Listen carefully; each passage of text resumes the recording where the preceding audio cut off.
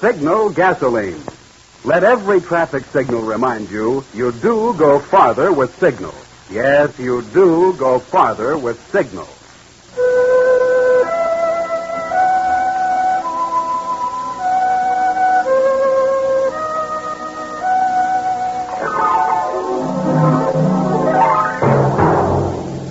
The Signal Oil Company and your neighborhood signal dealer bring you another curious story by the Whistlers. Tonight, the dead man laughs.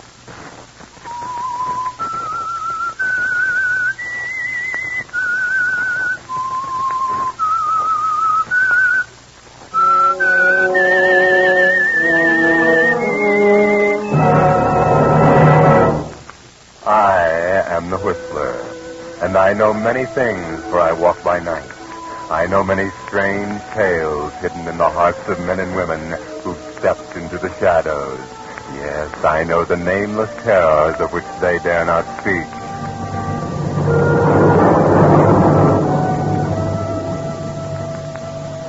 That a man should laugh is not strange. That Henry Baker laughed, and under the circumstances, was very strange. Or so the reporters seemed to think. But then they didn't know. They had no idea of why Henry laughed. And so they didn't see the humor of the situation. But suppose we start back at the beginning, and perhaps it will be clearer. In the beginning, there was Charles Finch. Charles Finch, aging, gray, growing bald, with a pronounced bulge at the girth. A man respected and admired in the community. President of a large construction company. Successful, or so it seemed. But it all started the day Charles Finch sat across the desk from his partner, Malcolm Guthrie. Big, bluff, and hard. And Charles said, Guthrie, you can't do this to me. You can't. Can't is a word you taught me never to use, Finch. And I learned the lesson well. I not only can, I'm doing it. In fact, I've done it. I am now sole owner of the Finch and Guthrie Construction Company, and you're out. Completely. Malcolm, how can you do a thing like that? You know what this company means to me. I started it. I built it. Made it successful. It's my whole life. I've sacrificed everything for it. Marriage, a home, happiness, everything. You can't know what you're doing to me. Oh, Finch, you're a fool. A fool? Yes, a fool. If you gave up everything for this, a fool if you let it mean so much to you, a fool if you didn't protect yourself any better than you did. Well, I'm not a sentimentalist, Finch. I'm a hard-headed businessman. I saw my chance to feather my own nest, and I took it. You'd have done the same if you'd been smart enough. But you weren't. No. So I won. And you're finished. You cold-blooded swindler. Get out, Finch. All right. All right, you don't have to throw me out. I'll go. But you haven't heard the last of me yet, Guthrie. I'll pay you back if it's the last thing I ever do. Oh, yeah? I'm scared to death. What'll you do? Kill me, I suppose, eh? Might not be a bad idea. Yeah? Well, you'd better make it good, Finch. You'd better figure all the angles. Plenty of people know how you feel about me. And if they found me pleasant, you'd try for it. And you know it. So you better figure something practically perfect, Finch. If you can. Okay. Maybe I'll do that. I'm not worried. You haven't got the guts or the brains.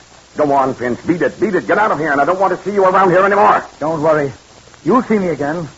Only once more. And it'll be the last look you'll ever have of me or anyone. You're as good as dead now. So long, Guthrie.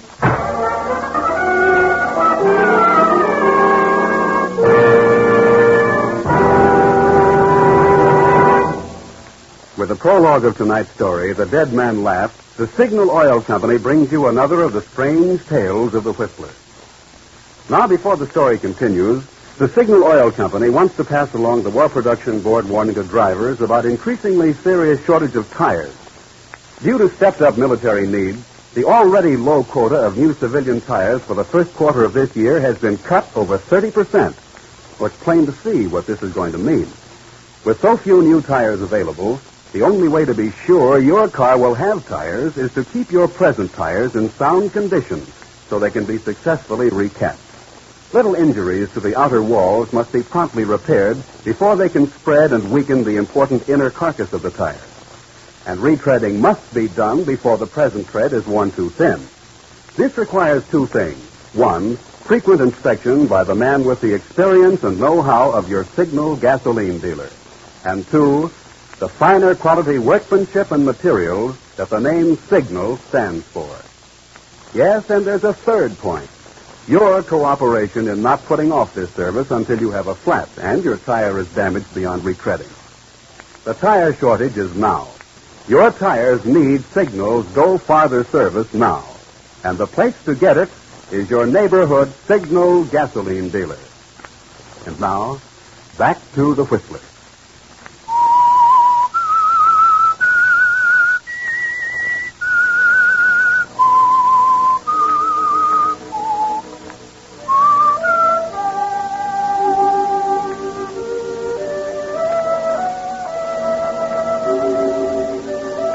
Well, Charles Finch, Malcolm Guthrie has only himself to blame for what is coming, doesn't he? He gave you not only the motive for murder by swindling you out of your share of the company, he gave you also the idea for murder, his murder, which you promised to carry out. But how, Charles? How? You haven't figured that out yet, have you? And as Guthrie said, it has got to be good, very good, because you don't want to die for it, do you? And so you rack your brains for the perfect crime, and you're lost in thought as you walk home along your usual path to the park. Lost in thought until... Hey, mister. Huh? Mister, you couldn't help a fellow out, could you? I've had a bite to eat all day. Oh, sure. I... Say, haven't I seen you around here before? Well, maybe. I sort of stay here in the park sometimes. I haven't got a home to go to. Yes. Well, here's a quarter. Gee, thanks, mister. Thanks. It's all right. Yes, it's all right.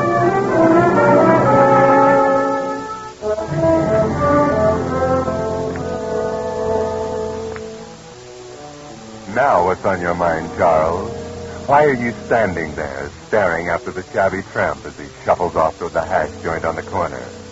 What's that look in your eye? And what did you mean by, it's all right? Yes, that's it. Of course. What could be more perfect? Yes, perfect, isn't it, Charles? The very idea you needed. And what makes it so funny is that Guthrie furnished this for you, too. It was he who, one day, as the two of you walked through this park, pointed out the tramp. Yes, the very same tramp. And what was it Guthrie called him? A dead ringer. A dead ringer for me. Yes, Charles. A dead ringer. Same age, same size, same graying, balding head, same punch. It was a funny coincidence at the time. Now it's funny, but in a different way. Because that shabby old tramp has started the ideas going around in your head. And you follow him, don't you, Charles? Watching him go into the hash joint, order some food, and sit down. You pace up and down in front of the door, watching him eat. And by his manner, you realize something that's almost too good to be true. You go in and slip into the chair beside him. You mind if I sit down here? Yeah, huh? Oh, no, I guess not. You know, I'm surprised you're able to eat sandwiches so well with your false teeth. I never can. Oh, I get along all right. Say, it was swell of you to stake me to this. Maybe I can pay you back sometime. Oh, forget it. You haven't got a job, have you? Just who are you, mister? Cop? Oh, certainly not. What's your racket? No racket, I assure you. This is strictly legal, strictly on the up and up. Yeah? Well, I've been plenty careful so far. I ain't never been pulled in by the police, and I don't want to begin now. I assure you what I have to offer will get you in no trouble with the police. What'll you have, mister? Ham and eggs, please. Huh. Okay. I'm listening. Well, it's this way.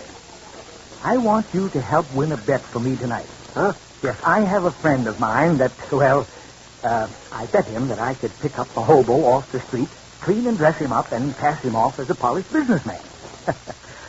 I think you're the man I need. You're just about my size, so my clothes will fit you. And you can have them to keep afterwards. And what else goes with them? Oh, yes. $100. I might even throw in a bottle of scotch, which is more valuable these days. For one night's work. You got a lot of dough for just a joke? Well, I'm not financially strapped exactly. No, I guess you're not. But, you're sure this is legal, all right? You know, I can't afford to take no chances. Absolutely. Oh, here's my card. It has my address. I'll expect you there tonight. Hey, this is a long walk. Way out. Oh, here's $5. That should get you there. And don't spend it on liquor. I'll have plenty of that and good stuff when you get there. Okay. Don't worry. For the rest of this lettuce, I'll be there. With bells on. Oh, we can do without the bells. As a matter of fact, since this is to be a surprise, be sure to keep it a secret.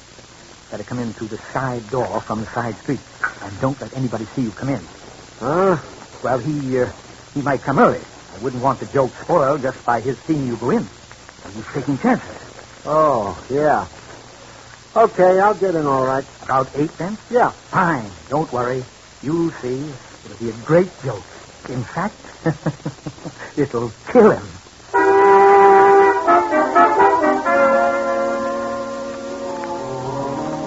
Yes, it will, won't it, Charles? You figured the perfect way to kill Malcolm Guthrie, and this tramp is going to be a big help. A big help. You'll never get another chance like this one. Never. Maybe that's why you're so nervous as you pace the floor of your home, waiting for him to come. Supposing he doesn't. Suppose he got drunk with that $5. Suppose he's lying in some gutter somewhere right now. You'd never find another perfect double like that, even to the false teeth. You were a fool to trust the hobo, Charles. He's probably taken your $5 and headed out of town. But no, there he is, right on the dot of 8. And you breathe a sigh of relief as you open the door. Hi, mister. Well, hello. Come in. You're right on time. Glad you could come. Wow. Some way out you got here. Hey, you weren't kidding when you said you was well-heeled. Oh, it'll do. And it won't be long before you fit right into the surroundings as if it were yours. Well, I don't know about that. I kind of feel like a fish out of water. But if you think so... You were careful about coming in. Nobody saw you. Oh, no, I'm sure nobody saw me. Wasn't nobody inside. Good. Now, if you just step into the bathroom over here, you'll find everything you need. Shaving things. Take a good close shave, a hot shower, then put on the clothes I have hanging there. Christmas, look at that. A real monkey suit. And, brother, silk underwear. Yes, put it all on. Don't leave off a thing. Everything will fit you, I'm sure. Hey, this is almost like a dream. I never thought I'd be decked out in a monkey suit like this until I was laid out for my own funeral.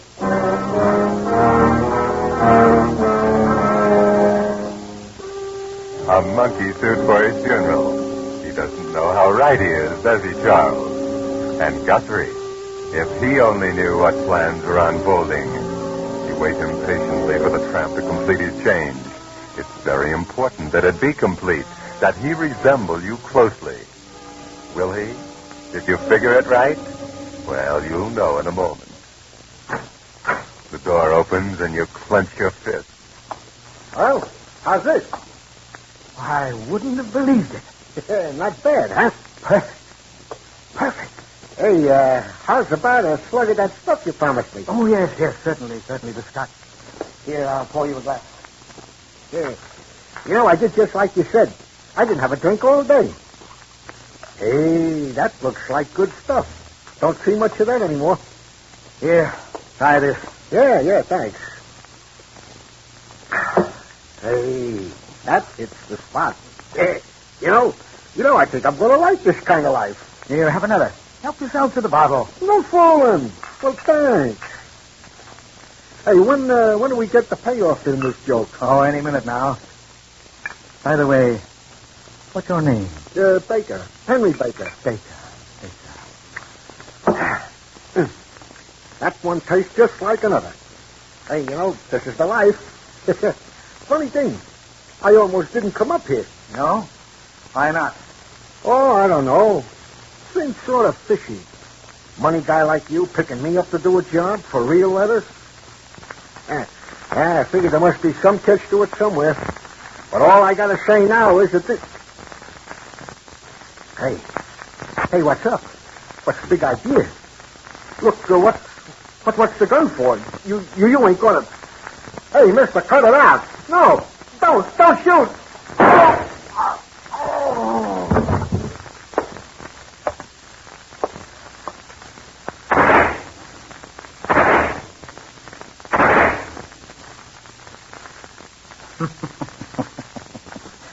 That's it, Baker. End of joke.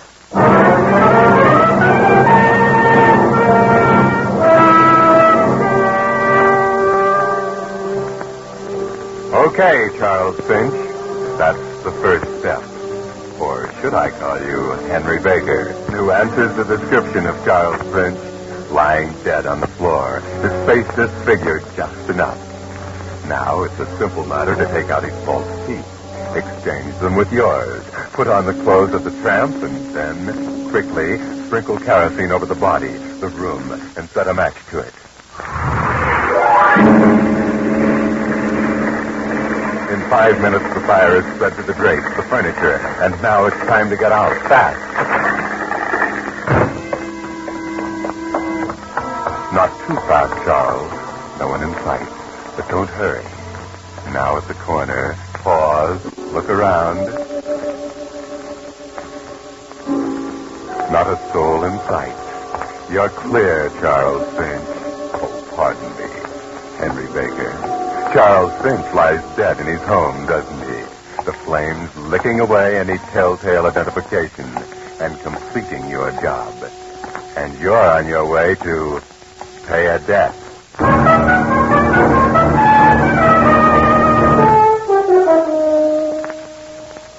But take it slowly, Charles. Tomorrow, Thursday, will be Guthrie's chauffeur's day off. He'll drive home tomorrow night by himself. And you'll be waiting beside the garage. Until then, you take a room in a cheap hotel. You're Henry Baker, hobo now. But next day, you stop in and see about the ticket you ordered for Mexico. It'll be ready Friday afternoon, the day after you get Guthrie. Just right. Perfect. Everything's all set. All you have to do is wait for tonight. And how would Henry Baker do that? Why, sit in the park, of course.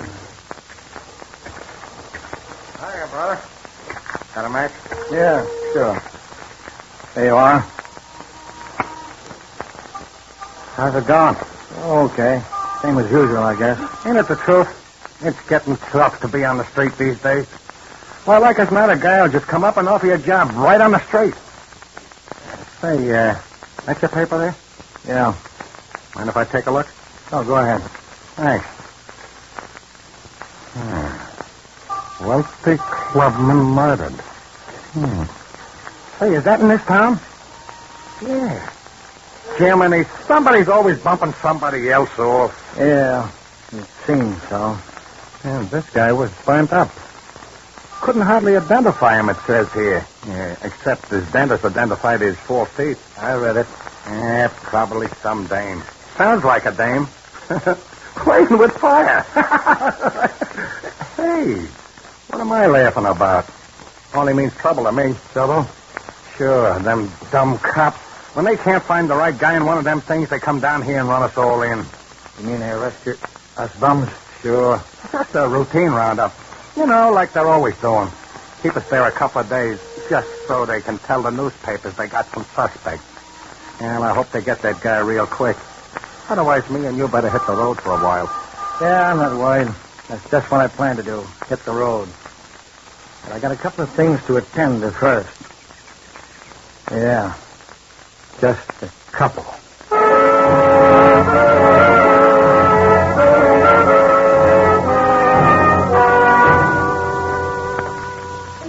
Yes, Charles, another 24 hours and you'll be on your way to Mexico. Free and revenge. But now it's time to get started. At 11, you're waiting in the shadows by Guthrie's garage. He's always arrived home from the club about this time. Everything is perfect for the climax.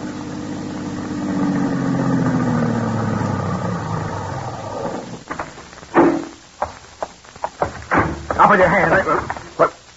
What is this? Get back in the garage and you'll find out. Okay. All right, keep your hands up. What money you want? My wallet is... I'm not interested in your money. I don't understand. Turn around, you'll see what I mean. I still don't get it. Maybe as I stepped into this shaft of moonlight.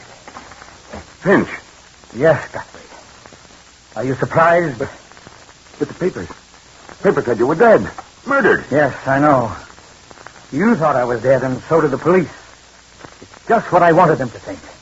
Now, when they find you, they'll never dream Charles Finch could have done it, will they? After all, a dead man can't kill, can he? Look, Finch, you don't know what you're doing. You can't do this. Can't I? You told me that once before. Said I didn't have brains enough or guts enough. But now you see your mistake. I did have guts enough. I've already killed a man. And I did have brains enough because the police think that man was Charles Finch. So I'm free. I'll never be caught for this. Look, Finch, let's... Keep your hands up. Talk this over. Keep your hands up. All right, I'll pay you anything. Give you the business. I've got enough to take me to Mexico. Start over after I take care of you. Finch, give me a chance. For God's sake, I'll do anything you say. That's right. Get down on your knees. Crawl, Guthrie. Crawl. That's the way I've wanted to see you. I'll confess everything. Confess it all. Give you back everything. Do anything. As a Finch. Don't.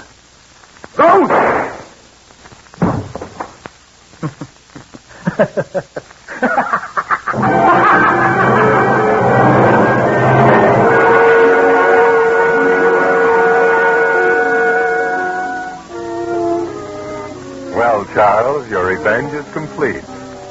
And back in your shabby hotel room, you sleep soundly. There's no qualm of conscience, no ache of remorse as you walk through the park next morning. You did what you had to do, and you're satisfied. All that needs to be done now is to go to the ticket office and get your passage to freedom. It's all so simple, isn't it? Hey, Bo. Me? Yeah, you. Come on. Get going. Huh? What's the matter? Cops. Come on. Don't waste time. Come on. Like I told you yesterday, a roundup. Only I didn't expect it so soon. Come on. Get moving. If we stroll out the other end of the park, they may miss us. They started back there and... Uh-oh. Okay, you two. Wait a minute. What's the matter, copper? I ain't done nothing. Never mind. Get over there and get in the wagon. You too, bum. But, officer, you have no right Is to... that so? I said get over there and get in the wagon. But I've done nothing. Tell that to the show-up crowd. Come on. You're going in.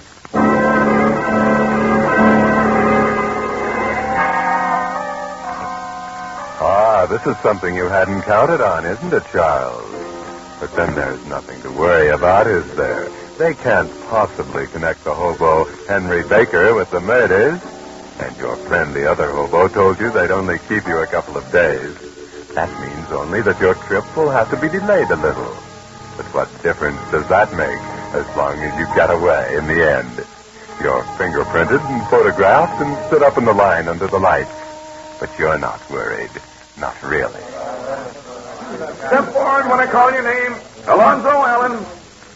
Alonzo Allen, alias Allen James, vagrant, 37, 5 feet 10, 132, dark complexion, brown eyes, brown hair. Picked up on suspicion. Rearrest for vagrancy.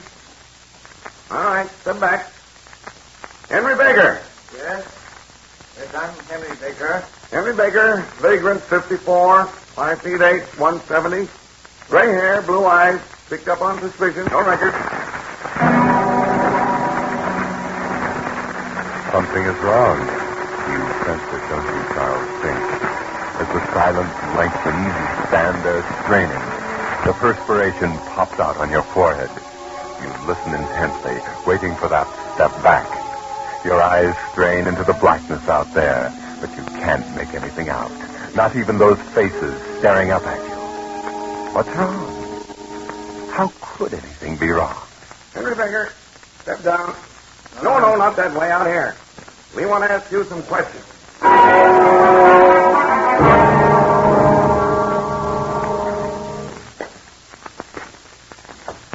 What did you say your name was? Henry Baker. What other names have you used? None. Sure of that? Of course I'm sure. My name's Henry Baker. Okay. Now, take a look at those. What? They're just fingerprints? Yes, your fingerprints. The ones we made a few minutes ago. Well? Take a good look. Notice the little whorls there. Very distinctive ones, see? Yes. Okay, now take a look at these. Notice anything different? No. Neither do I. They're the same fingerprints. They're yours, and it doesn't take an expert to see it. So what? So nothing. Only this second set of prints we got off of a liquor glass in the burned house of a guy who was murdered a couple of days ago. Guy by the name of Charles Finch. That name familiar to you? I never heard of him. Okay, that's your story. But we're booking you. Booking you for murder.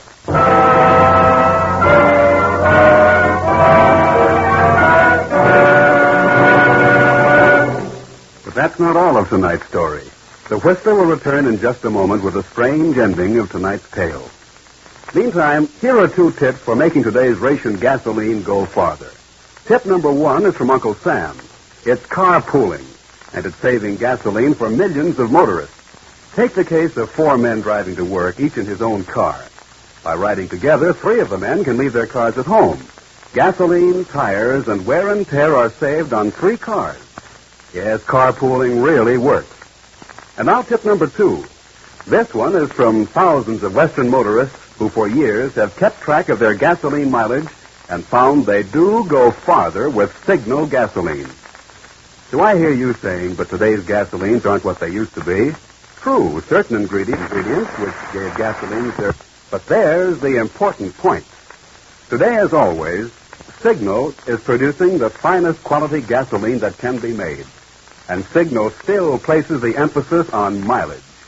If you haven't tried Signal in your car, it's high time you discover that all of today's gasolines are not the same. Invest your next ration coupons in the famous longer mileage gasoline. Signal Go Farther gasoline. And now, back to the Whistlers.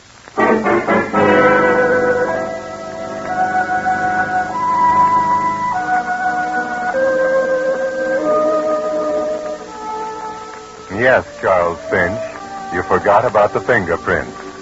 You made the mistake of pouring the tramp a glass of liquor. The glass was found beside the body.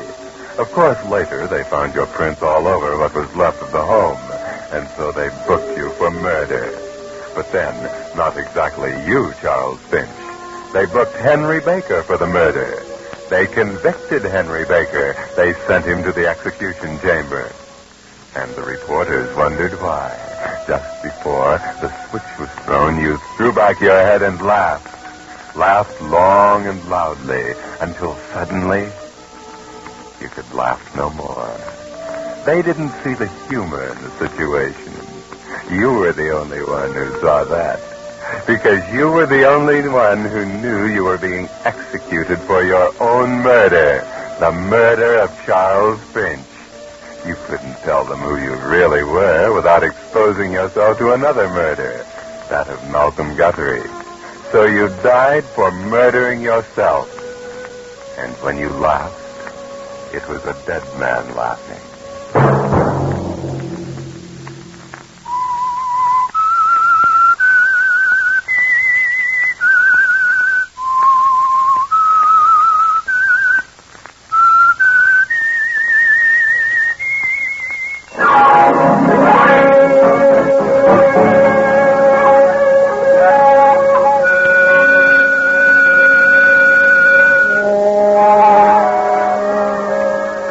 Next Monday at 9 o'clock, the Whistler will bring you another strange tale, the curious story of how murder opens a gate.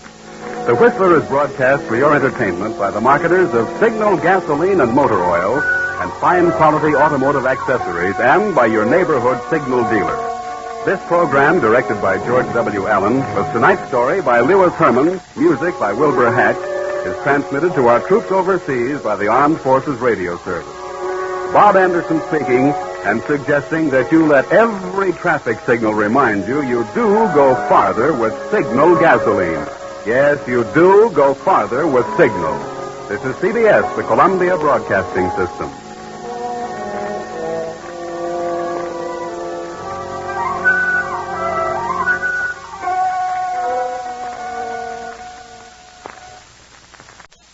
Signal gasoline. Let every traffic signal remind you do go farther with Signal. Yes, you do go farther with Signal.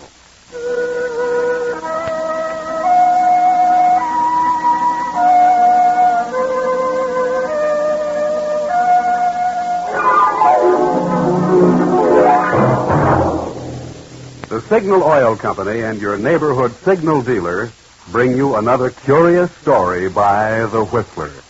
Tonight, Gateway to Danger.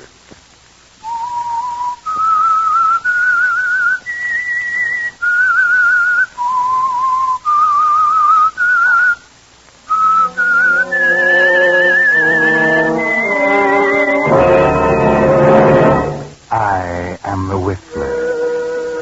And I know many things, for I walk by night.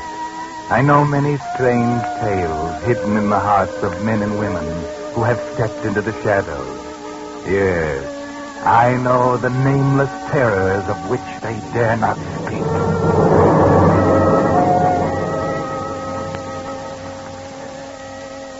It's too bad, in a way, that old Horatio Alger isn't grinding out dime novels anymore, because he could have grabbed off another bestseller for himself by simply writing the story of Eddie Vincent, up to a point, of course.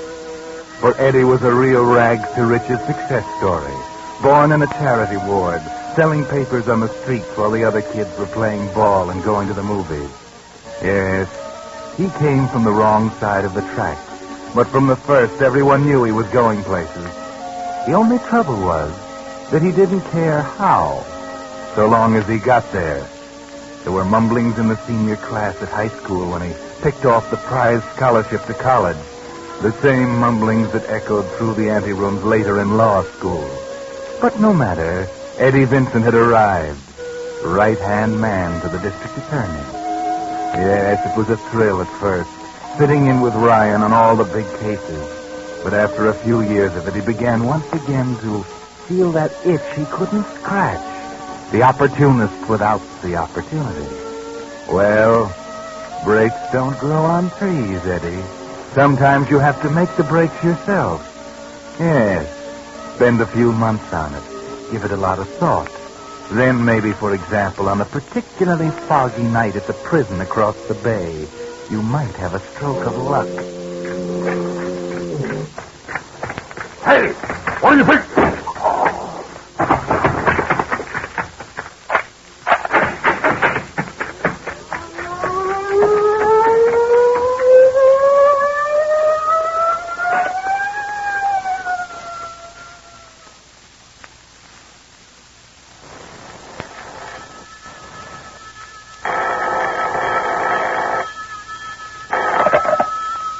District Attorney Ryan. Yeah? What? When? I see. Tell the warden I'll see him as soon as I can. Oh, Eddie? Yeah? Warden Campbell is on his way here. Warden Campbell? Yes, Bugsy Malone just escaped from prison 5 hours ago, about 3 a.m. Check with headquarters and tell Lieutenant Connolly I want a detail of 5 men. Yes, sir. 5 men. Where do you want them assigned? Well, tell Sergeant Gregg to put a man at every entrance to the building. No one is to be admitted without appointment. Call me if there are any questions. You're being pretty careful, Chief. Yes, I know. Maybe I'm flattering myself, Eddie. He's probably forgotten all about me by now. Malone? Yeah. Let's see, it's more than 10 years since I last saw him. I had your job then, and Bugsy Malone almost lost it for me. Oh, I guess you don't remember. I think I remember the headlines. He had a protection racket or something? Yes, and we never could pin him down. He's the cleverest criminal I ever tackled. We never would have nailed him except for one bad mistake. Oh? What was that? He figured he could beat any kind of a rap, even murder. It finally got so he didn't stop at breaking windows and tossing acid when his customers refused to pay up. I see. But before we were through, we had him on 5 first-degree counts. Huh. A 6th-grade schoolboy could have pulled a death sentence out of the average jury. That's what almost lost me my job. Huh? I sold out, you see. You did what? There was nothing else to do. Malone had this whole town terrified, including the jury. So I sold out for manslaughter. 15 years. He's tried to escape twice, and that got him 10 more. A guy like that ought to know better. I don't know. Looks like he made it this time, just as he promised. He promised. Eddie, I didn't get those guards over here to play pinochle. No, Malone's too well known to hide out very long. He knows it. He's just hoping it's long enough. Long enough for what, Chief? Long enough to keep his promise to put a bullet through my head.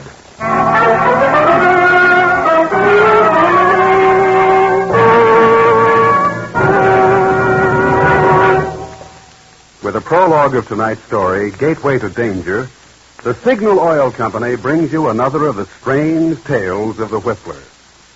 Now, before the story continues, here are 2 timely tips for making your ration gasoline go farther. When you start your car these cold mornings, don't race the motor. Even though your car is standing still, a racing motor burns up as much gasoline as a car traveling 60 miles an hour. And secondly, be sure you're using the gasoline that gives you the maximum miles per gallon. Now, if you think I mean Signal gasoline, you're right, and for 2 good reasons. For years, Western drivers who have kept a careful record of their gasoline mileage have found they actually do go farther with Signal gasoline. But that's only the half of it. Although certain gasoline ingredients are now reserved for war, the ingredients which gave gasolines their flashing pickup and speed, Signal Oil Company is still producing the very finest gasoline which can be made today. And the famous Signal formula still places the emphasis on mileage.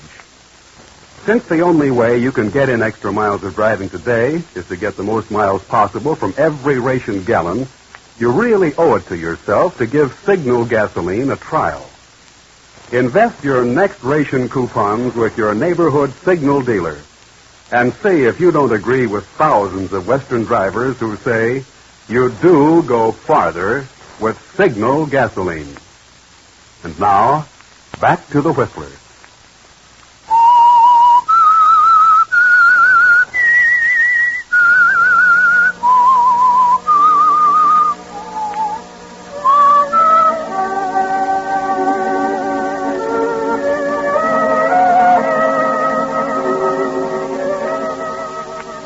So, Bugsy Malone is back in circulation again, after 10 long years in prison. It looks like a clean break, too clean almost, as if it were tailor-made by someone on the outside. There are still no leads the next night at 10 o'clock, when Eddie finally says goodnight to the DA and starts home. Just for a change, he takes the long way, a lonely road leading through the hills above the city.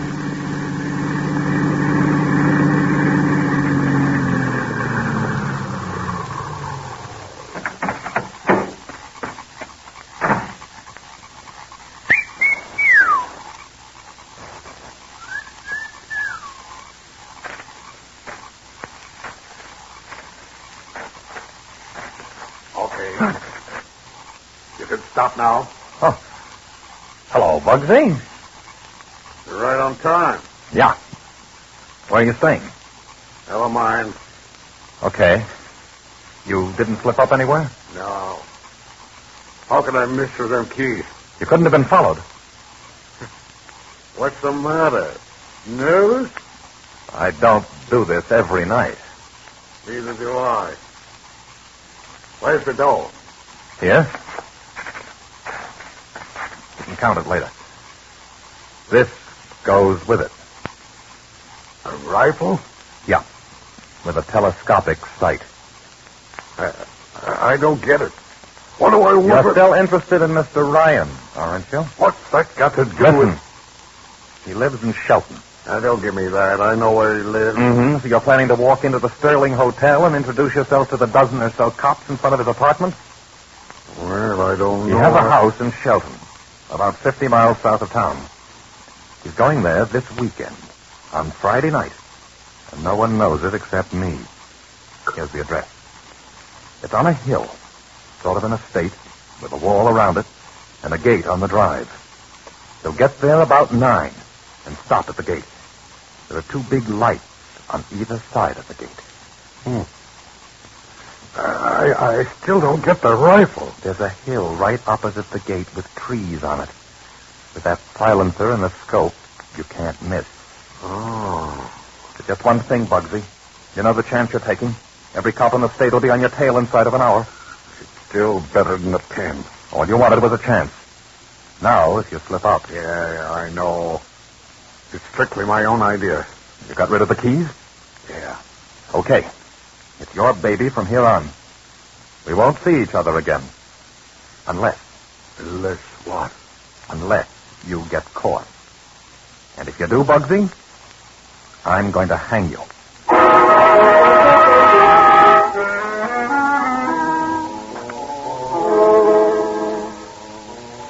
That's right, Eddie. Sometimes you have to make the breaks yourself. The DA's done a good job. Been in there pitching for 10 years now. Good for perhaps 10 more. And that's too long for you, isn't it? Too long when you begin to feel that old itch again. That urge to climb up there where the real money is. And there's plenty up there for a smart DA. One smart enough to inherit the job, for instance. You can see it now. Ryan's car pulling out of the darkness into the circle of light at the gate. He gets out, fumbles with the lock for a second, right under the light like a duck on a pond. The faint whine of a bullet. And you're the district attorney. Yes, Saturday morning the headlines will scream. They'll swear you in and you'll promise the suckers you won't rest until the assassin sits in the death cell. As a curtain raiser, it'll be made to order, won't it? You've tried not to think of it during the week. But now that Friday, the day of days, has arrived, your mind wanders in spite of yourself. You had to get out of cell block 7 first, and there was no other way. Now, assuming it was an inside job to go... Eddie. Huh? I'm sorry, Chief. Have you something on your mind? No. Please, go on. You were saying you talked to Campbell at the prison. Yes. It was an inside job, and I don't mean inside the prison. What? The key to his whole plan was his escape from cell block 7.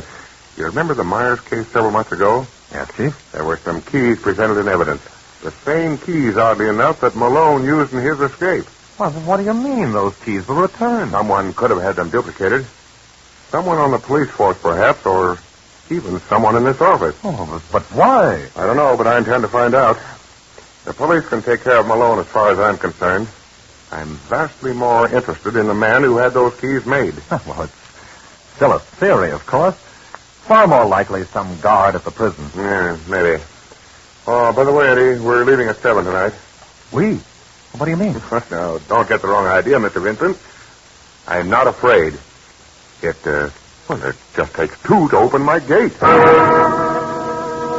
Gate? What? Yeah, that's a fact. It's on the blink. You see, it has a bar you have to lift.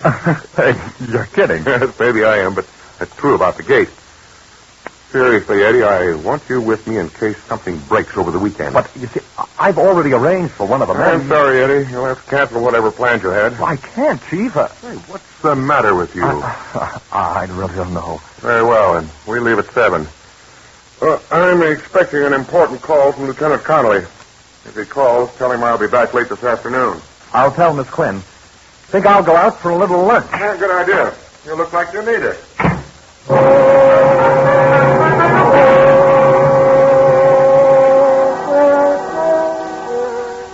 But Eddie isn't thinking about lunch as he walks down the street, unconscious of the milling crowd. No, his mind is on other things. It's funny, isn't it, how you can spend 6 months building a beautiful house of cards, only to have them fall flat in a split second. That gate, of 1,000,000 gates in the world, that had to be the one it took 2 to open. What's the matter, Eddie? You still might pull it off if Bugsy hits the right one, and if that locksmith detail doesn't happen to hit the little man on Shannon Street who did it for you. No, you've got to stop it. Find Bugsy and... But where? He's gone. You said goodbye to him for good. It's too late. Got to be another one. Wait a minute. What about the car? That's it. Ryan's car, up in the public garage. Hello, George. Hello, Mr. Vincent. How's the garage business? Oh, okay. The DA's car in? Sure, second car down. There you are, Eddie. No one around. Take off the gas cap. Take out that pound of sugar you bought at the grocery store. Now the sugar goes in the gas tank. It'll take about 10 blocks for that sugar to hit the carburetor. And at 7:30 in the evening, it ought to be easy to persuade the DA to wait until Saturday. Let Bugsy sit on the hill all night. He's got $500 in his freedom.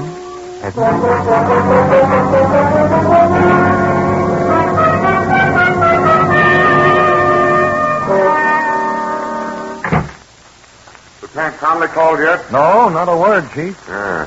Well, what time is it? 6. Well, I'll have to call him from down there. Come on, let's go. Oh, you may as well wait here, Chief. I'll go and pick up the car. My car's been in the shop for the last couple of days. Had to borrow one from the department. It's right outside. Come on, let's go.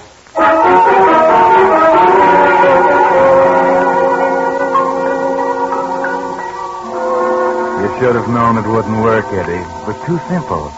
Too many ways out of it. Something must be wrong with your head.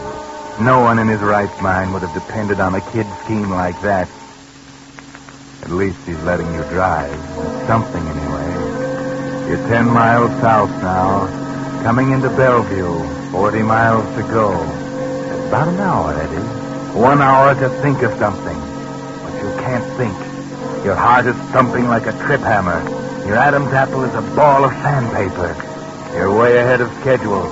9 o'clock, you told him. Maybe you could hurry. Cover the 40 miles in less than an hour. Arrive at 8 instead of 9. No. That wouldn't work either. Bugsy didn't operate that way. He's probably been there since this afternoon, sitting on the hill with a rifle across his knees, waiting. Here's Bellevue. You've still got a chance. Take it easy, Eddie. Be calm. Think. This is Bellevue, Chief. Yeah, so I see. I'm a little hungry. Why not wait till we get home? There's a nice little steak place down here, and we're ahead of time. Suppose I buy us a dinner. Well, I did want to get down there early. Oh, come on. Forget you're the DA for one. Okay, but I'm going to stick you for the best steak in the house.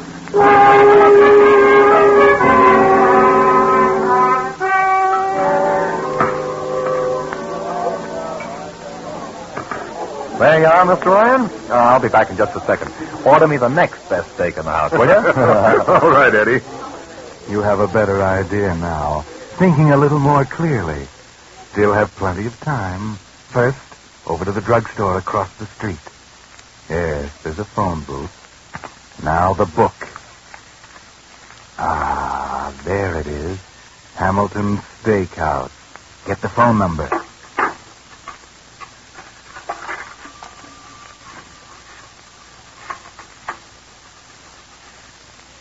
Hello? Hello, headquarters? Give me Lieutenant Conley. Not there.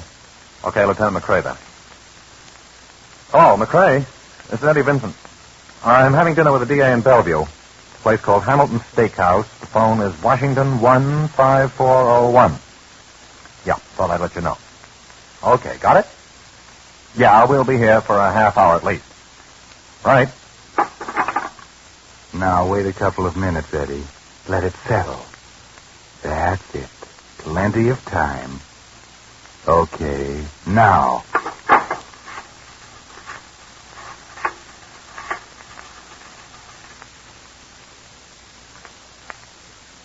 Hello, headquarters. Listen, I've got a hot lead on Bugsy Malone. Tell the district attorney I'll meet him at his office in an hour. He's gone? Well, that's too bad. No one else will do. Never mind. You'll find out who this is soon enough. Oh, you know where the DA is. That's better. Make it 8 o'clock.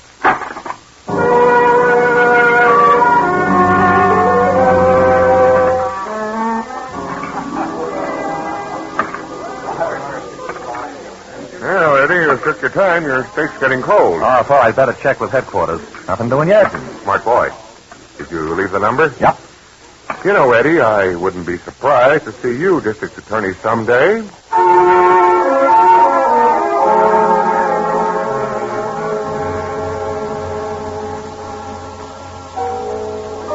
You're hoping that desk sergeant was as dumb as he usually is. It might be embarrassing if they traced that call. But it's 5 minutes now. 10 minutes.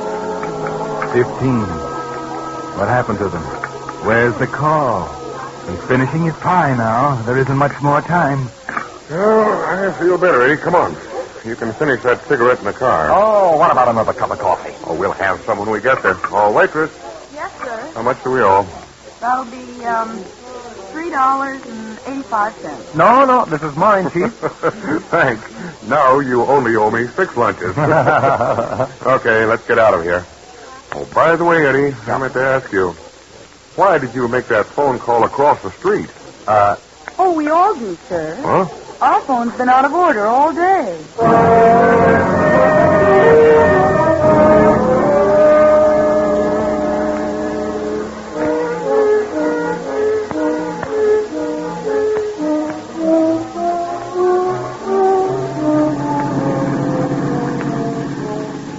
Quarter-past 8, Eddie. 20 miles to go. And 2 strikes against you. There's only one thing left to do. Well, snap it up a little, Eddie. You can do better than 30 miles an hour even in this hack. Okay. You know, I still think I was right on that key business. We found a little joint on Shannon Street. Huh? Yeah, I'm almost sure he was the one. Been mixed up with a lot of suspicious characters. Did you find anything? No, it's the trouble. The old boy died last month. The warden still swears the guards are all okay. Naturally. What else can he do? Yes, I know. Monday, I'm going to make a thorough check on every man who had access to that evidence. Good idea. Oh, What's the matter? my stomach. Hey, look out, Eddie. Look out, you're going off the road. Give me that wheel.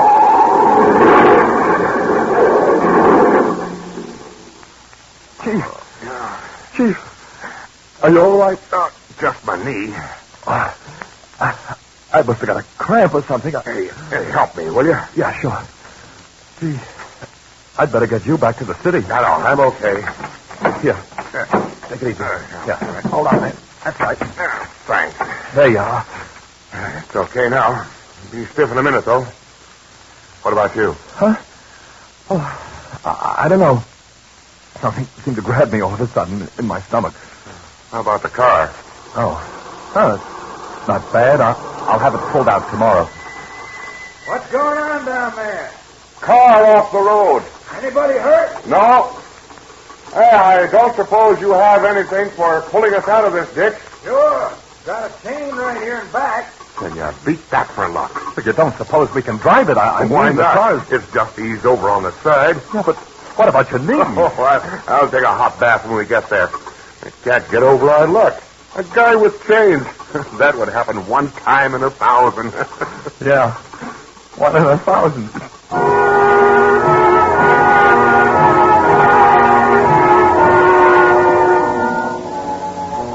Three strikes. You're out, Eddie. On the home stretch now, winding up the narrow road toward the gate, toward the day of judgment, the pearly gate of Valhalla. That's a laugh, isn't it? Maybe St. Peter will be there to give you a hand when you step into that circle of light. Okay, you can stop here.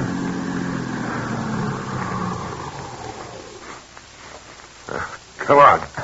I'll show you how the Ryan Gate operates it. What's the matter? You're as white as a sheet. I don't know. I guess it's my stomach. Yeah, well, I'll fix you up when we get inside. I can't move. Come on, snap out of it, Vincent. You're acting like a baby. Oh, no. Here, come on, I'll give you a hand. There you are. Now, I'll go over behind that pillar and raise the bar. You go up there and pull the pin when I say so. No.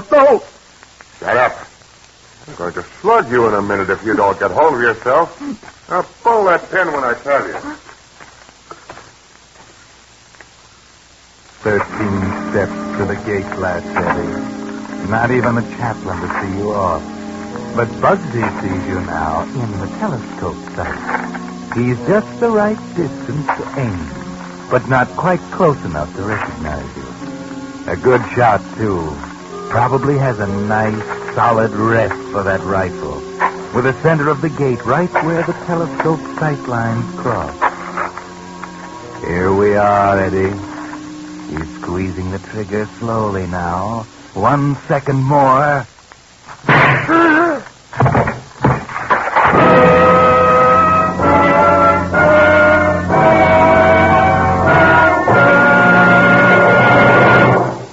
But that's not all of tonight's story. The Whistler will return in just a moment with a strange ending of tonight's tale. Meantime, a word on that driving bugaboo you hear so much about, carbon. Just what is carbon? What causes it? And how does it affect your motor's performance? Well, so does carbon, soft carbon. Coal is another form of carbon, hard carbon. There's not a motor oil made that doesn't form some kind of carbon. But here's the important point. Many motor oils form hard carbon, the kind that causes knocking, overheating, loss of efficiency, and lowered gas mileage. That's why the new solvent refining method used in making pure paraffin-based Signal 4-Star motor oil is acclaimed one of today's greatest advances in motor lubrication. You see, because of solvent refining, Signal 4-Star motor oil actually forms less carbon.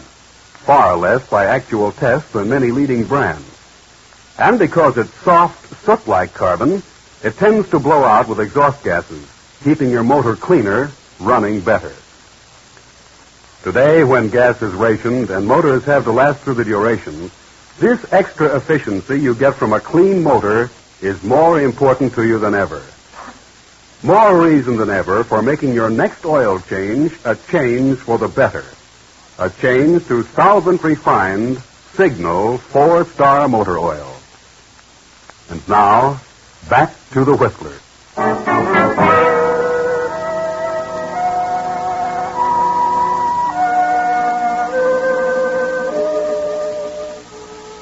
Yes, Eddie Vincent knew the cards were stacked against him, that he didn't have a chance. The gate that took 2 to open, the borrowed car, the telephone out of order as if someone did it on purpose. The desperate lunge into the ditch, only to have a car happen by just in time to keep him moving inexorably toward his appointment at the gate. No, Eddie didn't have a chance, and he knew it as he walked toward the gate latch, into the circle of light, and into Bugsy's sight. He was waiting for it, his mind frozen into a stupor, his legs moving like those of a mechanical robot. The sharp report, a blinding flash of light across his consciousness, a cold hand on his heart. That was all. District Attorney Ryan is still behind the stone pillar, working at the gate lever when...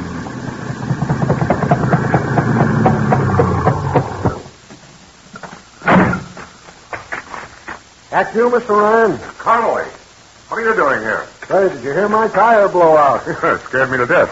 What's the matter? That's Bugsy Malone. What? We cornered him this afternoon. I've been trying to get you since 8 o'clock. Where is he? In the morgue. He reached for a gun. Good.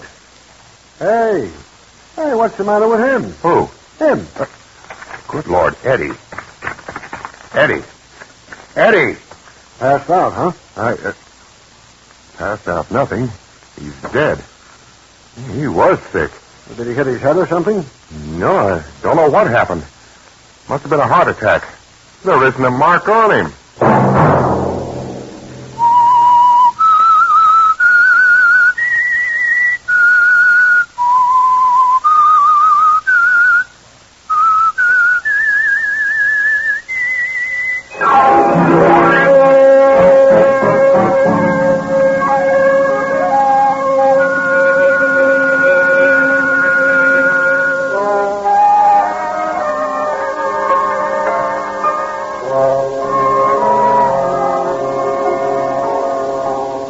Next Monday at 9 o'clock, the Whistler will bring you another strange tale. The curious story of Death Marks the Double Cross. The Whistler is broadcast for your entertainment by the marketers of Signal gasoline and motor oils and fine quality automotive accessories, and by your neighborhood Signal dealer. This program, directed by George W. Allen, with story by Harold Swanton, music by Wilbur Hatch, is transmitted to our troops overseas by the Armed Forces Radio Service. Bob Anderson speaking, and reminding you to let every traffic signal remind you do go farther with Signal gasoline. Yes, you do go farther with Signal. This is CBS, the Columbia Broadcasting System.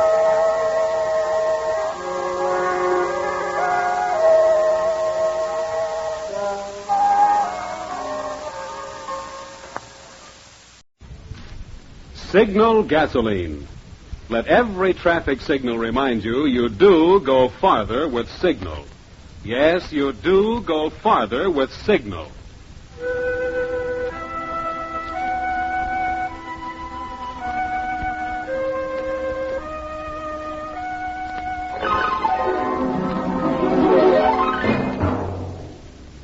The Signal Oil Company and your neighborhood Signal dealer bring you another curious story by The Whistler. Tonight, Danger is a beautiful blonde.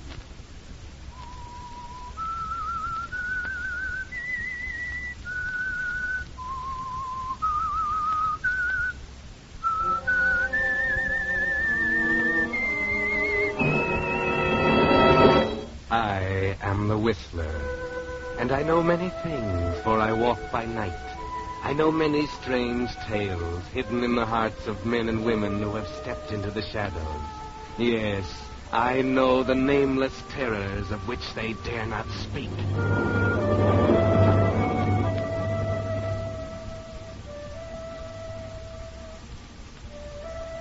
Danger is our next-door neighbor through all the days of our lives. And sometimes we meet it in a most casual way. Take, for instance, Van Stevens, young, unmarried, an engineer with a construction company, temporarily employed on a defense job in a small coast city, and bored in his strange surroundings. It started casually that Saturday night after he came out of the movie. It was early, a beautiful night, and he had no desire to go back to the drab hotel room just yet. But there was no place else to go, so he just strolled down the main street of town, slowly, leisurely, pausing on a corner to light a cigarette and puff it slowly. He noticed the car because it was one of those big, slick-looking convertibles, the kind he wanted when the war ended. The second time it went by slowly, he saw her.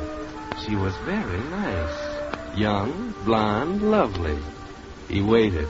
Back around the block she came, and this time she pulled up to the curb near him and stopped. Hello? Hello. You've opened the door before, no doubt. Oh. In other words, isn't it a beautiful night for a drive? Well, isn't it? Yes. That's what I said. You weren't going somewhere important? No, not at the moment. In fact, I was faced with a rather gloomy prospect of going back to a lonely hotel room. And it is a beautiful night for a drive.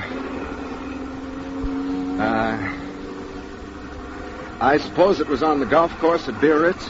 What? Where we met. That's as good a place as any. Yeah, only I've never been there. But I have a good imagination. I remember so well those evenings at Monte Carlo when you'd say to me, Van, you must sit beside me at the casino tonight. You'll bring me luck. You called me Van in those days, remember? Never Mr. Stevens.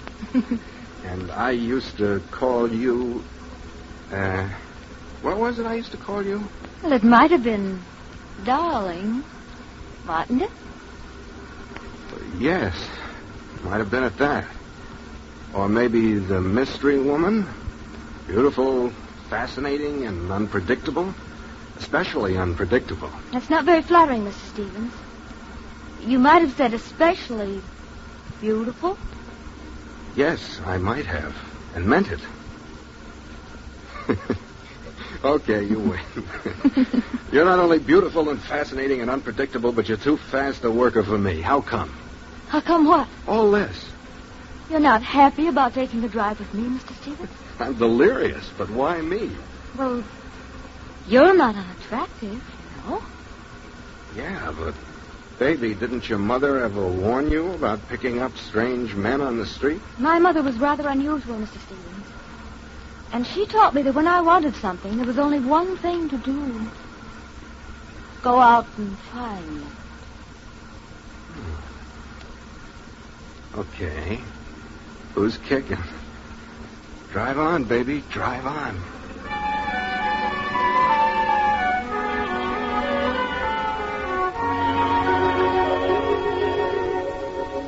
Well, Van, you never know what's going to happen to you on a Saturday night in a strange town, do you? You relax on the upholstered seat of the convertible and watch this blonde young lady as she drives. It's just about too good to be true, especially when she pulls up in front of a beautiful home close to the sea, a regular mansion, and says, Would you like a drink? You're driving. Come on. We'll go in. It's the swankiest roadhouse I ever saw. It's not a roadhouse. I live here. Come on. Inside, it's even more unbelievable. This layout cost $100,000 anyway. There's probably twice that on the walls and art treasures. And as she helps you out of your topcoat, Van, you say, not a bad little place to hang your hat. We like it. Probably have 2 or 3 more scattered around the country? No, just a cabin up at Anderson Lake. I gather you're not worrying much about any wolves howling at your door. Not that kind, anyway. Touché. Hey, isn't that a Picasso? Oh, you're interested in art, Mr. Stevens? Oh, at times, yeah. Well, then perhaps you'd like to take a look around. We have some very nice paintings scattered all over the house. You think we can find our way without a guide? There's no one else here, that's what you mean. We have only one servant left, and this is her night off. Cozy, isn't it? Whole place to ourselves. All 50 rooms. Oh, it's not that bad. We'll take a look as soon as we have that drink I promised you. The tour starts. Room after room of rich furnishings. Only you're not thinking so much about the beauty on the walls, but more about the beauty walking beside you. Finally, you're standing in her room and she's saying, I did this one all by myself.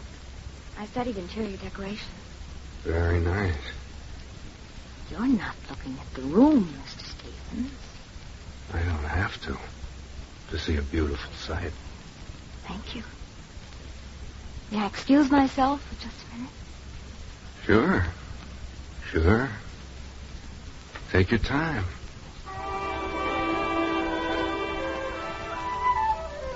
So you relax on the satin-upholstered chaise longue. If this is a dream, you say to yourself, just let me go on dreaming forever. And then you open your eyes again, and there she is. But she's changed her clothes. Sorry to take so long. Okay. I see you changed into something more comfortable, as they say in the movies. You like it? What man wouldn't, baby? Nice perfume you're wearing. You like it? I like everything about you. I'm glad. Come here.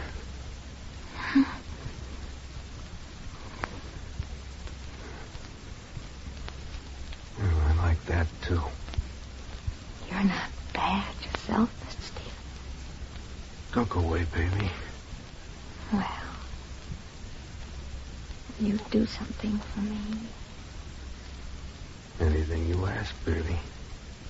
Look under the bed over there. Under the bed? Okay, I'll play games. Just lift up the cover there. Okay. Hey! I thought you said we were alone. We are, Mr. Stevens. Because you see, the gentleman under the bed is quite dead.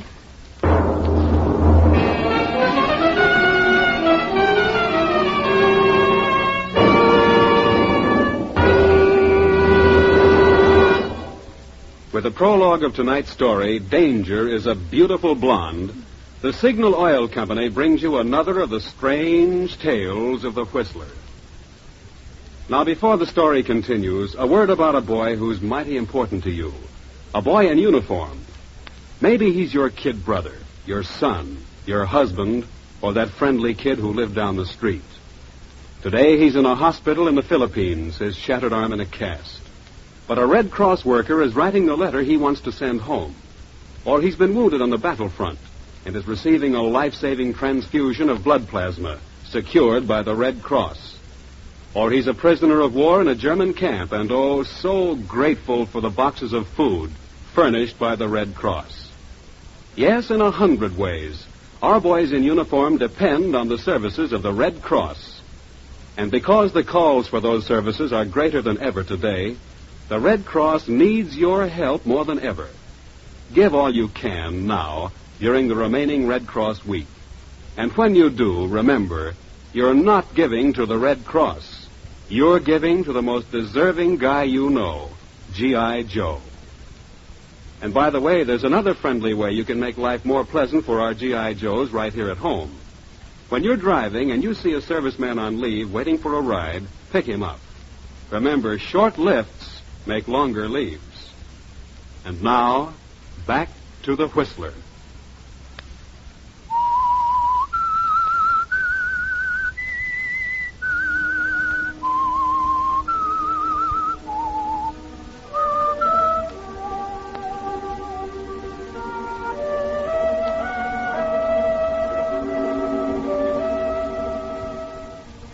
Well, Van Stevens, you really got yourself into something, didn't you?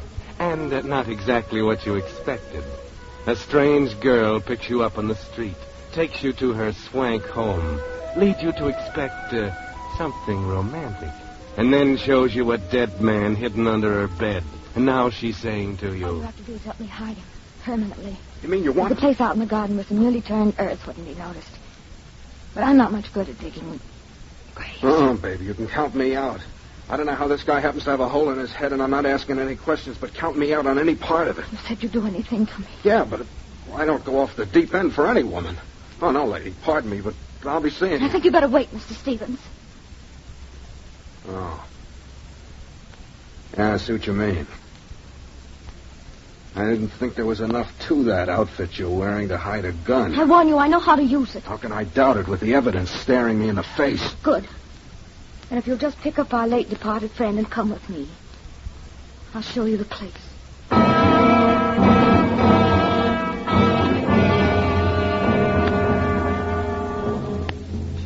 Yes, you really got yourself into something, Van.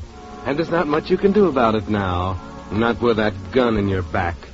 So you pick up the corpse and carry it downstairs and out into the garden. She gives you the shovel and shows you where to start digging. There's just enough light from the deserted street to see her standing over there with a gun on you. You look around. There's no house within shouting distance. Only a gas station down the street, and it's closed. In the back of the garden, there's a drop-off, an arroyo running on down to the sea a few 100 yards away. You're stuck, Van. And then the awful thought comes to you. What will she do with you? She can't let you go to spill the story. There's only one answer, and you remember something she said.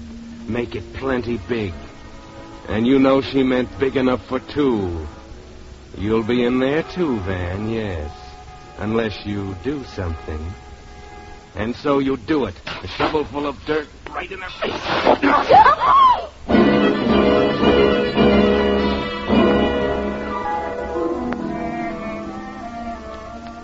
Yes, a shovel full of dirt in her face knocked her off her feet, eh, Van?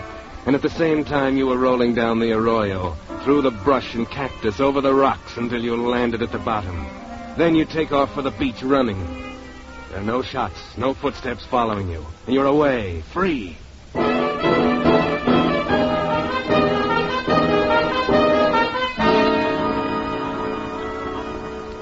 Down the beach to town, catch your bus into the hotel and fix up your scratched face and hands. And now, decide what to do. Go to the police? Yes, probably you should. But you're not going to. Not just yet, are you, Van? Because you can't get that blonde face out of your mind. And you want to be sure before you do anything that will Send her up to the gas chamber. That kind of thinking has gotten many a man in trouble, Van. But you go to bed and get a fitful night's sleep. Next morning, Sunday, you're up early, but there's nothing in the paper that you get with your breakfast. Nothing at all. You hadn't really expected anything. But when you get down to the desk, you find there's something in your box. There's nothing written on the envelope. You say a young lady left it here last night? Late last night. She told me to put it in your box. All right.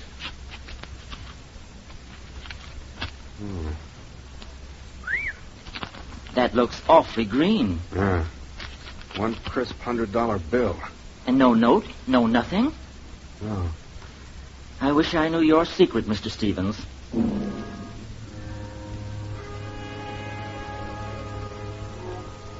Yes, Van. You wish you knew the secret, too, don't you? Now, more than ever. $100 to keep still, and it's pretty obvious there'll be more if you live up to the bargain. But play it smart, Van. Find out more about this girl. You don't even know her name. Catch a bus. Ride out along the beach to the last stop. Walk on from there till you spot the house sitting back from the beach. There's a police car sitting out in front of it. Better stop in at the gas station. Maybe you can find out something there. Hi. What can I do for you? You run out of gas or something? No, I was just walking. I saw there was some kind of excitement around here. Oh, yeah. Lots of it. More than we've had in a long time. They found a body down on the beach this morning. Oh, somebody drowned? Maybe so. But he got a bullet hole through his forehead first. Murder, huh? Mm-hmm. Looks that way. Yeah, the cops been going through the neighborhood with a fine-tooth comb. Well, they don't know who he was? Oh, sure. Everybody knows him. Alfred Hamilton. Snooty young society guy. He lives not far from here. Over in that house? Where? Oh, Ridgely's? No. He used to be over there a lot, but he didn't live there. Well, I noticed there was a police car out in front of that house. Yeah, that's all part of the excitement. Not only is this friend of Ridgely's bumped off, but Doris is missing. Doris? Yeah, Doris Ridgely, old man Ridgely's daughter. That's Ridgely, the art collector, isn't it? Sure. You know, he's about the richest guy in town. Nice old upper. And Doris, his daughter. I remember I've seen her. Blonde. Isn't she good-looking? That ain't the word for that, kid. Brother, she's a doll. She's beautiful. Yeah, but rather hard, spoiled. Doris? Nah, why, there ain't a nicer kid in town. Yeah, and she's missing, too. Lord, she might even be in the drink herself. Only her car's gone, too. They think she murdered this guy, Hamilton? Oh, how should I know what they think? Only, if you ask me, she couldn't have. She's too regular. When was this guy murdered? Oh, last night. And I can tell you exactly when. 10 minutes to 8 on the nose. Well, how can you be so sure? Because I heard the shot. Of course, you know, I didn't think anything of it at the time. But I did notice what time it was because I was just getting ready to close up. Did you tell the police that? Oh, sure. Where'd the shot come from? Oh, how should I know? It was just a noise. Maybe from the house over there. Maybe from the beach where they found him. Tell me something. This is very important. Yeah? Was Doris in the house when you heard the shot? You know, that's funny. The cops asked me that, too. No, she wasn't there early in the evening. But she came by and went in sometime.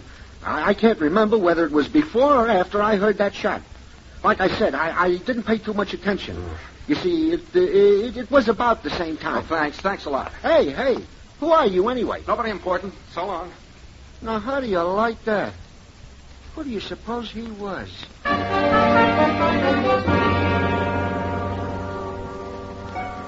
Now you're onto something, Van. You think you've got something figured, don't you? Doris didn't murder Hamilton at all, did she? She was covering for somebody else. And you've got to find her and bring her back. Why you, Van? Why should you get mixed up? Love, maybe? But anyway, where could she be? The police don't know. How should you... But wait. What was it she said about a cabin in the mountains? Yes, at Anderson Lake. Okay, Van. The bus station can probably tell you how to get to Anderson Lake.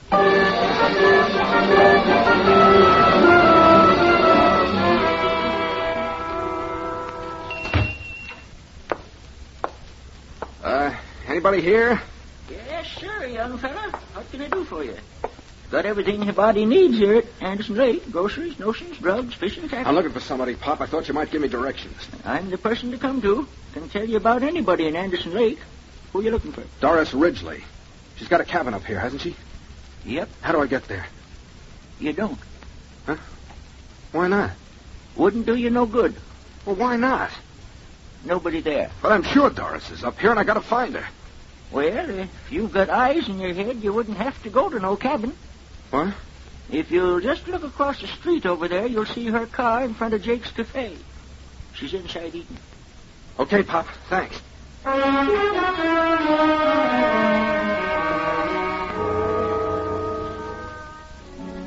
Yes, she's in Jake's Cafe, all right.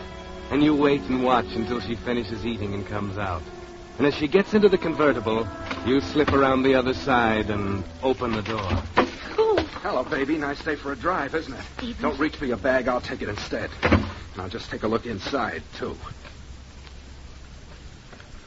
Just as I thought. The gun, you still got it.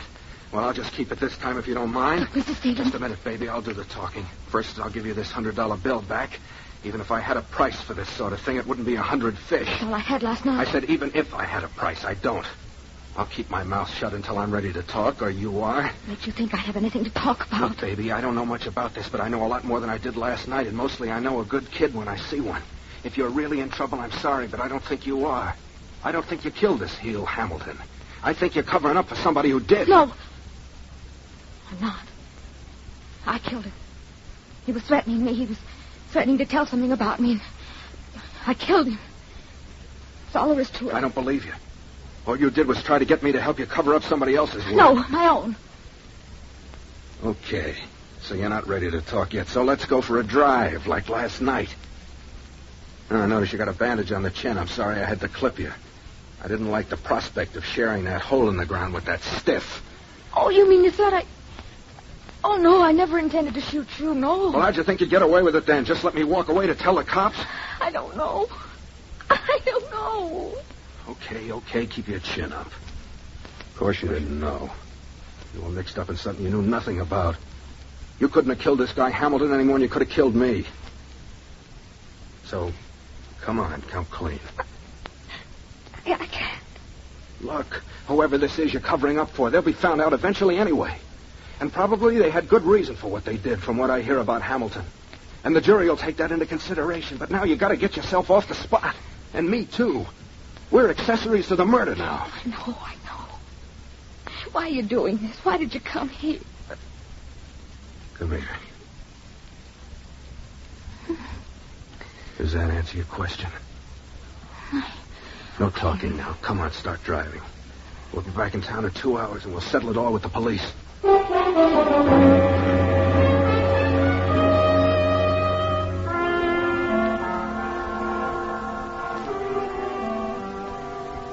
Well, Van, feeling pretty proud of yourself, aren't you? The strong man of action coming to the rescue of the lovely lady. And she's grateful, you can see that.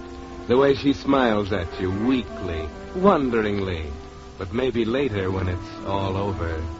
Stop dreaming, Van. You're almost there. You're back in town and driving down one of the main streets toward the police station when suddenly Doris puts on the brakes and you wheel up beside a squad car. Hey, what's wrong, baby? Not a squad car. We want to go to the police station. What are you doing? Officers! Yes, ma'am? Arrest this man. He's wanted for murder.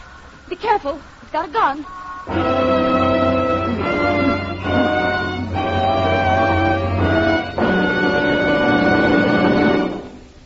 But that's not all of tonight's story. The Whistler will return in just a moment with a strange ending of tonight's tale. Meantime, let me ask you a question that's mighty important to drivers today. How many miles per gallon of gas are you getting these days?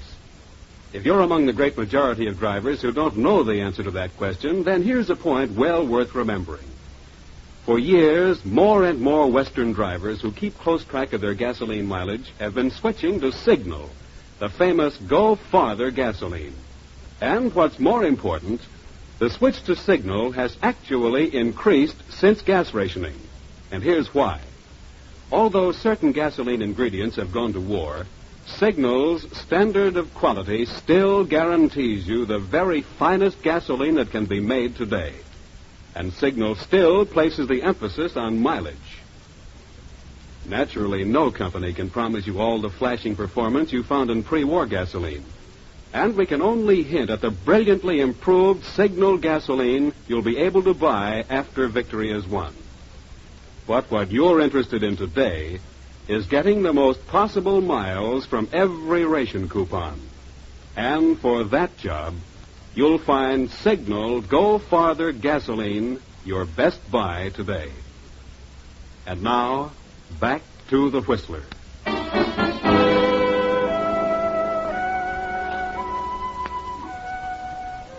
Well, Van Stevens, that will teach you to trust a woman or to dream about love and such things.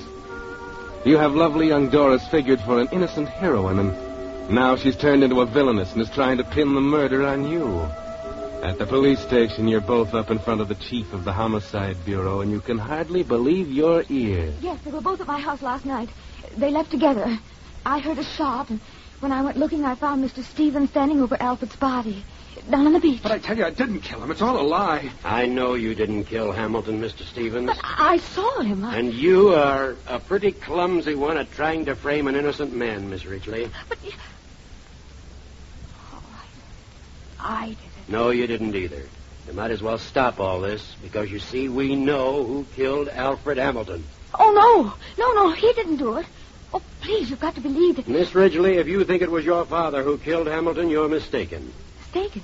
Yes, because we have pretty conclusive proof that Hamilton's death was a suicide. And if you hadn't messed up the evidence by trying to destroy the body, it would have been much easier. I don't understand. I'll explain. When you came home last night, you found Hamilton on the floor of the study, shot through the head, with your father's gun on the floor beside him. Yes, that's right. You immediately thought your father had killed him. But why? Because Hamilton had been blackmailing Ridgely for years. That's how he lived. We needn't go into why, because the suicide closes the case, and it will never be made public. Oh, thank heaven. But why did he commit suicide? Because your father finally had evidence against him and was prepared to expose him. Mr. Ridgely told Hamilton that about 7 o'clock last night, then left him in the study and came down here to police headquarters to turn in the evidence.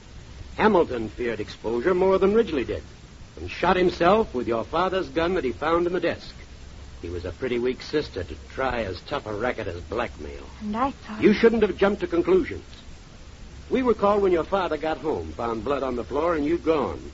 It all began to make sense when we found the body and the gas station attendant gave us the exact time of the shot. We knew where Mr. Ridgely was at that time. He was here. We checked back and found that you, Miss Ridgely, couldn't have arrived until shortly after the shot was fired. The condition of the wound almost proved suicide. And I have a report here that adds the last word. They've just found Hamilton's fingerprints on the gun that you and Mr. Stevens have been carrying around. So, case is closed. I can't believe it. Technically, I could hold both you and Mr. Stevens on a charge of obstructing justice. But I suppose you've learned your lessons, and not much would be gained. So you're free to go. Thanks a lot. Thank you. You will probably be called in for the coroner's inquest. But until then, Miss Ridgely, I've called your father. He's waiting for you at home. Thank you very much.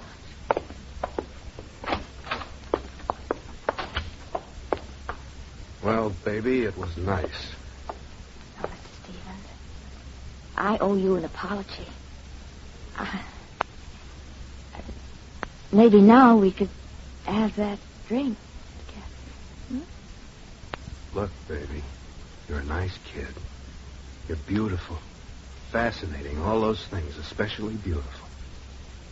But, baby, if you ever see me walking down the street, just go on by, please.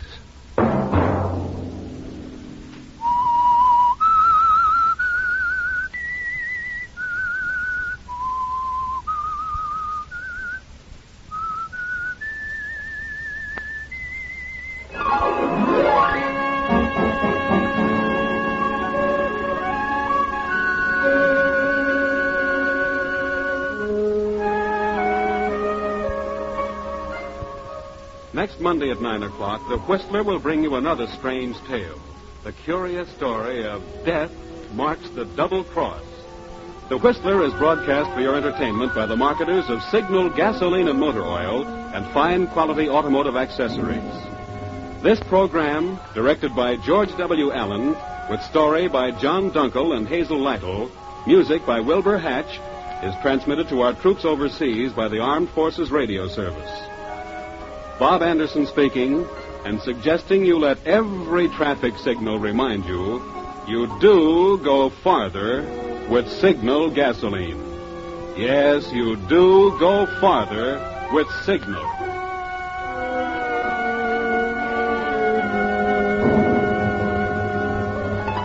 This is CBS, the Columbia Broadcasting System.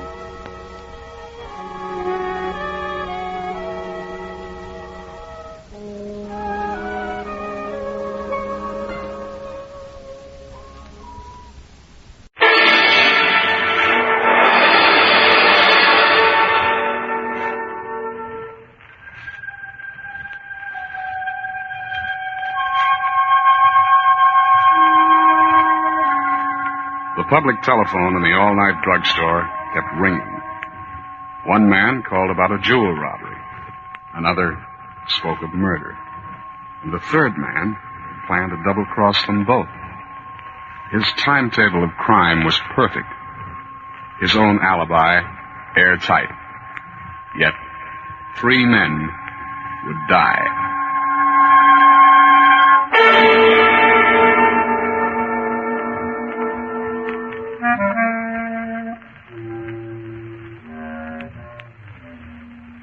Hello, creeps. This is Sergeant X opening the doors of the Mystery Playhouse. Well, tonight we have another story of the perfect crime as told by the Whistler. That is, it's almost perfect. The motive is furnished by a fortune in jewels, and 3 slick gunmen try to outsmart the others. The tale is called Death Marks the Double Cross, and fast action and unexpected murder marks just about every step. So, let's join the Whistler as he leads us down the pathway of crime and violence.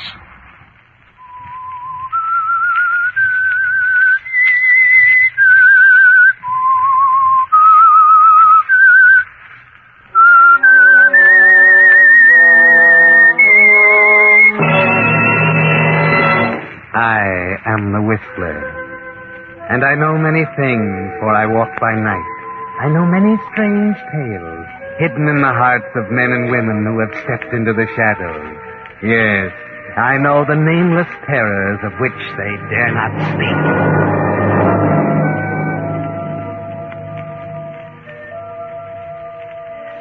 To this day, the police records and newspapers of Portland attribute the robbery of the swank Wellington jewelry store to a lone wolf.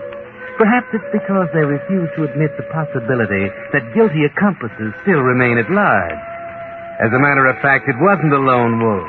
True, Joe Strickland was alone, standing in the shadows at the back of the store when he saw the watchman turn the corner on his 11:15 round, then slunk down the alley to the back window. But at that same time, 2 other members of the corporation were waiting for him in a little black coupe parked near the highway in Tigard, a little town just out of Portland. They'd been there for almost 2 hours when Terry looked at his watch. 2 minutes to 1. An hour late. I'm getting uneasy. I don't want to say I told you so, Mike. What do you mean? He ain't coming? You're beginning to get the idea. After all, why should he? He's taking on the risk. Ah, no. He wouldn't cross me. He knows better. You're pretty sure of yourself. Maybe he had to wait till the watchman's next round. Maybe a patrol car decided to park across the street. There could be a million things happen to make a guy late. The watchman hasn't changed his schedule for 2 weeks now. 11:15 and 11:45. So what? So maybe he wasn't detained. He said he could pull it in 5 minutes. Remember? Oh, he was bragging. Punk kid shooting off his mouth. All right. Have it your way. There ought to be 10 or 15,000 in this, Mike. Almost enough to make a punk kid forget to come home. Hey, I'd kill him, and he knows it. Remember what he was saying just the other day? Tired of Portland, going south when the right time came. Maybe this is the right time, with 15 grand in his jeans. Well? What? I got an idea what you're thinking. What is it? That's what I said. There's something else. I can't tell you. I promised him I wouldn't. What do you mean, spill it? That's it. I said spill it. All right. Strickland tried to make a deal with me yesterday. What? Yeah. Seems he felt you weren't necessary to the corporation, and it might be a good idea to eliminate You lie. Let go of it. You asked for it. What are you waiting till now to tell me for, huh? I promised the kid. Okay. Told him he was crazy. Told him you'd kill him. You even knew he was thinking about it. Okay, go on. Well, he said he couldn't see why. He was taking all the chances for a third of the payoff. A lot of things like that. That little rat. And he said he knew a fence named Bush downtown in the Grady Hotel where he could get rid of the jewels. I was supposed to ditch you out here somewhere and meet him tomorrow in Astoria. Then when he saw I wouldn't go for it, he got scared. And I hit him a couple of times and he broke down. Yeah? That's all. He said he'd stay in line and made me promise not to tell you. I wasn't going to, but... I see. The Grady Hotel, huh? Yes, room 108. I think I'll take a look. Still might be wrong. What if he comes out here and we're gone? I guess Mr. Strickland's got to learn the hard way. What are you going to do? I'll call you at the drugstore around the corner if he doesn't show up at the Grady. Okay. And if he does? I won't have to call you. Just look at the headlines.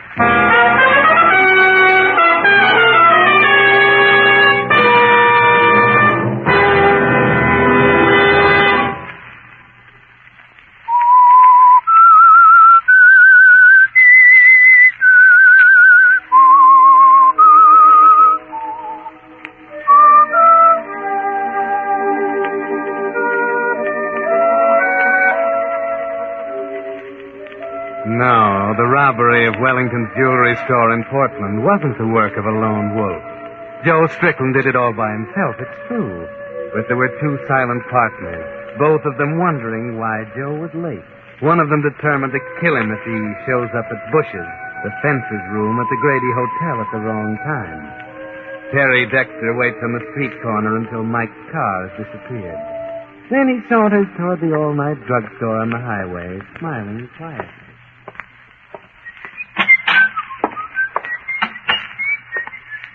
Yes, sir? Yeah, make me a ham sandwich and a cup of coffee, will you? You bet. When's the next bus to Portland? Oh, afraid you got a long wait, brother. Let's see. You just missed the 1:15. Next one's 3:15. It don't run so often this time of night. 2 hours, huh? Well, nothing much I can do about it. I'll be right back. Got a couple of phone calls.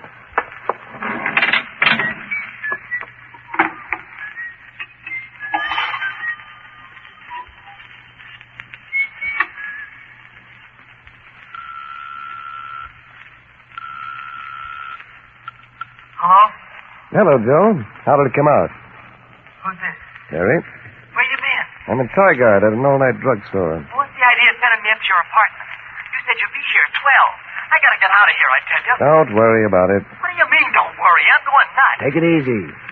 How did the job go? I don't know. I can't tell you now. I gotta get out of this apartment right away. You weren't followed. It wasn't sloppy.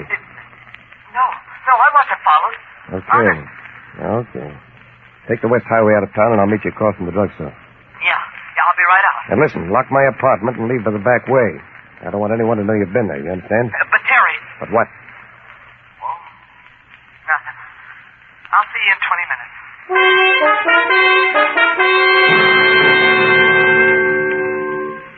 I see, Terry. You and Mike aren't both wondering what happened to Joe Strickland. Now one more call to prepare for Mike's arrival at the Grady Hotel.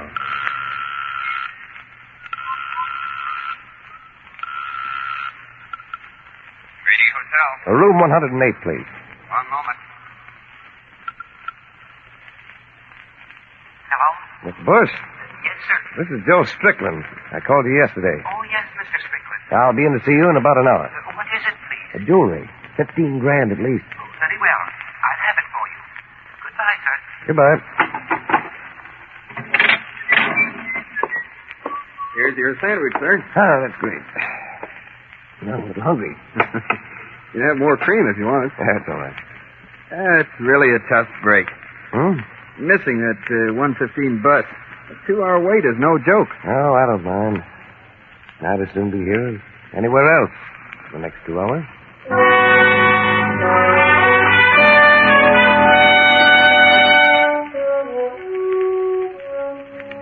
Yes, Terry. The little drugstore in Tigard is a good place for you during the next 2 hours. A place to sit at the control board and pull switches.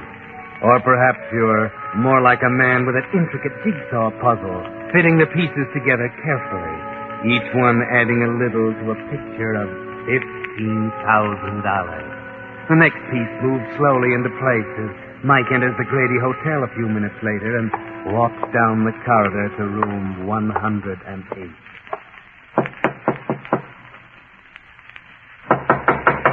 Yes? Open up. What do you want? You know what I want. Just a moment, please.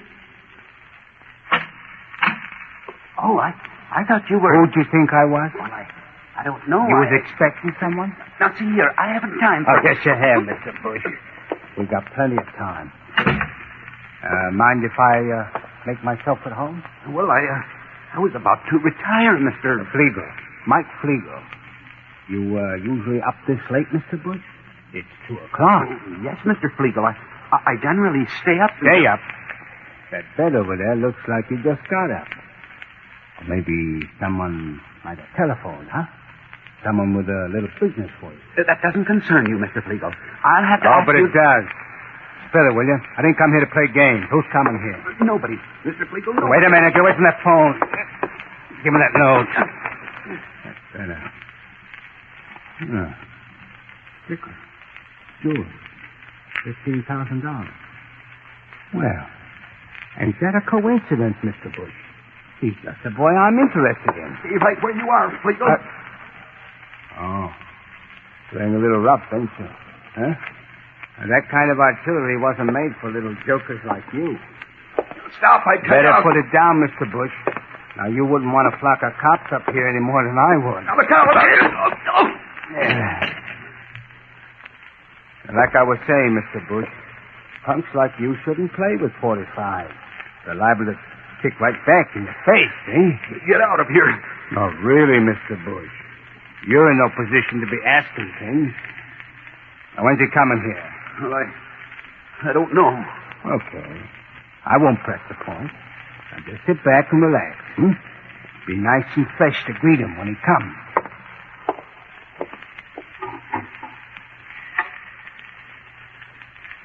Outside line. Hello? Hello. I want to put a call through to the payphone in the all-night drugstore in Tiger. Yeah, in Tiger.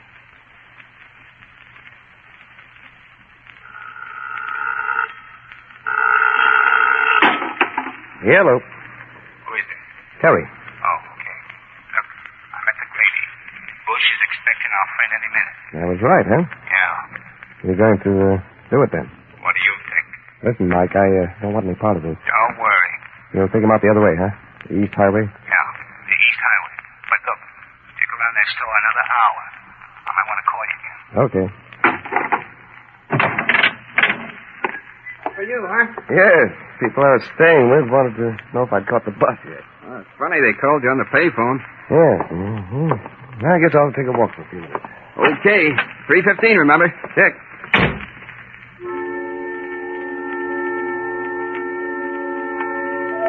Well, Terry, it's all working out beautifully, isn't it? You figured everything down to the last detail. And the next piece slides into place within a few minutes. You pace up and down in front of the drugstore a few times, and then a cab pulls up to the curb. Terry? Terry, listen. Take it easy, Joe. What's the matter? Look, here it is, all of it. And you take your cut and I'll take mine and we'll separate now, huh? Right away. Nothing went wrong, did it, Joe? No, Terry. Everything's fine, see? I just want Give it to me. Not bad. Bracelet ought to bring 1,000 even. I want to get going, Terry, right now. You're sure nothing happened? No, Terry, honest. What about the watchman? Well, what do you mean, the watchman? It was 11:15, 11:45, wasn't it? Oh, yeah. Just like you said, Terry. Yeah. I was out of the store by 11:30. It's just sitting in your apartment and... But what, Joe? And thinking of Mike. Oh, why did we do it, Terry? I told you it's suicide to cross that guy. He'll kill us both. Oh, that's it. Oh, don't worry about Mike, Terry. I took care of him. He's meeting once in my story. Story? He believed you? Hook, line, and sinker. We'll be out of the state before he wakes up. I still don't like crossing him, Terry. Just like I told you. We all agreed Don't be a jerk all your life. You're going to leap in my throat long enough. I did the casework, you did the job. He's just looking for a free cut. Okay, Terry, anything you say. Just give me my cut and let me... Yeah, not so fast. We're going to fence it tonight. It'll be too hot to handle tomorrow.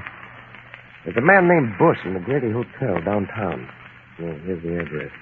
I want you to go there alone. Alone? Well, what do you mean? I don't trust him. He says he has the 15 grand ready, but I want you to check first. Keep the stuff to be called. I can't go back to town, Terry. You're going. Understand? Listen, you don't know. You don't know why I tell you, Mike is in Astoria, and I'll beat it before someone wonders what we're doing here. But, Terry, can't we do like I said? Don't argue. You're all set. They'll be waiting for you. All you have to do is make the check and call me at the drugstore. All right, Terry, I'll do it. Would you... Oh, another thing. Give me your gun. Huh? Well, this fence doesn't like his customers to come in here. I'll keep it and give it back to you later.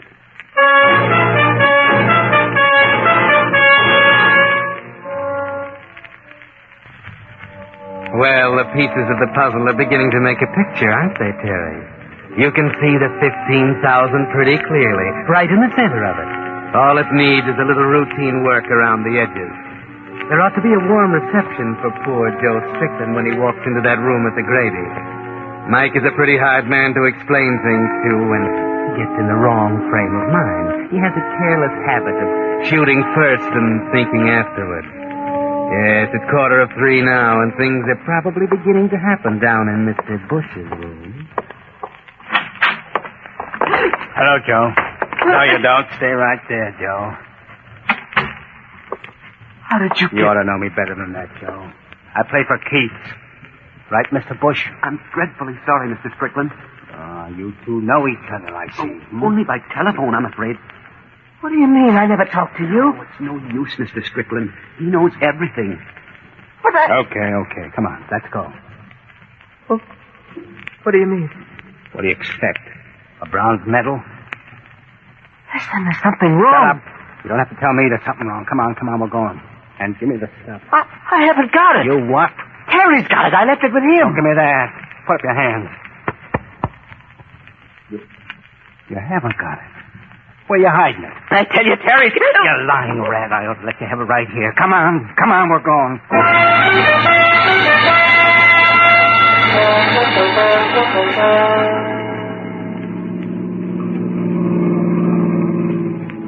Keep both hands on the wheel, Joe. You got me all wrong, Mike. Honest, it wasn't my idea. I want to know what you did with the stuff. You're going to tell me or ain't you? Mike, believe me, it's like I told you. I left it with Terry. He told me to meet him at his apartment. And what was he doing with me and Tiger? I don't know. He said you were in Astoria or something. I didn't want to, Mike. You got to believe me. I don't. And talking ain't going to do you much good, Joe. This is your last trip. Look, there's an oil station. Why don't you call the drugstore? Yeah, that's it. Terry's gone by now, I'm sure. You said you told him to stay there another hour. Well, if he's gone, will you believe me? He'll be there. Give me a chance, Mike. Call him. I tell you, it's a double cross. He's gone with the stuff. Okay. Pull in. Now, remember, I'll be right behind you. Yes, sir. How many? Just want to use the phone. Okay, right over there. Come on, Joe. Stay in front of me. One false move. Yeah, Mike.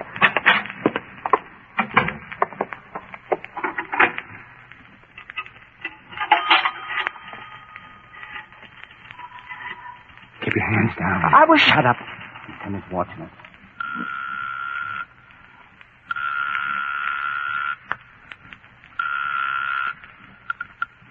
All-night drugstore. I'm looking for a party by the name of Dexter. He's expecting a call. I don't, you must mean the man who's been waiting for the bus. Yeah, just a minute. Looks like you're wrong, Joe. You mean he's there? What'd you expect? Hello.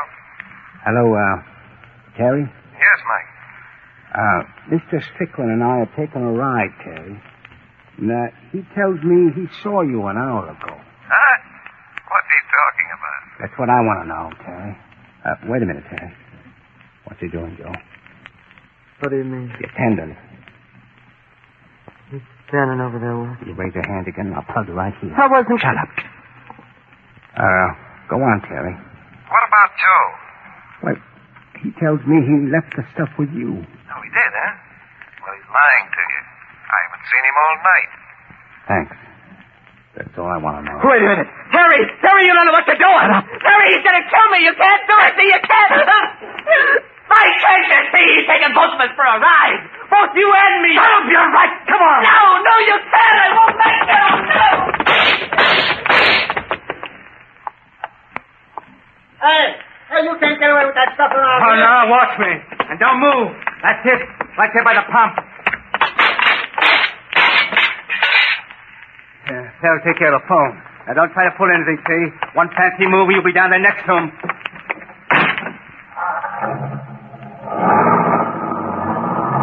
9S6157. Got it. Smart guy, huh? Smashing my phone. Thinks this is the only phone in the neighborhood.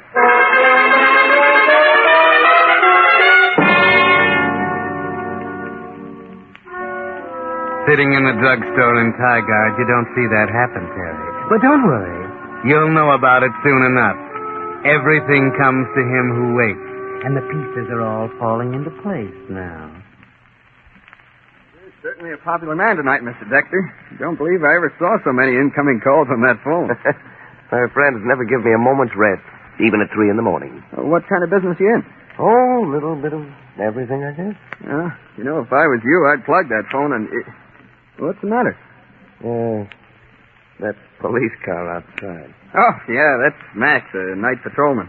Pulls in every night about this time for a cup of coffee. Oh. Hello, Henry. Oh, hello, Mac. How are things? Okay, a little busy tonight. How about a cup of coffee, Henry? All ready for you. Thanks. That's what I needed. Haven't seen a night like this since I've been on the force. Pretty, busy. Now, officer? That one-armed paper hanger ain't it, brother. You got a donut, Henry? Sure. Here. Good. Yeah, hold-ups, murders. Never seen anything like it. The guy was just bumped off on a service station on the other side of town. Yeah? You, got anything on who did it? It ain't even going to trial, brother. Radio patrol picked up the guy. Did he talk at all? When I say picked him up, that's what I mean. He was going 70 when they drilled his rear tire.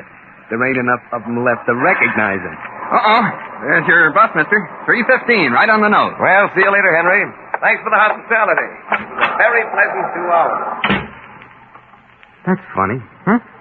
Look on that guy's face when I was talking to him then. Almost as if he was ready to bust out laughing. He surely must be happy about something.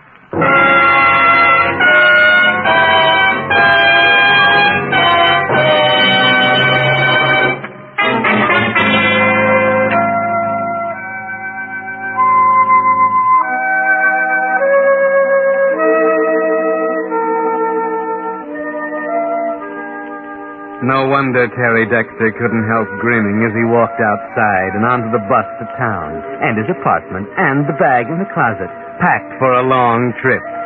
The jigsaw puzzle was all together now, every piece in place, and it made a picture of $15,000, with no splits to make, no silent partners with grasping hands. No, fate must have been the silent partner in this. He hadn't dared to hope that Mike would be eliminated so easily. He thought perhaps of tipping off the police about the murder, maybe planting the gun you have in your pocket, after making suitable arrangements for the jewels, of course. Mike wasn't much of a worry after all, with a murder rap hanging over his head. Yes, Terry, you'll get the jewels. And all you have to do now is pick up that bag at your apartment. Your double cross worked beautifully. Only... are you sure you didn't double-cross yourself, too?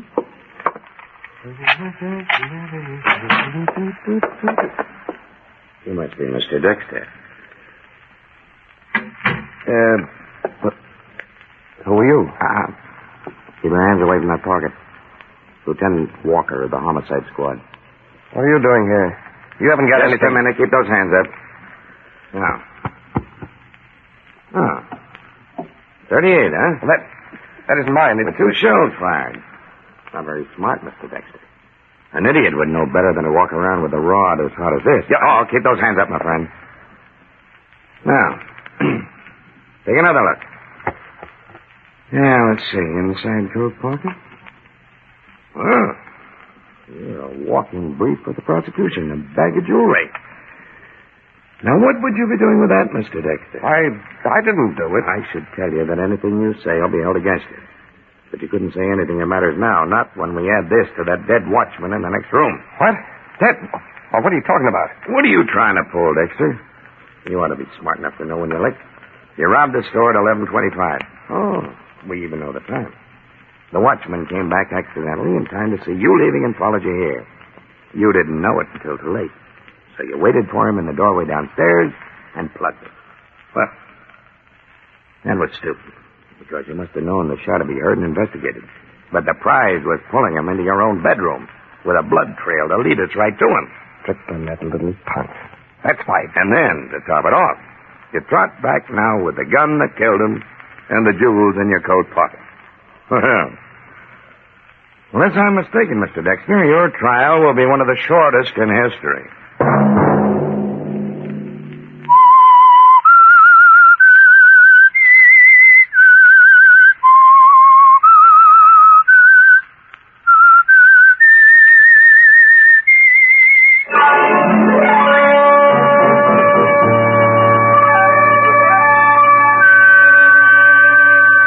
That was Death Marks the Double Cross, one of the Whistler's better yarns. Next time, we're going to meet an old friend of yours, Lamont Cranston, better known as the Shadow. In this episode, he'll investigate the mysterious case of the Flaming Skull. It takes all of the Shadow's old-time ingenuity to crack this one, but perhaps you'll get a better idea of the difficulty of the problem if we step down to the green room to hear a bit of the rehearsal for our next show in the Mystery Playhouse. Follow me, please. Come. Well, this is a fine thing, Mr. Cranston. A fine thing indeed. Oh, what's eating you, Margot? What's eating me? The question I've been wanting to ask you. Sit around like a bump on a log all day. I was thinking.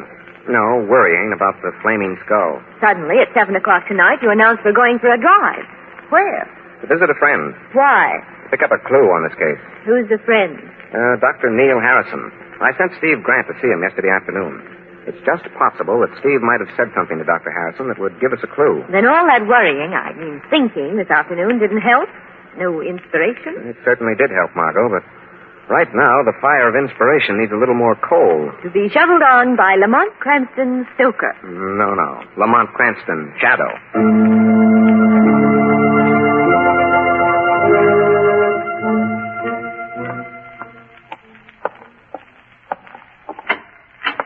Next patient, please. Yeah, that's odd. Waiting room's empty. I could have sworn I heard a patient come in. Who's that? Your patient, Dr. Harrison. Patient? Where? An invisible patient, Doctor. Why, this is absurd. It's some trick. Who are you? Men call me the Shadow. The Shadow? You have heard of the Shadow, Dr. Harrison. The Shadow seeks only one thing, the truth. The truth about what? The truth about all things. The truth about Steve Grant.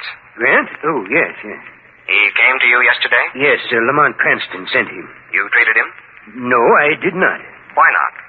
The truth, Dr. Harrison. Yes, I'll tell the truth. I could not treat him. He was... Dr. Harrison! He's dead. Shot by somebody from outside that window.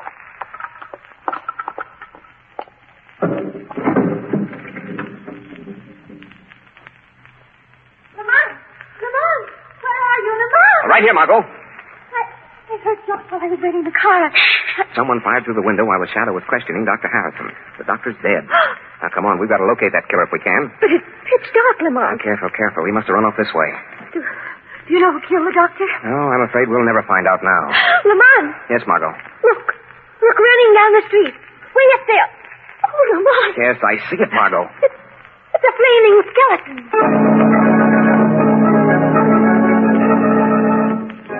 A flaming skeleton is no easy thing to explain. Lamont Cranston is baffled, Margot Lane is puzzled, and the police don't believe the story at all. But something or someone did commit one of the most bizarre of all crimes. So join us next time for the surprising explanation of the weird puzzler, the case of the Flaming Skull. This is Sergeant X, closing the doors of the Mystery Playhouse. Good night. Sleep tight.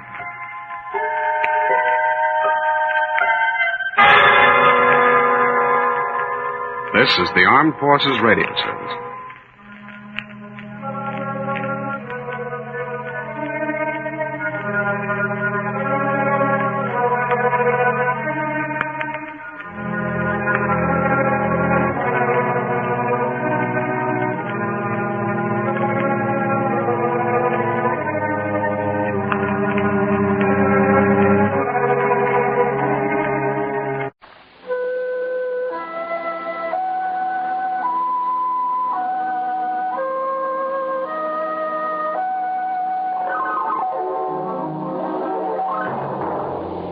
Signal Oil Company and your neighborhood signal dealer bring you another curious story by The Whistler.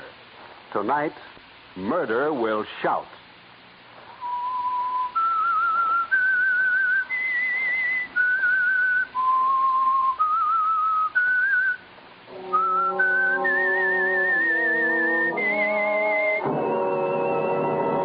I am the Whistler, and I know many things, for I walk by night. I know many strange tales hidden in the hearts of men and women who have stepped into the shadows. Yes, I know the nameless terrors of which they dare not speak.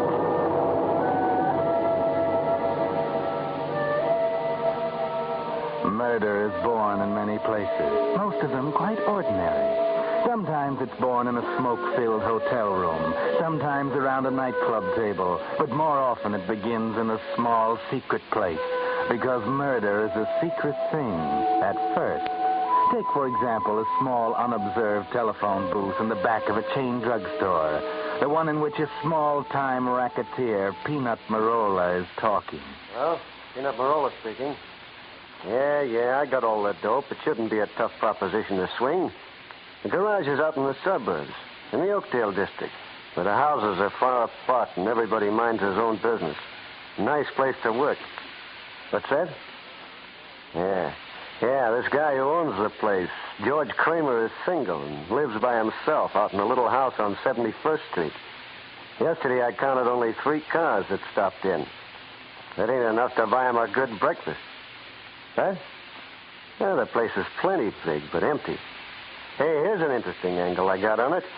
Seems that some small-fry businessman named Albion, if I got the jerk's name right, has got some kind of a mortgage on the place. It might give us some trouble. Huh? Yeah, I'll get busy on it. And I'll call you when I got something definite. But don't worry. It'll be easy picking.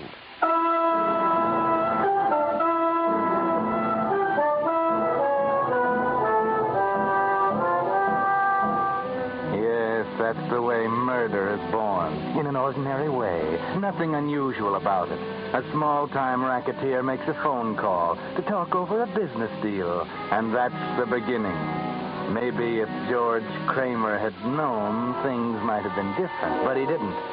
In his little garage in the Oakdale section, he was sound asleep, slumped in his office chair. Kramer! Kramer, wake up! What's that? Oh, Mr. Albion. You were asleep. Asleep in the middle of the day. How do you expect to make any money like that? Well, Mr. Albion, I was up half the night last night doing a hurry-up ring job on an Oldsmobile. You never saw an Oldsmobile last night. And the last ring job you did was probably 6 months ago. Probably out carousing around last night. You know I don't go out nights, Mr. Albion. Well, anyway, you haven't got a single car in your garage to work on, and you fall asleep in the middle of the day because you're tired. Why don't you go out and stir up some business? Now, look here, Mr. Albion. You stick to your business, and I'll stick to mine. Right now, this happens to be my business. I'm trying to tell you that things are tough in the garage business these days. Look, you know I'm having a tough time of it. Why do you come in here every day and burn my ear? Can't you leave me alone? I'll leave you alone for the next week. But let me give it to you in black and white. I've loaned you in various amounts a total of $2,000, which is more than I've come to think this place is worth. You agreed to pay it back. With interest. Of course. 1 week from today, you owe me $2,000. But But I thought you were going to carry it along until I got back on my feet. I've been waiting 6 months for you to get back on your feet, and you show no signs of ever making it. I'll pay the interest. I'll pay it faithfully. Haven't I always paid it? What good is the interest if I lose the principal? Oh, you won't lose it. Honest, Mr. Albion. I promise you, you won't lose it. Well, I think I've already lost it, unless I can do something with this garage myself. Well, I have to be going along now. I have business to do. I'll see you in a week, Kramer. Wait a minute. You wouldn't take the garage away from me. Wouldn't I? Well, you've got a lot of money. You don't need it. That's beside the point. A debt is a debt. Yeah, but what would you do with the garage if you had it? I'd sell it to someone who could run it profitably. Oh, you wouldn't. I'll be back in a week. Have some money for me. Mr. Albion. Yes? I could kill you.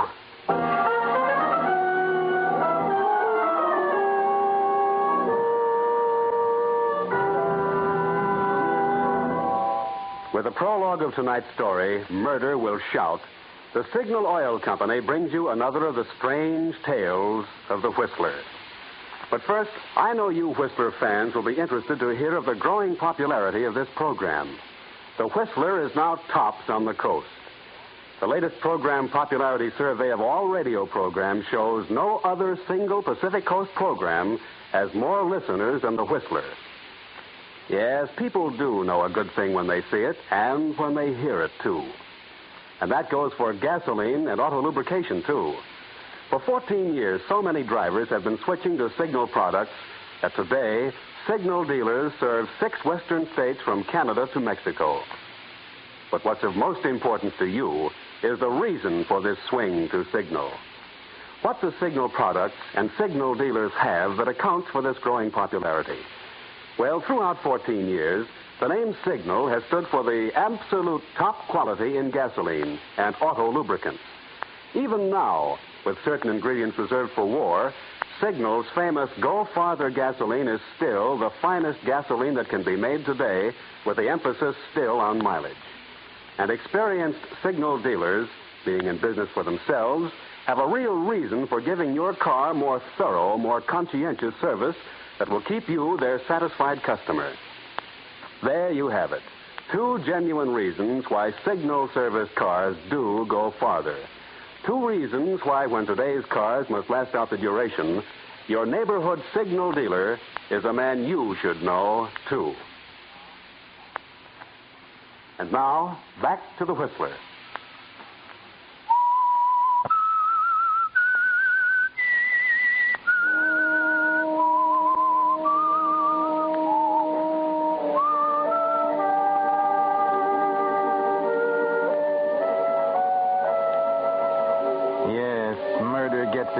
In simple and ordinary ways. For instance, there's murder in the heart of George Kramer, and once the thought occurs, the next step is easy, if the opportunity presents itself. And in this case, it does very soon, and in the person of Peanut Marola. You George Kramer? Yeah, that's right. Something wrong with your car I can fix? Not exactly. Got a couple of minutes? Time is all I've got. Good. Mind if I sit down? Well, what do you want? I want to talk over some business. Oh, well, then sit down, by all means. Thanks. Things kind of tough in the garage business these days? Oh, they're not what they used to be. But I managed to get along. But not in the way you used to get along, eh? Not exactly. Look, what are you getting at? Can you use a little ready cash, no references, co-signers, very little collateral? Who couldn't on those arrangements? My name is Marola, Peanut Marola. Oh, I'm glad to meet you. Now, where does this ready cash come in? You sound like a smart man, Kramer. Mind if I talk turkey? Oh, go ahead. I can't lose anything listening. Has Mr. Albion been bothering you lately? How'd you know about him? Well, I kind of looked into things and found out that Albion holds some kind of a mortgage on this place. That right? That's right. How much? $2,000. It's a nice little sum. Keeps you awake nights, doesn't it? Awake at night and asleep in the daytime. And if you want to let me, I can fix it so you can sleep at night and spend your days buying expensive clothes. What sort of a proposition is it? Ever hear of the black market? You mean where you buy meat without giving any ration points? No, the black market in automobiles. I didn't know there was one. Well, there is, and it's big time, and there's big money in it. Well, where do I fit in? Now, look, pal. You have a nice big garage in a quiet neighborhood where nobody bothers you. We get the cars any way we can, and then we sell them for anything we can get. And it's always a lot. We need some place to keep them until they're sold. You just want to store them here? Sure, it's a cinch. The guy drives into your garage with a car and asks you to fix it up, see? When it's ready, the same guy calls for it again. Looks like a legitimate business. Nobody knows that anything out of the ordinary is happening. Well, how much fixing up is there to do? Not much. You change a few numbers, switch a couple of wheels, and maybe splash a little paint on now and then. What about the police? Nothing to worry about, pal. When they get suspicious, we just move to another garage. But while we work here, there's plenty in it for you. How much? $100 on a car. Good enough? Sounds too good to be true. Well, is it a deal? It's a deal if you advance me $2,000 to pay off Albion with. This is strictly a cash and carry business, chum. We don't advance nobody nothing. Well, then it's no go. In a week, Albion will have this garage, and you won't be able to use it. Yeah? Getting tough on you, eh? Yeah, we wouldn't want our plans upset, would we, pal? But there's a cheaper way of paying off the debt than by me giving you the money. Yeah? How? Simple. Maybe Mr. Albion just disappears someday. Do you mean? Yeah, sure. Oh, no. I couldn't do that. No? Well, maybe you won't have to. Maybe we'll do it for you. You'll do it for me? Sure. In my business, there's nothing to it. Then all your problems would be solved. Well, I don't know. But, well, if I said okay, what would we do first? Well, the first thing you do is just so that we can sort of pass the buck back and forth in a nice way, you understand? In case somebody starts poking his nose into our business, we've got to have at least 2 partners in this garage. What do you mean? Well, what I mean is this. You got to make me a 50-50 partner in this business establishment. You mean you want me to sign over half of this garage to you? That's the idea. Oh, now, wait a minute. I'm not getting into anything that's going to end up with me losing this garage. No, sir. All I want to do is make some money and in a hurry. Now, if that's what you're... Slow down, Kramer. Don't get all excited. Nobody's trying to cut you out of your garage. In this business, the more partners you have, the better it is. I'm not going to move in permanently. As soon as the racket wears thin, we dissolve the partnership and the garage goes back to you. Oh, well, in that case, everything's all right. I'll make any sort of an arrangement you want. I thought you would. Well, I'm going to skip downtown and get in touch with a mouthpiece who will draw up the papers. I'll bring him back this afternoon for you to sign. See you later. Marola, just a minute. Yeah? Aren't you, forgetting something? Forgetting what? Mr. Albion. Well, what do you know? I almost forgot about Mr. Albion. Well, don't you worry, pal. We'll take care of him in due time. Look, I know you know your business, but I know Mr. Albion. I've been doing some thinking. I've got an idea. Yeah? Okay, spill it. Well, this guy Albion has a lot of money, but just the same, he's too tight to buy a car of his own, so he always rides the bus everywhere he goes. Now, the end of the Oakdale line doesn't quite reach his house, and he has to walk a half mile along the highway from the end of the line in order to get home. You can't bump a guy in broad daylight on the highway. Oh, you don't have to.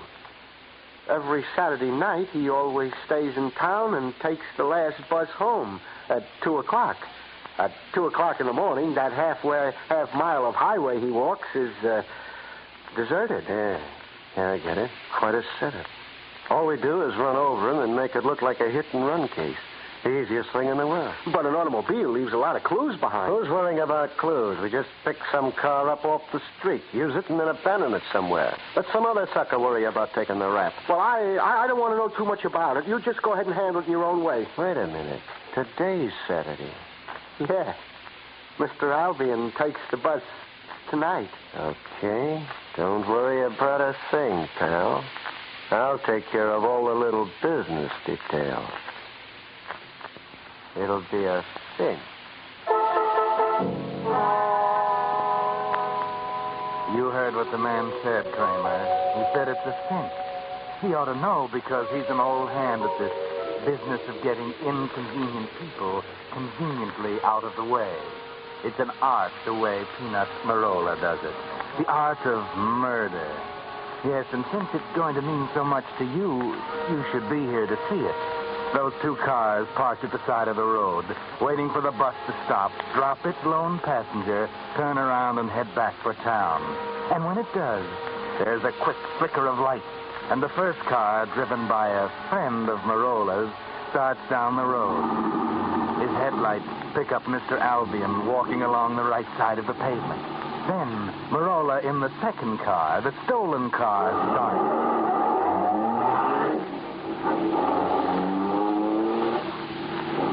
Walking along the highway, Albion hears the first one come up and pass him.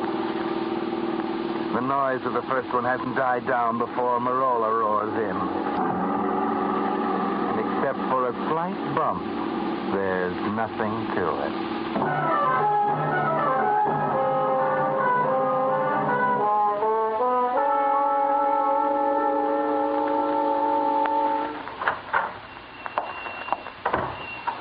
I'm looking for George Kramer. I'm George Kramer. My identification, Lieutenant Clark, Headquarters Precinct. Oh, yes, Lieutenant. You hear about my car? Yes, the car, that's right. You reported it stolen. Yes. Last night I left it parked in front of my house like I always do. I don't have a garage on my property yet. And when I came out to drive to work this morning, it was gone. It was a green Chrysler sedan. License 6G4537? Yes, that's right. I just finished putting on that paint job 2 days ago.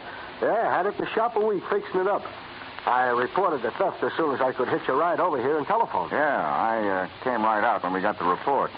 Funny, we were just checking up on the ownership of your car when you called. You mean you found it already? Yeah, we found it even before you reported it. Do you ever drive out around Miller Highway, Mr. Kramer? Miller Highway? Why, no, I haven't been out that way for months. You weren't driving out there last night around 2. Why, no, of course not. I was in bed, and my car was stolen. Yeah, sure. Well, you may be telling me the truth, Mr. Kramer, and maybe you're trying to be pretty smart. I don't know which, but either way, I think you'd better come down to the station with me. Get your hat and lock up the place. Oh, but wait a minute. You mean you're arresting me? Well, let's say we're going to hold you for questioning. But why? For what? For hit and run. Maybe you can explain to the boys down there how your car happened to be found parked 300 yards from where a guy was run over and killed. And the front of it was covered with bloodstains.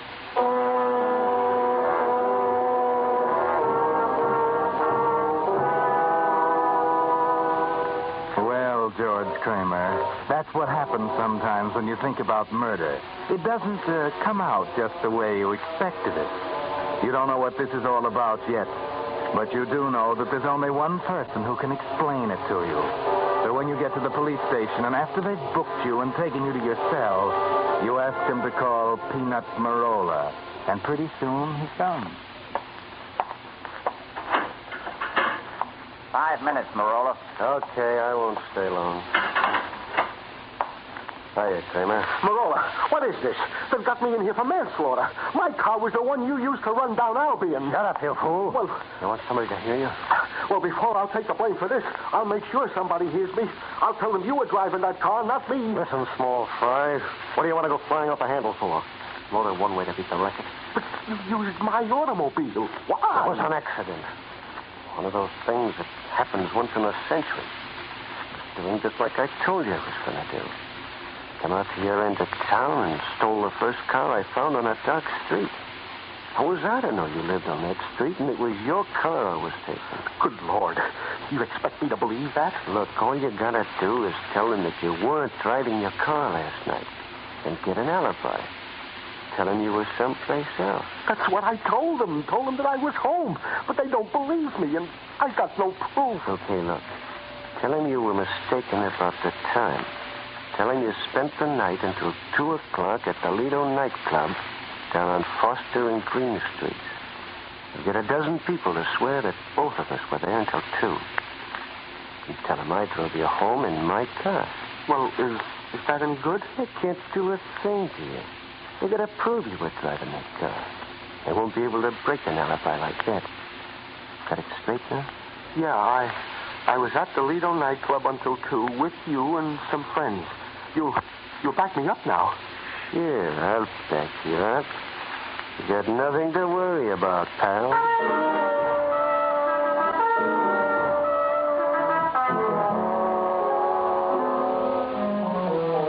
That's right, Kramer. You don't have a thing to worry about. That is, unless spending the rest of your life in prison worries you. Amateurs like you shouldn't get mixed up in murder, George. But of course, your friend Marola, your good friend Marola, has everything figured out. Marola's an old hand at this business, and he doesn't seem to be excited, so don't you worry about a thing.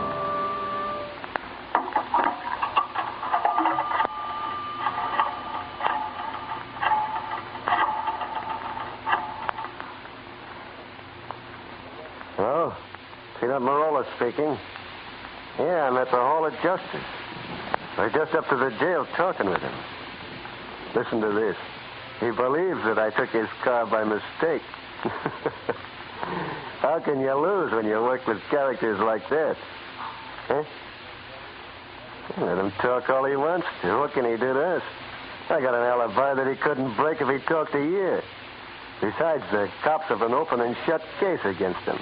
I'll give him about 2 days to clear it up. And we'll have the garage to ourselves, and it'll be easy sailing. Huh? Yeah, he signed the papers all right yesterday. Yeah. Everything's great.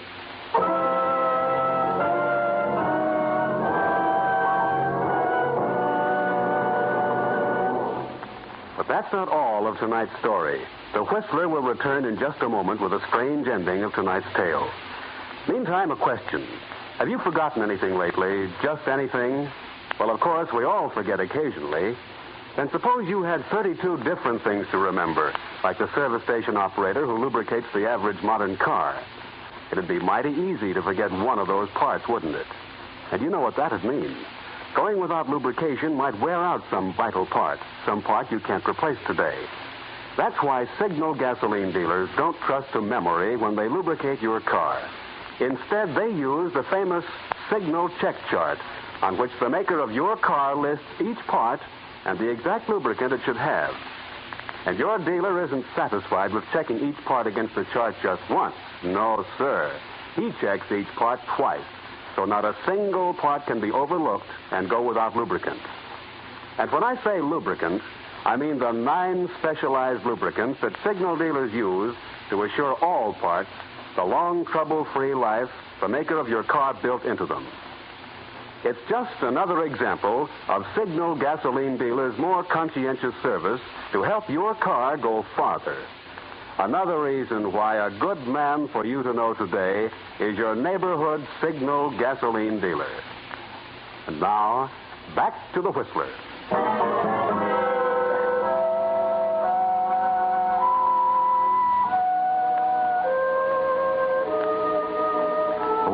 George Kramer, now you know what murder is like. How it starts as a fleeting, almost meaningless wish in your mind and builds into a noose around your neck. You're in jail charged with manslaughter. And Marola, the man who actually did the killing, who double-crossed you with a frame-up, is going scot-free. Or is he? Everything's great, he said a minute ago to someone on the telephone. But now, as he hangs up and steps out of the phone booth. Well, what do you know? Peanut Marola. Huh? Oh, nice to see you once in a while when you're not in trouble, if that's possible. Yeah, Lieutenant Clark, you ought to quit the police force and go on the stage. You're so funny. So long. Wait a minute, Marola. Yes? Aren't you being a little unsociable? Step across the hall here to my office where we can talk. Come on. I got nothing to talk to you about. Sit down. I think you have. For instance, you know a guy named George Kramer? Sure, I know him. He's my partner in the garage business. That's sort of a new one for you, isn't it, Marola? Maybe, and maybe I like it. Yeah, maybe. You were just in talking to Kramer, weren't you? Sure, naturally. If my partner gets in trouble, naturally I'm going to see him, see what I can do. You, figured anything to do? Seems like there's not much I can do. He got out of line, you caught him. Looks like an open and shut case. What can I do? I was wondering if you'd say that. Yeah? What else would I say? Knowing you, nothing. I just wanted to be sure this was the way I figured it. What do you mean, the way you figured it? How else could you figure it? You got the guy red-handed. I think maybe we have. You say you went into partnership with Kramer in his garage? Yeah, sure. He needed some dough, so I bought in. I figured it might be a good investment. Oh, I'm sure you must have. But didn't you know that Kramer already owed another investor some money? Sure, I heard about it. But that was Kramer's own personal affair. It had nothing to do with our deal. Uh-huh. After you talked to Kramer, one of my boys went in to see him. He's changed his story about where he was last night. Says he was with you down at the Lido nightclub until 2. Then you drove him home. He says that? He's nuts. You know the Lido's been closed for 2 weeks. Pulled it up because of the curfew. And I didn't see Kramer last night. I can prove where I was. Sure. I'm certain you can. You always were good at alibis. Hey, listen, Clark. Take it easy. Just a couple of questions more. 1, did you ever drive Kramer's car? Why? Suppose I did. Oh, nothing. I just wanted to check. You see, we found some fingerprints on the steering wheel that weren't Kramer's. I just thought they might be yours. Yeah, as a matter of fact, they might be. I did drive it once. When? Oh, about a week ago. Think again. Kramer's car was in the shop being fixed. Up until 2 days ago. Yeah, I guess it must have been later, a couple of days ago. Yeah, it must have been. Lieutenant Clark. Yeah? Okay, thanks. Oh, it's nice you told me about driving the car, Marola. That was the file room. Those were your fingerprints. When I heard you talk to Kramer, I had him pull your prints and check. Okay, so they were my prints. But you've got nothing on me. I just said... Okay, so I'm getting sick of this. I told you what connection I got with Kramer. It's strictly business. My partner, see? But I got nothing to do with him going out and bumping off a guy he owes money to. I'm through answering questions. You get me? Now, wait a minute. Just one more. Answer this one, Marola, if you can. How did you know Mr. Albion, the guy Kramer owed money to, was the one that was killed? I read in the paper. The only paper that carried the story was the Morning Herald. Here. Read what it says. A hit-and-run driver early this morning. Hit and killed a... Go on. Read it. An unidentified man. Yes, Marola. Until 20 minutes ago, even I didn't know who he was. So how could you have? Unless you had something to do with it. Listen, Clark. I tell you I didn't. Kramer told me who it was. Yes?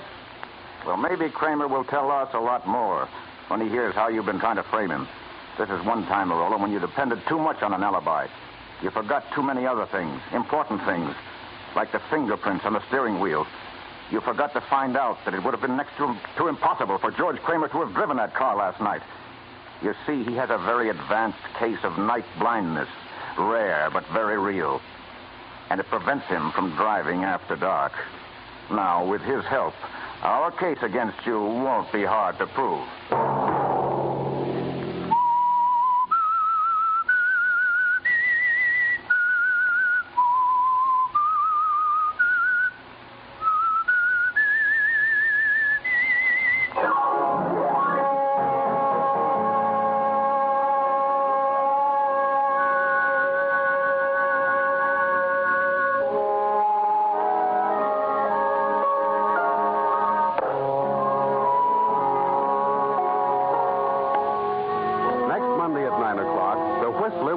Another strange tale.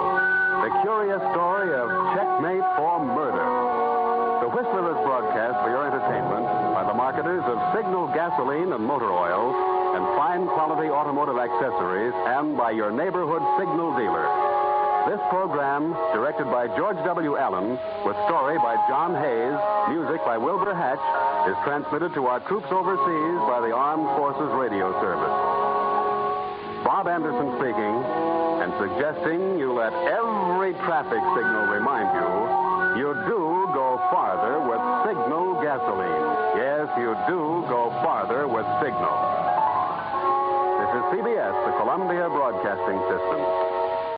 Yes, you do go farther with Signal.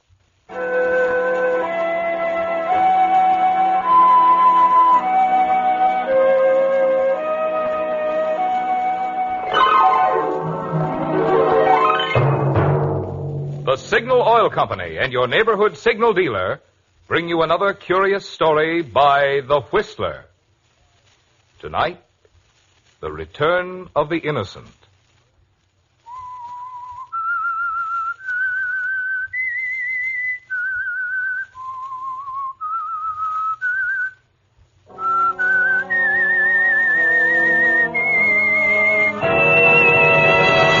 I am the Whistler.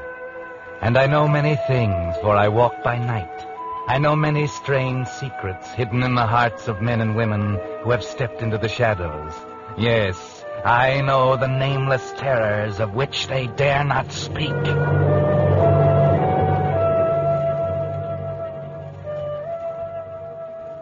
It's almost midnight behind the dark, cold walls of the state penitentiary. The warden and the chaplain, Father Maloney, have just about finished the last of a series of weekly talks with Phil Carter, a series of Saturday night suppers which have been occurring for 10 years. This is Phil Carter's last night as a prisoner, and he listens to the chaplain praise the many good things Phil has done for the men inside these walls. And, too, it's amazing, Phil. You've raised the morale of the men here by 50%. Increased the quality of the food and the quantity without a raise in budget from the state. Thank you, Father Maloney. You've instituted recreational and vocational reforms that have endeared you to every man in the place. Your warden? Yes, indeed, Father. Phil is a wizard with figures, an economic wizard. Everything he did, he figured out first on a piece of paper.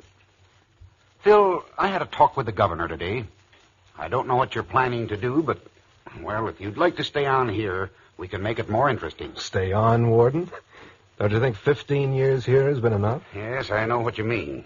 I've spent 20 years behind these walls myself. Well, if you decide after you look around outside that you want to come back, there's a good salary waiting for you, Phil. What are your plans, my boy? Why, Father? Why do you ask that? Phil, the warden and I have been talking about you for a long time now. We're convinced that you came here an innocent man. We believe in you. No man with your attributes, your character, could be a thief, a juggler of books and accounts. That's right, Phil. We think you were framed. But we're worried about your leaving. We feel, well, that you might get yourself into some real trouble and come back to us in a way we wouldn't like to see. And you're offering me this permanent job with the state because you think I've figured out who railroaded me and will seek revenge on that person. Well, now Well, I have figured it out. I know now who really did it. I know who was responsible for my spending 15 years here. But, gentlemen, on my word of honor, I won't touch a hair of that person's head. When I get tired of roaming around, I may accept your offer as director of prison economy, but I doubt it. I've had enough of prison for one lifetime. Midnight, Phil. You're a free man. The car's waiting to take you to the station. Thanks. Good night, gentlemen. And please don't worry about me. All my intentions are of the best.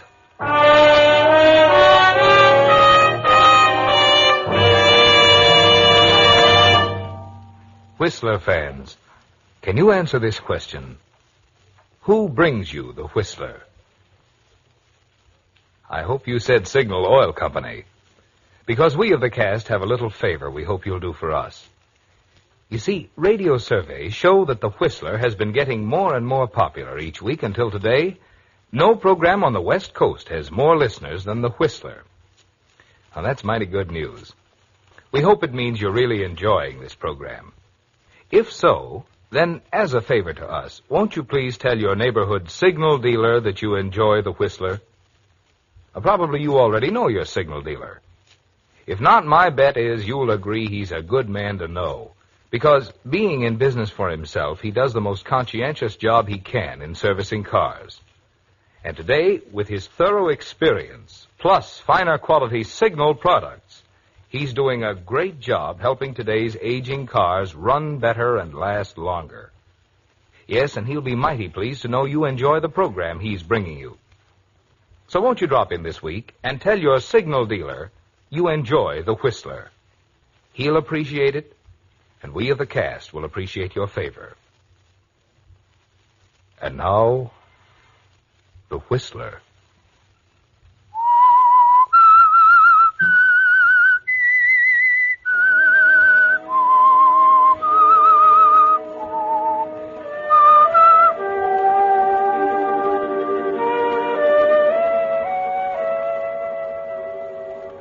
So you know now, Phil Carter, who the person is who caused you to spend 15 years in prison for something you did not do.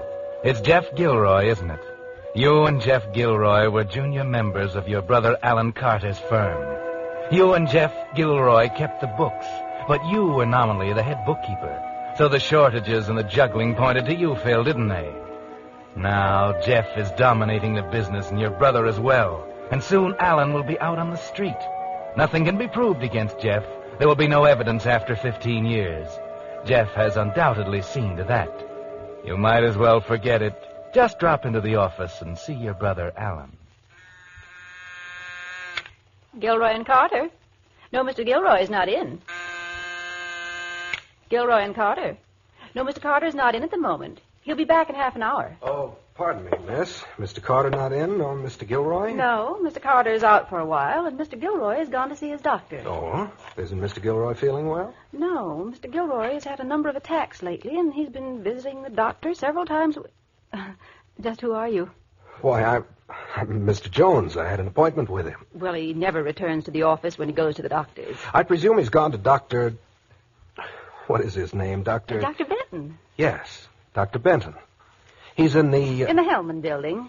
He's a specialist, I think. Specialist? Oh, of course. Dr. Benton, in the Hellman building. I'll try to catch him there. Well, if you care to see Mr. Alan Carter, he'll be back in a short while. No, thank you. If I miss Mr. Gilroy, I'll come back in the morning. Good day.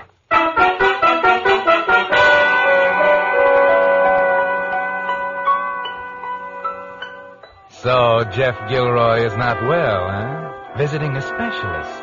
And what kind of a specialist? The telephone directory lists Dr. Benton as a cardiologist. A heart specialist. So you stand staring for a few moments, Phil. Something is going through your mind. What is it? A few minutes later, you're standing in the third-floor hall of the Hellman building. A man comes out of Dr. Benton's office. It's Jeff Gilroy. Yes, there he is, Phil, a man you hate. Jeff Gilroy, puffy and fat from too much high living. But you turn aside. He doesn't see you as he steps into the elevator and disappears. Then another minute or so, and you, Phil Carter, are standing in Dr. Benton's consultation room. Sit down, Mr. Gilroy. Gilroy? Well, that's strange. I mean the Gilroy? Well, I was told my brother Jeff had come here. I've just arrived in town, haven't seen him for 15 years or more. They said at his office that he was here. Yes, he left just a few minutes ago. Oh? Well, I'm quite disturbed about the sign on your door. Are you a heart specialist, Doctor? I am. Well, there's never been anyone in our family afflicted with heart trouble. How serious is it? Well, Jeff Gilroy is in a bad condition. Myocarditis. Inflammation of the heart muscle. What can be done about it? He's a stubborn man. Doubt that anything can be done about it. His blood pressure is most alarming. He works too much and drinks too much. And if he doesn't get away from his office and take a rest very soon, he'll go out like a light. And he's overweight, too. You mean he's liable to drop dead? Yes. A few minutes ago, I was able to impress him sufficiently so that he promised to take it easier.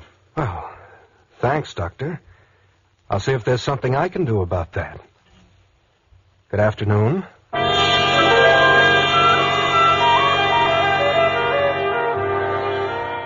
Well, there's a sardonic smile on your lips as you leave the doctor's. This is what might be called poetic justice, isn't it, Phil? Jeff Gilroy liable to drop dead at any moment. It's more than you'd hoped for, but can you leave it at that, Phil? After all the hours of hating him, can you leave it at that? No. Phil Carter steps into a telephone booth and makes a call. A call to Jeff Gilroy's home. Just a short talk with old David the butler. But it'll be enough, won't it, Phil? You'd like to be there when Jeff arrives, wouldn't you?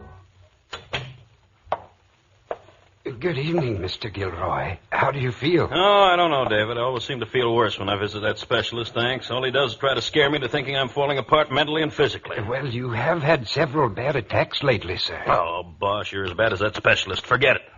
Anybody call? Yes, sir. There was a gentleman from the insurance company called this afternoon. Insurance company? What insurance company? I don't know, sir. He said the office informed him you'd gone home for the afternoon. Well, what did he want? He wanted to tell you that his company couldn't issue that policy on your life. What?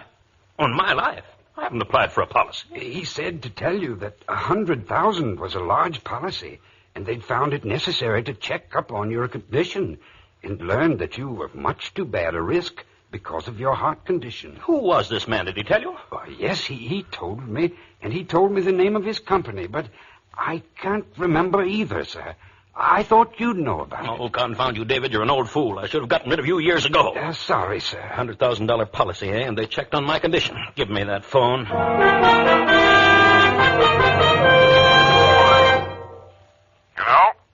Dr. Benton speaking. Doctor, this is Jeffrey Gilroy. Just what do you mean by shooting your mouth off to other people about my so-called heart condition? What?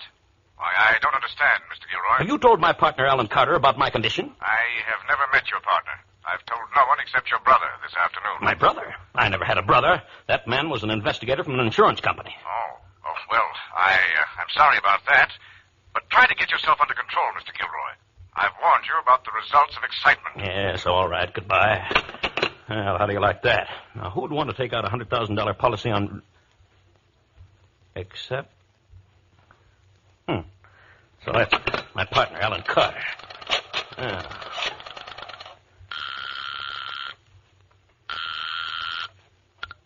Hello? Alan, you get over to my place immediately. What? What? Who is this? It's Jeff Gilroy, your partner. Get over here, now.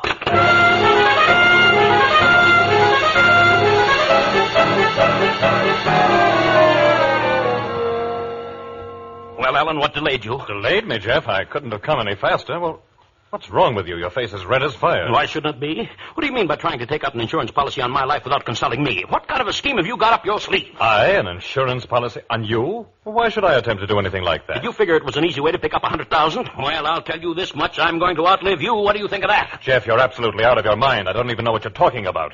Now, take it easy. An insurance investigator went to that specialist I've been visiting. The man posed as my brother and got the dope from the doctor that I had heart trouble. Heart trouble? I didn't know that. No? Then the insurance agent called here and explained that they couldn't issue a policy on my life. Well, if I took it out or applied for a policy, why would they call you? Wouldn't they call me about that? Huh? Oh. Well, I never thought of that. I certainly didn't apply for a policy. I know you're in a bad condition, but such a thought never occurred to me. So you think I'm in a bad condition? Well, any fool could see that. But you're too stubborn to take a rest. You won't listen to anyone. Not even a specialist. And if you haven't applied for a policy, why did that insurance agent call here? Who was he? What company? Oh, I don't know. That stupid old David can't remember. Jeff, you're shaking like a leaf. Come on, man, buck up. Oh, Alan, I've got the strangest feeling, sort of a premonition. Premonition? Of what? I don't know. I don't know how to express it. Disaster. Disaster? Concerning yourself? Or the business? Myself. And it isn't my heart condition that worries me. Nonsense. You're imagining things, Jeff. Come on, let's go down to the club. We'll mix with some of the boys and try to forget all this. It'll do you good. All right. I'll go. I may even stay at the club for the night. I don't know why, but I don't want to stay in this place all alone. Are you afraid to be alone, Jeff? I don't know what's come over me, but I'm going to stay at the club.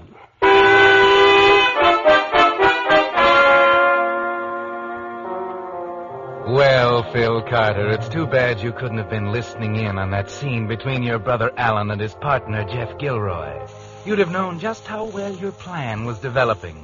But your guess is pretty good, and you're determined to follow it through anyway. You sit across from Jeff's home and watch the two men leave. You follow them to the club, and later you watch Alan leave. Jeff stayed at the club. You found that out. And so you wait until you're sure he's in bed and...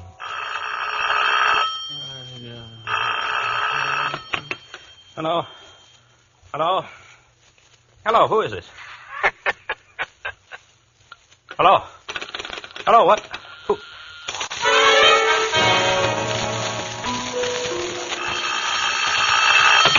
Hello? Hello, who is this? What do you mean by calling up in the middle of the night? What is all this? Stop it. Stop it. Hello? Hello? Stop it. Do you hear? Stop it. I'm a sick man. You can't do this to me. Stop it. For God's sake, what are you doing? Who is this? Who?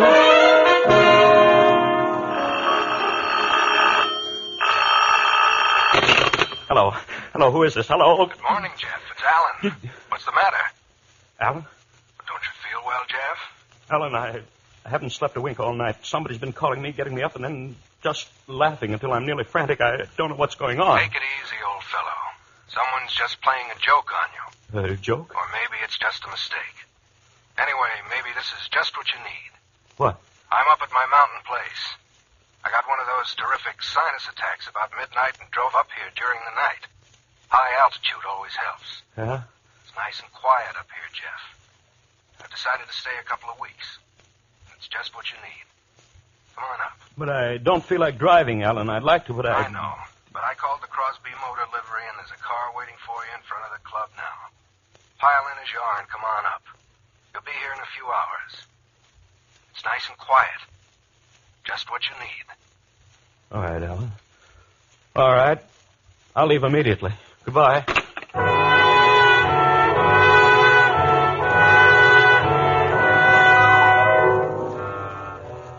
It worked, didn't it, Phil? He didn't recognize your voice. You always did talk enough like Alan to fool people if you wanted to, even Jeff. And he's fooled, all right, because he's headed for the Carter Lodge in the mountains where Phil Carter is waiting. Yes, you've arranged quite a reception, haven't you, Phil? With a roaring log fire in the fireplace and everything. Very pleasant for a stormy day like this one. Then you disconnected the telephone, didn't you? So Jeff's rest won't be disturbed. And took a single .38 cartridge from the ammunition box next to the gun rack. So you're all ready when the hired limousine pulls up around 3 o'clock in the afternoon and Jeff is there. But then you don't greet him, do you? No, you let him wander around, calling for Alan and wondering. Alan? Alan, where are you? It takes him several minutes to find the note you left him. Hey. Gone to the village for supplies. Back in a few hours. Alan. Oh. Jeff walks about nervously for a while, and at last, becoming exhausted, he drops in a chair and falls into a fretful sleep. 2 hours pass. Jeff jumps up with a start after searching the place to see if Alan has arrived as he rushes to the phone. Hello? Hello? Hello? Hello? Dead as a doornail. Reach for the ceiling. Huh? Ben, what's the matter with you? Put down that rifle. You know me? Well, I don't know you. I'm the caretaker. I'm Jeff Gilroy. Jeff Gilroy. Jeff Gilroy, eh? I knew a Jeff Gilroy once. The funny thing, though, looked a little like you. I'm the same Jeff Gilroy. You crazy, Ben? Well, now, how did you know my name was Ben? I'm Jeff Gilroy. Now, put up that gun. I'm nervous enough as it is. Where's Mr. Carter? Mr. Carter? Alan Carter? Certainly, my partner. Why, he's at his office. He's not at his office. He's here. Is he? I ain't seen him. When did he get here, Mr. Gilroy? He called me at 10 o'clock this morning and asked me to come up here. He called from here. Why, how could he do that? Oh. How long has this phone been out of order? It ain't out of order. Leastwise, it weren't at 12 o'clock noon today. I called Mr. Carter at his office at noon. At noon? From this phone? Why, sure. I wanted to know if he was planning to come up here the next 3 days. I wanted to visit my sister in the village. And what did he say? Oh, he said he wouldn't be up here for a couple of weeks. Who built that big fire? What? I thought you did. No, I didn't. Well, I gotta run along now. If you want me, I'll be at my cabin a half mile up the mountain. Just up the main road and turn off when you come to the big Signal oil station. See you in the morning. Good night.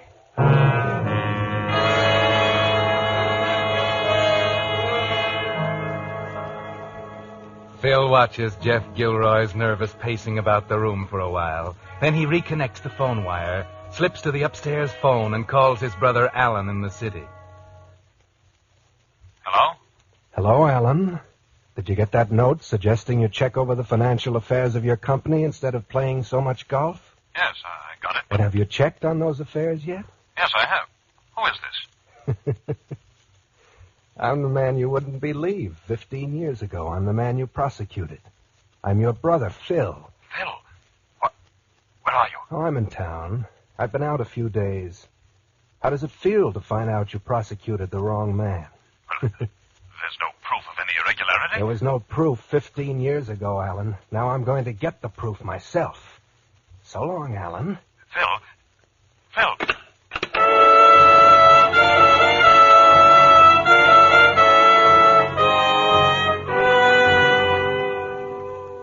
Phil Carter slips back to the head of the stairs and enjoys himself by watching Jeff Gilroy's increasing tension, his heavy, labored breathing. Jeff is terribly worried. He manages to place more wood on the fire, but tries his best to keep away from the windows. About 8:30.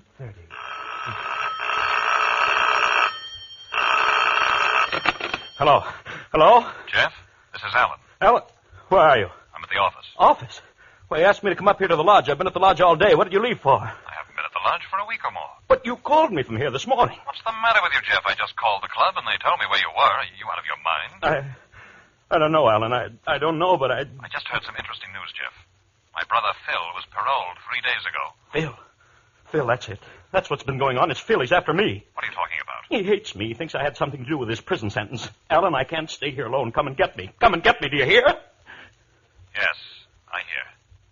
I'll come. Goodbye. Alan, hello. Hello, Jeff. Phil, don't. Don't what, Jeff? That's the gun in your pocket. I know. Please don't. Jeff, take that chair facing the fireplace. Now sit down and try to relax. Or can you relax in your last hours, Jeff? Last hours? Phil, look, Phil, listen to me. Sit down. Yes, there. I'm a sick man, Phil, a sick man. Then you won't mind, perhaps, what's going to happen. You're going to sit there, and I'm going to stand here in front of the fire, and you're going to tell me all about it. A confession is sometimes good for one's soul. Confession? What are you talking about? Don't play innocent, Jeff. Not after those 15 years I spent. It's too late to play innocent. Phil, honestly, I don't know what you're talking about. On the exact stroke of 12, I'm going to put a bullet through you, Jeff. No. And you know why. No, Phil, no, you can't. Go on, Jeff, talk. Talk.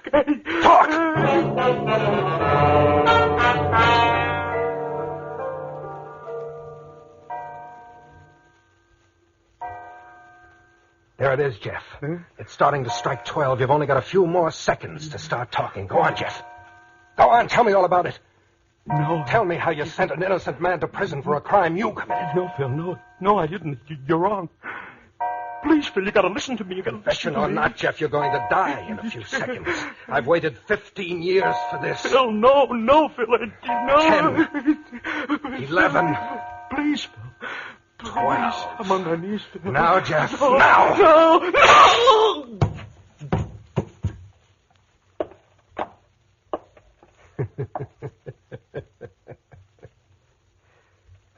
Stone dead.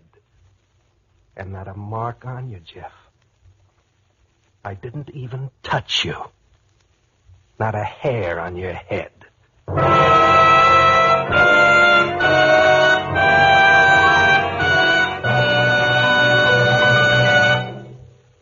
But that's not all to tonight's story. The Whistler will return in just a moment with the strange ending of tonight's tale. Meantime, the Office of War Information has asked Signal Oil Company to inform car owners there will be 40% fewer new tires for civilian drivers during April, May, and June than during the past 3 months. And President Roosevelt has warned that the only way to be sure your car will be kept running is to make your present equipment last. Fortunately, tires can be retreaded more than once if the inner carcass is in sound condition. Small injuries should be repaired promptly before they spread and weaken the tire. And the tread must not be worn too thin before retreading.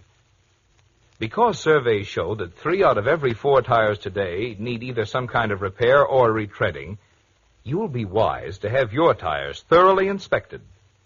Your Signal gasoline dealer, being a trained expert at tire care, will not only be glad to inspect your tires, but he's completely equipped for all types of tire repair and retreading.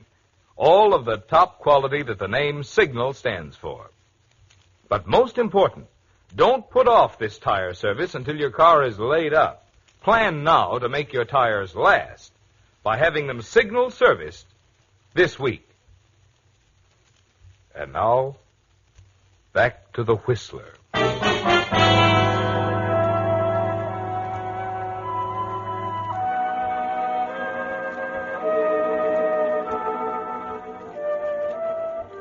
Well, Phil Carter, you accomplished your purpose, didn't you?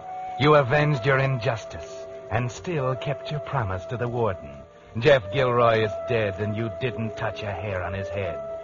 No, you only dropped that .38 cartridge into the fire where it exploded harmlessly. But it was enough. Too much for Jeff's heart. It wasn't exactly murder, was it? Except you did know his heart was weak. Another thing, Phil. Didn't it surprise you a little, the fact that Jeff wouldn't confess? Didn't that make you stop and wonder a little? It should have. But then you found that out soon enough. It was just a few minutes after 12. You were just about to leave the lodge when your brother Alan arrived. You were in the hallway and he didn't see you, but he saw Jeff slumped over the chair in front of the fire. And as he walked up, you saw the gun he had in his hand. All right, Jeff. Don't move. Just give it to me quick. What is this that you and Phil are trying to pull? Thought you were pretty smart, didn't you, getting me up here on a trick like this? Well, I came, but I'm ready for you. If you two think you can pin that embezzlement on me after all these years and all the trouble I've taken to cover up, I'll kill you both before I'll admit anything. And you can't prove a thing. Neither of you. Do you hear me? You can't prove a thing on me. Jeff. Jeff! He can't hear you, Alan. He's dead. Stay where you are. You needn't be afraid of me, Alan. I won't do anything to you. You killed him? The coroner's jury will say he died of a heart attack. But you frightened him to death. Yes. For something he didn't do. Something you did. I? Don't worry, Alan. It doesn't matter anymore. For 15 years, I've hated the wrong man. Now there's nothing left. I won't cause you any trouble. You needn't shoot me or worry about me. What do you mean? I'm going back. Back to prison? Yes. They offered me a job there. I just killed a man. I'm going back. For the rest of my life. It's really where I belong, you know.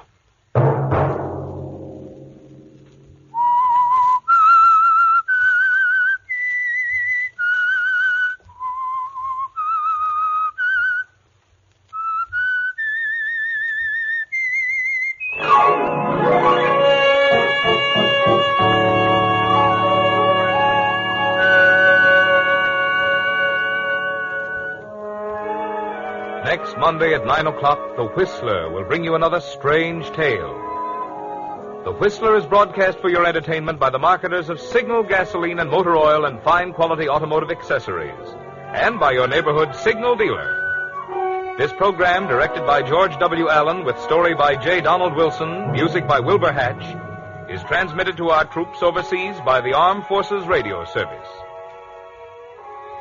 This is Marvin Miller speaking, and suggesting you let every traffic signal remind you do go farther with Signal gasoline. Yes, you do go farther with Signal.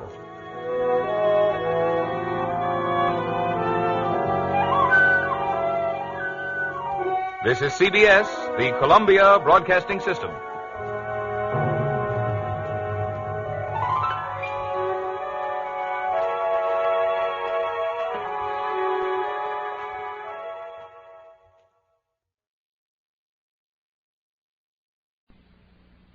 Signal gasoline.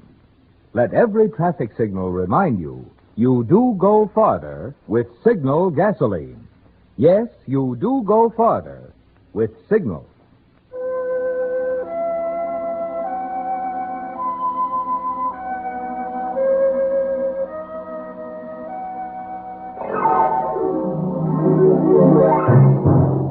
the Signal Oil Company and your neighborhood signal dealer bring you another curious story by The Whistler. Tonight, To Rent Danger.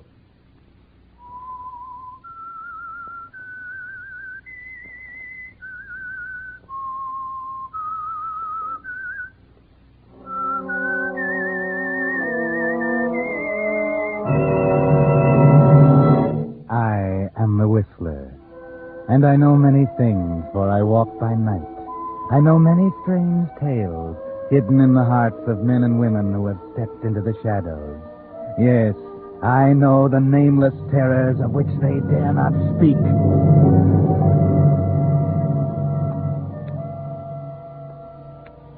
When in the editorial offices of the Cincinnati Gazette, the news was received that Killer Carter, the gang murderer, had escaped from the penitentiary in Columbus, and that he had been at large for 24 hours, it was decided that Danny Pearson, star reporter, was to be sent up to the Capitol to cover the manhunt that was sure to follow.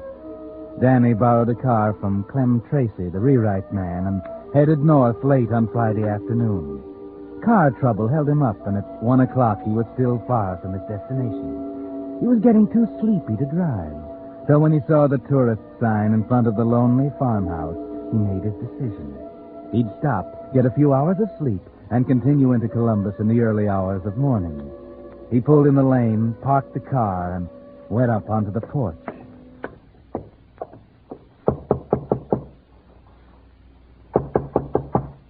It took a few moments to rouse anyone, but finally the door opened, and there stood a woman. What do you want? Good evening. I was driving along the road looking for a place to stay for the night, and I saw your tourist sign out front, so I thought I'd stop and see if you had any room. Why don't you drive on to the city? Well, I'm too tired to drive that distance tonight. I'm afraid I'd fall asleep at the wheel. You do have a room, don't you? I guess so. Cost you $2 in advance. Well, that's all right. And I don't serve any meals here. Well, I'm not hungry, and I'll be leaving in the morning before breakfast. All right, come in. Is it okay to leave my car in the driveway here? It'll be safe there. Nobody will steal it. Come in.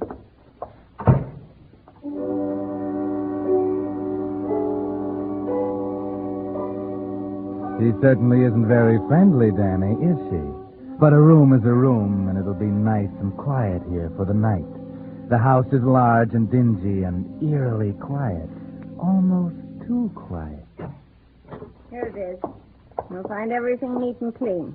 There's a bathroom to the right of the bed and plenty of towels and soap. Oh, thank you. Looks fine. Did you leave your luggage in the car? No, I don't have any luggage with me. I'm traveling light.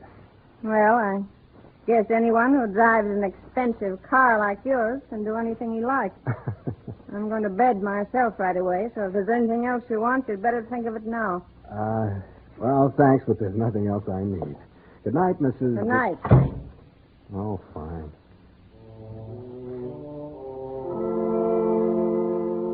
Your hostess is hospitable, isn't she? But don't worry about it. People are sometimes like that on the farm. Not used to talking much. They prefer action because actions speak louder and longer than words. And the bed is soft and comfortable. That's the main thing. Just made for your night's rest. Who's there? I said, who's there?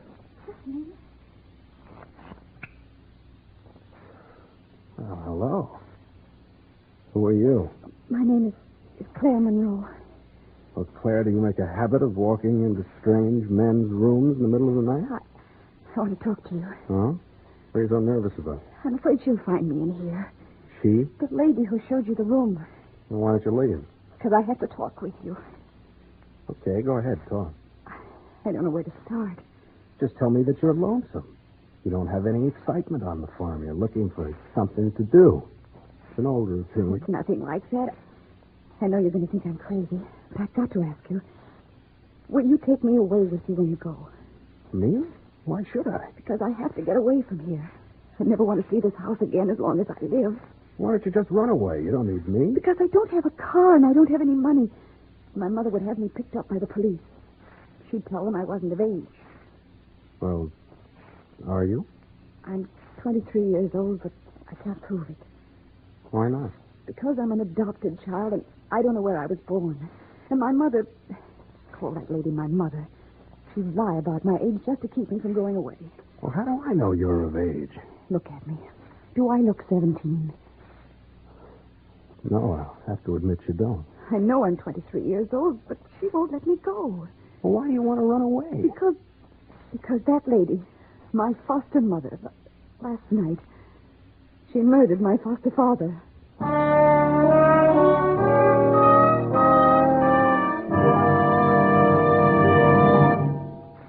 Whistler fans, we members of the cast certainly owe you a great big thanks tonight. In fact, 2 of them.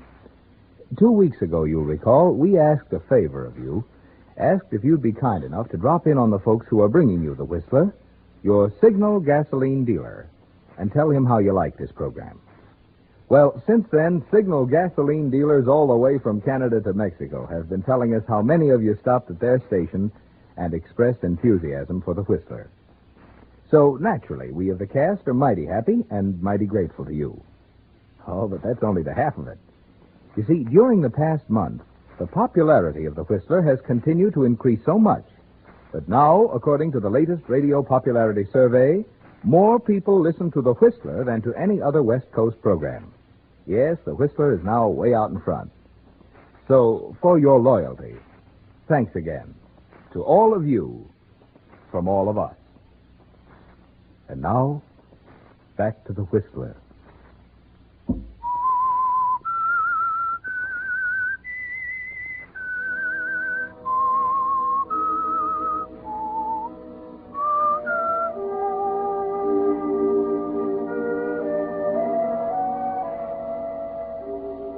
Danny Pearson had driven up from Cincinnati looking for a murderer, but he hadn't expected to find one so soon, nor to find another one than the one he was looking for. But you never know what you'll find when you stop at a lonely farmhouse where they take in tourists, Danny. You lie there in your bed as a good-looking young girl asks your protection from her murdering foster mother. If this is a gag, it's a pretty rugged one. Look, baby, let's break this up. I don't feel like playing games. I gotta get some sleep. You don't believe me, but I'm telling you the truth. Ever since they adopted me, they've done nothing but fight with one another.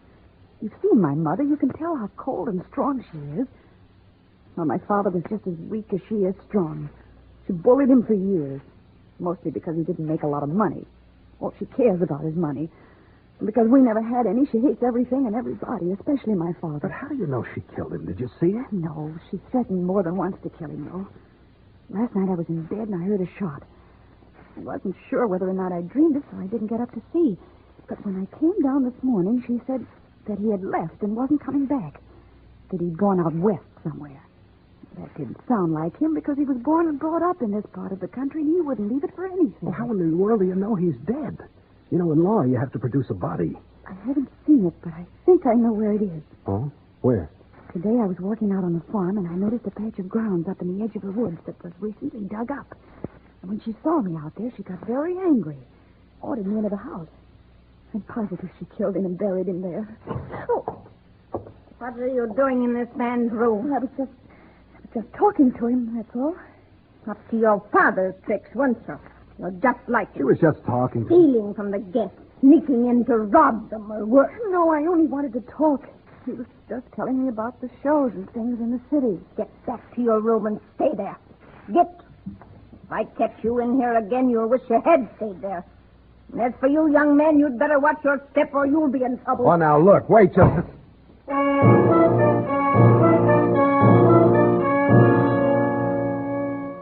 Well, Danny, cozy little situation you stepped into, isn't it? A girl, pretty but strange, who accuses her foster mother of being a murderess. Mrs. Monroe, in turn, accuses the daughter of being like her father, who evidently made a habit of robbing his tourist guests in their sleep. And how about that, Danny? She did sneak into your room. Did she come to talk, as she said? Or to rob you? And what's it all about, anyway? Who can you believe? But there is one thing you know. You're going to get up, get dressed, and get out of this place as fast as you can. That drive into town doesn't look half as far now. But just as you're about to leave, you see something slip under your door. A piece of paper, a note. Go on, Danny. Pick it up and read it.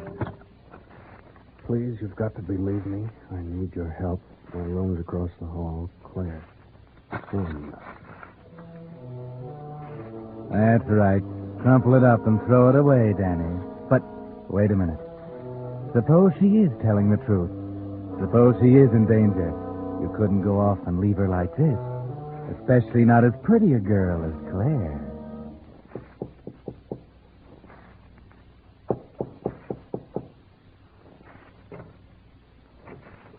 Claire? Claire? Yes? It's me, Danny Pearson. Don't put on a light. Get dressed and come on with me. Hi, Andrew. Oh, come on. Where are we going? You're going to show me where you think your father was buried.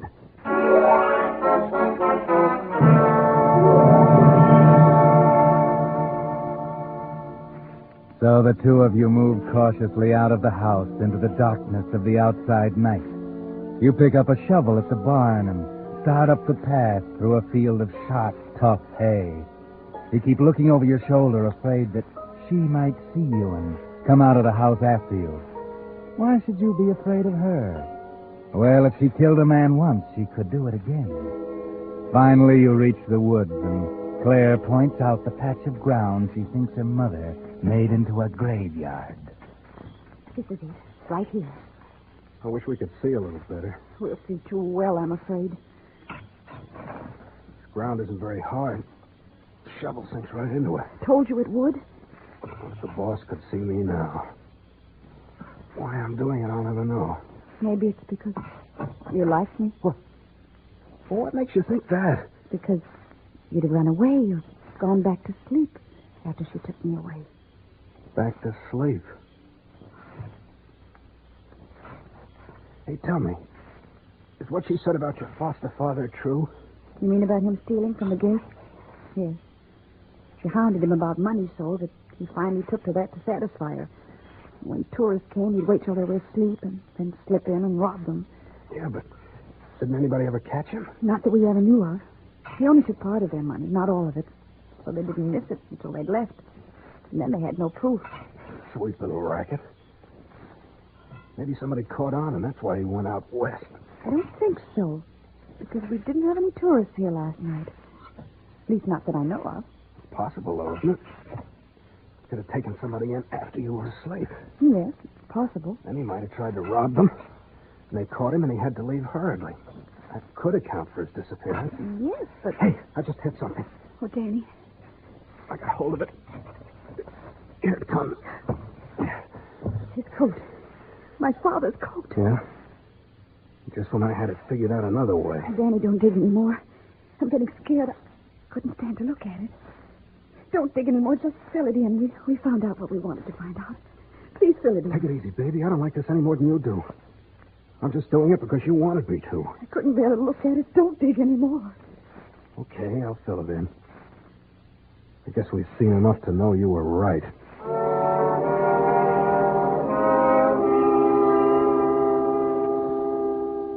So you put the coat back where you found it, Danny, and fill in the hole again. You pat the dirt down again, just as you found it, and start back for the house.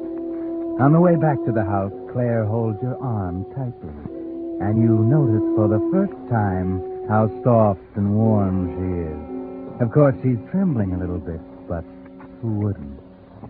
Danny, will you promise to take me away tomorrow? I couldn't stand another night here. Where would I take you? What would I do with you when I got you there? I got enough to do without taking care of somebody else. Take me to some place far away, some city. I'll get a job and take care of myself. Don't worry about that. Just get me away from here.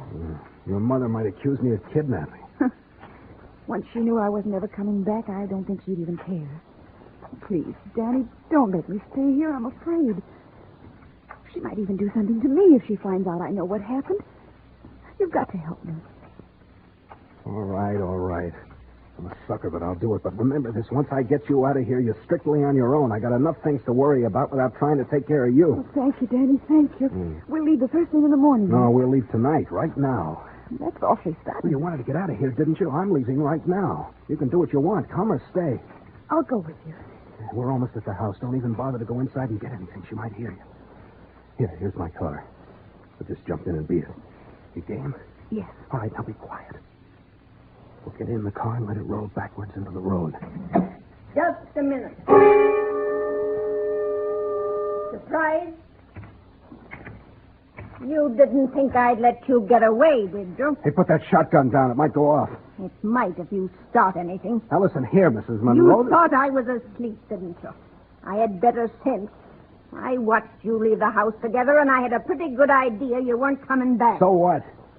What do you think you're doing with that gun? Maybe I'm protecting my daughter from a fast-talking stranger. I can take care of myself. That remains to be seen.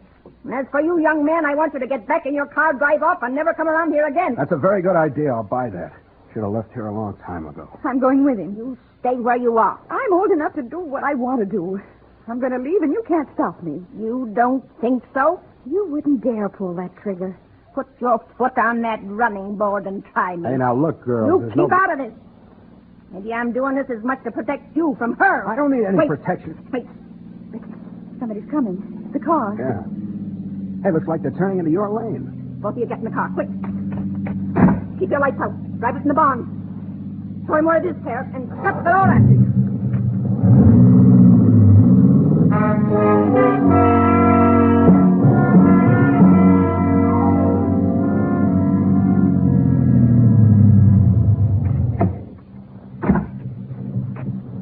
Pardon me, ma'am. Yes? I'm a police officer. What can I do for you? We're chasing a man. We think he came up this way. You seen any strangers around lately? What did he do?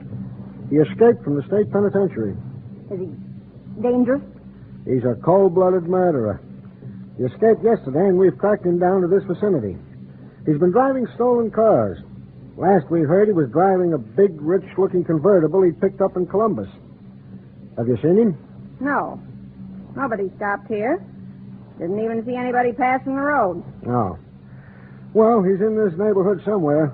But, say, didn't you know about this before? I mean, I thought you did when I saw you with your shotgun here. Oh, no, I just saw you coming up the lane, and I like to be prepared for strangers this time of night. Yeah, sure. It is pretty late. You ought to be in bed. I don't let this keep you up. You needn't worry about Carter. We'll get him. I won't worry. Oh, that's fun. Say, what are those tire tracks on the ground? Where?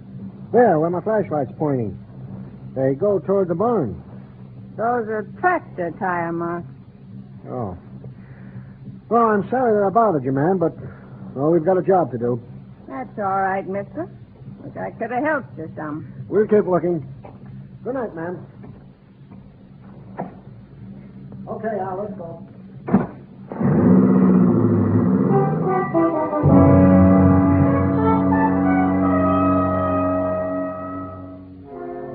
Too bad you couldn't hear what was being said, Danny, waiting in the barn. But while the lady and the officer were talking, you had some things to say to Claire. What are we going to do now? Nothing. Just wait. You see who that is out there? A man got out of a car and he's talking to her. Do you know who he is? No, but he's got a flashlight. Wait a minute. Something on his coat lapel flashes. I think it's a badge. It must be the police. What are we going to do? I told you, nothing. Murder is a matter of proof. Until we can prove that your mother murdered your father, we don't have a leg to stand on. Anyway, I told you I don't want to get mixed up into that. I got enough to worry about myself. It's all right with me. All I want to do is get out of here. Okay. Just figure some way to get that gun away from your mother. Danny, the men are leaving. Driving down to the road. She's coming back to the barn. All right, just sit tight and wait. They're gone. Oh, so they're gone. I suppose you're breathing easier now. Maybe I am, and maybe I'm not. Will you stop pointing that gun at us? I will when I've finished what I'm going to do. You won't get away with shooting anybody. You ought to know. I don't intend to stand here talking all night. Now, here's what I want you to do. I want the both of you to get in that car and drive to Kingdom Come if you can. Never want to see either one of you again as long as I live. You've changed your mind. That suits me. Come on, Danny, let's get out of here while we've got the chance. Heaven knows what she might do. Okay, let's go. Just a minute. What? Before you go, Claire, I think there's something you ought to know about your fine new friend. I know all I want to know about him. Do you know what he really is? He's a murderer. He escaped from the state prison yesterday, and the police are looking for him. They'll get him sooner or later. They always do. What do you think of that? I don't believe it. And even if it were true, I don't care. Where did you pick up this routine about me being a murderer? Don't listen to her, Danny. I believe you. What if I was a murderer? It wouldn't make the slightest difference in the world to me. Because, Danny, I'm in love with you. Do you know what you're saying? Yes, I know what I'm saying. Come on, let's get out of here. She gives me the jitters. Don't I, though? Okay, if that's the way everybody wants it, we'll go. I don't know what we'll do, but we'll figure out something. You better think hard. Hurry up, Danny. Yes, hurry up. You'll get caught quicker that way. All right, everybody stand where you are. Put that gun down, lady. Andy? Yeah? You and Al go around the other side of the barn. All three of you stand over there. Dave, see if they have any guns. No guns on that one. No guns, Sheriff. No guns, huh? Good. Now, don't misunderstand me. There might not be anything wrong here, but I had to come back and take a look. It's pretty unusual for a woman to be walking around outside at 2 o'clock in the morning with a shotgun. Now, out with it. What's going on? What are you hiding in the barn for? Who's this car belong to? Come on, start talking to somebody. Here's the murderer you're looking for. There he is, and there's the car. Why didn't you tell me that when I was here before? Because I thought there might be a reward for him, and I wanted to collect it myself. She didn't because she was going to let him get away. Who are you? My daughter, Claire Monroe. All right. Now, who are you? Danny Pearson. Do you have to use that light? Keep him covered, Dave. What are you doing here? Stopped here for the night. They rent rooms to tourists. I don't recommend it. Where do you live? Cincinnati? What do you do for a living? Newspaper reporter. I was on my way here to cover the Carter break. Here's my press card. Now, let's see. Daniel J. Pearson, Cincinnati Gazette. How are you? All right, take it back. Where'd you get this car? I borrowed it from another reporter in Cincinnati. Okay. I told you he was the man you're looking for. Don't let him fool you with a good story. He's not fooling us, lady. He's not the man we're looking for. The guy we want is at least 45 years old. This fellow isn't even 30 yet. Well, I guess I made a mistake all around. That's a man. Sheriff, you're looking for a murderer? I'm always looking for a murderer. All right, then. Go ahead, Claire. Tell me. What? Danny, Go ahead. Has to come out sooner or later. Come on, young lady. If there's anything to tell, let's have it. Well, that woman, my foster mother, murdered my father. What? Are you crazy? No. No, last night I heard a shot. And then this morning when I came down, she said he'd gone away, out west. He wouldn't do that. He wouldn't. But he did. I found the note he left on the old typewriter in the hall when I came down this morning. Did you hear the shot, too? I don't know. I thought I dreamed it. She heard it all right. She killed him. Danny and I just found the body buried up in the woods. What? Oh, no. No. All right. Keep her covered, Al. Wait a minute, officer. If this woman had murdered her husband, why did she take the chance of giving me a room tonight, knowing that I might learn something? Why wouldn't she have run away? Or killed the girl, too, to cover up? But, Danny... On the other hand, Claire here never once mentioned going to the police about the murder. She was willing to run away with me a few minutes ago, even though she thought I was a murderer. And she knew exactly where the body was buried. She could have written the note to her mother. Danny, you mean you think I... Yes, I do. Officer, this is the woman you want. She murdered her foster father.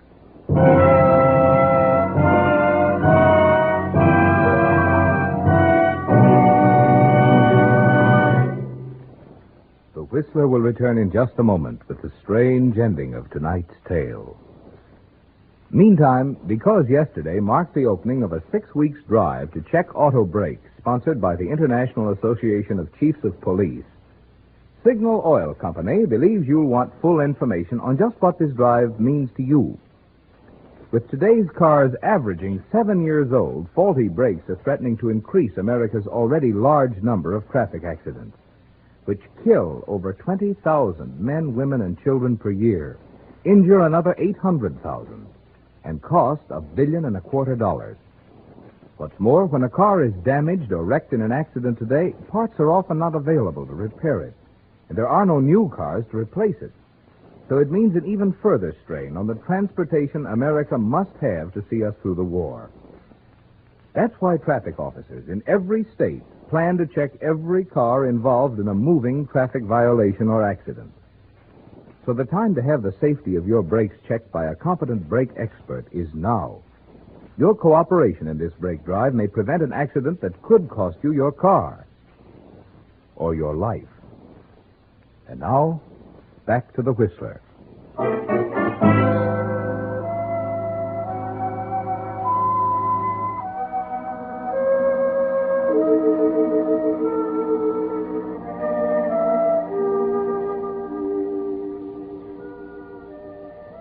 Well, Danny turned out to be quite a detective, didn't he? He saw through Claire all the time and figured the whole thing out. But wait, did he? Well, not exactly. Because, you see, when they dug up the grave at the edge of the woods, they found Mr. Monroe's clothes, but the body was someone else's. In fact, when the police identified it, it was the body of Killer Carter. Yes, Killer Carter, escaped convict. And when they'd put out a dragnet and caught up with Claire's very much alive foster father, they got the whole story. Danny had figured it exactly right once. Killer Carter had stopped at the tourist home late that night. Neither Claire nor her foster mother knew about it. When the old man started to pull his usual robbery, Carter caught him. In the struggle, Carter was shot and killed in self-defense. But not knowing who his victim was, Mr. Monroe got scared, buried him after changing clothes with him, wrote the note to his wife, and took off in Carter's stolen car. Knowing nothing of Carter's presence in the house, Claire had suspected her mother, and Mrs. Monroe had suspected Claire of murdering a man who wasn't dead and was a fugitive from a crime that wasn't a crime in the police book. The killing of an escaped convict in self-defense.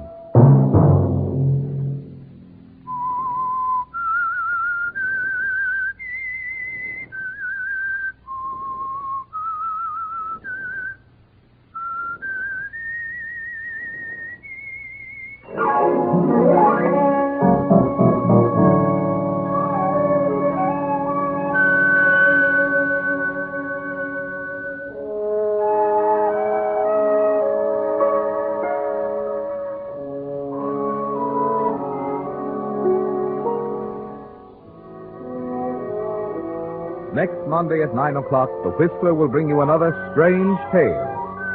The Whistler is broadcast for your entertainment by the marketers of Signal, gasoline, and motor oil, and fine quality automotive accessories, and by your neighborhood Signal dealer.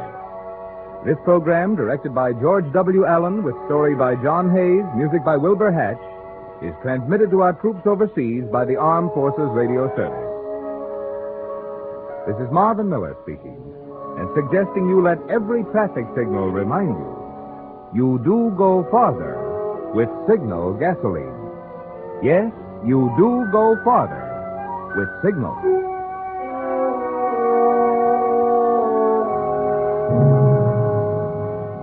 This is CBS, the Columbia Broadcasting System.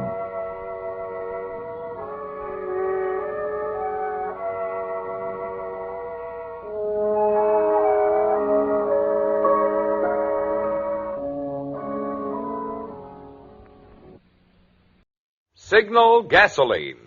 Let every traffic signal remind you do go farther with Signal gasoline. Yes, you do go farther with Signal.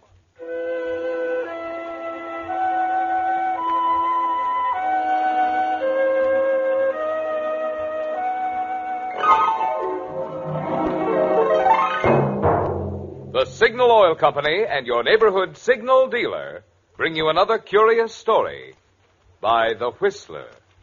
Tonight, meet Mr. Death.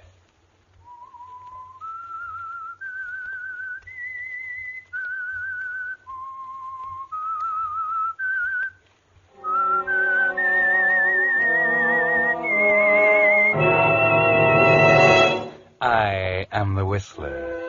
And I know many things, for I walk by night. I know many strange tales hidden in the hearts of men and women who have stepped into the shadows. Yes, I know the nameless terrors of which they dare not speak.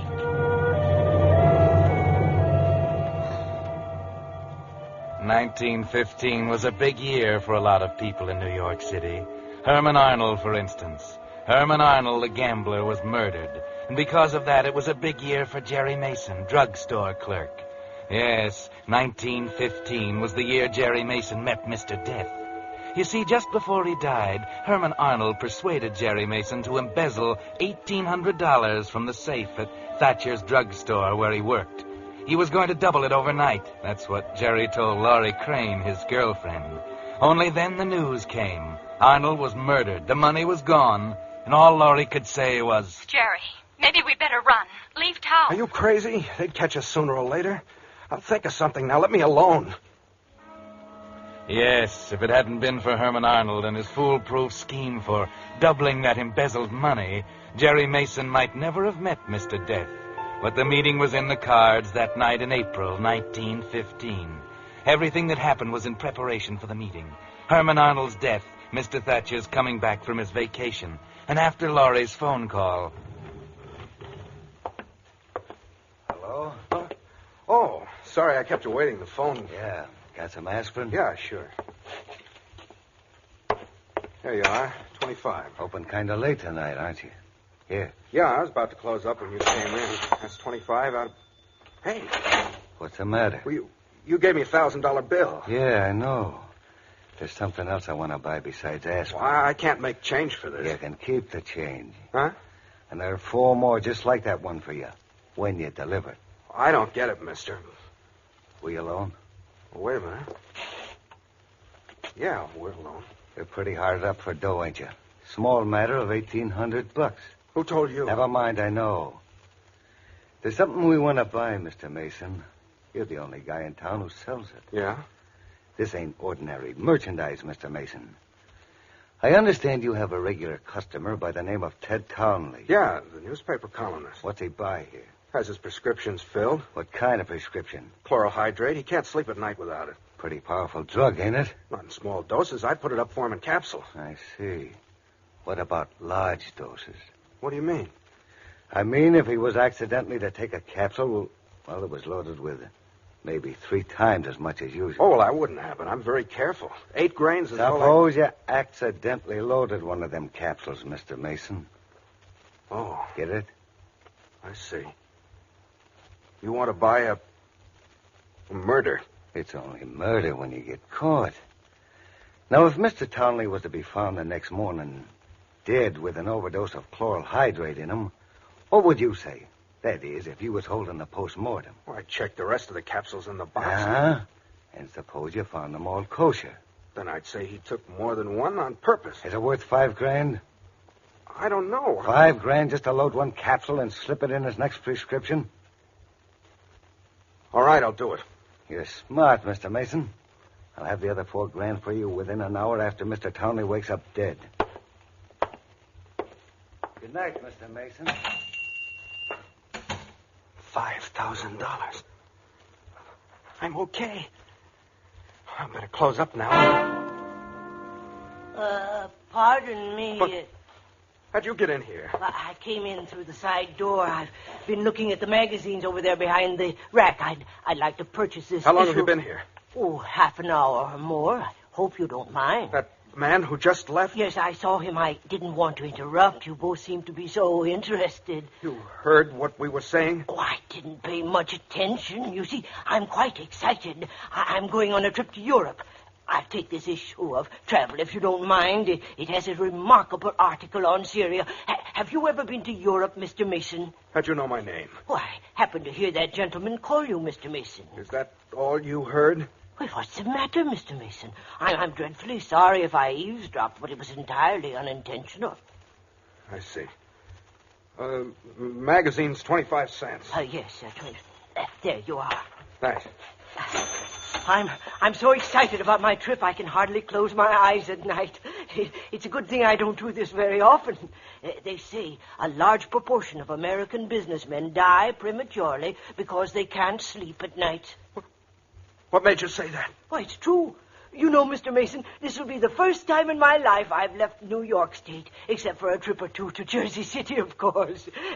No wonder I'm excited, eh? When are you leaving? May 1st.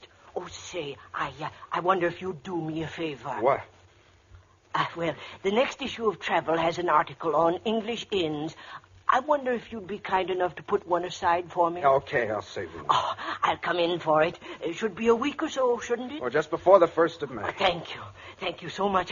I'll be going. Oh, I'm sorry about being so touchy. You know, that other customer, he kind of had me on edge. He kept talking in riddles. You hear what he was telling me? Well, just a word now and then. Enough to... To what? To know it was none of my business. Good night, Mr. Mason. I'll be back on April 30th for the magazine.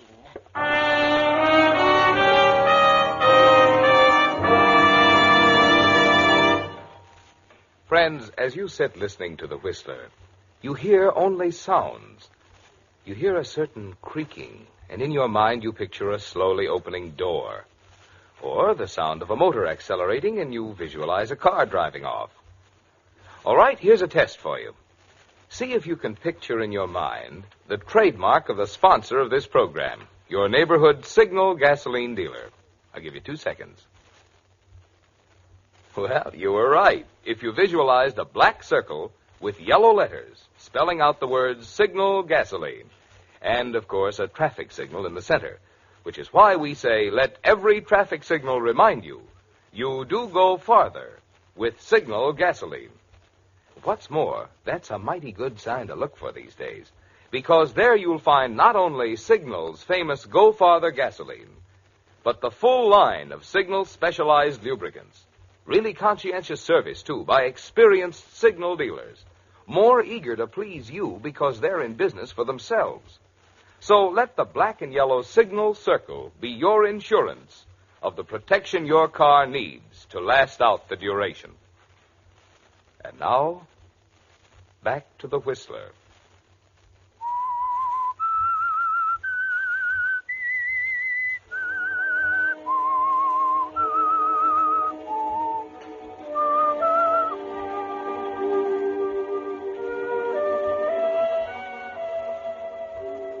So Jerry Mason didn't close the store that night after the little man had left with his travel magazine.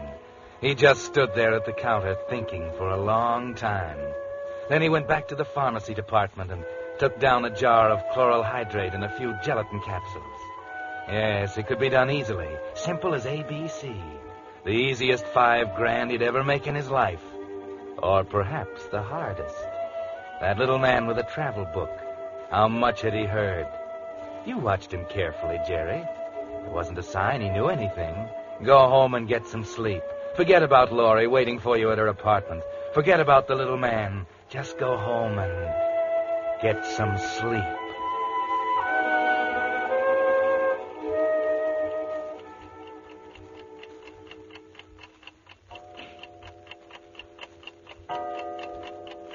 $2:00. Forget about the little man, Jerry. Just an innocent old fuddy-duddy who happened to stroll in that side door at the wrong time. Go on, get some sleep.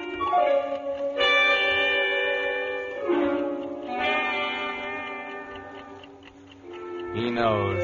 He must know. He knew your name, didn't he? If he could hear that, he could hear the rest. That is, if he was listening. Wait a minute. Get hold of yourself. Are you going to toss over $5,000 because of a crazy hunch and go to prison for embezzlement when Thatcher starts looking for that 1800? Are you yellow? Don't be stupid. Get some sleep. Yes, get some sleep.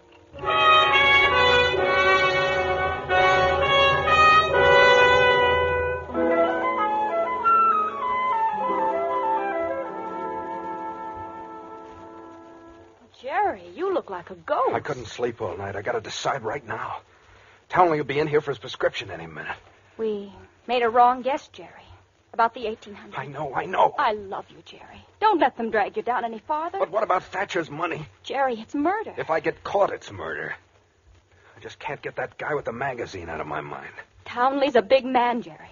They won't pass it off without a question. He knows too much about too many people. Well, there can only be one answer, I tell you. The guy's an addict, and everybody knows that people like that die from overdoses every day. I'm a cinch. If that little guy with the glasses is as dumb as he looks. Oh. Morning, Jerry. Oh, Mr. Townley.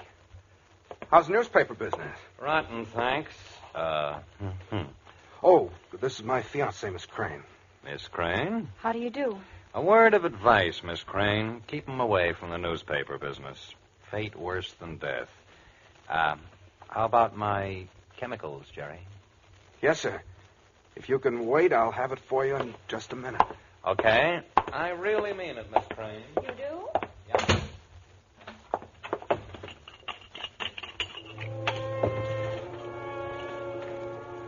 Maybe she's right, Jerry. Maybe you'd better forget the whole mess. And yes, throw away $5,000. More money than you'll ever have if you live to be 100. Townley's a nice guy. Be ashamed to bump him off. Maybe Thatcher will listen to reason about the discrepancy. Let you off easy. Yes, take that capsule out and look at it for a minute. $5,000. Right in the palm of my hand. 5,000. All right, Mr. Townley. There's one for good measure.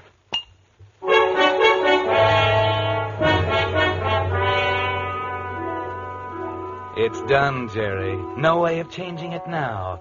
And even you're surprised when it pays off only 2 nights later. 2 more nights without sleep, by the way. It's about midnight when you hear someone at the door. Oh, now, who could that be at this time of night? Yes? You Jeremiah T. Mason? That's right. Sorry to get you out of bed this time of night, Mr. Mason. I'm Hodges, Homicide Bureau. Homicide? Don't be alarmed. Just making a routine investigation. It hasn't come out in the papers yet, but Ted Townley, the columnist, was found dead in his apartment this afternoon. Overdose of sleeping powder. Oh, I see. Well, come in, please. Thanks. Sit down. Yeah. It'll only be a minute. Understand you're employed by the Thatcher Drug Company where Townley got his prescriptions filled. Yes, as a matter of fact, I usually put them up myself. What was the drug? Chloral hydrate. Mm-hmm. How long had he been taking it? Oh, I think about 5 years. I see. Excuse me for a minute. Sure, go ahead. Hello? Mr. Mason? Yes. You did a nice job. Oh, don't apologize, Laurie. You didn't get me out of bed. Inspector Hodges of the Homicide Squad is here. I get you. It seems Townley, the columnist, was found dead in his apartment. I'll address that door to general delivery. Name of Charles Henshaw. Got it? Yes, that's it. He got the drug from us. That's why the inspector's here. Take it easy, pal. Remember, they ain't got a thing on you. So long. All right. Good night, dear. I'll see you tomorrow. Sorry, Inspector. That's okay. Nothing irregular about the case, of course. Stomach contents analyzed as chloral hydrate. Doctor tells me you'd had trouble with Townley. Said the guy was turning into a regular addict. Well, if there's anything I can do... Forget it. This'll probably close it up. Don't think you'll even have to testify. Well, thanks a lot, Mason. Sorry I had to disturb you. Well, that's quite all right, Inspector. Good night, Mason. Hey, better get back to bed and get some sleep. You look like you've had a hard day.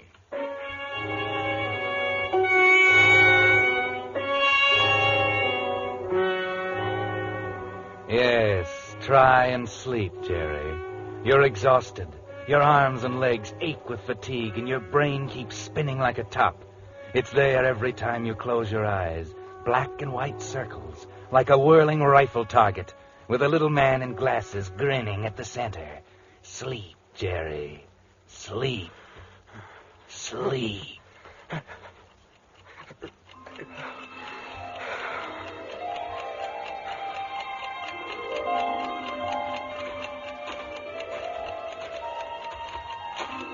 Well, what's this, Jerry? Could you be dreaming that you're walking in Central Park alone? There's not a breath of air. The leaves of the trees hang limp and motionless. It's too quiet to be real. Oh, Mason. Huh? What? Townley. Mr. Townley, you can't... Oh, yes, I can. Here, I want you to meet a friend of mine. Why, you're... No. Oh, yes, we've met before, Mr. Townley. I happened in the drugstore on the night Mr. Mason made arrangements for your departure. Mason, I want you to meet Mr. Death. Mr.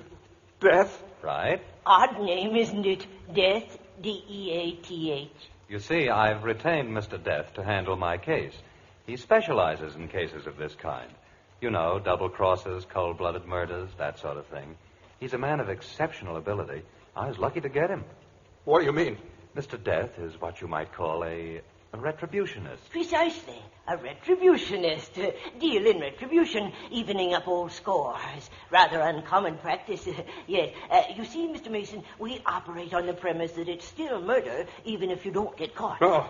It isn't. Now, relax, Mr. Mason. You haven't a thing to worry about. Everything is taken care of. All the details can be worked out before I leave on my trip. You've seen this issue of Traveler, Mr. Mason. Remarkable article on Syria. No, you're wrong. I have nothing to do We're with not angry at you, Mason. For that matter, you did me a favor. I much prefer this to the newspaper business. There's no reason why we can't handle this matter of retribution as a nice, friendly little deal. Of course we will. Now, let's talk about your trip. My trip? My one passion is travel, Mr. Mason, and I suspect you have hidden leanings toward it yourself. So I've arranged for you to take a trip, too. No. It'll be a much more interesting trip than mine, I assure you. I don't have the itinerary as yet. No, go away. Go away! Go away! No, go. Go. It was a dream. It was only a dream.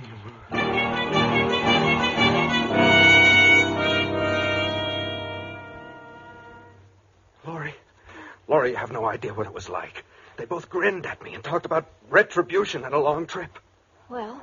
What? I shouldn't say I told you so, I guess. There was no other way out, Laurie. I know. I suppose I'm as guilty as you are. You just aren't a murderer, Jerry. You haven't got the right kind of a mind. This was so real. You've got to get hold of yourself. It's done, and there's nothing we can do to change it. Now, where's the money? Here.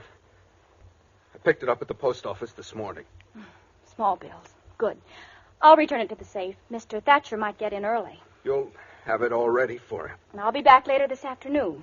Now, you've got to get some sleep. I know, but every time I close my eyes, I see him. Forget him, will you? I told you, it's only your imagination. All right. I'll go to sleep.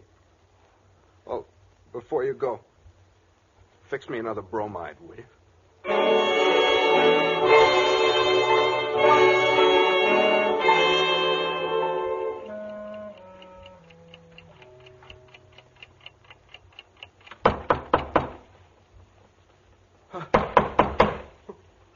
Who is it? Hello there, Mr. Mason. I'm sorry to intrude, but there are still a few things we should discuss. Go away. You're not real. You're just like all the others. The others? Yes, I suppose it's just one of the problems every retributionist has to put up with. Nobody believes he's real. Purely a philosophical problem, of course. What? Depends on what you mean by real.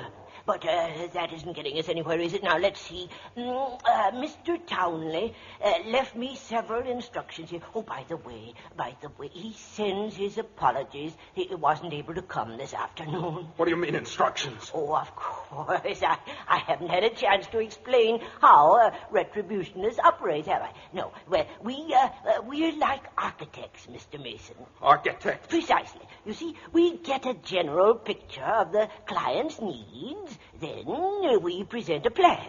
Plan for what? A blueprint for retribution, of course. You see, I have yours right here. Mr. Townley has approved of it, by the way. I see.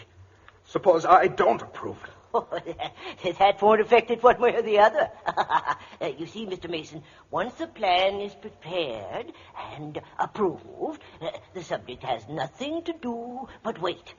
I've taken such an interest in your case, I prepared a rather original plan. If I do say so myself. You're pretty sure of yourself, aren't you? Oh, nothing is more certain than retribution, Mr. Mason. Now, let's see. Oh, yes. I wanted to discuss the time element with you. It's been rather important in your case. We usually work over a period of years, but it happens that I want to take advantage of an unusual opportunity. Your date has been set at April 30th. That's tomorrow. Yes. The blueprint. Let me see it. Oh, I'm sorry.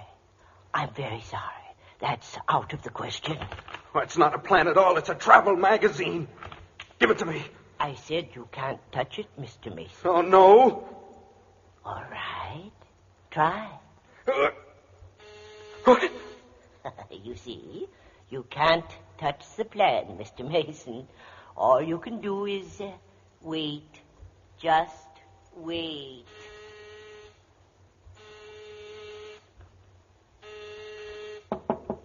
Jerry? What? Jerry, it's me, Laurie. Open the door.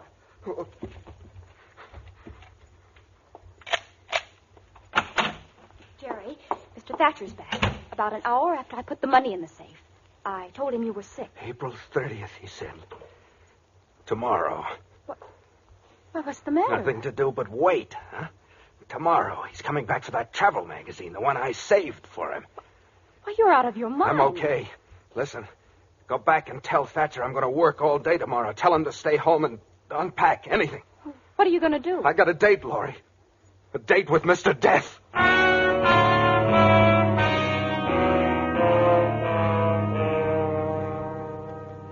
A date with Mr. Death. But remember, you were dreaming, Jerry.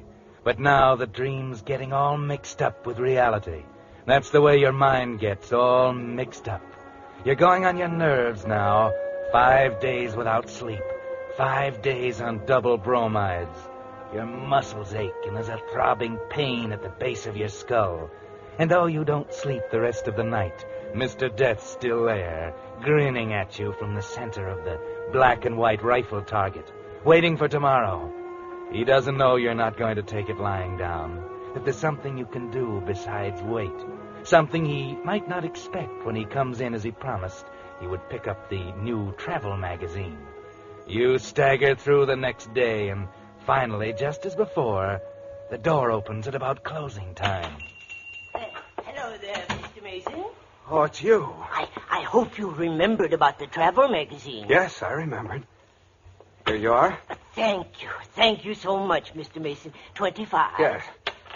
Say, where do you live? Up on East 78th Street, near the river. I live up that way. I'm about to close up now. I'll take you home. Oh, fine.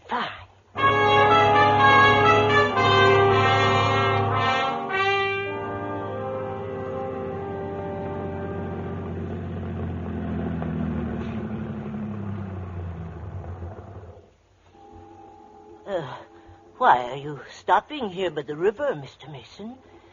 All right, Mr. Death. It's April 30th. What do you mean? You heard what we were talking about that night, didn't you? Got the whole works. Lean back and wait, huh? Just sit around and wait for you to spring the works on the cops. Tell them I killed Ted Townley.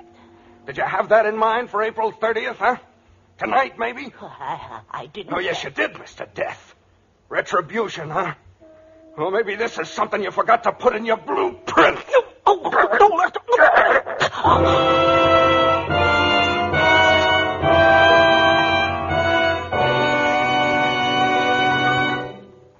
The Whistler will return in just a moment with the strange ending of tonight's tale. Meantime, a question. If you could have your gasoline tailored to order, just what characteristic would you consider most important? Well, today, under gasoline rationing, the chances are you'd say mileage, which explains why so many drivers have been changing to the West's most famous longer mileage motor fuel, Signal Go Farther gasoline. You see, for years, drivers who have kept a careful record of gasoline mileage have found they do go farther with Signal gasoline. Now, naturally, with certain gasoline ingredients reserved for war, no gasoline today can give you all the zip and anti-knock quality you found in pre-war Signal gasoline, and which you'll be enjoying again in even further improved Signal post-war gasoline.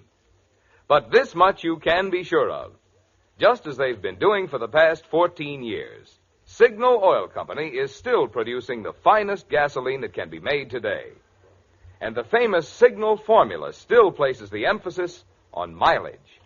So to make sure you're getting the most miles from every ration coupon, stop at the station wearing the black and yellow Signal circle and get your best buy today. Signal Go Farther gasoline. And now, back to the Whistler.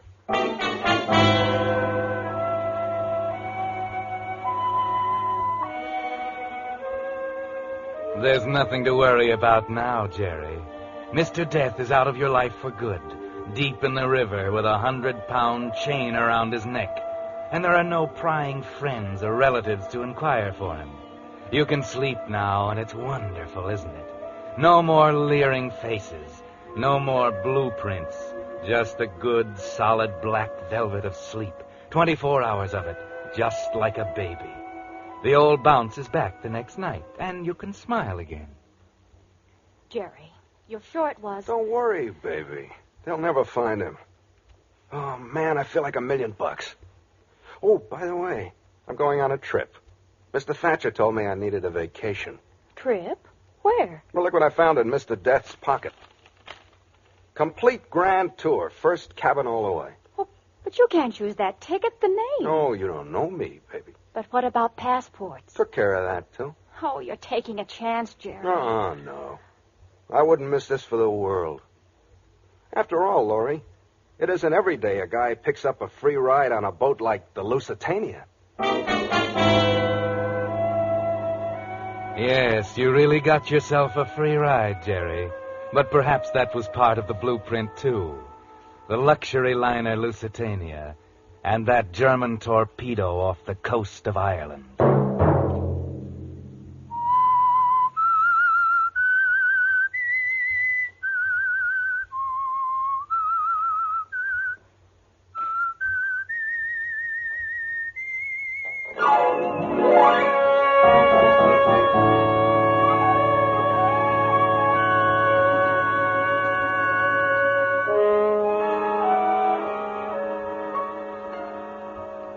Next Monday at 9 o'clock, The Whistler will bring you another strange tale.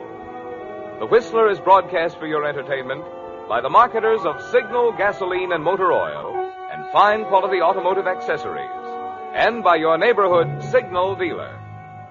This program, directed by George W. Allen, with tonight's story by Harold Swanton, music by Wilbur Hatch, is transmitted to our troops overseas by the Armed Forces Radio Service. This is Marvin Miller speaking, and suggesting that you let every traffic signal remind you that you do go farther with Signal gasoline. Yes, you do go farther with Signal.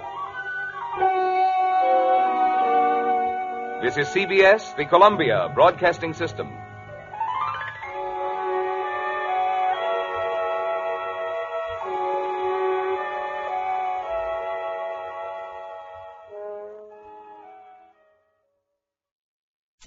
Signal gasoline. Let every traffic signal remind you, you do go farther with Signal gasoline. Yes, you do go farther with Signal.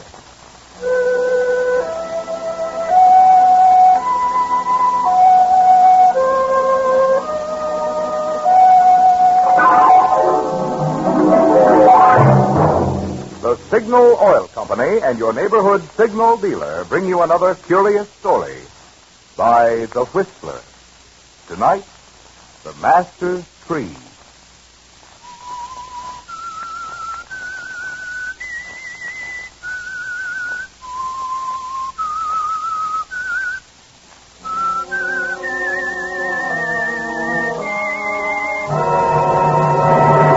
I am the Whistler, and I know many things, for I walk by night. I know many strange tales hidden in the hearts of men and women who have stepped into the shadows. Yes, I know the nameless terrors of which they dare not speak. There's an old adage about letting sleeping dogs lie. But sometimes that's not so easy. Sometimes they won't lie still. Sometimes they walk in the night. We might have warned Alice Towers and the people of the little English village of Wickley about that. But they probably wouldn't have noticed. The mysterious disappearance of Philip Towers 5 years ago was all but forgotten, and the flood that had just engulfed the surrounding countryside was still the main topic of conversation. And that was when Alice Towers came home, arriving at the little station on the 10:15 road. Miss Alice! Oh, Miss Alice! Oh, it's Anthony! Dear old Anthony! Welcome home, Miss Alice. Thank you, Anthony. Oh, it's so good to hear that. Welcome after all these years, Miss Alice. Even after I married, I was always Miss Alice to you. Yes, Mum. You didn't mind, did you? Of course not, Anthony. And it's good to see you. Miss Mildred sent me down to meet you. She and Mr. Jeffrey be waiting at home. The weather be so miserable. Of course. I wouldn't have had them chance a cold. You've had very bad weather for some time now. Aye, the flood was terrible. Here, let me take your bags to the car. Oh, yes. These are all, I think. We can get the trunks tomorrow. This way, Mum. I'm awful glad that they didn't come. Now I can have a talk with you alone. How are they? Have they been all right, Anthony? Well, Mum, as well as can be expected. Oh, what do you mean? Well, with Mr. Philip and you gone, and Mr. Philip was always Miss Mildred's favorite brother, and then when he married you, you were the favorite of all of us. Oh, thank you, Anthony. It's been a long time, Miss Alice. Yes. 5 years, Anthony. 5 years. And what about Mr. Philip? I've never found a trace, Anthony. Oh. For 5 years, I've searched 2 continents. Not a trace. It just disappeared from the face of the earth. I can't understand it. Nobody can. He was so fine a man. And you were such a happy, devoted couple. We were happy. Here, Mum. The car's right over here. It's still raining. Hurry in, you won't get wet. Oh, yes, of course. I'll slide in on your side, eh? Yes. I'll put the bags in the back. I'll have you in front of a roaring fire at Miss Mildred's in a jiffy.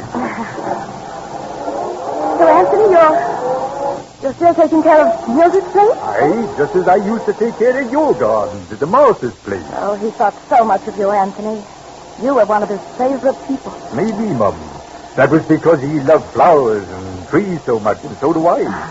I mind how he used to sit out in the gardens all day. You and the master used to sit under that cherry tree on the edge of the cliff there and look out at the sea. And I'd bring you tea out there. Yes. That was Philip's favorite tree. Besides, I think he loved it almost more than anything. Maybe so. He was strange in some way. Is the cherry tree still there? Why, yes, Mum, I think so. I don't rightly know. I didn't notice it when I went out to look after the flood. Was there much damage? Oh, yes, Mum, frightful.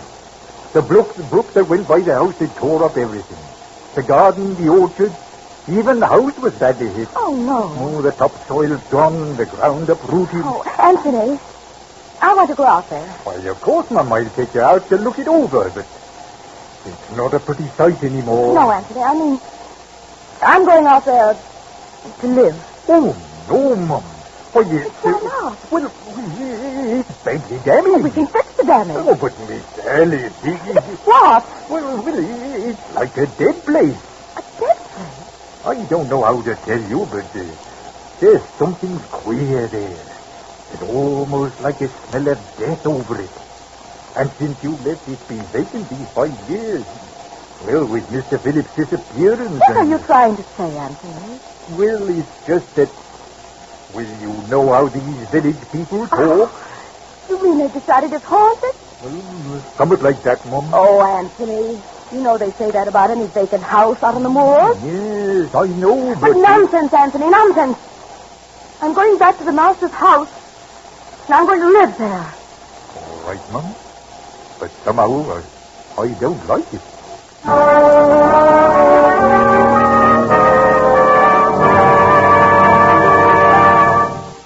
Whistler fans, can you answer this question? Who brings you the Whistler?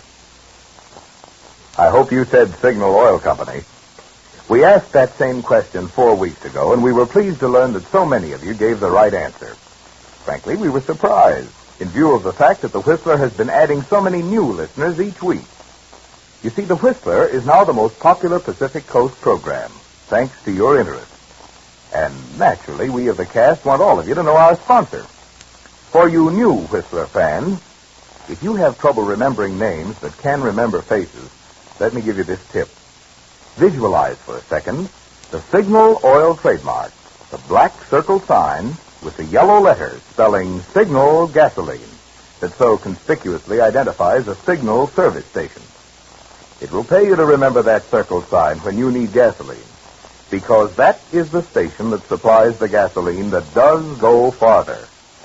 Ration coupons are precious these days, so do as thousands of motorists do who keep a record of mileage, and discover for yourself that Signal gasoline is the gasoline that does go farther. And now, back to the Whistler.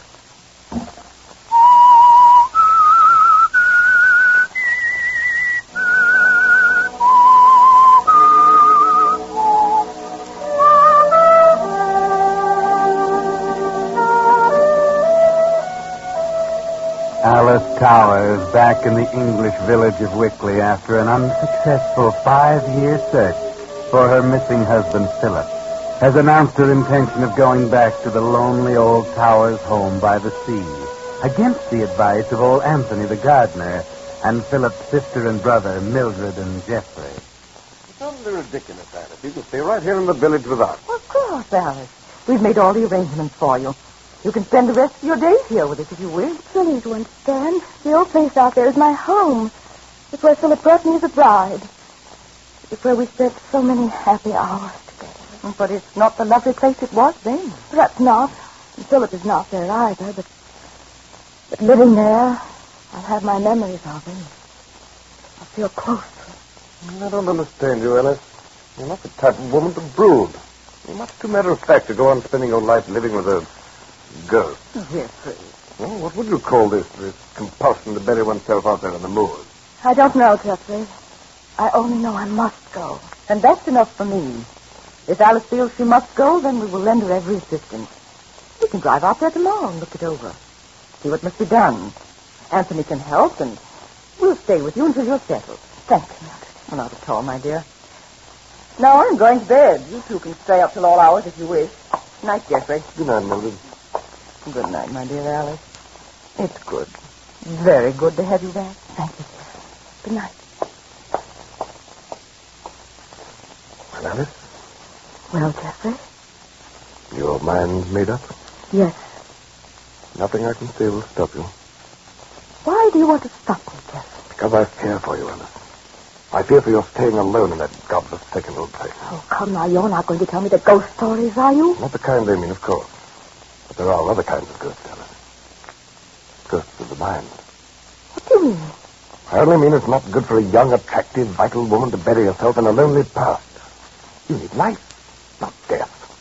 Death? But we don't know that Philip is dead. Well, it doesn't seem much doubt of it now, does there? At any rate, he might as well be, as far as you're concerned. Geoffrey, why don't you want me to live there? I've just told you. Besides, the place is ruined, unlivable. It'll take months to fix it up. There must be a reason. A better reason than all of this. Perhaps there is, Alice. You never liked Philip very much, did you? No. You were the only one who ever noticed that. You even hated him, didn't you? Sometimes. And why not? Why should I have loved a brother who always got the best of it? The family fortune, the home out there, the adoration of everyone. And the only woman I ever loved. Geoffrey. You needn't look so surprised, Alice. You knew it even then. Perhaps you liked it a little secretly. Sometimes I thought you might even return my feeling.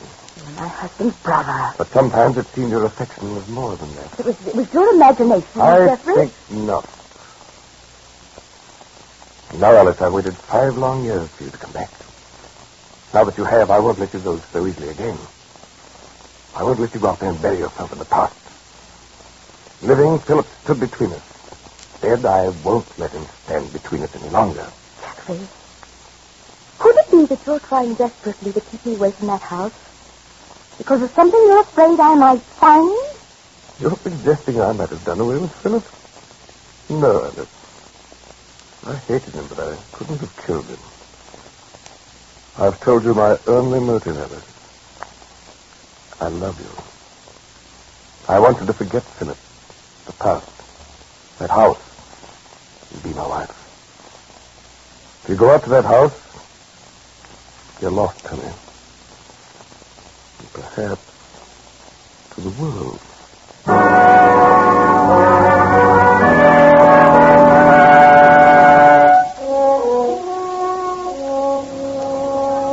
Well, Alice, your homecoming is not quite as simple as it might appear to the villagers of Wickley. It begins to take on something of the qualities of a nightmare, doesn't it?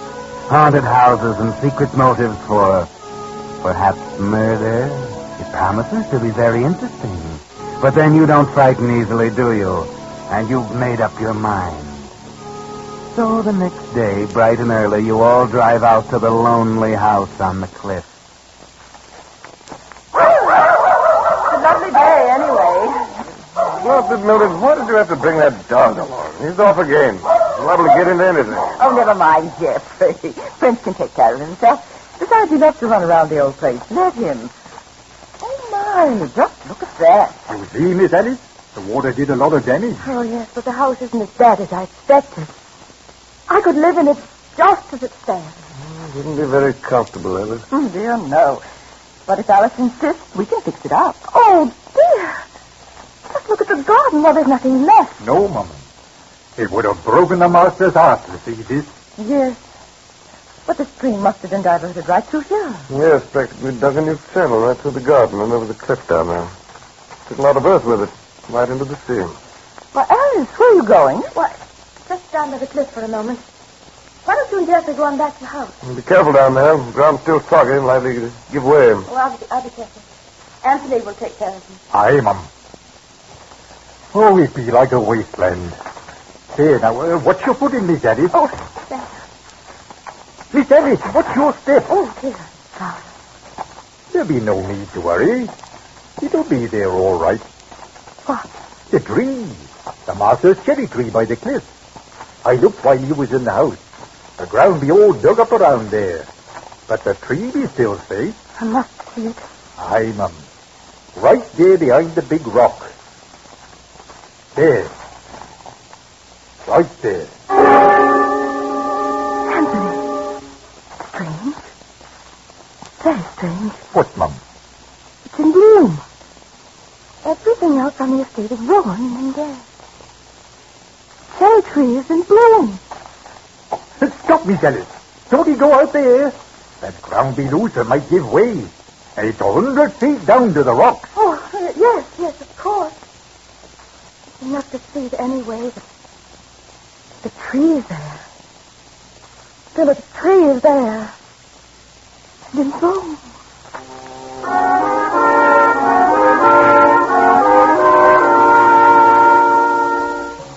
That might be some sort of omen, mightn't it, Alice? But for good or ill, who can say? At any rate, you decide to stay. Move in right now. Jeffrey and Mildred protest. But when they can dissuade you, they offer to stay for a night or two with you and help to get the house fixed. They send Anthony into the village for linen and food. And after dinner, you all make the beds and settle down for the night. But there are strange noises as the old house rocks in the wind. And you can't sleep very well, can you, Alice? And so, in the early light of dawn, you're up and about. And you're not the only one. Now what be that blasted dog up to? Down by the cliff he be, too. Bad enough having to get up early without having the plain nursemaid to a blooming dog. Like he'll be stuck in crevasse or something. Must be down by cherry tree. Blasted dog. Hey, lift me. Miss Ellie. Oh, Anthony, I didn't think anyone was up yet. Quiet, Prince, quiet, please. Come on, Daddy, come on. What on earth be you doing down here all by yourself this time of day? Oh, I don't know, Anthony. I couldn't sleep. So I just walked out here to look at the ocean and see it's the way Philip and I used to. Now, Miss Alice, it's been good for you to grieve, so... I'm all right, Anthony. And look at your dress. All covered with mud. Oh, well, I slipped on the path. Oh, shame. And such a nice dress. It's all right, Anthony. Oh, but it banged.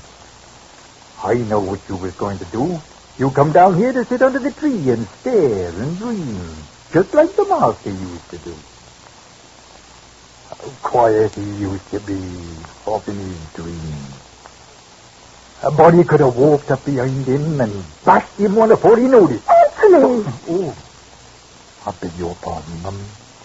I forgot myself in a moment. I wasn't thinking to what I was saying. No matter.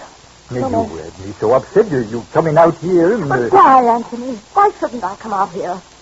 Why don't you want me to get near the tree? Why? Only because, Mum, it been safe. Remember, I told you this soft ground. Oh, yes, of course. Oh, that blasted dog, he's gone and started digging under Master's... Anthony, stop him! Stop him quickly! You've got to stop him! But why, Mum? Good heavens, if you've forgotten already, the soft ground you just told me about. Please, come back, Prince! Good doggy. Anthony, you must keep him away from here from now on. You hear? You must keep him away from here. Mama, keep him away from here. Don't you worry about that.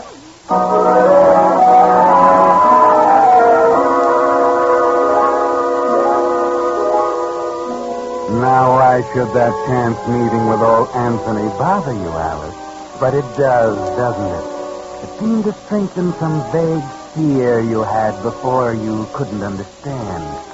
Now you're beginning to, aren't you, Alice? Because now it's growing into suspicion and terror. Later that day, you have another conversation with Anthony that doesn't help much either. I tried, just like he told me, to get workmen from the village to come up and help us rebuild the place. But I couldn't get none. Why not? We pay them well. Oh, but that'd be nothing to do with it, Mum. They just won't come. Not for any price. Oh, now, Anthony, we're not going to let village ghost stories upset our plans. Miss Alice, I tried to tell them there was nothing to stories, but they won't come. They do say so much mysterious is about the place. And they've heard about cherry tree a-blooming there on the cliff when the rest of the place be in ruins. That only makes them more sure that... But what? Well, they do say, some folks think, the master never did leave here. That he be here now, alive or dead. Oh. I'm sorry, Mum. I didn't mean to frighten you. It's all right. What do they think happened to him? Will there be some talk that he might have been murdered? Do you think he was murdered, Anthony? No, Mum. Do you? No. Of course. All right. Sorry, Miss Alice. Perhaps I shouldn't have said nothing. It was only that those men refused to... We'll talk about it tomorrow, Anthony. Yes, Mum.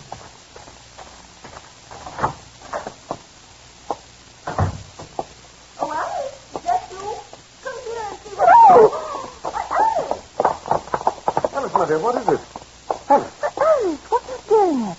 What is that? Oh, that? Oh, my dear, that's nothing to get so excited about. Well, it's just an old walking stick that Jeffrey found half buried in the mud out in the garden. Yes, I dare say it's Philip's old stick. Didn't get all the mud off it. But Alice, well. Sit down. Well, of course, dear.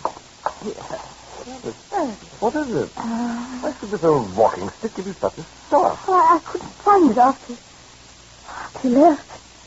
I've always naturally supposed he took it with him. It was just here. My dear. How inconsiderate of us not to have thought. I'm so dreadfully sorry. It's all right, Mildred. It's not all right, Alice. Come to see what this house is doing to you. Only 2 days here and you're up as a cat. Jeffrey! You've got to get out of here. Forget the whole thing before you crack up. Alice, for once I'm beginning to agree with Jeffrey. Please, dear, won't you come home with us? I can't leave. I mustn't. can't understand why not.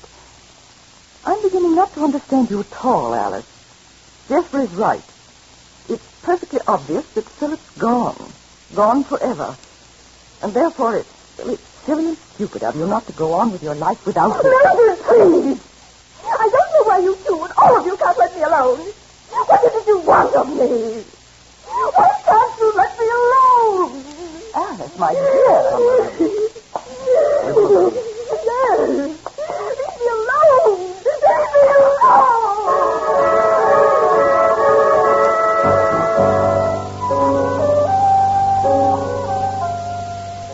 Well, Alice, you letting all this talk of Philip's ghost get you down? You can't do that, you know. You can't go to pieces like this. After all, it's only in your mind, isn't it? This fear, the fear that's growing. You've got to stop it. Perhaps when the others have gone. Yes. And they're going. They're going to give you your wish to be let alone. They've already packed and Jeffrey's come to say good night. Yes, Jeffrey? Raining again, isn't it? Yes. More of the cliff will break away. Fall into the sea tonight. Alice, for heaven's sake. Can't you see you must get away from here? Won't you please reconsider? Consider? I'll say it again. I love you. I want you to come away with me. Be my wife. Forget all this. Become once again the loving, gay, lovely girl I once knew. Will you? No, Jeffrey, no. I might have once, but not now. Not yet. Maybe later. No, Alice. If you don't leave this house now, you never will. I can promise you that. What do you mean by that? I mean that very shortly you'll be quite mad. Or dead. I don't understand. I don't understand either why you must stay. Why you feel you must find out whatever it is you must find out. All you need to do is forget the past, and all will be well. I could believe that. Very well, Alice. Now, let's go. Mildred's waiting in the car. Anthony will drive us in and then come back. Mildred insists that he stays. You can't be here alone all night. Walk the dog.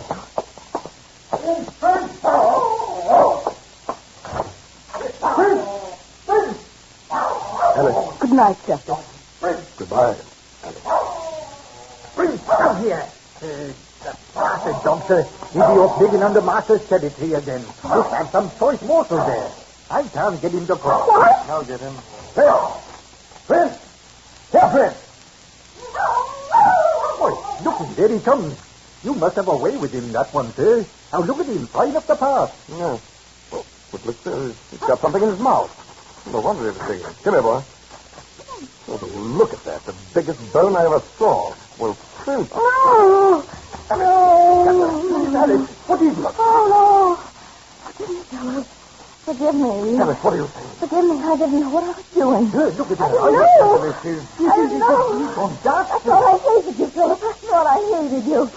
And that day when I came up behind you, I had the walking stick in my hand. You were staring out at the sea. You didn't notice me. I don't know what came over me. I don't know why. Babbling nonsense, I don't know why. Come, let's I don't get into the know. house. Philip, Philip, I'm coming, Philip.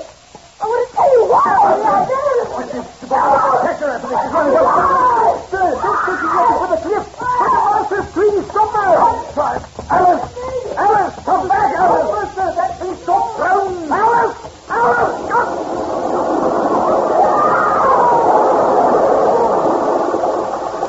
Started. Too late now, Anthony.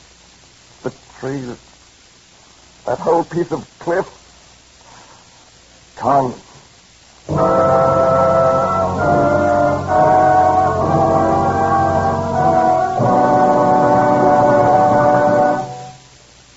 The Whistler will return in just a moment with the strange ending of tonight's story. Meantime, if you're driving one of today's overaged cars, here's an important point to consider. In races, you've no doubt noticed that most of the entrants get off to a pretty good start. But soon some start dropping behind because they haven't the stamina to keep up. Well, motor oils are like that, too. Most of them are okay for the first few hundred miles. But today, when cars have to last out the duration, your motor needs the full-time protection of an oil that can stand up and take it right through to the last mile. And that's why more and more drivers are switching to Signal 10, the pure Pennsylvania oil with the fighting film. Signal 10 not only guards moving parts against wear and seals in power, but actual tests show that the fighting film of this super oil doesn't break down, not even under extreme heat. So make your next oil change a change for the better. Stop at Signal's black and yellow circle sign and say, drain and fill her up with Signal 10 motor oil. And now, back to the Whistler.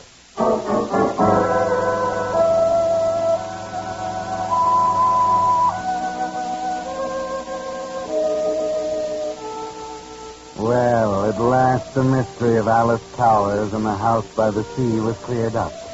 Alice Towers, the ever-loving wife, had actually killed her husband Philip in a fit of rage.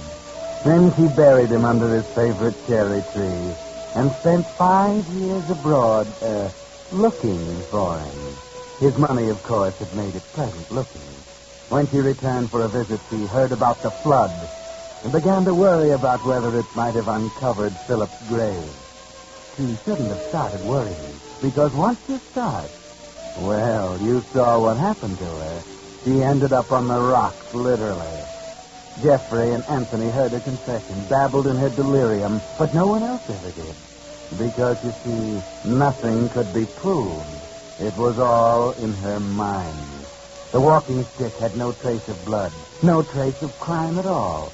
The bone which the dog dug up, and Alice must have been mistaken for one of her late husband's, was actually only a large soup bone Anthony had given him the day before. There was left only the tree, the master's tree, blooming in the midst of ruin, to be explained. And Anthony had the answer to that, too. I knew how much he thought of that tree. But when the real one was washed away by the flood, together with the earth under it, I planted a new one. That wasn't the master's tree at all. The evidence of her crime was destroyed long ago.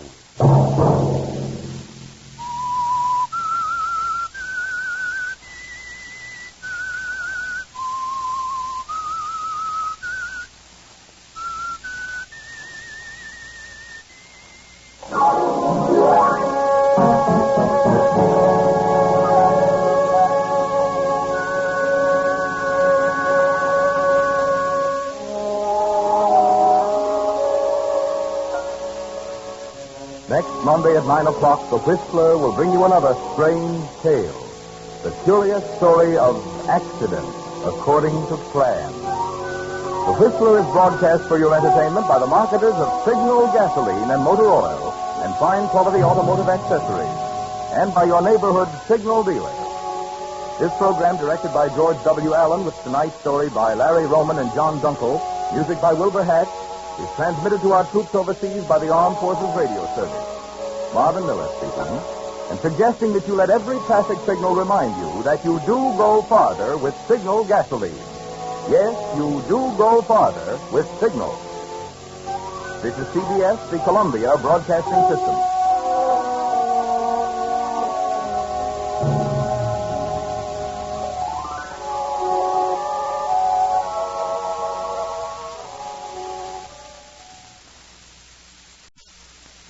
Signal gasoline.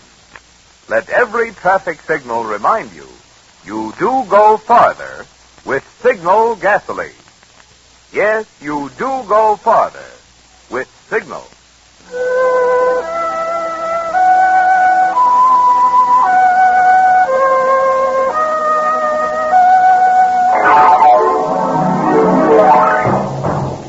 The Signal Oil Company and your neighborhood Signal dealer bring you another curious story by The Whistler.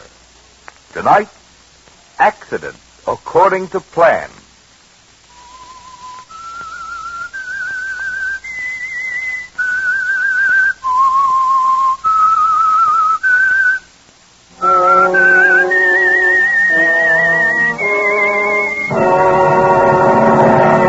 I am the Whistler, and I know many things, for I walk by night.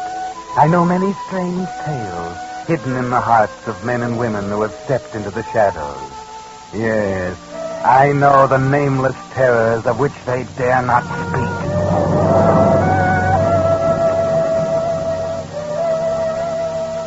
There are many kinds of jealousy, and none of them are good. The jealous one in love is the most frequent. But there is another more terrible jealousy. Yes, that of a man for his co-worker. Tom Reddick was jealous of Charles Fremont's cleverness, his ability to succeed. Always when there was applause for a job well done, Charles Fremont was patted on the back, feted, given a raise. Charles, you did it again. Boys, I don't know what we'd have done without that building. I only wish more of the men had your ability. Oh, thank you, Mr. Winston. I appreciate your kindness. Oh, nonsense, my boy. Charles, I'd like you to take over general managership of the plant. Effective next week. Congratulations, Charles.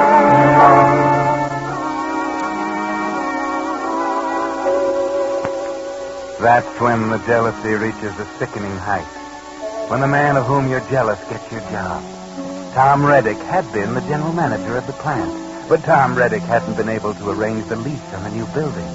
Hadn't been able to do anything but his job the best way he could, slowly and often blunderingly. And when he lost the job, that's when Tom Reddick knew he had to kill Charles Fremont. Be careful, Tom. Remember, you're a slow, blundering thinker. But this time, you have a plan that's beautiful in its simplicity. You'll have a few drinks with Charles that evening and offer to drive him home from work. And at the railroad crossing out on the highway, you'll get rid of Charles Fremont. It will look accidental. Charles will be out of the way, and you'll get your job back. So, after work that evening, you stop Charles in the washroom. Hello, Charlie. Congratulations on the promotion. Oh, thanks, Tom. I'm awfully sorry, fella, replacing you this way. It doesn't seem fair somehow. Don't be silly. I was never comfortable being general manager anyway. I'm more of a shop man. Feels strange when I'm not around machines. Oh, I'm glad you're taking it this way, old man. You know, if I thought it was going to bother you, I'd rather not have the job. It really doesn't mean that much to me. Now cut that out. You're the man for the job, and you take it. Hey, let me buy you a drink, and we'll toast your promotion and my return to the shop. Well, I should be getting home. Oh, come on. A drink will only take a few minutes. Well, okay. Let's go.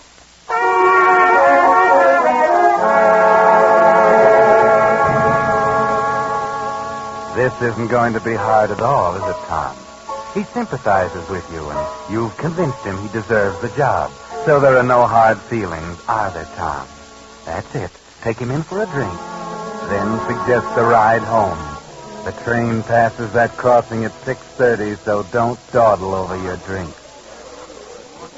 Here's looking at you, Charlie. Best of luck. Thanks, Tom.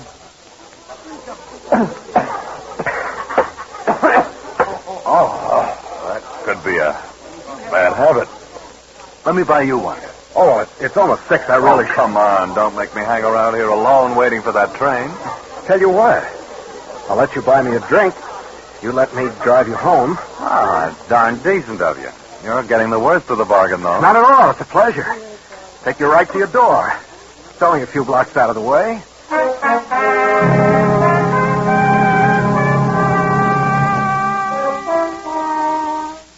So you have your drinks and get into the car with Charlie. Drive out of the lot, through town, and out onto the highway. If you time it right, you'll arrive at the crossing just at 6:30. If the train is on time, the signals will be going, and you'll have to stop the car. It'll be easy to tap Charlie over the head with a wrench you have in the side pocket. Then you can get out, set the gears, and run the car in front of the train. It's the same train you take when you go home evenings without your car. So you'll just climb aboard in the excitement and go on home. When the story comes out, you'll just say that Charlie wanted to borrow your car for the evening, and you let him, seeing as how he was a good and close friend of yours. Can't tell you how grateful I am, old man. I've gotten to hate that train trip. Forget it. Maybe we can fix it so you won't ever have to take the train. Oh, that'd be fine. Oh, those drinks made me sleepy. We have another 30 minutes of driving, you do. Why don't you take a little nap? Well, think I will, if you don't mind. Not at all. You just take a little nap.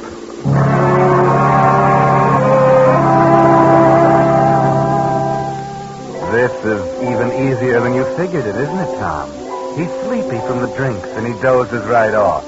Now you won't have to tap him with a wrench. You drive at normal speed, and soon the railroad crossing is just ahead of you. No sign of the train yet. Maybe it was early tonight, Tom. Maybe the train has already gone past the crossing. No, there's the signal. The train has passed the far curve. It's coming. Everything is in your favor now. Charlie is sleeping soundly. The road is empty of cars. And the railroad was kind enough to put one of their new automatic signals at the crossing. And here comes the train. But maybe all the noise has awakened Charlie. You get the wrench out of the side pocket just in case, and... Charlie?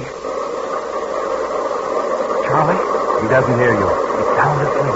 The train is close enough now. You get out of the car, put it in gear.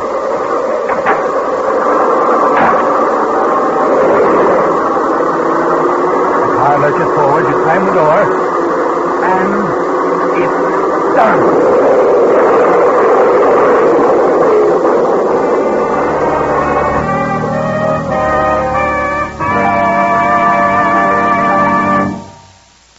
Whistler fans, don't look now, but right near your home is one of the sponsors of this program.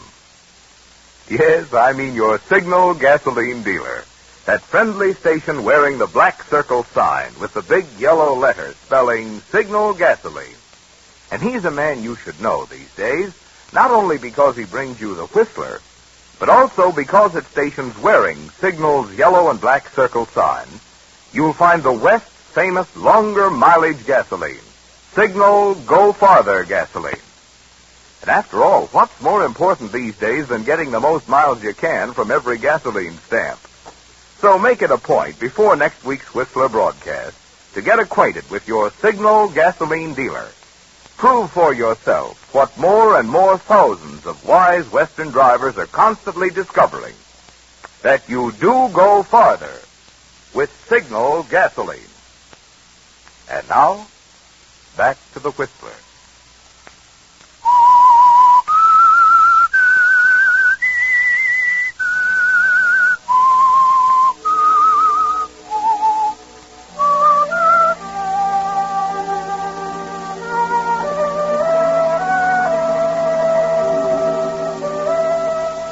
Well, you did it, Tom Reddick.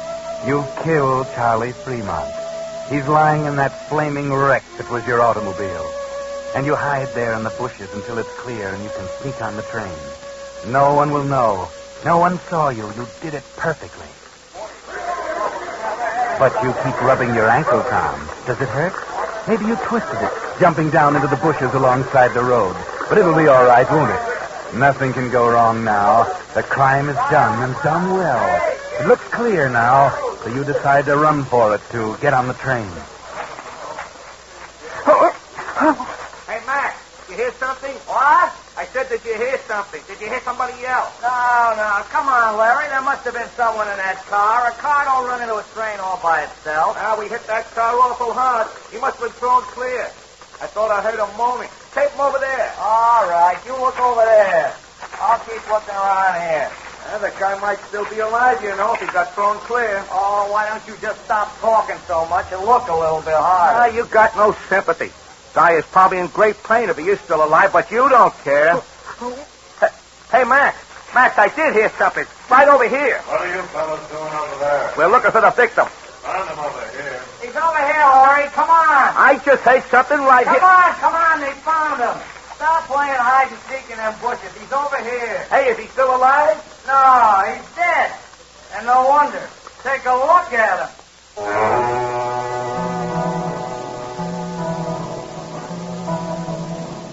You're all right, Tom. They didn't see you. You're still all right. But that fellow they call Larry, the fellow that heard you moan when your ankle was hurt, he might remember it later. So you change all your plans. You try to sneak away even with a bad ankle. Hey, Max. Max, look, there goes somebody running over that way. Huh? Where? Hey, you're right. Hey, you stop. Hey, come on, Max. Let's catch him. What's he doing around here running? We'll find out. Come on. Yeah. After him. Hey, wait a minute, you. Well, he's slipping. Hey, maybe he was in the car, too. Why is he running away? I don't know. We'll ask him when we catch him. Hey, wait a minute. Hey, what's the matter with you? Can't a guy run if he wants to? Do you have to go running after him? Well, maybe he knows something. Know something about what? You always make a big mystery about everything. Now, what would he know something about? About the guy that was dead. They say the guy that's doing all the running might have had something to do with it. Oh, you sound like a regular detective.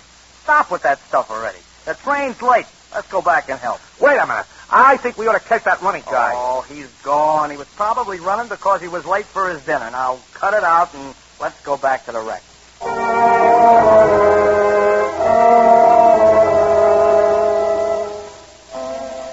It's still all right, Tom. You got away, but that was awfully close. You hadn't figured on the ankle or a snoopy person. Now you've got to change all your plans. You can't get back to where the train is, and your ankle is swollen from the running you did. But there's a bus stop down the road, and the bus goes right by your house. It's not far to the bus stop. Just walk slowly, and you'll make it all right. There's the bus waiting to leave. You get in and take your seat. Evening, Mr. Reddick. Haven't seen you in a long time.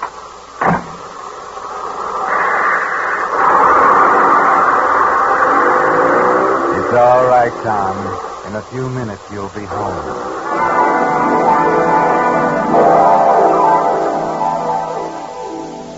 You forgot, Tom. You can't go right home.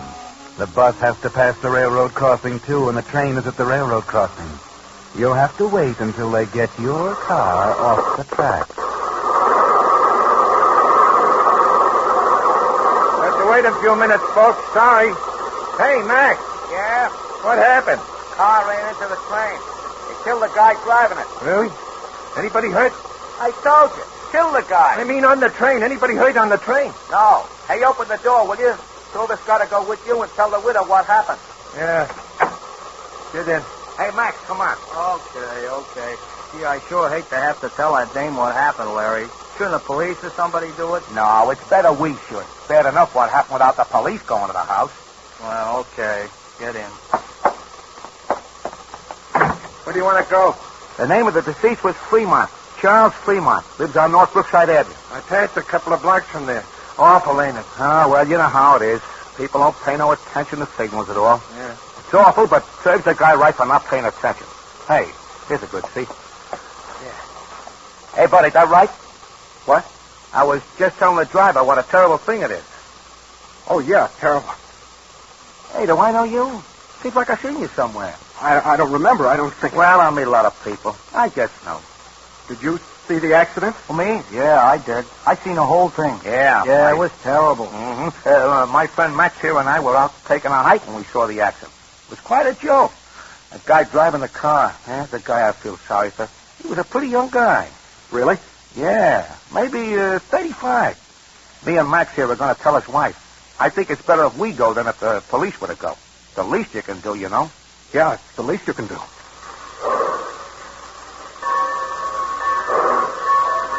You know, it's a funny thing. The guy wasn't driving his own car, but some other guy's car. Yeah, can you imagine letting a guy your car to drive and then he gets killed in it? Wrecks your car? Especially now when it's so hard to get cars. Guy named Reddick. Tom Reddick.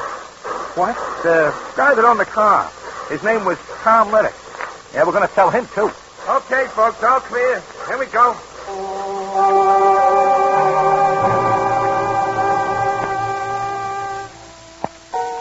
That's not good, Tom.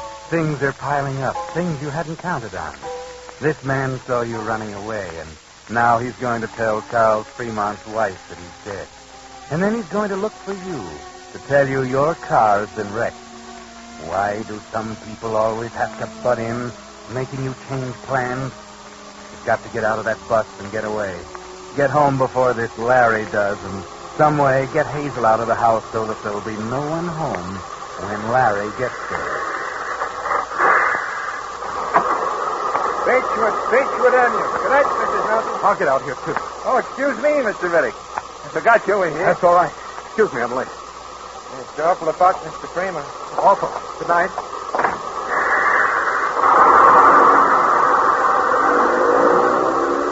Hey, driver, just a minute. Hey, what'd you call that guy? Mr. Reddick? Reddick, yeah. Hey, what's his face name? I don't know. Why? That car was owned by a guy named Reddick, that's why. Hey, stop the bus. Oh, what difference does that make?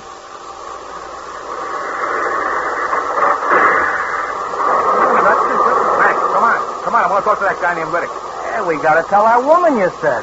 Where are you going now? Guy that just got off was named Reddick. So his name is Reddick. I don't follow you. Oh. Why don't we just go home and forget all about this? It's none of our business anyway. Come on, come on.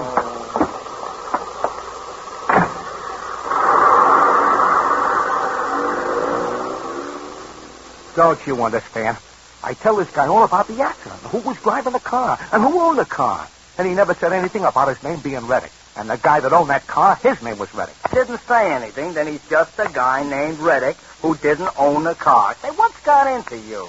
Oh, I never thought of that.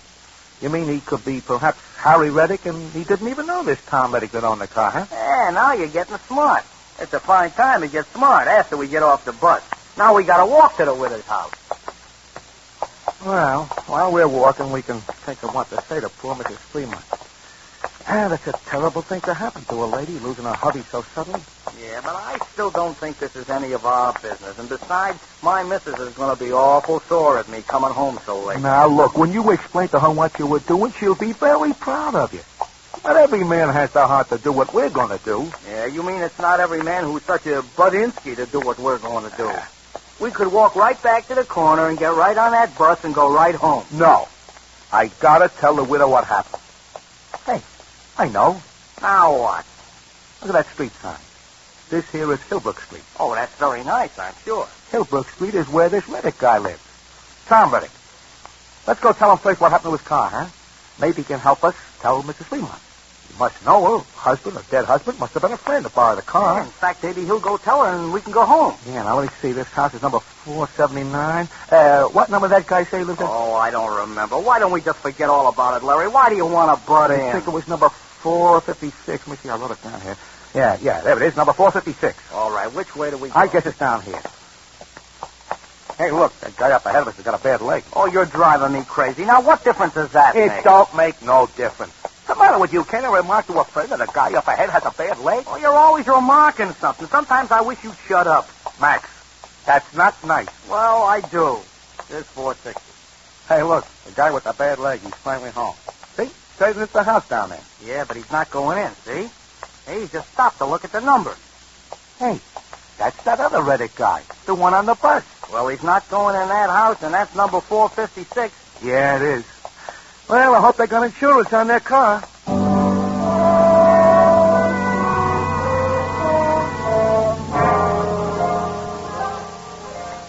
That was close, Tom. You saw them just in time. So you just kept walking until they go in the house, and then you come back and wait for them to leave. They'll tell Hazel all about it, and after they leave, you can go in. Tell her you loaned the car to Charles Fremont and came home on the streetcar and bus. You're late because the bus got stopped at the crossing. You had no idea that your car was the one wrecked by the train, or that Charles Fremont was dead. Now those men are coming out of your house. Keep back, and they won't see you behind the hedge.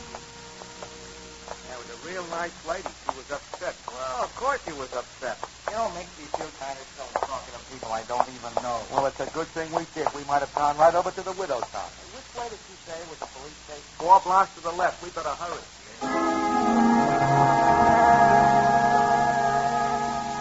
The police station. Why are they going to the police station? What did they talk to Hazel about?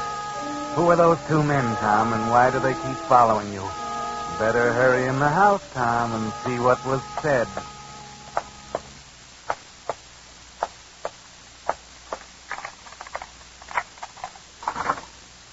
Hazel? Hazel, I'm home. Well, it's about time. Where have you been? Dinner burned to a crisp, and it cost 30 red Now, coins. don't start screaming again. I got stuck on the bus. There was an accident at the railroad crossing. Who are those men I saw leaving the house? So you lent your car to Charlie Fremont. You won't let me drive because you don't think I'm careful enough. But you lent the car to Charlie Fremont. How'd you know? Who are those two men? That accident you saw from the bus, that was your car. Charlie Fremont had an accident in your car and got killed at that railroad crossing. What? Well, I had no idea that... Well, he did. What'd you loan it to him for? I can understand you're driving him home if you want to, but what'd you loan him the car for? You were coming home and he was coming home. Why'd you come home together? He told me he was going over to the other side of town to see a customer. How did I know he was going to come right home? Let me smell your breath. What? You had a few drinks, didn't you? I thought you had. You and that Charlie Fremont. You stop and have a cocktail before dinner and keep the dinner waiting until it's not fit to eat. Then come home and tell me some fantastic story about loaning the car to Charlie Fremont. What are you talking about? Those men who were here. They asked me if we had any relatives living around us.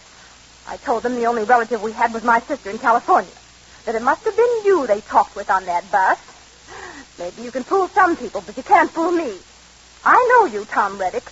You were in that car, and you got scared because you were both drunk. I told you I lent Charlie the car. How many times do I have to tell you I lent Charlie the car? Those two men told me about you.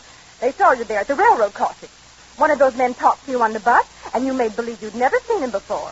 Made believe you didn't even know people named Charlie Fremont and Tom Reddick. You're just a good-for-nothing drunk, and I wish I never married you. Look, Hazel, there's no sense in getting upset about this. Sure, I was in the car. We had a couple of drinks in town before coming home. Charlie insisted on it. I got scared when we had the accident, so I ran. You're not going to go and tell, no, are you? I most certainly am. I never did like Charlie Fremont. And his wife. That's no good. Calling me up in the middle of the afternoon to crow over me. Mrs. Fremont called you up? To crow over me. Bragging about how her Charlie got your job away from you. He takes your job away from you, so you go and have a drink with him to celebrate. Stop it. What's the matter with you? Aren't you ever happy? Don't you have any feeling toward me at all? What's that? I'm sure I don't know. The doorbell. Answer it. I'm not home. Don't you dare order me around, you drunk. Don't you dare even talk to me. Shut up. Yes? Good evening. We thought that... Hey, Max, it's the guy. Yeah, maybe you were right. What do you want here? Who are you? Hey, now, look, Mr. Reddick. Why didn't you tell us on the bus who you were? We were just trying to help you. It's none of your business who I am. Now get out of here. No. Take it easy, Mr. Reddick. Somebody has to do these unpleasant things.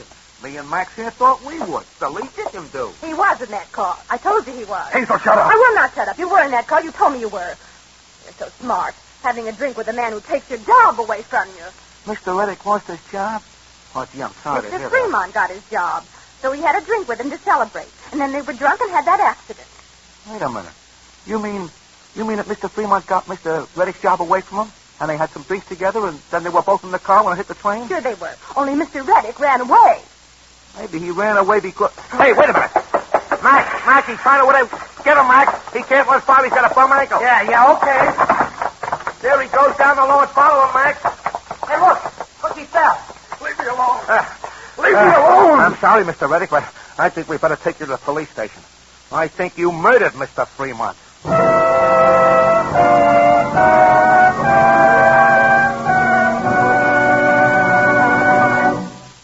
The Whistler will return in just a moment with the strange ending to tonight's story. Meantime, I'd like to make clear just what we mean by the more conscientious service your car gets from a Signal gasoline dealer. For example, take Larry Duty's Signal gasoline station in Oakland, California. While checking your water and oil, Larry's also busy making sure that excessive grease and corrosion isn't clogging your cooling system, or that a loose or fraying fan belt isn't about to give you trouble, or that acid corrosion isn't eating your battery cables. And while he's testing your tires, he's on the alert for any little breaks in the rubber that could spread and ruin the tire.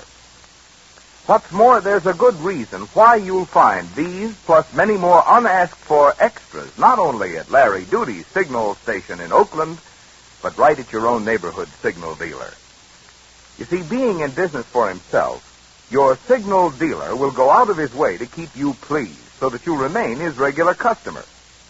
You can prove this for yourself by looking up the station in your neighborhood wearing Signal's black and yellow circle sign. And there never was a more important time to do this than now, when your car needs Signal's more thorough service to help it last out the duration. And now, back to the Whistler.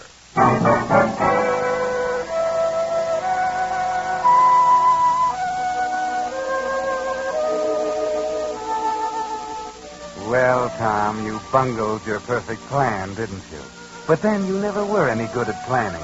That's why Charlie got ahead of you. And, of course, you let the little man who was always butting in make you so nervous that you gave yourself away.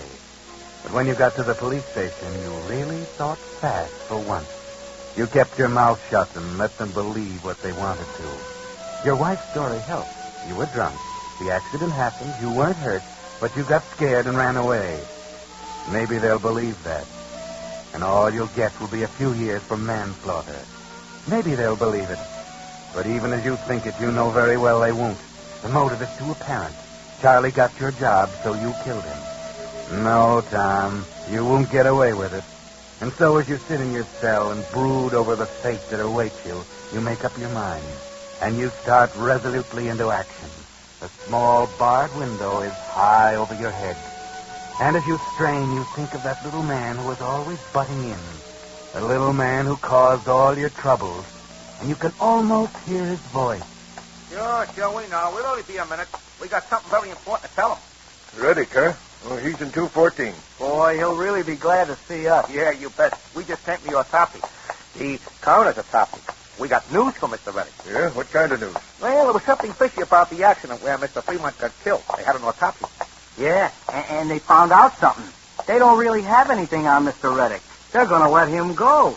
Let him go? Sure, and we came right over to tell him. When they had the autopsy, they found Mr. Fremont wasn't measured at all. He was dead when the train hit the car. He wasn't supposed to drink, and he died of a heart attack 20 minutes before the accident while he was still riding in the car. No kidding? Well, he'll be glad to hear that. Here's his... Hey, Mr. Reddick! Well, what do you know about that? Mr. Reddick went and hung himself.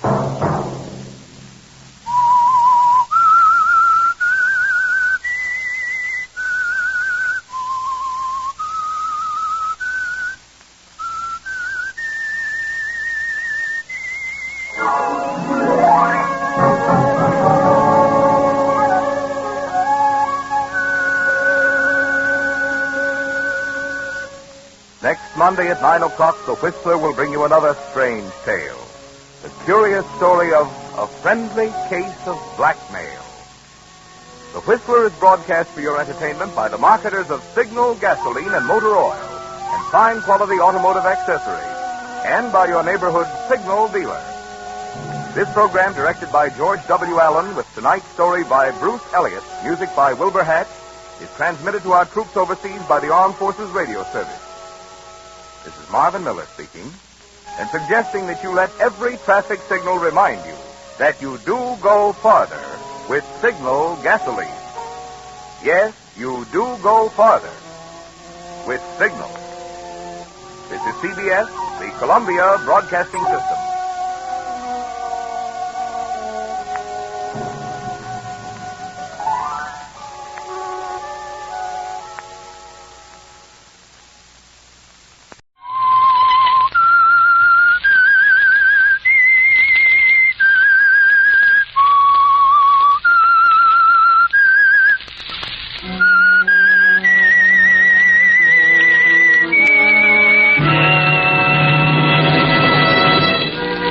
Quiet night for San Francisco, almost too quiet.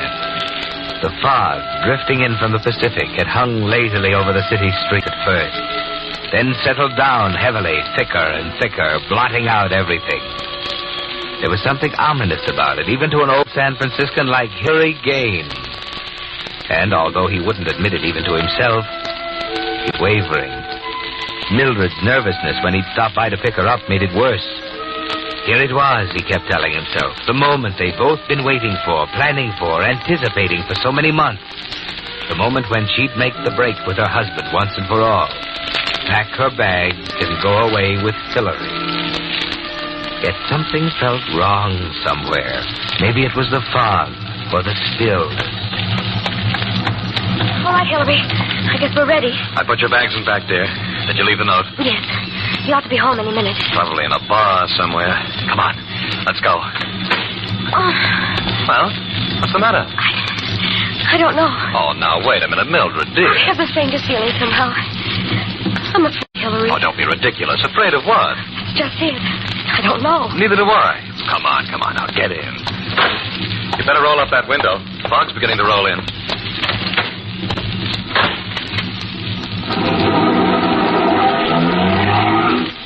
Now, darling, you just had a case of nerves. You're excited. I don't know. I keep feeling something's going to happen. Something has happened. You've left that no-good husband of yours. You played nursemaid for 6 years, and now it's over. Yes, it's over. What a way to end it. Sneaking off like this, leaving a note on the dining room table. What's wrong with that? Well, I might have been more above board. Oh, forget it, Mildred. You don't owe him a thing. No, I guess I don't. Maybe I should have had it out with him.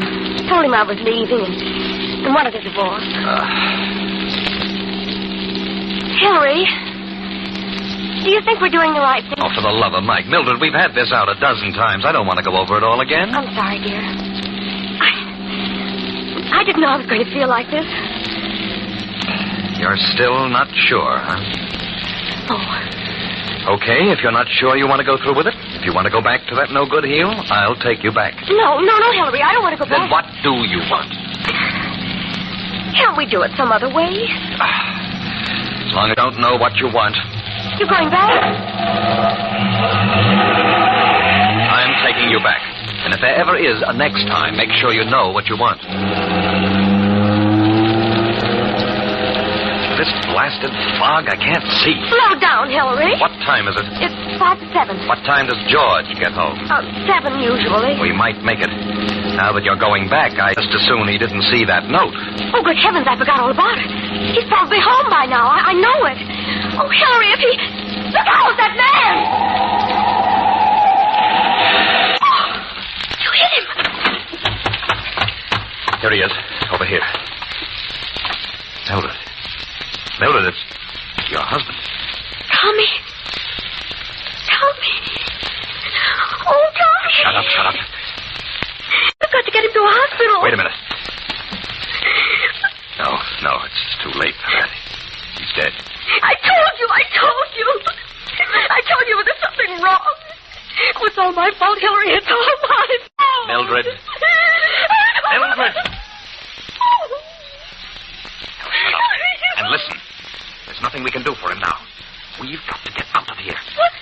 What? People know about us, Mildred. They'll never believe it's an accident. They'll say we killed him on purpose. Oh, come on. I'm going to take you home.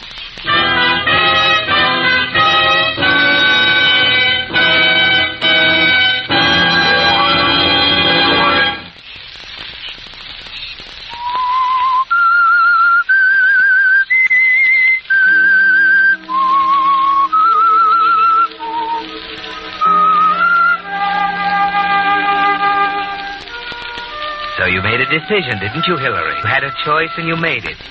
You figure it's far safer to take a chance on a hit-and-run charge than to face the police and the prying neighbors and try to explain that it was pure coincidence that caused you to run down Tommy Hardwick a few blocks from his home.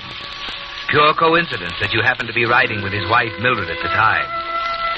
Yes, it flashes through your mind during the few seconds you and she stand there in the fog looking down at him. And you think it over carefully as you lead her back to the car and take her home. You'd better sit down for a minute. That's it. Did it really happen, Hillary? Did we do it? Is he dead? Take it easy, dear. It's going to be all right. It doesn't seem real. Fog, silence, looking down at him lying in the mud. Oh, Hillary. Mildred. I can't help it. What have we done? Listen to me, Mildred. I can't think about it I said anymore. listen to me. Please, Hillary, please don't. I know, I'm sorry. You may as well face it. There's only one way out. Somebody must have seen it. No one saw us. Now listen, we've got to play it straight. What? Here's what you've got to do.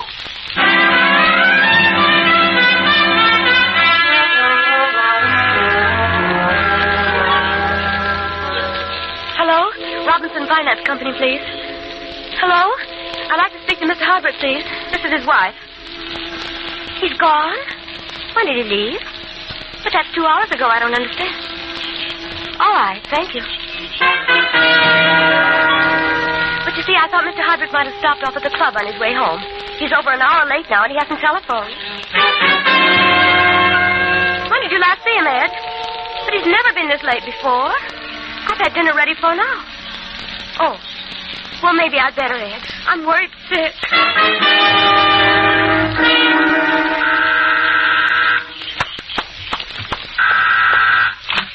Mrs. Hardwick? Yes? Nolan, police headquarters. Oh, something wrong? Mind if I come in? No, please come in. Thanks. Sit down. Thanks. What is it, Mr. Nolan? I've got a tough job, Mrs. Hardwick. Sometimes I think I ought to be in the haberdashery business or something. Did you come to here and tell me that? No, I came to tell you that... Tommy, isn't it? Yeah. Something's happened to him. Can you take it? Tell me. He was killed tonight by a hit-and-run driver. Killed? Yeah, a man and a woman. What? I'm sorry, Mrs. Hardwick. Believe me, I'm not going to rest until we hook those two and throw the book at them. A man and a woman? Yeah, in a club coupe, we think. Happened about 8 blocks from here. They ran into him in the fog, stopped, got out, looked him over, then got in the car and drove away. Someone saw them? Yeah, 2 people saw them. A lady in the apartment on the corner heard this crash and saw them out of her window. Couldn't tell much in the fog, but she gave us something to go on anyway. Oh, didn't she? She was in the shower. And what about the other one? It's what makes us think there's something haywire somewhere. She saw them stop, pulled up alongside a parked car. They ran back, checked the body, and then drove off. 10 seconds later, the lights in the parked car go on, and it drives off, too. Oh. Yes, it surprised me. Our prize witness was still sitting in that parked car all the time, and he hasn't showed up yet. But don't worry, Mrs. Hardwick. There isn't much we can do about your husband, but we're sure going to nail that guy and his girlfriend. Yeah, we'll make the inquest business as easy as possible for you. I'll call you tomorrow. Thank you, Mr. Nolan. Okay. I know how you feel. If I were you, I'd call up a friend or something. It's a bum time to be alone. Thanks. Good night, Mrs. Hardwick. Good night. Hillary. Hillary! I heard it all. What are we going to do? The street was wet.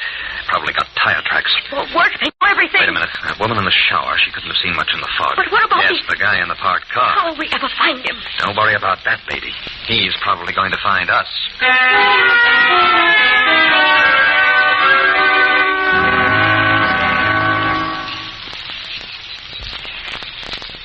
Yes, Hillary, the man in the parked car is a problem, isn't he? It's obvious he saw everything. He was close enough to even see your license number in the fog. Close enough to hear what you and Mildred said to each other before you drove off. For the next day or two, you can feel the sword hanging over you, and you tense yourself, waiting for it to drop. But strangely enough, nothing happens. The inquest goes off without a hitch. The woman in the shower offers nothing in addition to her original statement. You have the dent in your fender repaired, manage to find 4 second-hand tires, and you dispose of the ones on your car. A few more days pass. You begin to relax a little. Perhaps the man in the parked car has reasons for keeping out of it. Being involved as a material witness. Yes, maybe that's it. Then a week later, you're sitting at your desk at the office when... Yes? There's a Mr. Baldwin to see you, Mr. Gaines. Baldwin? I don't know anybody by that name. What does he want? He says it's about insurance. I'll tell him I have plenty of insurance. I did. He says it's extremely important. Confound it, Hey, wait a minute. What kind of insurance? Just a moment. Accident insurance, Mr. Gaines. I see. Send him in. I apologize for intruding, Mr. Gaines. I realize you're a busy Sit man. down. Thank you. To set you straight, Mr. Baldwin, I'm already insured up to the hilt. My lawyer advises me I'm covered for all possible contingencies. Of course. My card, Mr. Gaines. I've been connected for some years with the Valley Indemnity, a most reliable company. I see. And in addition to the coverage the company offers, I do a little underwriting on the side. You see, although the insurance business is one of our oldest and most venerable professions, we have yet to devise a policy which covers all risks. What do you mean by that? The human factor, Mr. Gaines, is one that no one has ever been able to reduce to statistics. And consequently, is a risk no company can afford to underwrite. Would you please be specific? Well, you're obviously a man under pressure, Mr. Gaines. I dare say you're in need of the type of coverage I'm offering you at this very moment. You see, I'll protect you from loss resulting from, well, shall we say, hasty and unwise decisions. Now, see here. Just a moment, Mr. Gaines. To be specific, the decision you and Mrs. Hardwick made the other night at 15th and Maple Street. I happened to be there at the time, and I said to myself, now there's a man who needs insurance. I see. And what's the premium? I thought you'd understand. Of course, I'll write up our customary public liability policy. That's about $30. And the premiums on the other covers runs rather high, Mr. Gaines. Yes, I expect they do. Shall we say $470? That makes it an even $500. And how long does the coverage last? Well, I've been thinking for some time about changing my connections. They tell me there's lots of opportunities in South America. When are you leaving? Very soon, I hope. So do I. All right, Mr. Baldwin. I'll buy your policy. And I hope you're not kidding about South America.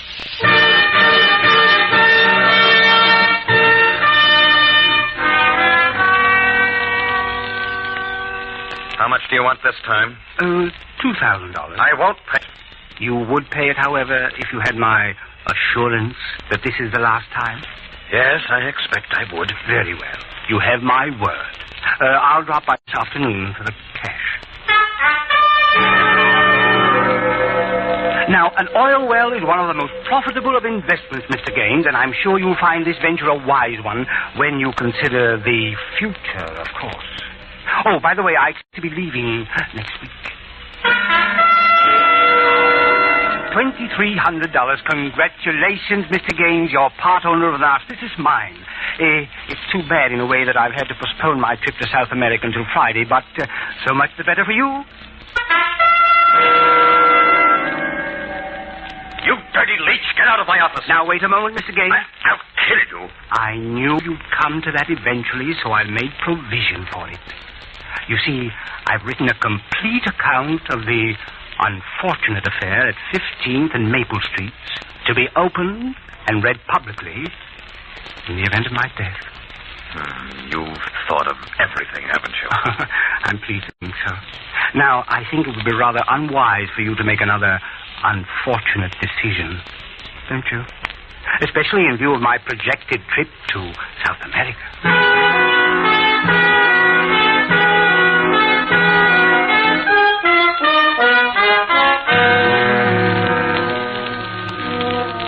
You're helpless, aren't you, Hillary? There's no way out now. You change inwardly as the thing goes on. What was anger and outrage have turned into fear. Mr. Baldwin's periodic visits have made quite a dent in your assets, haven't they, Hillary? The day isn't far off and there'll be nothing left to pay him. If you could only get your hands on the account he's written, the protection he's provided for himself. Yes, you'd kill him if it weren't for that, wouldn't you, Hillary? Then at last you get a lucky break. I know where it is, Mildred. I found out where it is. What? The account he's written. The thing that's going to be opened if he dies. Where is it? In a bank on Market Street. I saw him today and followed him. In a safe deposit box. I'm sure of it. What good does that do us? He keeps the key on it. I was standing in the crowd when he took it out of his pocket and went in the gate. Hillary, you're not going... Never mind, Mildred. Let me make that decision.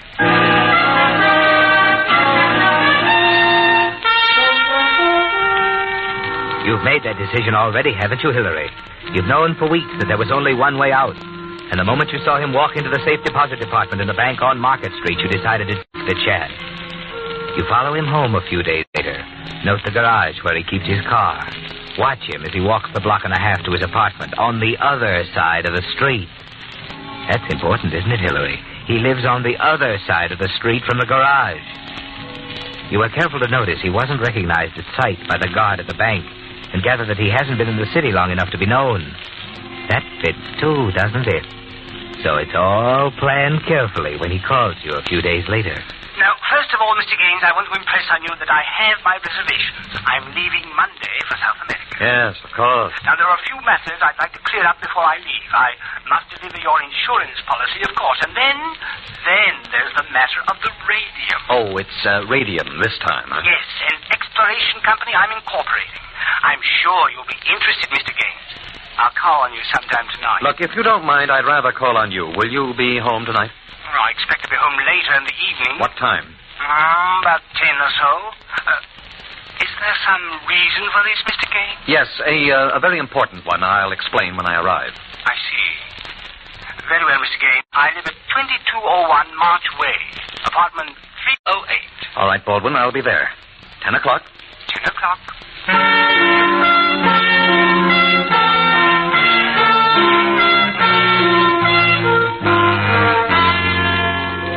Yes, Hillary, it's all planned, isn't it? At 9 o'clock, you're sitting in the coffee shop across the street from the garage in which Mr. Baldwin leaves his car. You thank your lucky stars for the weather. The fog has rolled in again, making it difficult to see clearly more than 100 feet. Promptly at 9:45, you see his car roll into the garage entrance. And 2 minutes later, you're sitting at the wheel of your car, waiting for him to come out. Suddenly, you recognize him as he comes out, the plump figure, the rolling walk. You wait until he gets halfway up the block, about to cross, and then...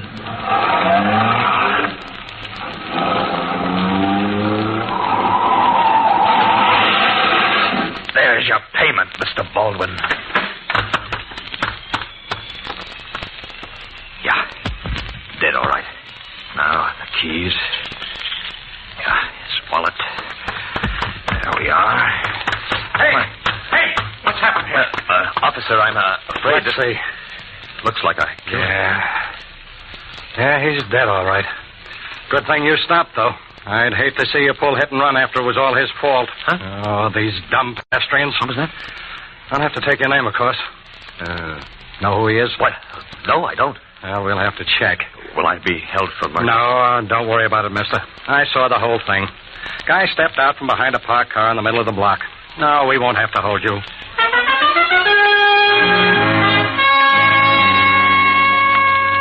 That was unexpected, wasn't it, Hillary?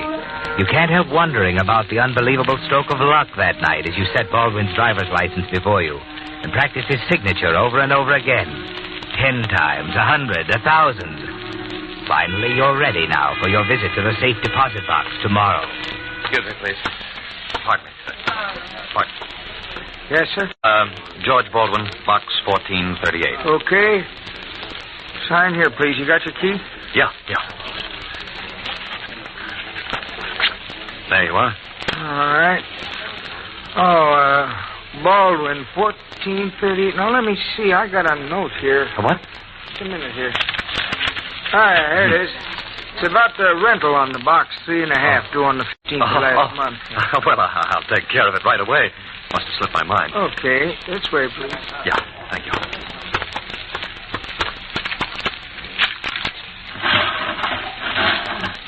There you are. You can take it in any one of those booths over there. Oh, thanks.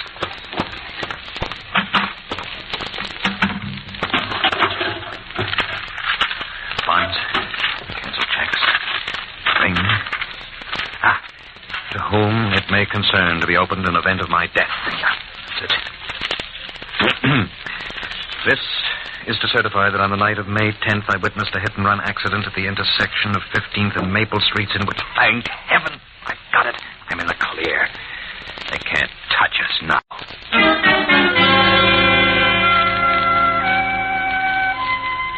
So things are looking up, aren't they, Hillary? It isn't hard to find answers for the routine questions they ask you at headquarters. You obeyed the laws of the letter, didn't you? Stopped immediately, did everything you could for the victim, cooperated with the officer. You're sure now that they can't touch you now that the letter marked to whom it may concern is gone, the wallet and the keys disposed of. Baldwin has been paid off, hasn't he, Hillary? In the only currency he understood.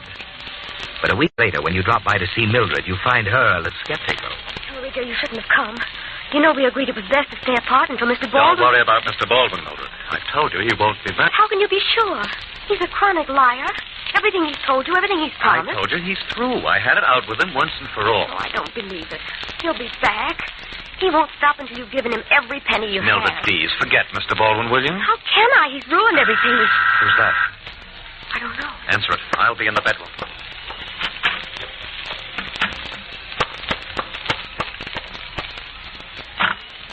Hello, Mrs. Hardwick. Mr. Nolan. I'd like to talk to Mr. Gaines, if you don't mind. But Mr. Gaines... He's here. I saw him come in. Hillary? Tell him to take his time. I got all evening. Hillary? Sit down, Mr. Gaines. I want to talk to you. What's the matter? Just checking further into the death of Mr. Baldwin the other night. What? I thought you'd be surprised, Mrs. Hardwick. Gaines, we found something in Baldwin's pocket that might interest you. Here. Huh. That's an insurance policy. The report said you claimed you didn't know him, Gaines.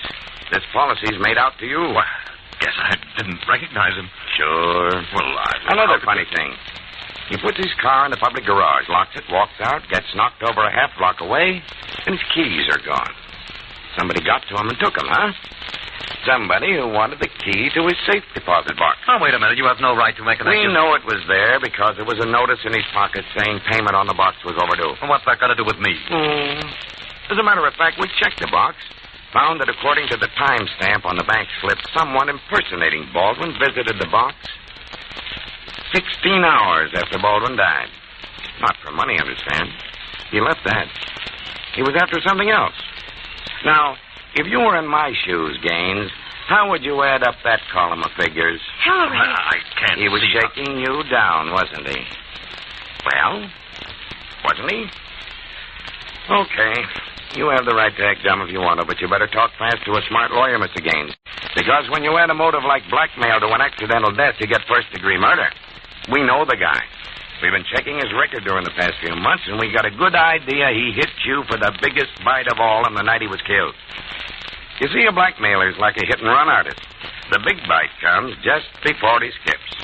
And, there was something else in Baldwin's pocket, Mr. Gaines. A ticket on the next ship to South America.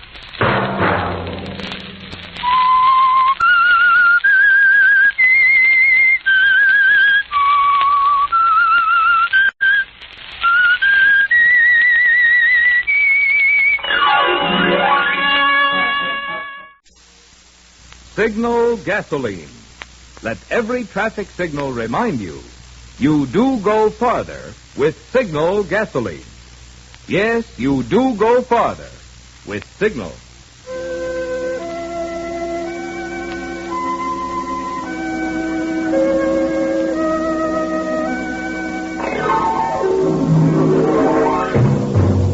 The Signal Oil Company and your neighborhood Signal dealer bring you another curious story by The Whistler. Tonight, The Man Who Bought Death.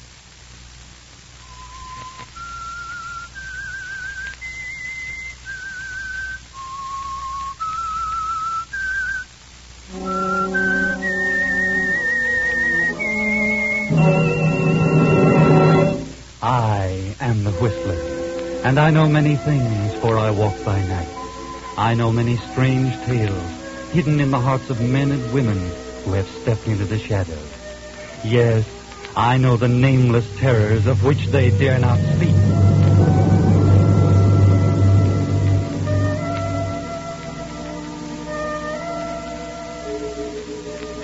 Love makes the world go around, so they say, but it also causes a lot of trouble. Take, for instance, the case of Eddie Ford and Ruth Sprague. They were in love, had been for a long time. Childhood sweethearts and all. The kind of thing that usually brings nothing but happiness and good fortune. But Eddie and Ruthie were born on the wrong side of town. They grew up on 2nd Avenue, and that's not exactly the best environment. Eddie's love for Ruth began to show itself in the wrong way. At 7, he stole an apple for her. At 14, he stole a car to take her for a ride. At 17, he'd spent his first night in jail. And at 22, he is firmly established as a small-time crook about town. But he and Ruthie are still in love, just waiting for him to knock over a big enough score to get married. Meanwhile, Ruth works as a dancer in a cheap nightclub, and sometimes Eddie goes over and sits at a table with her between floor shows. What's the matter with you tonight, Eddie? Oh, I'm sick of being broke. Oh, why don't you get a job? What do you think I am, a jerk? Working for $20 a week? I don't know how to do anything. Yeah, I know it, Eddie. I know how I could have plenty of dough, though, if I could get some operating cash. Yeah, well, how much? All I need is a C note. Might as well be $1 million. Of course, if I had $100, I'd give it to you. You know that. Yeah, I know. Hey, Eddie, I thought I told you to stay out of here. You told me. What do you think you are, a cop, Pete? Go on. I don't want you in the place. You're a cheap grafter, and I don't want you hanging around the girls. Eddie's all right, Pete. Look, if he don't stay out of here, I'm going to fire you too, Ruthie. All right, Eddie, take distance. I got a job for Ruthie. Yeah, what kind of a job? The kind of job I pay you for, baby. There's a guy over there who's throwing money around like confetti, and he wants to meet you. Oh, that big moose with the brown suit, I suppose. Yeah, that's him. He's smiling at you, Ruthie. Is that what you call it? Hey, maybe you better go over to his table, Sugar. Yeah, maybe Eddie needs some dough. Shove off, Pete. Where are you looking? I'll be right over. Okay. Now, there's nothing personal unless you understand, Eddie. Just don't want you in here, that's all. I'll see you backstage after the show, huh, Ruthie? Mm-hmm. All right, Eddie. Eddie. Huh? You love me a little? Huh? You know I do, honey. And if this guy's loaded, I want him. You understand? Okay, Eddie. Look, I'll see you after the show, huh? Okay.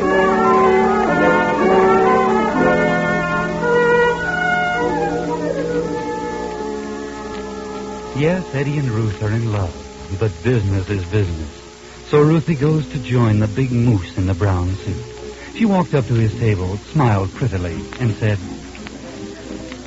Hello. Well, hello, baby.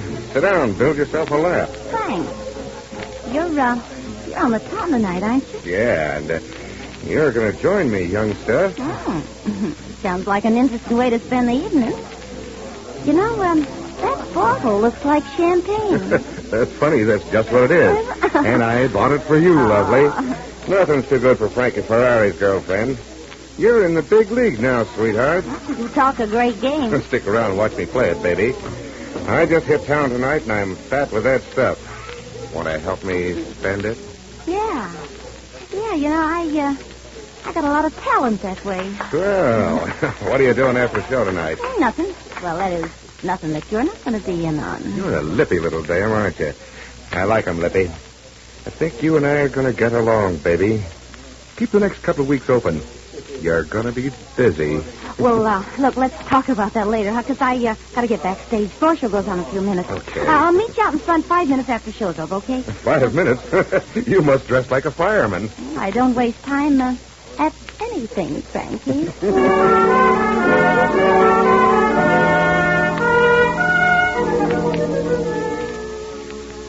So that's the way love works on 2nd Avenue. Ruth steers the big bankroll Eddie's way. Well, that's one way of filling a hope chest. After the show, Eddie's waiting backstage to give her the proper instructions. Now, look. At the 12 o'clock closing, this guy's going to be looking for a speak when he meets you. See? Now, you steer him down 12th Street. When you pass the alley between Washington and Adams, I'll let him have my persuader behind his ear, and you run. You bring back the first cop you can find. That'll keep you in the clear, and I'll have the dough and be gone a long time before the gendarmes get there. Yeah, okay, Eddie, I'll do it. Gee, maybe this will be our big break. Okay. Down 12th Street, you're leading him to a speak, see?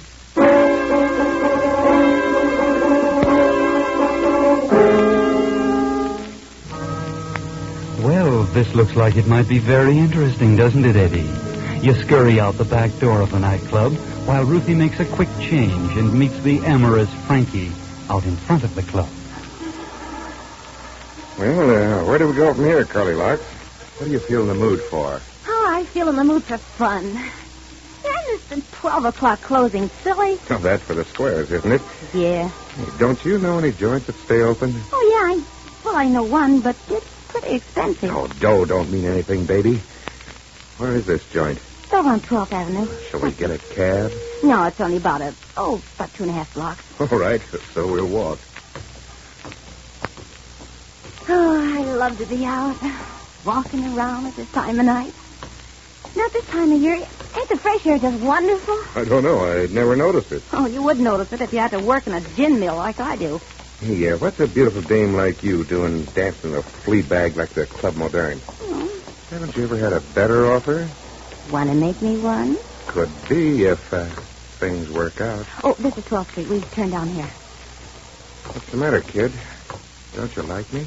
Oh, sure I like you. I love big men with money. Looks like I'm made to order, chicken. I weigh 260 and I make all the money I want. No limit. Yeah, well, how you do it? Oh, I'm an operator. And that's all the conversation we're going to have on that subject. Hey, this is a nice dark street. How about a kiss? Oh, no, not here. Well, the speak's only a block away. Can't you wait till we get there? Okay, baby. I like my dames with spirit. Up to a point. Stick around. You know, Frankie, I wouldn't be at all surprised if you turned out to be the kind of man that I could learn to love. Yeah? Yeah. Well, listen, baby.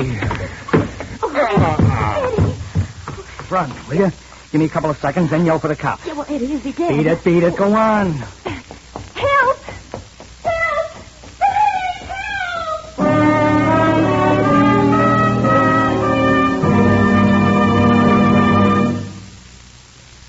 What do those signs mean?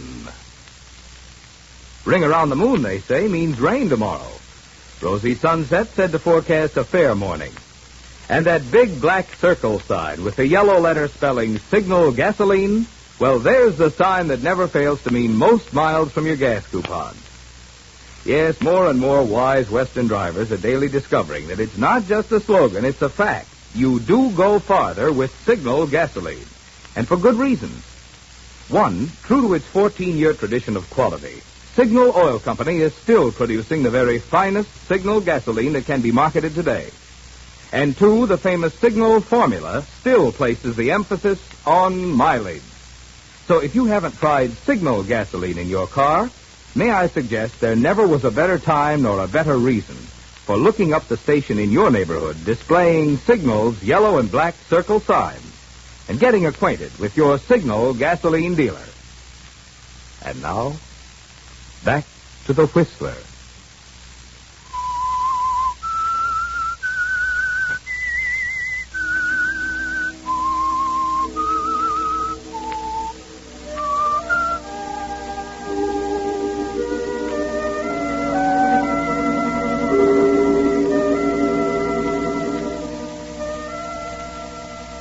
Yes, love on 2nd Avenue can lead to all sorts of things, like the slugging of a big spender in a dark alley. And Ruth carries out her part of the bargain like an old hand at crime. She runs screaming from the scene and brings the cops down in a hurry.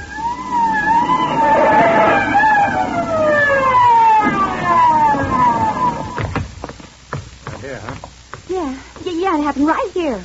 Oh, there's nobody here now. What's the matter with you? You been drinking? No. I tell you, I was walking along here with a man. What was his name? His name was Frank, Frank something or other. I can't remember his last name. You better change your brand, lady. You're having hallucinations. Somebody in the alley, Dave must have lost her marbles. Oh, yeah? I ought to take you down to the station. I ain't done anything. Okay. Get out of here. Go on home and don't be bothering policemen. Take it away, Jerry. This is a false alarm.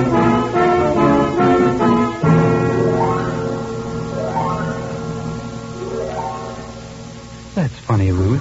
You know that Eddie sapped Frank Ferrari to the sidewalk just a few minutes ago. And now there's no sign of either Eddie or Ferrari. That's very funny. You can't see the humor in the situation, though. And you hurry to Nick's all-night restaurant to keep your rendezvous with Eddie. He's there in a rear booth waiting for you. Hello, baby. Hello, Eddie. Hey, look, the funniest thing happened. Keep it down to a college cheer, will you, baby? Yeah. Sit down.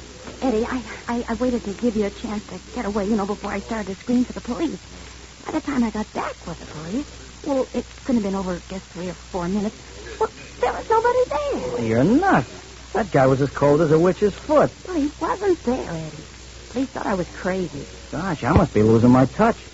Well, the guy must have come to and beat it. Oh, probably just didn't want to get mixed up with the newspapers or something. Yes, sir.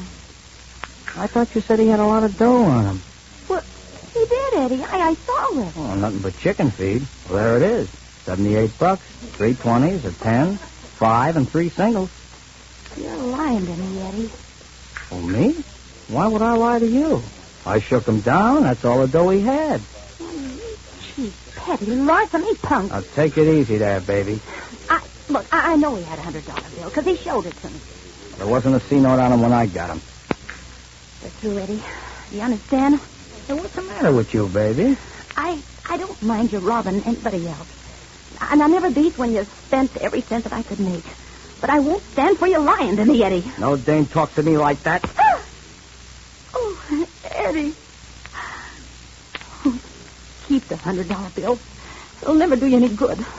It'll do nothing but get you into trouble, and I hope it kills you.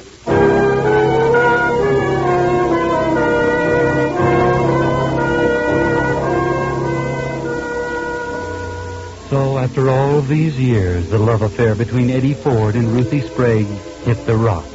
And just because Eddie stole $100, he did steal it, you know. Frank Ferrari was carrying $178 when Eddie knocked him unconscious and robbed him in that alley between Washington and Adams. Eddie hated to lose Ruth, but business is business. Next day, he called on Bill Larimer at Bill's house in the suburbs. Eddie'd always wanted to do business with Larimer. You see, Larimer was a wholesaler in counterfeit money. Wholesalers sell it for 20 cents on the dollar to the shovers. Those are the people who actually cash it. Eddie had always wanted to be a big-time shover. He'd had a little experience, and he knew all the dodges. So this morning, he walks into Bill Larimer's apartment. I want to buy $500 worth of tens. Yeah? What are you going to use for money? This C note? $100 bill, huh? Yep. Where'd you get it? Go on, look it over. It was made by the mint. Yeah. It's good, all right. You know, there's something about a $100 bill. They feel different, you know? Yeah, I like them. You could square a lot of beefs if you got enough of them. You're not kidding. Hey, George. Yeah? How'd you like to print up some hundreds for me? 1, 10, 20, 100. Don't make no difference to me. Come here. Here, take a look at this C note. Did you make a good plate on it? Yeah, that'd photograph okay. I could swing it. Gee, wouldn't it be a little tough, shoving hundreds? With all the dough there is floating around these days? That'd be duck soup. You push a couple of those a day, Eddie, you'd be in the dough. Yeah. Well, how about it? You going to make some up? What do you say, Judge? Will you buy 'em? I'll take $1,000 worth the day they're finished. Okay, Bill. You just placed an order. Well, give me those 50 cents. I got to go get rid of them so I can buy some of those hundreds. You better not try to shove hundreds in that suit. You got to get up front to get away with that, Eddie. Take some of the dough you make off those tens and buy yourself a front. You're going to be in the dough, kid.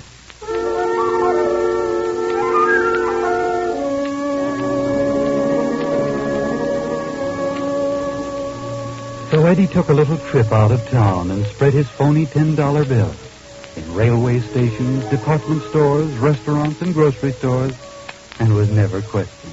He was gone about 10 days. When he came back, he thought of calling Ruthie, but decided he'd better call Bill first. He was pretty excited when Bill told him the hundreds were ready. He went right out there. Bill was glad to see him. He showed him the $100 bills, and they were beauties. That George was a craftsman, Bill said. Here they are, ready. They're perfect. The best job George ever did. Yeah. See, they're beauties, all right. Think you can pass them? I wouldn't be afraid to pass those at the Federal Reserve Bank. Look, here's the 100 you brought in. I'm going to mix it up with the rest of these. Now, see if you can pick it up. Gosh, I can't tell. Which one is it? I could hardly tell myself if I wasn't an expert on it.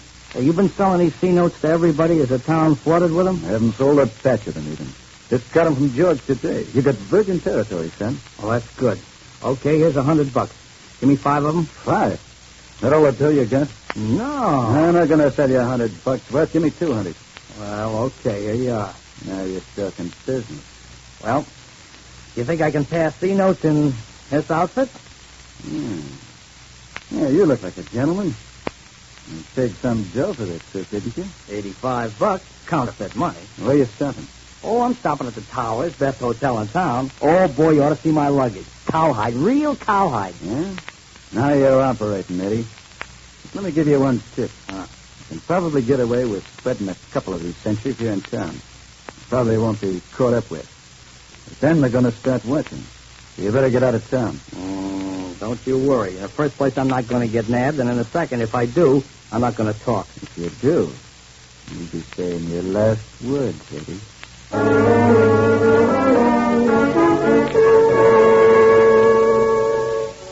Yes, Eddie, be careful. Now you're in it for keeps. In the big time. A real big shot.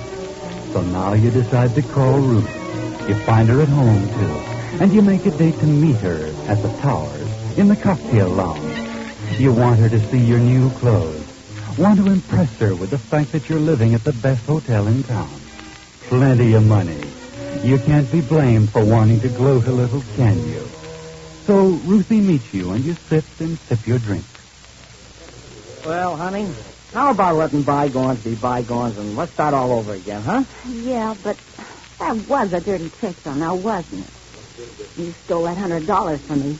Oh, but you framed the thing so I could get the dough to start operating, didn't you? Yeah, I mean, I'd have given you the money, Eddie, but, well, I just don't like the idea of you lying to me. That's what I was mad about. Did you say was mad? You're not mad anymore? No. No, I'm not mad, Eddie. I could never say mad at you. Hey, you want to see something pretty? Yes, sir. Take a gander at this.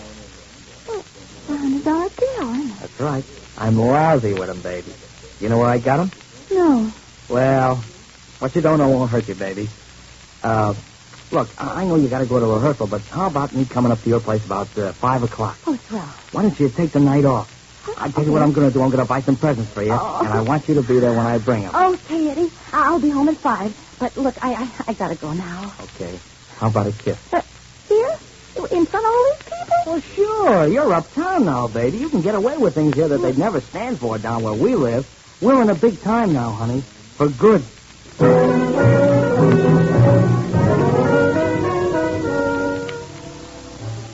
Don't be so sure of yourself, Eddie. In your racket, that's not good. Take it easy. But you can't get over being a big shot, can you? You can't resist going to a swank department store to buy your girl a real present. Say, miss. Yes, may I help you? Yes.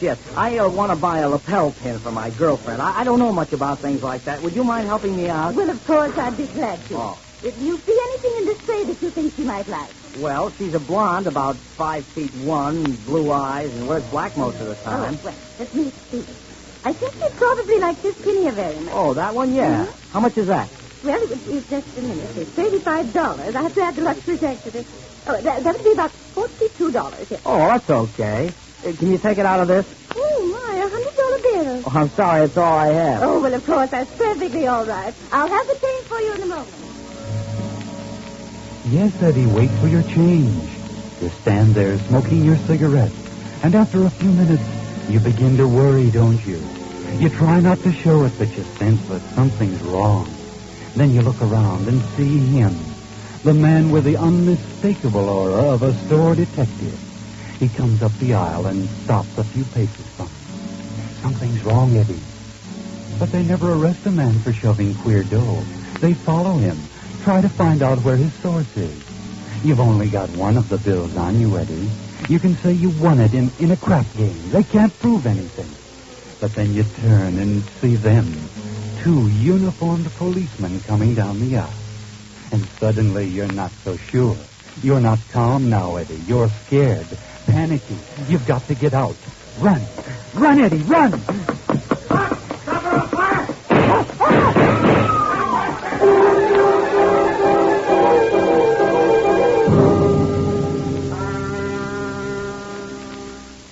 You got away all right, Eddie.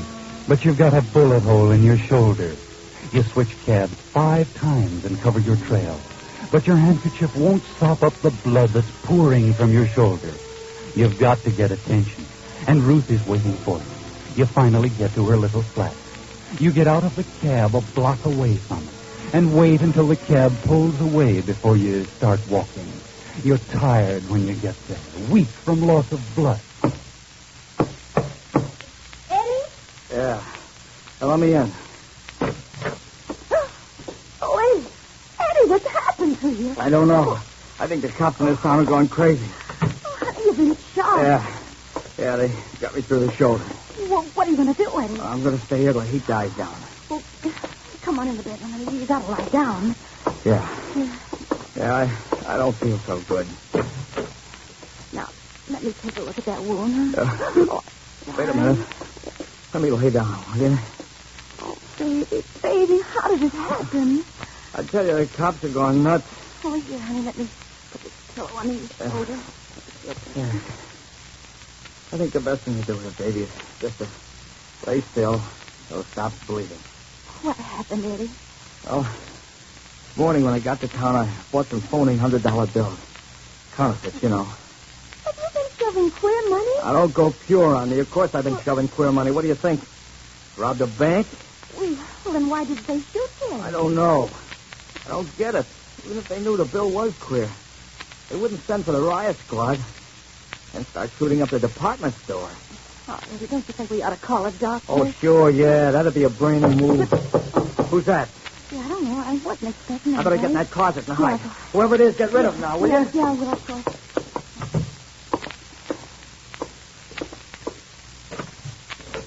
Your name Ruth Sprague?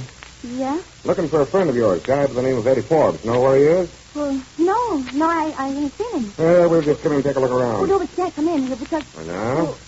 All right, boys, take the joint down. What's the matter, Sprague? Cut your finger? Huh? What's that blood doing on the floor? Hey, guy stood there for a while and went through that door over there, Clancy. Nice of him to leave a trail like that. Get your guns out, boys. This guy's hotter than a 4-alarm fire. Now, you stay out of the way, Miss Sprague. There's liable to be some fireworks. We're going in after that guy. We're coming in after you, Ford. When I kick this door in, be standing there with your hands up or we start blasting. Come and get me. Oh, no, Eddie, no. Take that gun out of his hand, Sergeant. Cold meat, Sergeant. Hey, he's trying to say something. You haven't got long to live, Ford. If you want to say anything, spit it out. What's the matter with you, cops? You crazy? Shooting a guy for passing queer dough. What are you talking about? Oh, no. Going, Sarge. Guy must have been nuts. What was he talking about? Queer dough. Oh, that's what you were after him for, wasn't it? Passing counterfeit money? No. Where'd you ever get that idea? We had this guy bracketed for that $250,000 bank robbery in Capital City a couple of weeks ago. He even tried to spend some of the money today. That's how we got on his tail.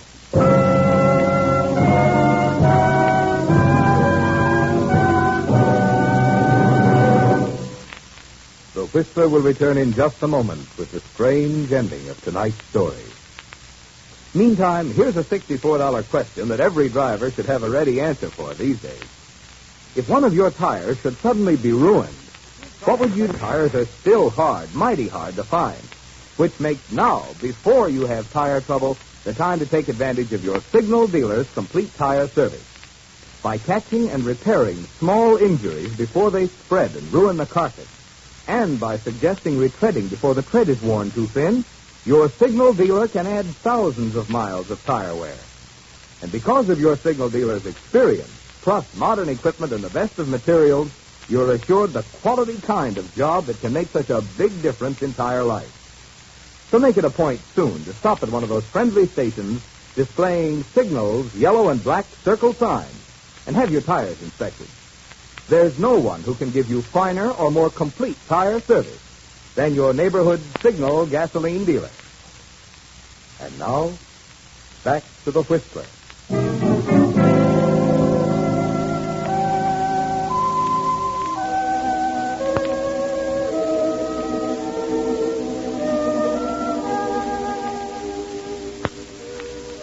Yes, Eddie Forbes died for his crime. But the police were after him not for passing counterfeit money, the crime for which he was guilty. No, they cornered him for a crime he didn't commit, a crime he didn't even know had been committed. Remember how Eddie got that $100 bill from the heavy spender Ruthie steered his way? The counterfeiters made an engraving of that same bill, printed a few hundred of them, and sold some back to Eddie. But every cashier in the country was watching for the serial number on that bill and on all the counterfeit made from it. The heavy spender had picked it up illegitimately from a bank in Capital City, and Eddie died because he didn't know that. Ruth, her wish came true. Remember when she was sore at Eddie for lying to her? She made the wish that that $100 bill he held out on her would cause his death. Yes, wishes do come true sometimes, and love ends up in funny ways.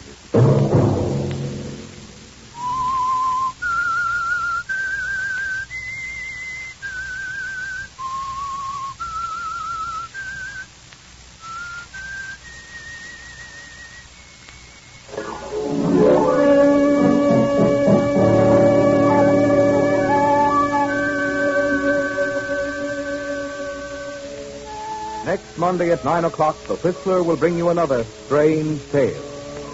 The Whistler is broadcast for your entertainment by the marketers of Signal gasoline and motor oil and fine quality automotive accessories, and by your neighborhood Signal dealer. This program, directed by George W. Allen, with tonight's story by Ray Buffum, music by Wilbur Hatch, is transmitted to our troops overseas by the Armed Forces Radio Service. This is Marvin Miller speaking, and suggesting that you let every traffic signal remind you that you do go farther with Signal gasoline. Yes, you do go farther with Signal.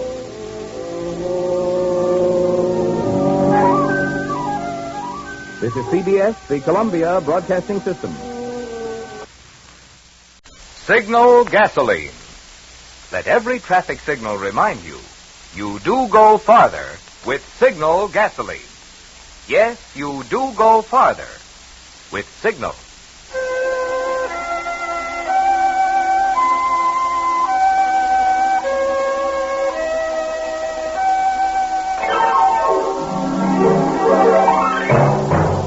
The Signal Oil Company and your neighborhood Signal dealer bring you another curious story by The Whistler. Tonight, Escape to Danger.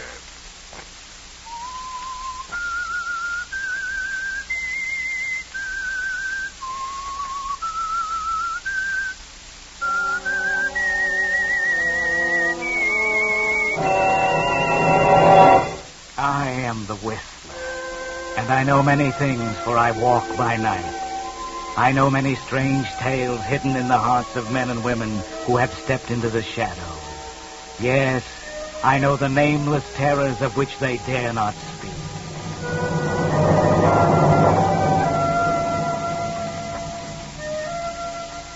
To Frederick Pontiac, an American citizen caught in Germany by the war, death came slowly and painfully, of starvation and torture, in a cellar of a Nazi prison camp. But death was not the end for Frederick Pontiac. It was the beginning of a new and bizarre chapter. For he died only a few days too early, and his body was hardly cold before his captors saw the handwriting on the wall, put there by Allied shells. Yes, the Nazis' hours were numbered, and they all knew it. And that was when a plan was hatched in the brain of Commander Ernst von Muller, commandant of the prison, a man high on the list of war criminals. Where is the man, Doctor? In the cellar. He died last night. I think he'll do. I must look at him first. We will have to hurry. The American swine will be here soon. They are storming the hill now. Yeah. You have the dossier on, what's the man's name, Doctor? Pontiac. Friedrich Pontiac. Yeah, I have it. Friedrich Pontiac. Yeah. Friedrich Pontiac. This one is Friedrich Pontiac. See? Nine. He was an old man. But see, Commander, the bone structure, the hair and eyes. Of course, he is very thin now, and he has aged. But you will see by the dossier he is but 40, your age. And you will see by the photograph in the dossier there is a striking resemblance to yourself. You won't need to change your face, Herr Commandant. Let me see the dossier, Doctor. Here. Thank you. Friedrich Pontiac, born Zurich, Switzerland, 1905. Attended school in Geneva, 1911 to 1918. Emigrated to America in 1918 with his parents and attended school in New York in 1918 to 1924. In 1926, he became a United States citizen. He went to work in his father's drugstore until 1928. When his father died and the business was sold from 1928 to 1932, he did various odd jobs. In 1933, he entered Germany. He spoke German well. That's good. And English with an accent. Good. The fatherland made use of him in the chemical factory in Berlin, but his work was unsatisfactory. He drank too much. And had fits of melancholia. This became worse until in 1941 he was of no further use to us. And so was sentenced for inefficiency to hard labor here at this camp. Excellent, Herr Doctor, excellent. I think it will work. I will have to attend to the fingerprints, Herr Commandant. It may be rather painful for you. I understand, Herr Doctor. It does not matter. From now on, I shall be Frederick Pontiac, American citizen.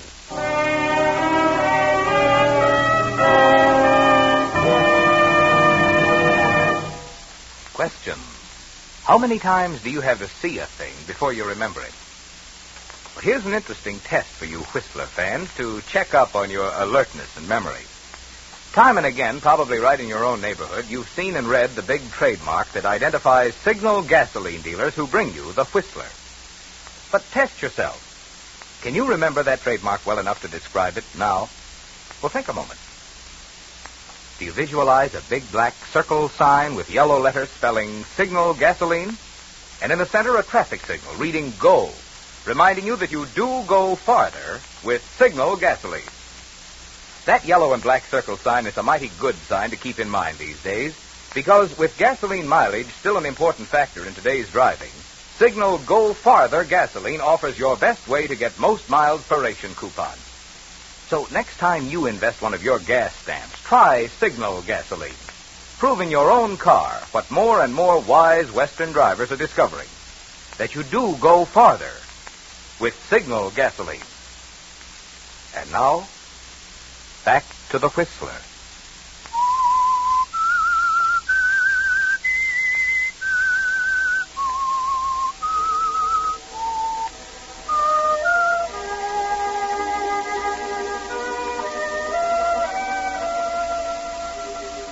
And so Frederick Pontiac, dead in a Nazi prison, is born again. And Commander Ernst von Muller, Nazi war criminal, is no more. He commands the last desperate defense of the prison, just long enough for the mutilation of his fingerprints. It's a painful operation, but it's worth it, von Muller, or should I say Pontiac, because now, when the Americans arrive and find you lying among all your dead companions, your mutilated fingers make the picture all the more convincing. And in an almost unbelievably short time, you're standing on the dock in New York. Everything's been perfect so far. No one suspected you. They hardly even questioned you back in Germany. If you can just get through the customs men. Frederick Pontiac? Yes, sir, I'm Frederick Pontiac. Relax. There's no need to click your heels here. You're in America now, back home. Silly of me. Forgive me. It's been a long time. You look very pale. What's the matter? Are you frightened? Sea voyagers disagree with me. I think it's perhaps seasickness. Take it easy. We all know how much you've been through. We want to make things as easy as possible for you. Thank you. Why do you want me? It's only that your passport has expired. You'll have to fill out this form. I see you can't. Your hands are injured. Very well, just answer the questions. I'll write them in. Frederick Pontiac, age? Frederick Pontiac, born 1905, May 16th. Attended school in Switzerland, 1911 to 1918. Came to America. Oh, wait a minute, one at a time. First, where were you born? Zurich, 1905, May 16th. Your father's name, nationality? Franklin Pontiac, American. Mother's name and nationality, maiden name? Sarah Smith, Swiss. Where'd you attend school? Geneva and New York. The name of the schools and how many years in high school and what grades, please? What grades? I don't remember now. You will have to excuse me. I have a severe migraine headache. All right, then. You just sign it or just make a mark. It'll be all right. Just sign here. Yeah. That's it. Thank you. Take it and best of luck to you. Thank you, sir. Thank you. Oh, just a minute. Where's your luggage? Got to have it inspected for customs. I don't have any. Just the clothes on my back. Oh, all right. I'll fill out your papers. Make a cross here where it says to sign. Yes, thank you very much. That's nothing. Glad to help. Good luck to you. Thank you. Pardon me, sir. Aren't you Frederick Pontiac? Oh, yes? My name is Mitchell, Mr. Pontiac. How do you do? Glad to meet you, at last. Yes? I'm sorry I have to give you this after all you've been through, but can't be helped. What is it? I can't open it. Oh, well, suppose we step over here a moment? My hands. It's a court order, Mr. Pontiac. I'm Mrs. Pontiac's lawyer. When you deserted her in 1933, she got a divorce. You owe $12,000 back alimony to my client. Like I say, I'm sorry about greeting you back home with this, but that's my business. $12,000? But that's impossible for me to pay. Oh, come, Mr. Pontiac. Don't let's have trouble. We've been nice about this. We never slapped a lien on your bank like Mrs. Pontiac wrote you we had. We want to do things right by you. So, what do you say? We get in my car and run over to the bank and get that safe deposit box out, and you pay off like a gentleman. Safe deposit box at my bank? Yes, I know your little secret. You can't fool me, Pontiac. I know about the money you have in the State and County Bank on 84th Street. Yes, Mr. Pontiac, I found out about that. Oh, my wife told you. Shall we say trade secrets, and that a little birdie whispered it to me? But you don't have to worry about me. No, just so long as I get my fee and the money for my client. Now, what do you say? We run over to 84th Street right now. Very well.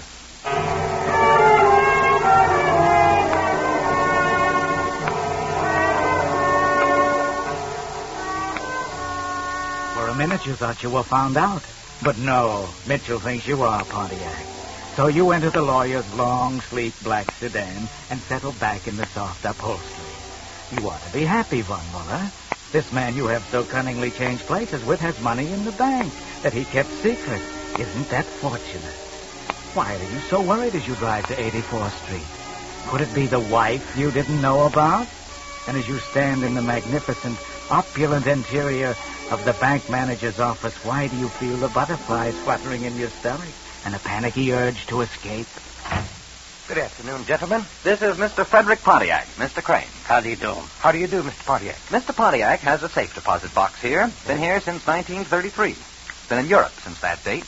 Had quite an ordeal. Was in a German concentration camp. How dreadful for you, Mr. Pontiac. I've read about these places. Glad you got out all right. Thank you, Mr. Crane. Now that he's back, Mr. Pontiac would like to open his safe deposit box. Oh, certainly. You have the key, Mr. Pontiac? The key? Oh, no. They took everything from me. Well, do you remember the number? Yes, the number, You haven't forgotten the number, have you? I'm trying to remember my memories and what it was since... Oh, of course. Well, I can look it up in my file here. In the meantime, perhaps you'll sign this form? Yes. You see, my hands have been injured, but I'll do the best I can. Oh, yes, I see. Have you some other means of identification? You see, I wasn't manager here in 33. I suppose I could get Miller over. He was manager here in 33. He'd remember you. Remarkable memory that man has. Never forgets a face. Nobody could fool him. Just a formality. You have your passport, haven't you, Mr. Pontiac? Oh, yes, of course. Well, that's enough, isn't it, Mr. Crane? You can check on that. Yes, I think in this case we can make an exception. Here it is. Yes. You've aged since this photo was taken, haven't you? It's an old photo, yes. Well, that seems all in order. I think you can have your deposit box, Mr. Pontiac. It's number 173. Will you step this way, please? Thank you.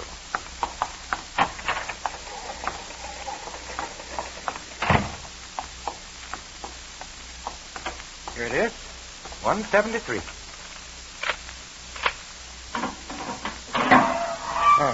There you are. Let me know when you're finished. Thank you. $150,000. All in $1,000 bills. Suppose I take the $12,000 while you have it handy? Very well. Here's $12,000. Mm-hmm. And the matter of my fee, Mr. Pontiac? How much? $5,000. $5,000? Yeah, $5,000. I know it's expensive, but I'm a good man. You know, I can keep my mouth shut. Count it yourself. My hands hurt. Okay. 1, 2, 3, 4, 5, and 1 for luck. Thank you, Mr. Pontiac. Now, can I drive you anywhere? Where are you staying? Thank you, yes. Any good hotel will do. I've had a rather trying day. Well, how about the Continental Plaza? Nice view of the park, swell bar, good restaurant? Yes. That will do satisfactorily, I'm sure. It has been a very hard day. It will be good to rest. Very good. Look, Mr. Pontiac, I'll give you a tip. Yes? Don't stay in town too long. It might be unhealthy for you. What do you mean, unhealthy? You haven't forgotten Lucky Chandler, have you? Huh? Lucky Chandler? Oh, yes, Chandler. Yeah, Lucky Chandler. LaHiff hasn't forgotten. As soon as he hears you're in town, he'll pay you a visit. If you get in. Yes, LaHiff. Yes. Your arrival, it was in the papers this evening. How do you mean? Pay me a visit? Unhealthy for me? Forget it, chum. It's just a hint.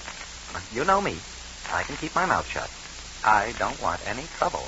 Yes, I see. But you don't see, do you, Herr von Muller? You don't know who these men are, LaHiff and Lucky Chandler. What does Mitchell mean, unhealthy? You don't know, do you? But you're too tired to worry now. So you go to your hotel suite and fall into a fitful sleep. And in the morning? How can that be? How can that be? Yes? What is it? Good morning, Mr. Pontiac. I was calling to let you know your wife is on her way up to your room. My wife? Yes, sir. Mrs. Pontiac is on her way up. Yes? Who is it? It's me, Gloria, your ex-wife. Remember me? You can't come in. Oh, Freddie, don't be silly. I only wanted to say hello and take a look at you. Get away. I order you out. I just wanted to say I'm sorry about the Mitchell greeting you with the court order. It wasn't my idea. Out, I say. Get out. I don't want to speak with you. I don't want to see you. Get out. Now, look, Freddie, don't push me. I said get out. And stay away from me. Well, what's the matter with you? Are you sick? Changed. Go away. All right. I'll be back, Freddie. I'm worried about you. Himmel, was ist denn das? Yes, what is it, please? That you, Pontiac? Yes. This is LaHiff. Your pal, LaHiff. Hello. How are you? What the devil do you care how I feel, you double-crossing rat? Are you going to come across with the dough? Or do you want me to take it out of your hide and then refresh the cop's memory about Chandler's death? About Chandler's death? Yeah, you don't think they've forgotten, do you? Sure, 12 years is a long time, but not long enough. What do you want from me? My cut. 75,000 leaves of best lettuce. I'll be around for it at noon. You see you have it there. Hello. Hello. Hello. Hello. Refresh the cop's memory about Chandler's death. Gott im Himmel. Pontiac killed him. Yeah, that's it. Pontiac was a murderer. Now, I'm Pontiac.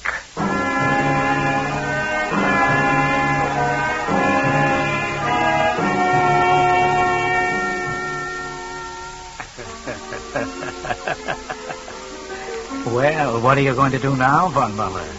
In America, murder carries a death penalty, and you just escaped from that.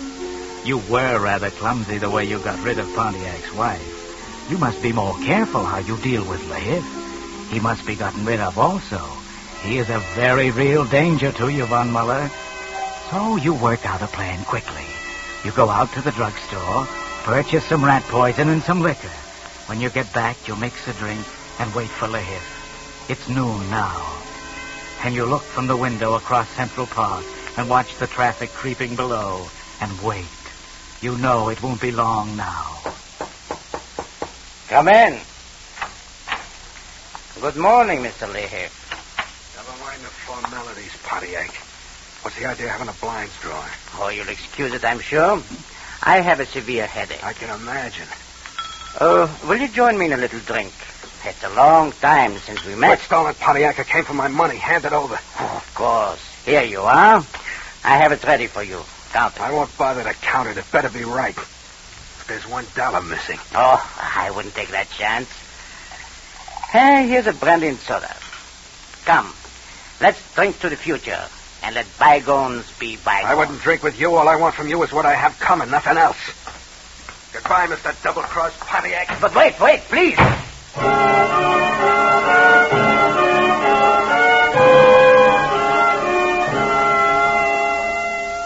Well, you're slipping, Ernst. Things aren't going exactly right, are they? You had him right in your net, and then he walked out with the bait. And now what? Pontiac double-crossed him, Maybe now he'll double-cross Pontiac. You. He didn't go to the police before because he wanted the money. But now, he may be on his way there now. You've got to do something. Quick, Ernst von Muller. Hurry. Look in the phone book. Then call. Worldwide Travel Agency. Good afternoon. My name's Pontiac, Frederick Pontiac. I want a seat on the plane to Argentina as soon as possible. I have to get there at once. It's very urgent. Yes, sir. Travel's pretty heavy, but I think we can arrange that.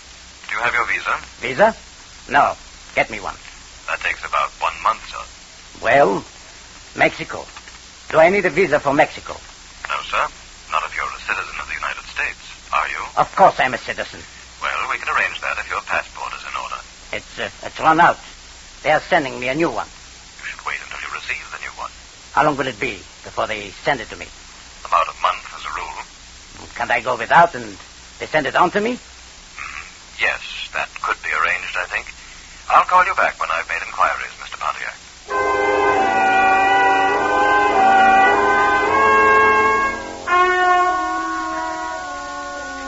The wait is not long, but you fidget nervously through it. Then suddenly everything's all right again. They've reserved you a place on the Mexico plane. You'll have plenty of time to make it to the airport. And still the police haven't arrived. You hurry downstairs. Step up to pay your bill. Here, miss, I telephone. You have my bill ready? Yes, Mr. Pontiac. $27.55. You keep the change, miss. Oh, thank you, Mr. Pontiac. Those two men by the door, they're detectives. They were just asking about you. Detectives? Asking about me? Yes, sir. Is my taxi here yet? No, sir. Good evening, sir.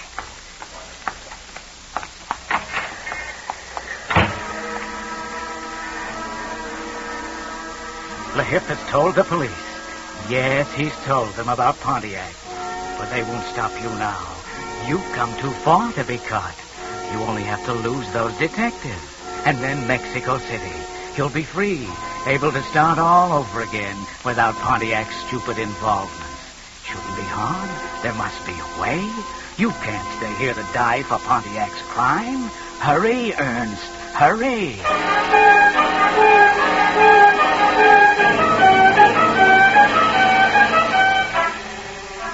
But these men are worse than your Gestapo, aren't they, Ernst? You try everything you can think of. Taking a taxi cab, switching cabs, doubling back, ducking into a movie theater and out a back entrance. But they're still there. You go down into the subway, try to lose them in the crowd. They're still following you. You can't get rid of them. And suddenly the panic begins to grow. It's almost time for the plane to leave. You've got to get to the airport. Maybe you can lose them there. Maybe.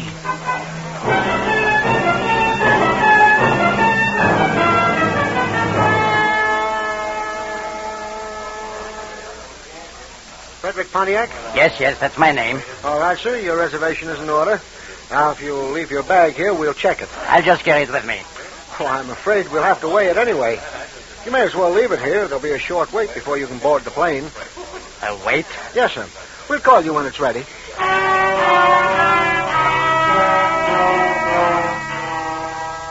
Wait. But you don't want to wait, do you, Ernst? There are those two men over there. You have to get on the plane and get away. But you know down in your heart that you never will. They're just waiting for that.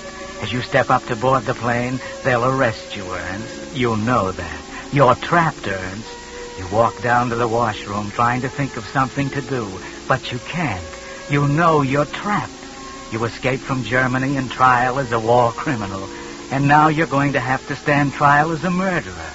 Might have been a lot easier the other way. You know what they do to murderers here. You might have escaped that over there. Yes, that's it. Of course. And so, as you look up into the mirror and see the two men enter the washroom, you know, finally, what to do. Look, you. You men are following me. Yeah? What about it? And I know why. But you're wrong. You'll never hang me for that murder. Murder? What's he talking Wait. about? No, you don't trick me that way. You know what I'm talking about. But you will never convict me of a murder. Because you're after the wrong man. I am not Frederick Pontiac. No? No, you must believe me. I'm not Frederick Pontiac. Then who are you? I'm Ernst von Müller, Commander Ernst von Müller of the German Navy. I escaped from Germany as Frederick Pontiac, but Frederick Pontiac is dead. You don't believe me, but you must.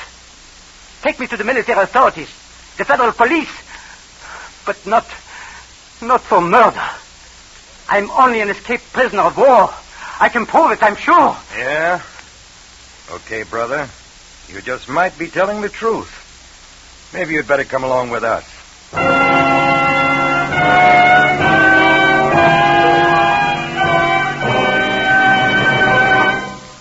The Whistler will return in just a moment with the strange ending of tonight's story.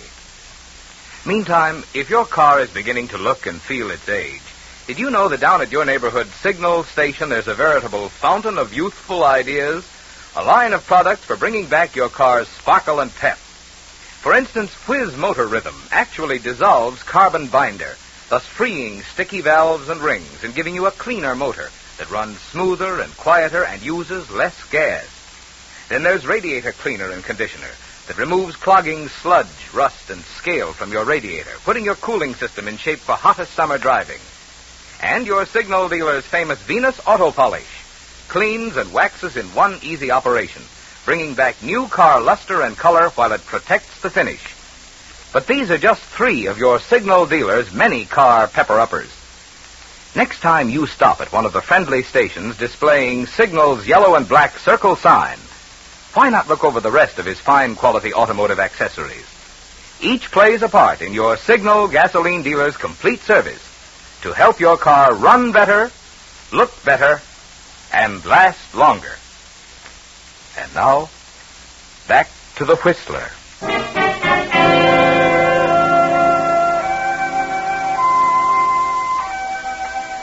Well, Ernst von Muller, you gave yourself up. Yes, you'll go back to Germany to stand trial as a war criminal. And when you read the newspapers about the fate of other commandants of German prison camps, you wonder if perhaps you didn't make the wrong choice. You might have been even more sure of it if you could have heard a certain telephone conversation the day you were captured. Miss Reagan, Mrs. Pontiac, this is Reagan. Oh, the private detective I hired. Yes. I've got plenty to report, Mrs. Reagan. We tailed your husband like you asked us to. You were right. Oh, yes? Yeah, there was something screwy about him. He wasn't your husband at all. What? And we tailed him to the airport. He was just about to leave for Mexico. What? I'll never know why he didn't. That would have been the end of our case. But just before the plane was to leave, he surrendered himself to us. Well, who could it have been? He was some German Navy officer, escaped and masquerading as your husband. Did he say anything about my husband? Yes. He said Mr. Pontiac died in his prison camp. So that's it. Yeah. Another thing I'll never be able to figure out was he kept talking about a murder. Said we wouldn't pin a murder rap on him because he wasn't Pontiac. You know what he was talking about? I have no idea. I haven't either. I thought the only thing Pontiac was mixed up in was that racetrack scandal back in 1933 when Lehiff went to prison for poisoning a horse. The odds-on Derby favorite, Lucky Chandler.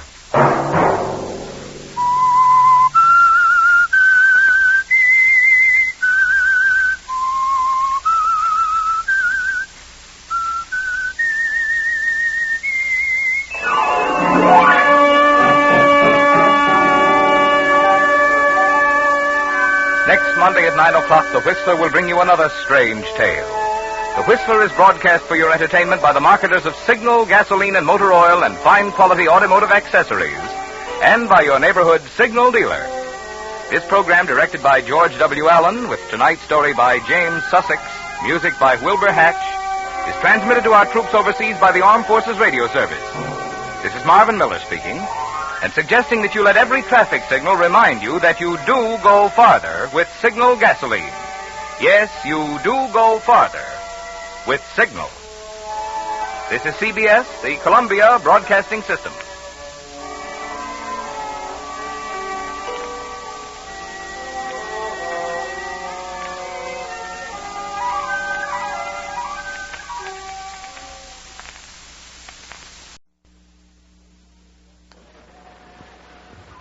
Signal gasoline, Let every traffic signal remind you, you do go farther with Signal gasoline.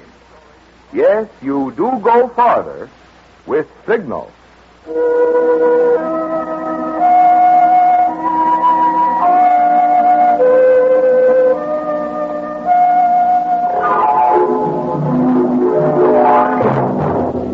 The Signal Oil Company and your neighborhood signal dealer bring you another curious story by The Whistler. Tonight, Murder is Blind.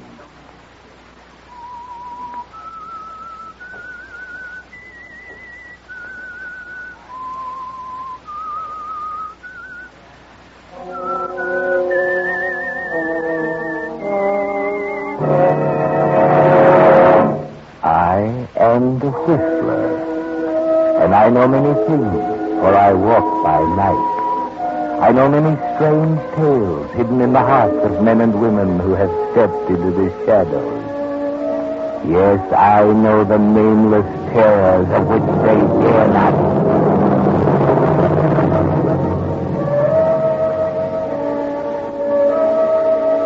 Most people are blind. Yes, they're blind to the shortcomings of someone close to them, someone sometimes to their own. That was the way with the three women who lived in the old Hopkins house on the hill. Three very different women, but all of them blind to the characters of the others. There was Lorna Hopkins, mistress of the house, warm, sincere Lorna, happy in her coming marriage to Gregory. There was Patsy Hopkins, Lorna's cousin, whose only happiness is in herself, her youth, her loveliness. And old Fräulein, the old German housekeeper who has been Patsy's governess, and who had found happiness in serving her with years of devotion. None of them really knew the others. All of them were a little blind. That is, until it happened. It started the night Patsy was helping Lorna with her hair. There. That's finished. Fräulein can help you with the rest. Now what? Gregory. He's waiting in the living room.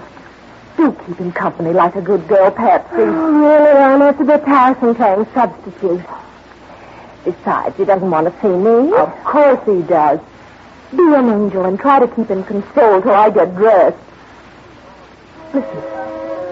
Greg playing the phonograph? Castelli's Serenade. Lovely, isn't it? Is it? Greg once said it was a musical description of me. Can you imagine? He can say such nice things. Oh, look, Patsy, I'm not nearly ready. Do run down and pay the poor man a little attention like a good girl. You're pretty sure of yourself. Sure about what, Pat? Nothing. I'll go.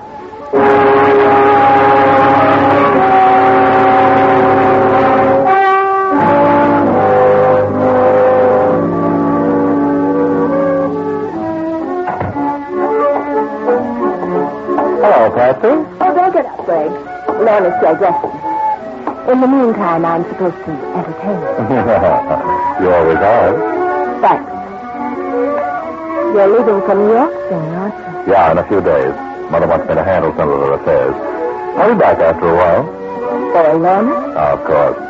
They expect to be married in Mother's home, you know. After that, the honeymoon. Someplace in the North Woods. Someplace where we can be together, far away from everybody. What a picture.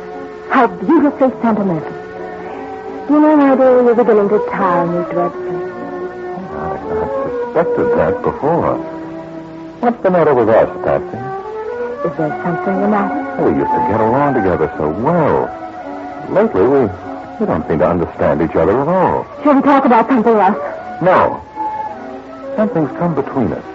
Ever since I became engaged to Lorna. That has nothing to do with it. Well, of course not, but what is it, Pat? What's going on, anyway? Nothing, I tell you. Oh, for heaven's sake, stop that thing. Take that sickening record off. Well, sure, Pat. I always thought you liked it. Turn it off! Greg. Yes? I want you to do something for me. Sure. Anything. I want you to go back to New York. Well, I am, Pat. I'm leaving toward the end of the month. I mean now. Today. Today? Yes. Well, what's the matter, Patsy? Don't you even like me anymore? Like you? Oh, why, you fool, I love you. What? From the first day we met. Haven't you seen it? This is incredible. You can't mean this. I never meant anything more in my life. I know I'm shameless, Greg, but I can't help it. Greg. What about Lorna? Oh, Lorna will never make you happy, never. She's good and sweet and kind, but goodness and sweetness can be tiresome. Yes, and kindness, too. I know Lorna, Greg, and I know you. In a year, you'd grow to hate her. Please, Pat, please, you mustn't say these things. But it's true. I've got to say these things. Don't you see, my darling, I'm thinking of your happiness. Yes, and Lorna's, too. And you? And of mine. I have the right to think of mine, haven't I, Greg? We needn't hurt Lorna too much. You'd go away, go back to New York, and after a while, 6 months, I'd come to you. And, Lorna, she would have forgiven me?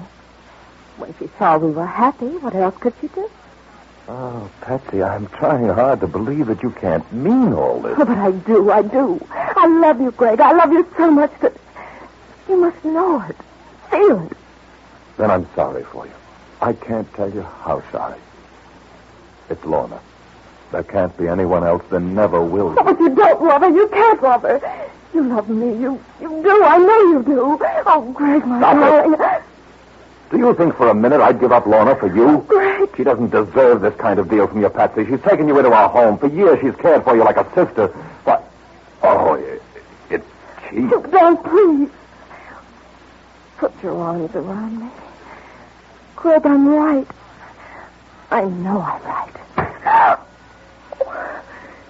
You slapped me. Yes. So? Now listen, Patsy. You listen to me. Yes? This is important. Remember it. Yes? You'll never marry Lorna. Do you understand? No?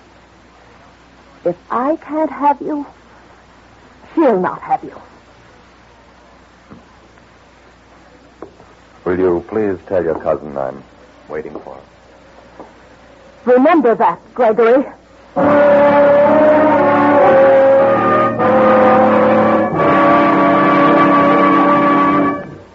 Conundrums. We've all played the old game in which someone describes a thing and you guess what it is.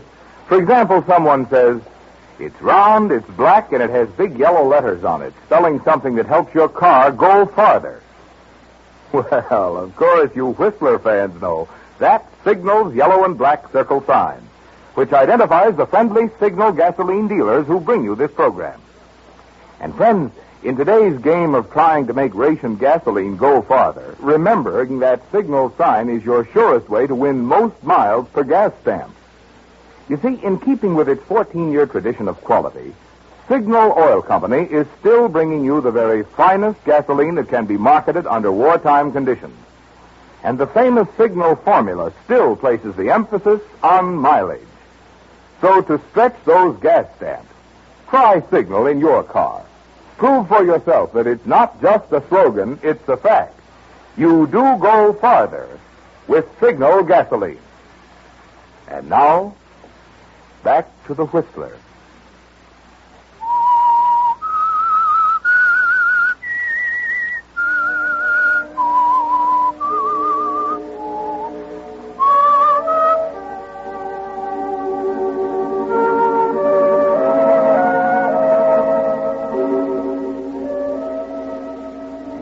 Patsy, you never dreamed that Gregory would be difficult, that he would reject your love, did you? You were sure that he would fall just as all the other men in your life had fallen. But that's the way things go, Patsy. The one you really want is always the one who doesn't respond. And now as you lie in your lonely room, your thoughts aren't very pleasant, are they? You are sleeping, Miss Patricia? No, Fräulein. Come in if you wish. I've come to see what it is that's making my little girl unhappy. There is something, isn't there, yes? Unhappy? Why do you think that, Fräulein? Fräulein can always tell. What is it, my baby? Nothing. You're imagining things. Oh? Ah, you are so much like your mother.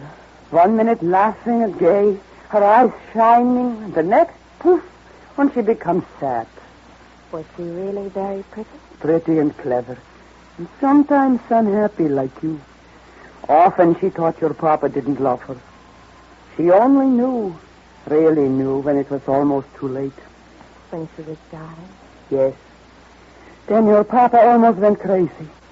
He hadn't paid attention to her headaches. He thought she was pretending them to get sympathy. But later on, when she became blind... Poor mother. Brain tumor must be a horrible thing. She didn't suffer too greatly. Headaches, yes. And her eyes became so big, so staring.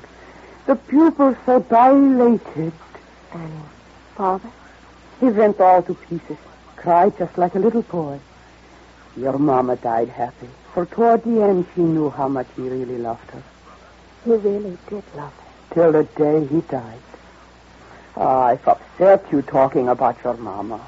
No, Fräulein, I'm glad. I'm glad you told me.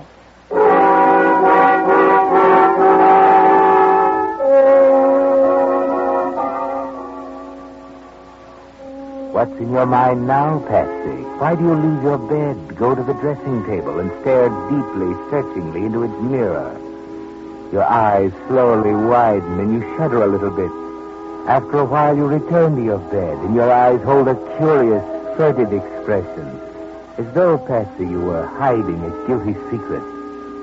And in the days that follow... I've kept you waiting, haven't I, Greg? I'm sorry, really. Oh, forget it.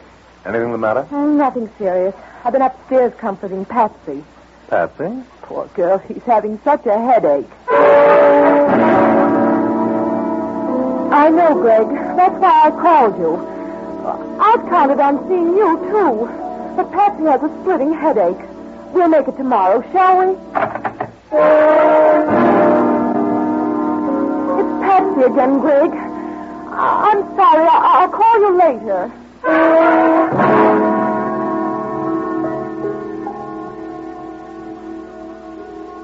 There is something the matter with Patsy, Greg. I'm sure of it. These pains, these spells of dizziness, they worry me. Yeah, I can see that. But don't you think you're inclined to exaggerate her condition? After all, everybody has headaches, you know. Yes, I know, but not like Patsy's. They're doing something terrible to her. She looks badly, Greg. Her eyes seem so strange. I don't like it. This is something new, then? Her eyes, yes. But her headaches, well, she told me she's been having them for weeks. She said nothing because she didn't want to worry me. I see. These attacks, when she has one, she's practically helpless. Oh, she's so dependent on me, Greg. Yes, and always at a time when I want to take you to dinner or to the theater. That's not fair, Greg. Perhaps not, but are you being fair with me? I don't understand. I'm leaving for New York in a day or two, but that seems to make very little difference to you. Oh, that's not true. Let's not quarrel, Gregory. I'm not quarreling. All this nonsense is getting too much for me. If anything was seriously wrong with a girl... I don't think there is. Not as bad as she pretends. Frankly, I think she's putting on an act of some kind. What's that? Patsy! Good Lord, in a hurry, come quickly. What is it, Fräulein? It's Miss Patsy. She can't see. Oh, Miss Lorna, she's blind. Blind.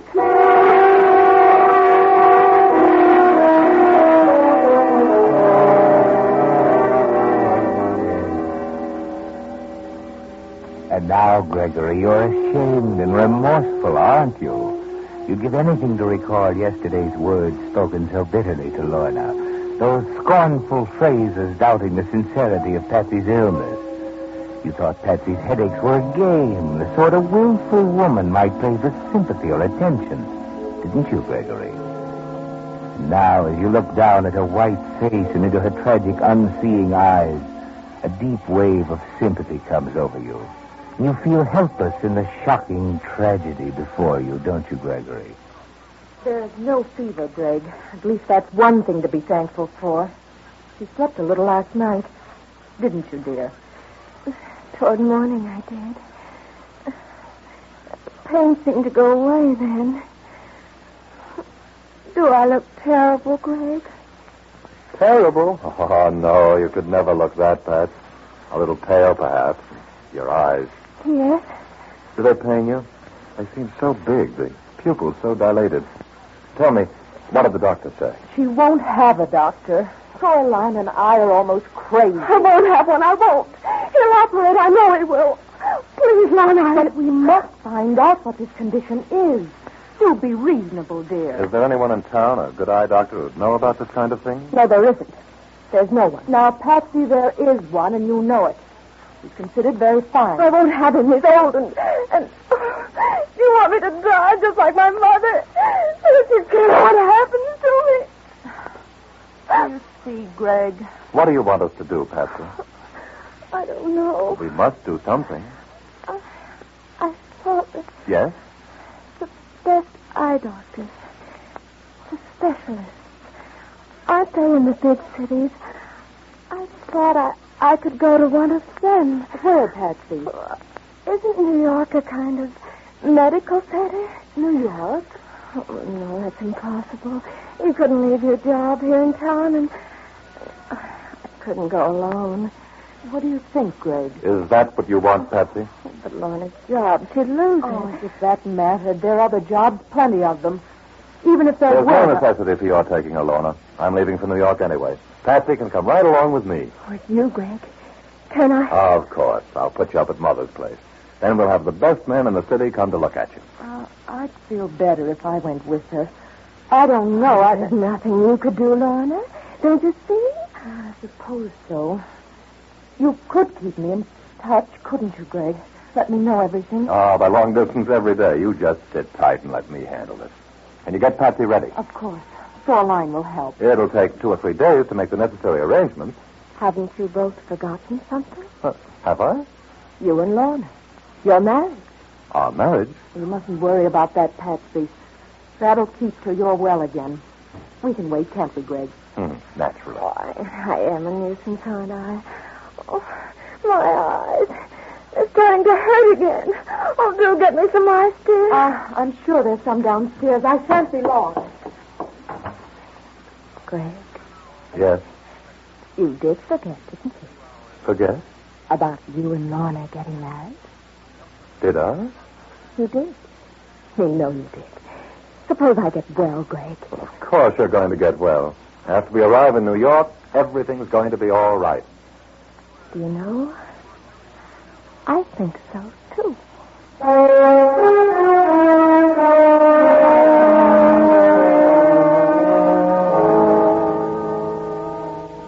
Well, Greg, perhaps you're being a little blind, too. You've forgotten Patsy's warning, haven't you? And her helplessness is a rebuke to your conscience, isn't it, Gregory? For you remember, in spite of Lorna's warnings, your indifference to Patsy's repeated headaches. And you know that if this girl dies, nothing can ever be quite the same for you and Lorna. It's imperative that Patsy regain her health not only for her own sake, but for the sake of your marriage as well. And now, after a day spent in making traveling arrangements, you return to the house with Lorna. We're home early, Lorna. Yes, I know. It's nearly 7. Patsy doesn't expect us back for a couple of hours yet. She must be very quiet. Think she's sleeping? I hope so. She promised me she'd try. After a while, I'll go up and peek in at her.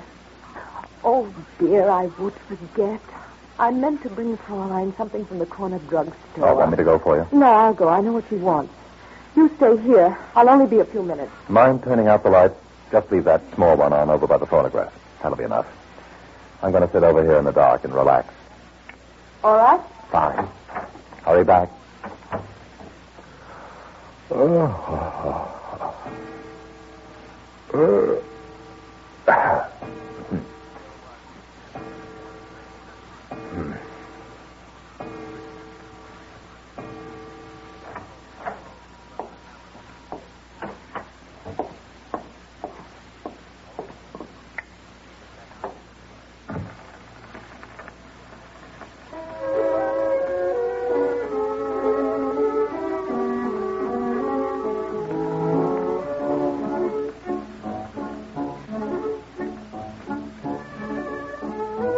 It is lovely, isn't it, Patsy?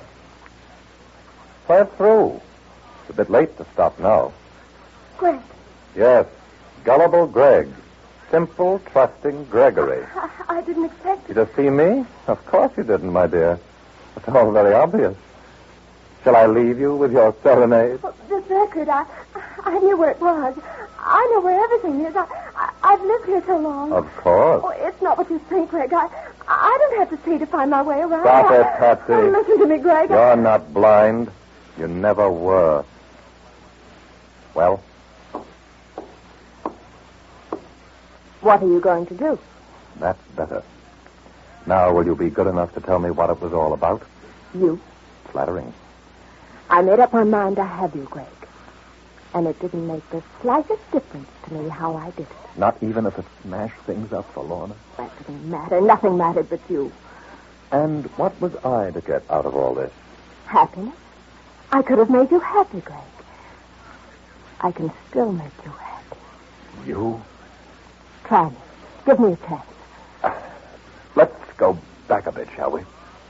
Tell me, how did you expect to fool a clever eye specialist? You must have known he'd find you out. I didn't expect to. No? You see, I had no intention of coming under his care. The important thing was to get you away from Lorna, to have you by myself for a while. After that... Anything could happen? Anything. And now? I've lost. We've all lost. You, Lorna, and I. Oh, you're wrong, Patsy. Lorna and I haven't lost. You see, tomorrow, we'll be married. Tomorrow? If she'll have me then. No. No, you can't. It's beyond your control now, Patsy. It's beyond anything your selfish mind can trick up. Is it beyond death? Perhaps my love for you was a selfish thing. But to me, it was everything. Don't you understand, Greg? Nothing will be gained by shooting me, Patsy. If I can't have you, nobody else shall. Don't, for all our sakes. Patsy, what are you doing? Patsy! Greg! Greg!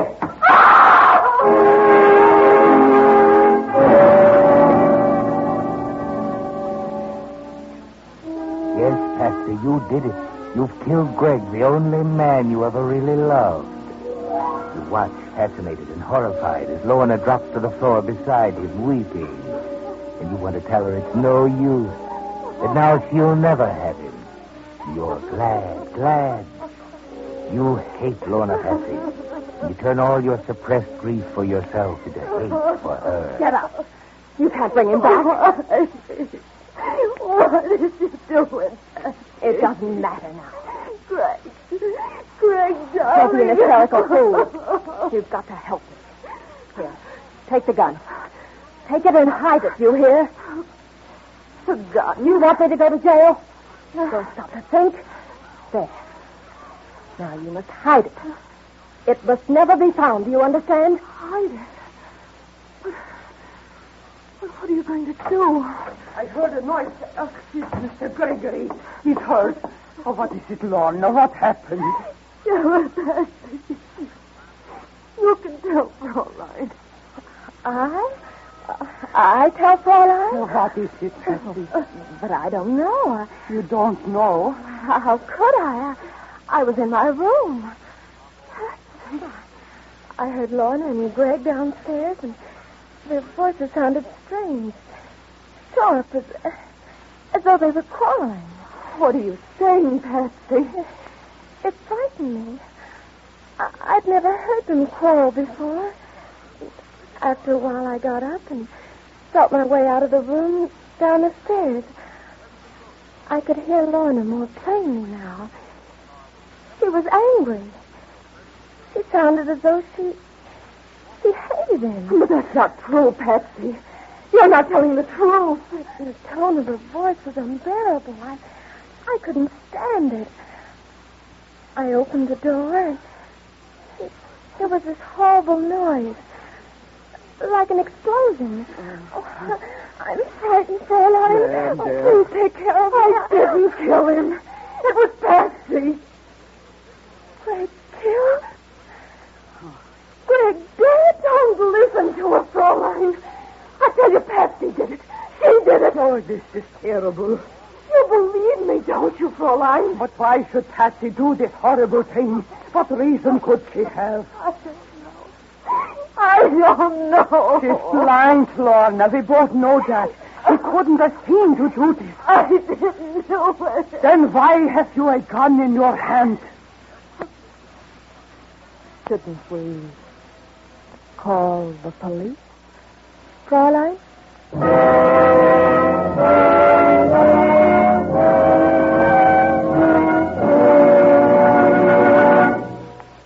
The Whistler will return in just a moment with a strange ending of tonight's story.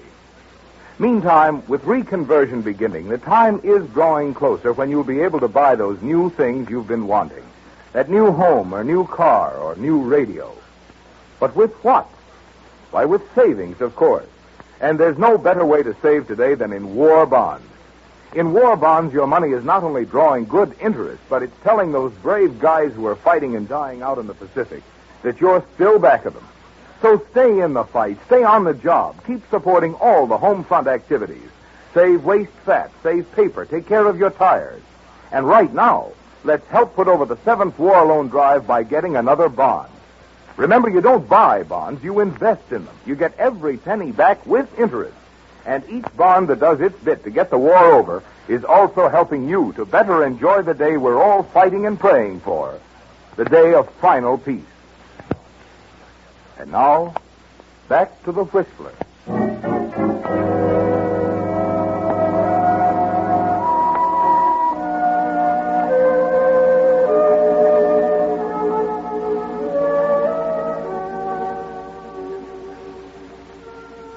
Well, Patsy, you've won, haven't you? Not only have you killed Greg, but you're having your revenge on Lorna for taking him away from you. She's going to jail for murder, isn't she, Patsy? The police are here now. The detective is questioning Lorna, looking at the body. But there's something you didn't count on, Patsy. You were blind to someone else's character. Fräulein.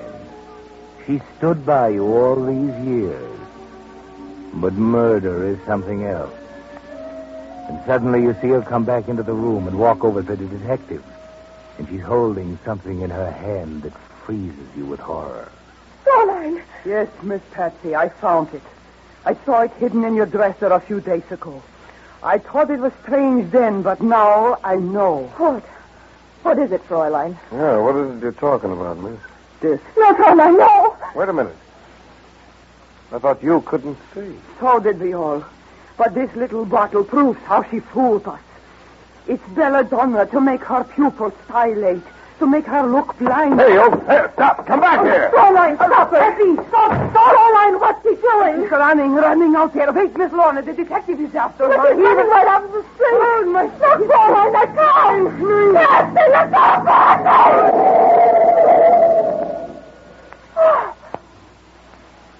Oh, Fräulein. Himmel, she didn't even see it. The belladonna in her eyes. She didn't even see the car.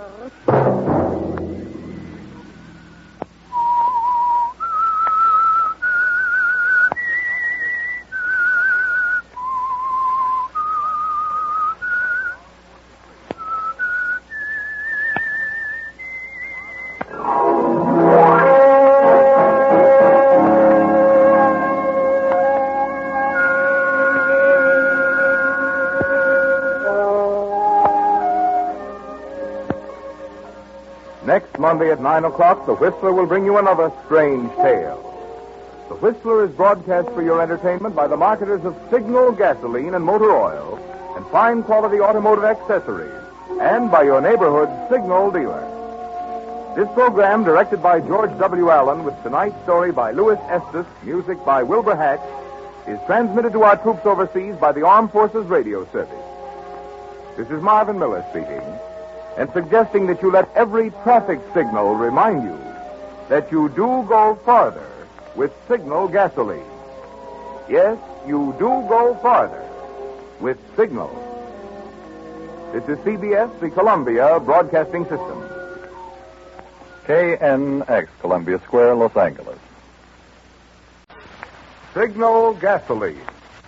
Let every traffic signal remind you, you do go farther with Signal gasoline. Yes, you do go farther with Signal.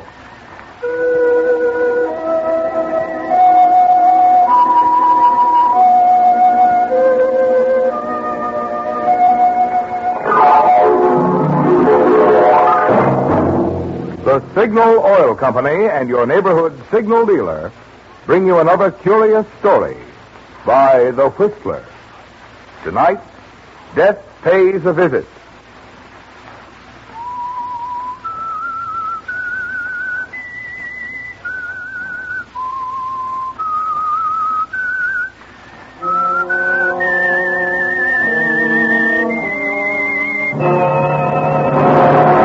I am the Whistler, and I know many things, for I walk by night.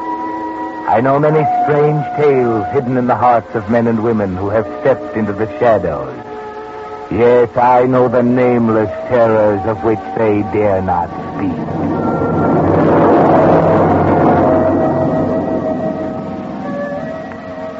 The Crowleys are a typical young married couple, the kind of people you have living on your block. A little more prosperous than most, perhaps, drive a better car, nicer clothes, you know. Funny, too, because Jake Crowley only earns $47.50 a week as assistant manager of a branch of Sellers National Bank. And the neighbors might be surprised to learn that the Crowleys have only $321.17 in their joint bank account. That's not much. A pittance, it seems, to Trina Crowley. Especially when Jake tells her about how they came to have it. Well, that's all that's left, Trina. How much was it to begin with, Jake? Almost $10,000. $10,000? Where's it gone? What do you think? You wanted a new car, didn't you? You insisted on that trip to Tahoe last summer. You asked for this house, didn't you? Oh, so I was the one at fault. I spent the money. I suppose the next thing you'll be saying is that I instigated the whole Listen, affair. Trina, we won't get anywhere this way. We've got to figure a way out. I need your help. Well, Jake, I don't know anything about finance. If only you told me before, perhaps you could have... If postmortems aren't going to do any good, the thing's done. Can't you get that through your head? Yes, I can get it through my head. And I won't be talked to that way. All right, Trina. I'm sorry. I'm on edge. I'm sorry. When do the bank examiners due? Next Tuesday after the weekend. But can't you cover up some way? Isn't there something you can do? Nothing. Since that new manager's been in, I haven't had a chance to lay my hands on the accounts. Oh, Jake, I don't know what to say. It's... The word is grand larceny, Trina.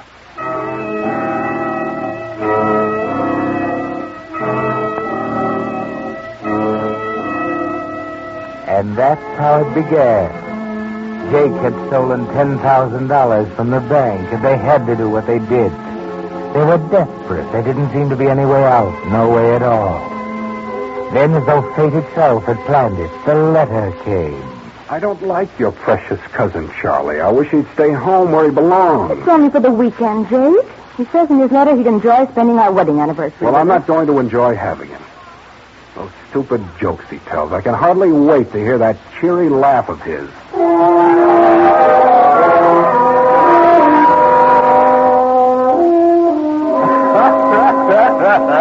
And so the fellow says, is this the general store? And the other guy says, yes. And so he says, okay, let me speak to the general. Do you like that? Not particularly. Well, then there's the one about the two bookies who went to heaven. Have I told that to you? Is it funny? It sure is. And you haven't told it. And I haven't...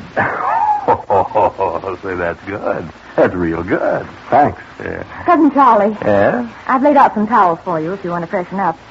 And your room's ready whenever you are. Oh, thanks. Well, I guess I'll go upstairs then. Hey, where's that little traveling kit of mine? Oh, it's there with your suitcase at the head of the stairs. Huh? Yeah, so it is. Getting so I can't see a thing without my glasses. Think I'll take my suitcase up, too. I dropped the kit. Oh, here, I'll get it, Cousin Charlie. You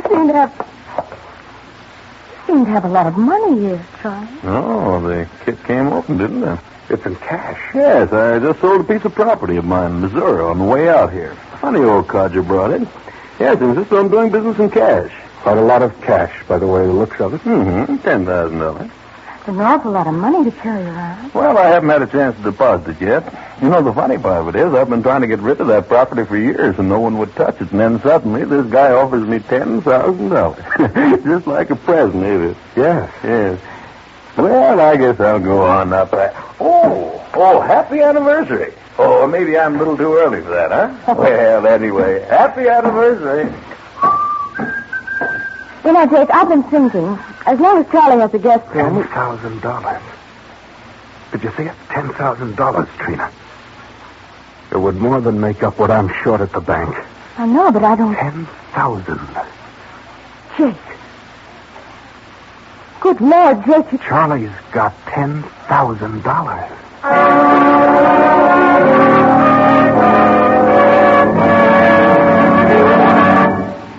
Whistler fans, many of you have been asking whether the Whistler will follow the example of numerous popular programs in going off the air for the summer. Well, I'm happy to be able to tell you tonight that in appreciation of your loyalty that has made the Whistler the most popular of all West Coast radio shows, Signal Oil Company and the hundreds of neighborhood Signal gasoline dealers who sponsor the Whistler will continue to broadcast this program without interruption throughout the summer. So for your Monday night radio entertainment, we of the cast hope you'll continue to make the Whistler a regular stop on your dial. And during the week, we hope you'll stop at the friendly stations displaying Signal's yellow and black circle signs and get acquainted with the gasoline whose famous longer mileage formula helps each gas stamp go farther. Signal Go Farther gasoline. Yes, there never was a better time to join the ever-increasing thousands of wise Western drivers who are discovering it's a fact. You do go farther with Signal gasoline. And now, back to the Whistler.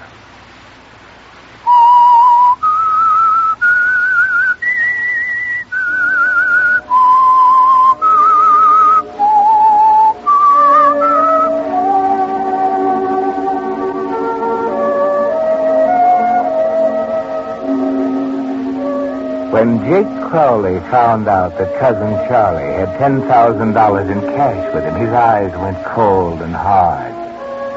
You'd never seen him look like that before, had you, Trina? He stared intently as though he was seeing something that no one else could see. For a moment you thought it was all in your mind, that you imagined what Jake was thinking. But then you couldn't help but know. Jake had plans. Would you rather see me go to prison? It might be better, Jake. Better than this. You don't mean that, Trina. Oh, Jake, I don't know what I mean. I'm so confused. Nothing to be confused about. We can't afford to be. I thought the whole thing out last night. I think I know how it can be done. What do you intend to do? Do you remember Charlie saying he couldn't see very well without his glasses? He's always been nearsighted. All right. One of us has to get our hands on those glasses. We break them. Make it appear accidental, of course. And then? I've typed this note. Here, look it over. We'll find some way to get him to sign it. He won't know what he's signing if he can't read it. Looks all right. Are you sure this will leave us in the clear, Jake? Can't miss, Trina. All we have to do is get Charlie to sign it. What are you going to use for that? Potassium cyanide. The encyclopedia says 5 grains are fatal. I can buy it at a photography studio in town. They use it for gilding pictures. That way I won't have to sign for it. Oh, Jake, I'm frightened. No, you aren't. You aren't, Trina. You understand? When people get frightened, they get caught. Remember that. But if Charlie should suspect anything, if Charlie should what? Charlie! Morning. My ears are burning. What were you saying about me? Nothing at all. Oh, yes, you were. I heard you. Heard what? Well, I heard you mention my name. Now, come on. What's the secret? Oh, well, I was just telling Jake if you didn't like hotcakes for breakfast, I didn't know what I could fix. Hotcakes? Well, hotcakes are my favorite dish. Yes, sir. Oh, wait a minute. Before you two sit down, this water faucet's stuck. But why don't you see if you can turn it for me, please? Why, sure thing. Let me. I'm a regular handyman. That's me. Now, what you want it? It's the hot water faucet. Cold water works all right, but... Yeah. Yeah, it doesn't seem to be anything the matter with... No, it's this one over here. Hey, look out for that cold water. Oh, dear, I've splattered your suit, haven't I? I'm so sorry. Here, take this dishcloth. Thank you. Here, let me have your glasses. I'll dry them Oh, that's for you. all right. I can do No, it. let me do it. I can. Okay, here. I don't know how I ever could have done Now, that. look out for the glasses. Oh, now, look what I've gone and done. I've broken your glasses. Yeah, it was my only pair. I'm sorry, Charlie. I'm terribly sorry.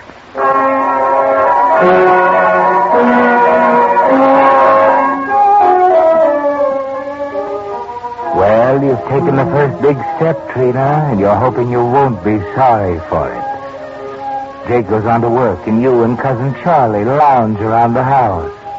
That afternoon, you're out on the sun porch trying to read, but you can't concentrate. All you can think of is how to get Charlie to sign that note. Then, as if an answer to the question, an article in the magazine caught your eye. And there was the solution, as simple as that. What was it Jake said? People who get frightened get caught? Yes, be calm, Trina, and casual. Cousin Charlie, here's an interesting article. You seen this? What? It's about the different specimens of handwriting. It says that your entire character can be determined just by the way you sign your name. No? Yeah. It says if you circle your I's instead of dotting them, you're an extrovert. And if you don't cross your T's, you're an introvert. What are you, Charlie? An extrovert or an introvert? Oh, I don't know. Anyway, I don't go in for that handwriting stuff. It's all a lot of bunk. Oh, maybe it's not. They have a chart here that explains the whole thing. Charlie. Mm-hmm. Charlie, write your name and let me see if I can analyze your handwriting. Oh, no, Trina. I think I'd like to take a walk. No, it'll take just Oh, some other time, huh? Please, Charlie. Well, now, I didn't... Here. Can I use my pen? Hmm? Go on now. Write your name on this piece of paper. All right.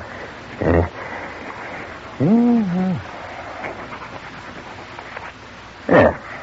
Now, are you satisfied? Yes. Yes, I'm satisfied.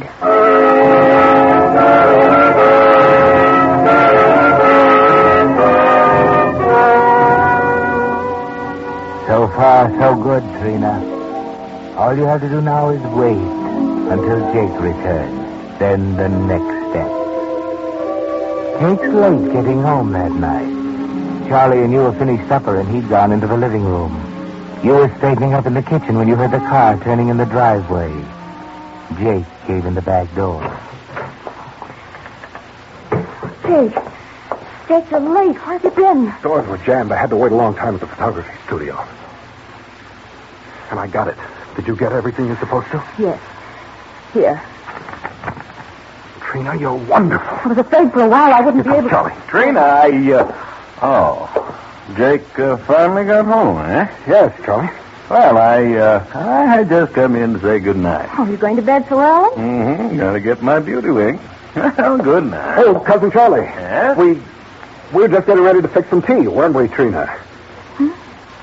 Oh, yes, we will. Why don't you join us in a cup before you turn in? Well, no thanks. I don't think so. Good night. Good night. The idea of the tea. This is it. No. Yes, this is perfect. Can't you see? I'll put the water on. Jake, let me see that note again. What's the matter with you? You've seen it. But we might have left something out. There might be some kind of a Tell you mistake. it's all right. Oh, it'll make you feel any better here.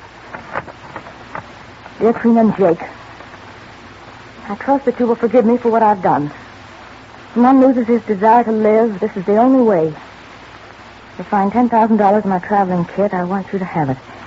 Call it my anniversary present to the both of you. I have no explanation to offer, other than the fact that I've grown weary and perhaps a little old. I've lived my life now, and I wish to take it by my own hand. Please try to understand. Love from your cousin, Charlie Barton. Is there anything wrong with that? No, I guess not. Put this in his cup. There's 10 grains here. All right. Wait a minute, Jake. What's the matter now? The police will ask where he got the poison. Trina, don't you think I've thought of that? Charlie must have found it in the desk. I used it last summer for developing pictures. Oh. Now, will you please get a hold of yourself? Take the tea upstairs. Oh, Jake, I'm afraid I'm going to be sick. You're not anything of the kind. You're all right. It's all planned perfectly. Now take the tea up to Charlie. All right.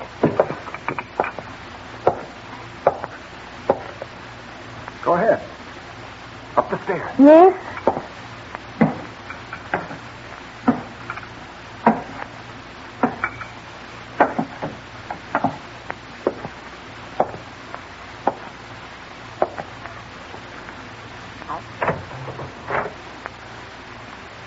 Here's your tea, Cousin Charlie.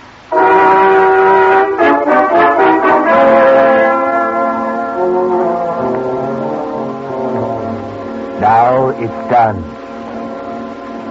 You and Jake spend a sleepless night, don't you, Trina? Listening, wondering, waiting. And then in the morning... I don't want to go up there, Jake. I just can't. All right, you don't have to. Let me have the suicide note. I'll take it up and put it on the lampstand. Do we have to call the police this morning? Of course, but there's nothing to worry about. We simply tell them I went upstairs to call them for breakfast and found them, well, that way. Jake, are you sorry we've done it? Listen, Trina, I was thinking last night. There may be more than 10,000 in this for us. Charlie's a rich man, isn't he? I think so. You're his only living relative, aren't you? Yes. All right. He's almost certain to have mentioned you in his will. Do you realize what that means, Trina? We'll be rich. Rich. Oh, Jake, it must be wonderful to be rich. You bet. Trina, we're both alike. I think that's why I love you so much. And I love you, Jake. I always will. Good morning. No! Why, what's the matter? Well, there's nothing. She wasn't... Oh, I must have fallen right to sleep last night. That cup of tea, I didn't get a chance to drink it. But thanks anyway. Oh... Well, what are you staring at me for? Did I forget something?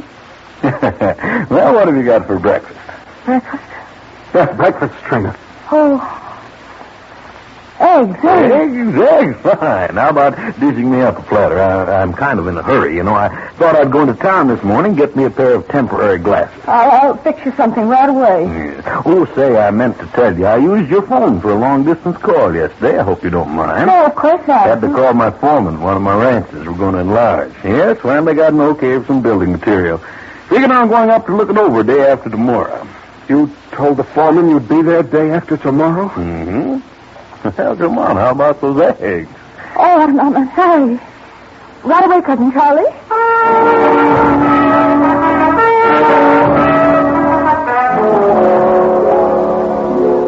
Well, Jake and you are lucky, Trina. It was an almost miraculous stroke of luck. If Charlie had drunk the tea after making that phone call to his ranch, you would have been doomed. A man planning suicide wouldn't be planning the enlargement of his ranch at the same time. The police would have checked with the foreman and immediately become suspicious. They would have questioned you. And from that, they wouldn't have found it difficult to piece it all together. Yes, you were lucky, but your problem isn't solved. And that evening...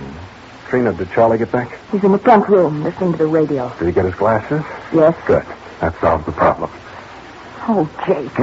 Not again. There's only 2 days left, Trina. I know, Listen, this is foolproof. We asked him to go into town for some candles for the anniversary cake. I loaned him my car. How did that The skid chains are off, and the roads are slippery with snow. I've loosened a bolt in the master cylinder of the brakes. By the time he starts back from town, all of the hydraulic fluid will have leaked out. The brakes won't hold. Call Charlie. Oh, Jake. Call him.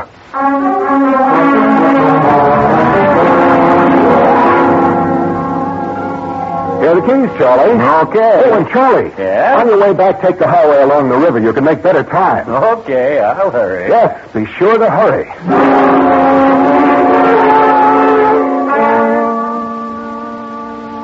Charlie took the keys and started out the front door. And as that door closed behind him, somehow you felt relieved, Trina, almost exhilarated. Nothing further to worry about, everything accomplished. And poor, dull Charlie was the key to that realization. You stood by the window, not bothering to look out, not wanting to. You listened for the door slam and for the motor to start. But you didn't hear either. Instead, you heard a voice calling. Cousin Charlie. Sounds like he's on the porch. Open the door. Cousin Charlie, what's the matter? I slipped on the steps. I don't seem to be able to get up. Give me a hand, will you? Yeah, here. Be careful. Get him in the house here. No, take it easy, Charlie. Come on. It's my ankle. I'm afraid I've sprained it.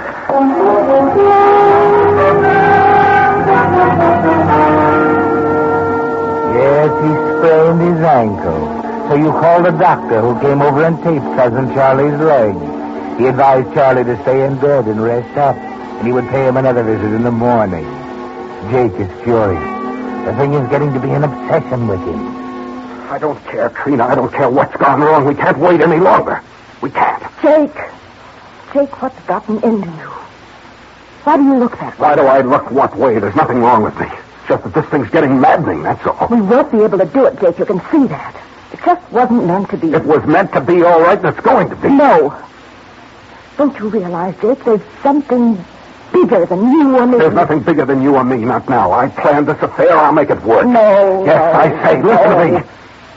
You've kept up the insurance on the house, haven't you? No, I haven't. All right, this is the last time. This is the time we'll do it. There's plenty of kerosene in the basement. It'll work. It's got to. You don't need it. We'll burn this infernal house to the ground and Cousin Charlie with it. No, Jake. Shut up. We'll be in the garage looking over the car brakes. We won't notice the fire until too late. Charlie started it with a cigarette accidentally. He was smoking in bed. But he's crippled. He'll never be able to get down the stairs. Of course, that's the idea. We do that. We can, we will. Trina, we've gone too far to stop now.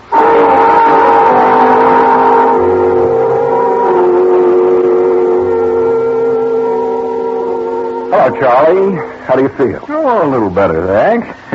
Guess I'm sort of spoiling your anniversary, eh? Oh, no, of course you are, Cousin Charlie. You have our sympathy. Oh, no, there's no need to feel sorry for me. Just a little sprain. Say, Charlie, that money of yours. Don't you think Trina and I better put it away for you? Oh, I don't know. Nobody's going to rob me, are they? No, of course not. I just thought, well, we have a wall safe downstairs, and inasmuch as you're laid up. Well, come to think of it, it might not be a bad idea. Oh, there's my traveling kit over there. Take it down with you. Fine. Hey, Trina, what have you got in the can there? Oh, it's kerosene. We were just going down to the furnace and thought we'd heat your room up a little for you. Oh, well, thank you. Oh, dear. Oh, I've spilled it. I'll get a cloth and clean it up right away. Oh, now, don't you bother. It'll dry up. Aren't you sure you don't mind? Oh, no, it's okay. Oh, say, I was able to pick up a pack of cigarettes, Charlie, in case you'd like a smoke. Well, thank you. But you'd better keep them. You see, I don't smoke. You don't? No. Oh, that's right. That's right, I forgot. Come on, Trina, we better go downstairs.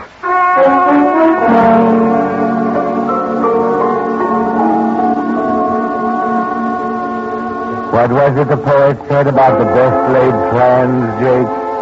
Seems that whatever you try, you'll run. Perhaps Trina was right. It just wasn't meant to be. But you can't give it up now. But, Jake, regardless, why can't we tell the police it started with a cigarette? Don't be a fool. Don't you think they'd discover he didn't smoke? Well, we gotta find something besides a cigarette. What to... Oh, I'll get it. Hello. Speaking. Oh, hello, Evans. Yes. Yes. Say what? They're on the way over here now. Yes. Yes, I'm glad you called. Thanks. Goodbye. What is it, Jake? Jake, what's wrong? They discovered the shortage at the bank. They must have. That was Evans, my police reporter friend. He says the cops are on their way over here now. Evans said he thought I'd like to know. He's a nice guy. But how? I thought the bank examiners weren't due. I don't know how. Trina, you said you loved me. I do, Jake. Heaven help me for it, but I do. We'll run away, you and I. But we're caught. We will be if we stay here. We've got to leave, Trina. We got Charlie's 10,000. Maybe we'll be able to start it again somewhere else. Not everybody gets caught, Trina. If we play it smart and stick together, people will forget about the whole thing in a couple of years. But, Jake... Will you come with me, Trina? Yes, Jake, you know I'll come.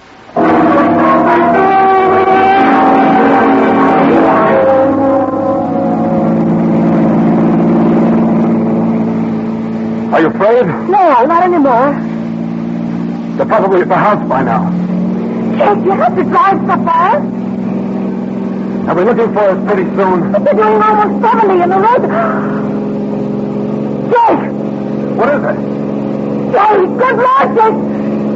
It's the car! The bike!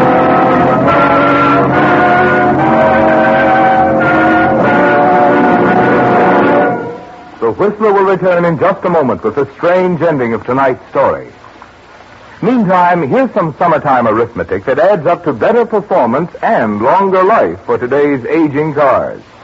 Did you know that for proper operation, water should circulate through the cooling system at the rate of 25 gallons per minute? However, as cars grow older, radiators clog up with rust and sludge. Water hoses rot, fan belts stretch and wear out. And that's why for safe, efficient summer operation, it's wise to have your entire cooling system checked now by your Signal gasoline dealer. To restore the efficiency of your radiator, your Signal dealer has a special rust and sludge dissolving flushing compound that can't harm the metal. He has radiator sealer to stop small leaks and rust preventive to protect radiator and motor from further corrosion. If you need a new water hose or fan belt, your Signal dealer has the finest heavy-duty quality, and he will install them while you wait. You see, your Signal dealer is much more than a place to buy Signal's famous Go Farther gasoline and fine lubricants.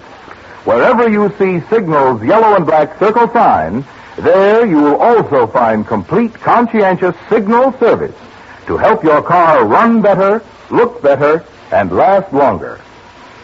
And now, back to the Whistler.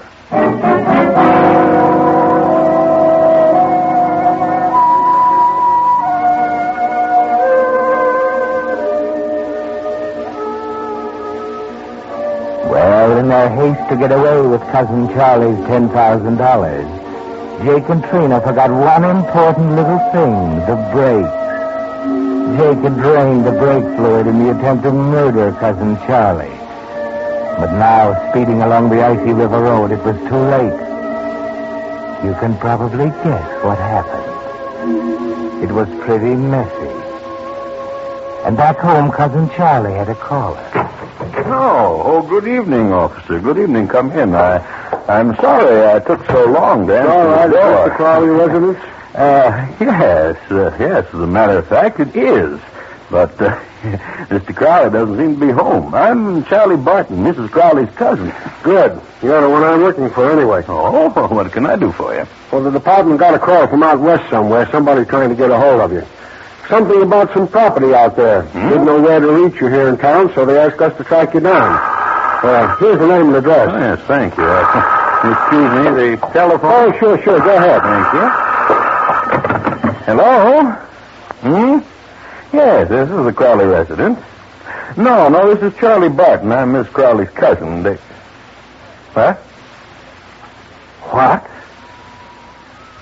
Oh, that's terrible. Yes, to identify the bodies, of course. I'll get someone to drive me down immediately. The what?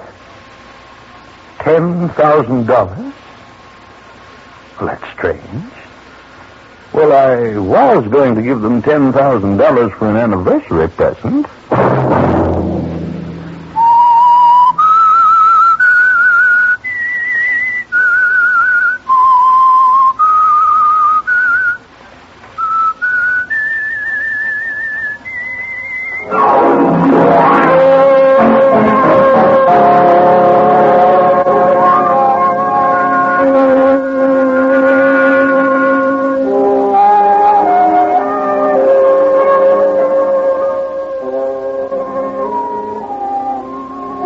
Monday at 9 o'clock, The Whistler will bring you another strange tale. The Whistler is broadcast for your entertainment by the marketers of Signal gasoline and motor oil and fine quality automotive accessories, and by your neighborhood Signal dealer. This program, directed by George W. Allen, with tonight's story by Lewis Reed, music by Wilbur Hatch, is transmitted to our troops overseas by the Armed Forces Radio Service.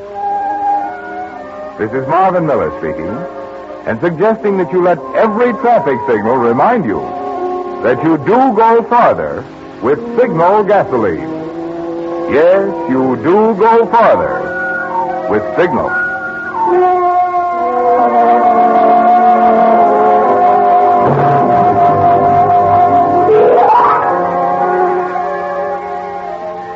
This is CBS, the Columbia Broadcasting System.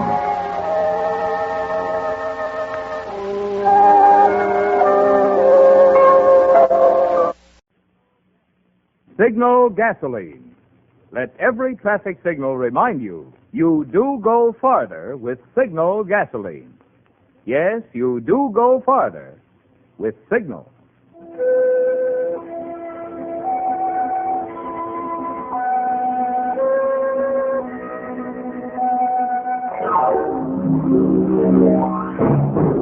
The Signal Oil Company and your neighborhood Signal dealer bring you another curious story by The Whistler. Tonight, Blueprint for Suicide.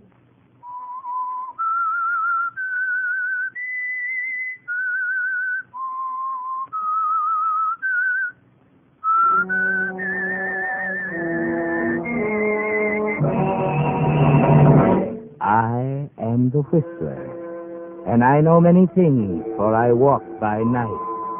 I know many strange tales hidden in the hearts of men and women who have stepped into the shadows. Yes, I know the nameless terrors of which they dare not speak.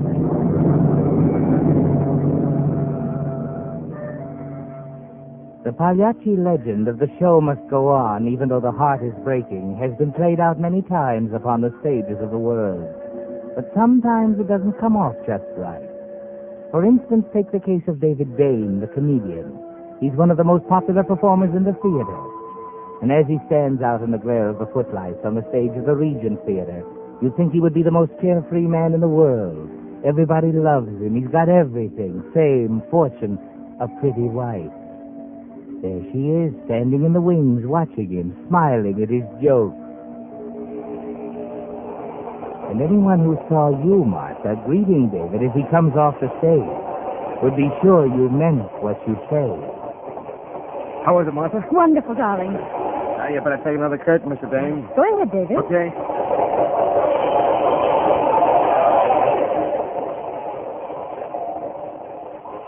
Did you really like it tonight, Martha? Oh, you were terrific, darling. The audience loved every line. I think the routine's getting a little worn out. I called my gag writers together for tomorrow. We'll work up some new stuff. This routine seems all right to me. Some new gags won't hurt. Yes, but But what? how are you feeling, David? Me? Fine. You're not tired, are you? No feeling of strain? Of course not, Martha. If you don't stop worrying about me, I'll take you to the doctor. Anyone's bound to get a little upset sometime. Don't let the other night worry you. But it wasn't just the other night. Well, the time before that, too. And before that. Really, darling, we've been married 4 years. I'm entitled to some lapses from perfection and all that time. Of course, David. Of course. I'm sorry I said that I did. You're right. It's just that... Just what? Just that... Oh, it's nothing, David. We can't stand here all night. Let's get down to the dressing room. You wouldn't tell him, Martha. You know very well what you meant. And so does David. You think it's more effective just to leave it at that? For the time being, anyway. You go down to the dressing room with David and keep talking, just anything, just so that you can delay him until everyone else has left the theater. Then the two of you walk through the darkness backstage. There's nothing so somber and eerie as an empty, dark theater, is there, David? Oh, it frightens me. So empty and dismal. Oh, What? I tripped over something. Well, here, let me help you. After all this time, you should know the place as well as I do. I'm all right. Now I know my way. Oh, here's the table. What's on the table? It feels like a knife. Well, that gives us the murder weapon. Now, at this setting, all we need is the corpse. David, don't say that. I'm sorry, darling. Here, give me the knife. Oh, hey, it's pretty sharp. It's not a prop. Let's have a look. Let's see. Oh, it's one of Marvello's knives for a super special knife throwing act. See? Martha, what is it? Oh, it's nothing. Well, Martha, why did you scream? Oh, just my nerves.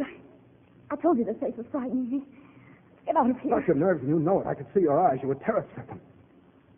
You were afraid of me. No, it was just the way you were holding the match, David. It threw such a strange light on your face. It wasn't just a match. There's a lot more to it, isn't there, Martha? A great deal more. It's what you started to say before when I finished my act. You wouldn't continue. And I know what you were going to say. You're worried. Worried about me. You think there's something wrong with me, don't you?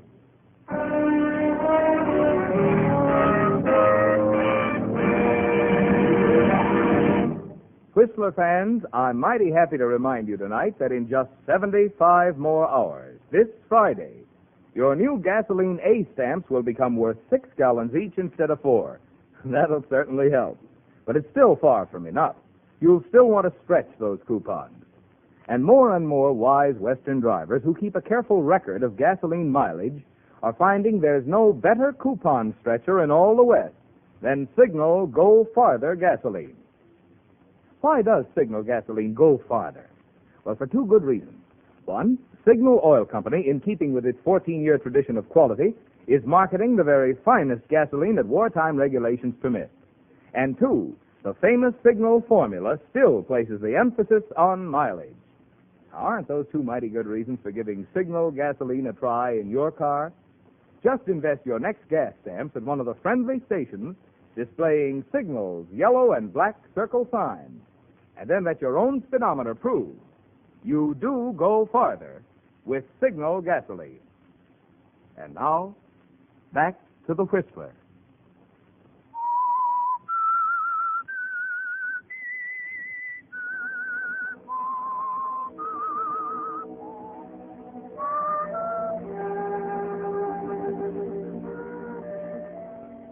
Well, Martha, your little plan is working very well, isn't it? You started it only a few days ago, and already you have David believing that there's something wrong with him, that you're in terror of him. Now, Martha, what's the next step? You have that figure, too. It's just a little suggestion you've planned for the way home tonight. You get him to walk from the theater. The night air will relax him, you say. And soon you're coming to the river. We should do this more often. I've always enjoyed this walk home along here. I used to like to stop at the river and stand on the bridge and look down into the water. Tonight... Martha, listen, it's just that I'm a little nervous. I haven't been myself lately. I'll be okay. Of course, darling, of course. You just forget about it. But, Martha, I can't forget. You were frightened. You were afraid of me. Oh, darling, no, it was just circumstances. Circumstances, yeah. Now, David, please. Look, we're on the bridge. Let's stop for a minute. All right. There. Isn't that beautiful, the moonlight on the water? Uh-huh. Darling, I ought to be getting home. I have some letters to write before I go to bed. Now, you're not going to stay up writing letters. You need rest. Besides, you can dictate them to your secretary in the morning. Oh, I guess I forgot to tell you. Grace resigned last week. Do you mean? Yes, I don't have a secretary at the moment. But... Oh, no, David, you didn't... What? You didn't frighten her, too, did you? Martha, for heaven's sake, I didn't... I'm sorry, darling. I'm sorry. Only... Never mind. Oh, I'm sorry Grace left. She seemed like a very nice girl. Yes. But I'll take your letters until you get another one. But not tonight. You're going to rest tonight. I guess I am sort of tired. Of course you are, darling. Just try to relax a minute and then we'll walk on home. There. I always found that standing here looking down at the water relaxed me. The river looks so cool and inviting. Inviting? Yes. David, did you ever look down there and feel like, well, just like entering your troubles? I don't know. I did once when I was lonely and discouraged. I guess a lot of people have felt that way standing here. That's why they call this Suicide Bridge.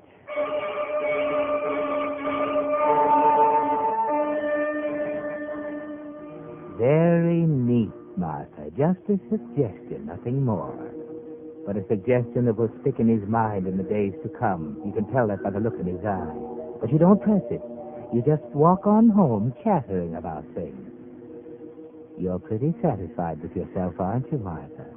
You were even able to twist Grace's resignation the way you wanted it. You're happy to have her out of the way, too, aren't you? His pretty secretary might have made your job more difficult. But now you're so contented when you arrive home that you take time off for a phone call. Hello, darling. Yes, I'm home. No, he can't hear. He's in the shower. I just wanted to hear your voice.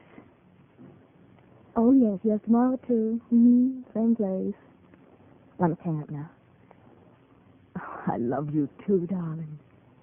Goodbye. Isn't that romantic? You love him, don't you, Martha? And he loves you. But what about your husband, David? How many times have you vowed never to leave him, and he never to part with you? And you know that he meant it. But you have your own ideas on the subject, a plan that's bound to work. It's dark now. David's asleep. But you're not. You can't sleep. You've got work to do. You've got a lot of work to do. Martha, what's wrong? What is it? Where's that light? Okay. Oh, David. David, why did you do it?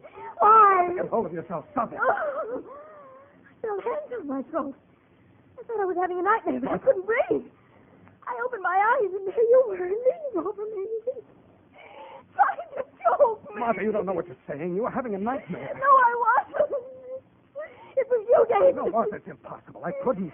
It's so incredible. Oh, there, now, dear, don't excite yourself, please. You couldn't help it. You didn't know what you were doing. You must have been asleep. Fine. I'm not responsible for my actions. I tried to... Tonight I tried. One night I succeed. It's horrible, Martha. I can't go on like this. You just get some rest now, David. Tomorrow you'll be feeling fine, too. Sure, I'll rest. And maybe tomorrow morning you'll be dead. I'm the one who should be dead. Stop that, David. Yes, I should be dead, but even dead, I'm worth nothing to you. If I committed suicide, you couldn't even collect my insurance. You're talking nonsense, David. You know I'm not interested in your money. And I'll leave you right now if you don't stop talking of suicide. You're much too good for me, Martha. Why did you ever marry me? You stuck by me through so much trouble. And I'll never leave you. Never, Martha? Of course not. Let's stop talking about it. As long as we can't sleep, would you like for me to read to you? Anything you say. Well, then, here's some of Oscar Wilde's poetry. I started reading it last night. Would you like to hear it? Yes, okay with me. Nothing. You just lie back and try to get to sleep, David. Let's see. I guess I'll start with this. Doesn't seem familiar. He did not wear his scarlet coat, for blood and wine are red. And blood and wine were on his hands when they found him with the dead. The poor dead woman whom he loved and murdered in her bed. What are you waiting for? Go ahead. I don't think this is very good. Here, I guess I'll try something else. No, I think it's excellent. Go ahead, Martha. It's awfully long. I've got time. Well, I'll skip some. Let's see. Oh, I'll start here. Yet each man kills the thing he loves. By each let this be heard. Martha? Have you tried this in poem, darling? No. Some kill their love when they are young, and some when they are old. Some strangle with the hands of lust.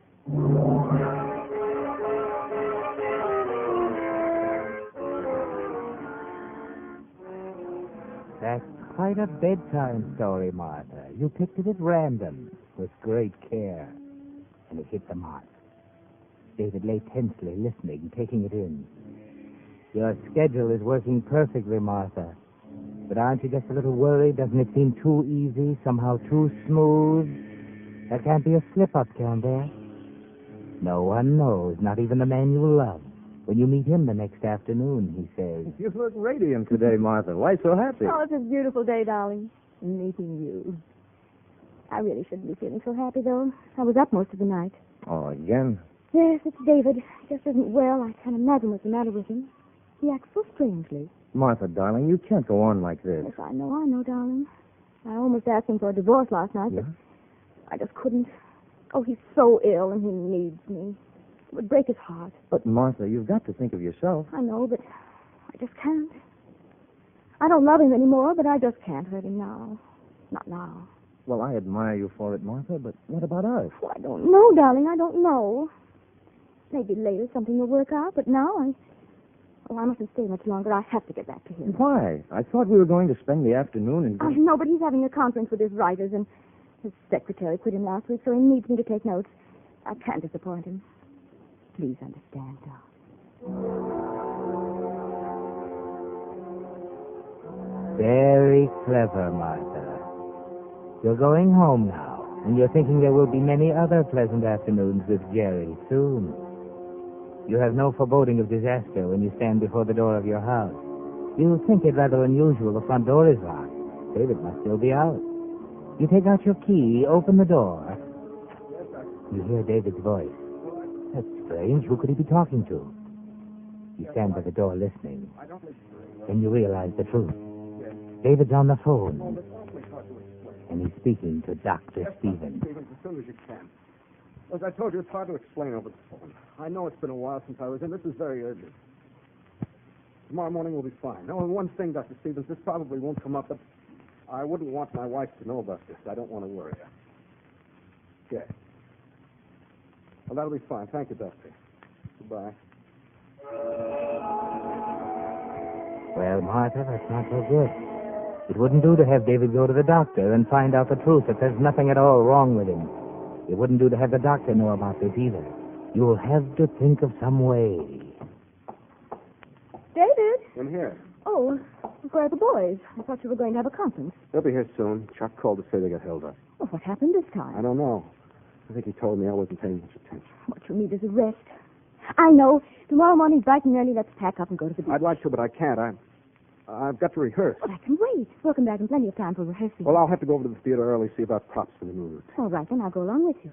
I've got something to do there, too. Well, there's no reason for you to get up so early. But I must. That's so important. Well, I think your costume is ripped. I meant to check it last night. I can take a look at it. If there's anything wrong, Mrs. Benson will fix it. But, David, I must... Then that's settled. There they are. David! Oh, hello, Chuck. Where You didn't succeed that time, Martha. And you must stop David from seeing the doctor. You've got to act fast, very fast. But what can you do with all these people here? Except hammer away on the same old theme again. Of course, I know songs aren't your usual style, David, but think of how this would go over. Now, here's the idea. You pretend you're a jockey, see? And as you sing about oh, I love to ride the winner down the stretch, dee-da-dee-da-dee-da-dee, and so on and so forth, while you go through all the motions. Why, boy, it'll be the funniest thing that's hit the theater in a long time. And you can do it. Not many comedians could, but you could.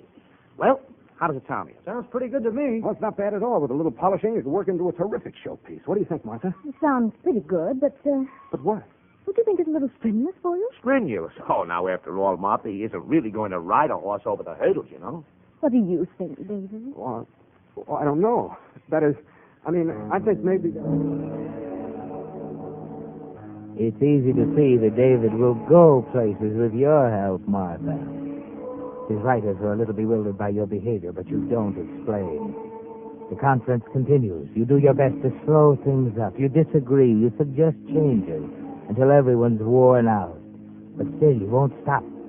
Because you've decided on a plan, and you're waiting and hoping. Luck is with you, Martha. The phone rings. You hurry over and answer it. You carry on a conversation. No one can hear what you're saying. You just tell the man that David's busy now, can't be disturbed. But you go on talking even after he hangs up. Finally, you hang up. David asks. What was it, Martha? That's the wrong number. It was a long, wrong number. Well, he was hard to convince. You feel happy now, Martha. Everything's running just right again. Now you can't wait until they leave. You want to be alone with David. So you rush things. Finally decide the new routine is just right for David. Perfect, in fact. And they leave. You turn to David. I'm glad that's settled. I think it's one of the best routines I've ever had. Would you like to take a nap now? A nap? I feel better than I have in a long time. I want to rest before tonight's show. Madam, I beg to differ. In fact, my idea is that we go out and celebrate. There's a cocktail party at the Bennett's. How about surprising them and showing up? But you'll tire yourself out. You have a show to do tonight. You know what? I'm going to try out that new routine. I'll prove to you what a great comedian you married. Come on, we'll go right to the theater from the party. No, David. I wanted to talk to you. You can talk to me at the party. Come on, a party is just what I need right now. All right, David. Just as you say. You gave in rather quickly, Martha. You decided a cocktail party might be just what you needed, too. Not that your spirits need any lift. It's just that a party atmosphere suddenly appealed to you as the very place to strike that final blow. Well, David and Martha, I must say I feel honored having you here. You two have been behaving like hermits lately. David's been working so hard. I'm thinking of you every minute, Pearl. Where's Roy? I haven't had a talk with him in months. In the kitchen, getting more ice. I'll go and help him. I'm invaluable at that. I doubt if you even know what ice looks like. You put so little in your glass. That's my unselfish spirit. I don't want to take the other fellow's share. Excuse me. David's feeling good.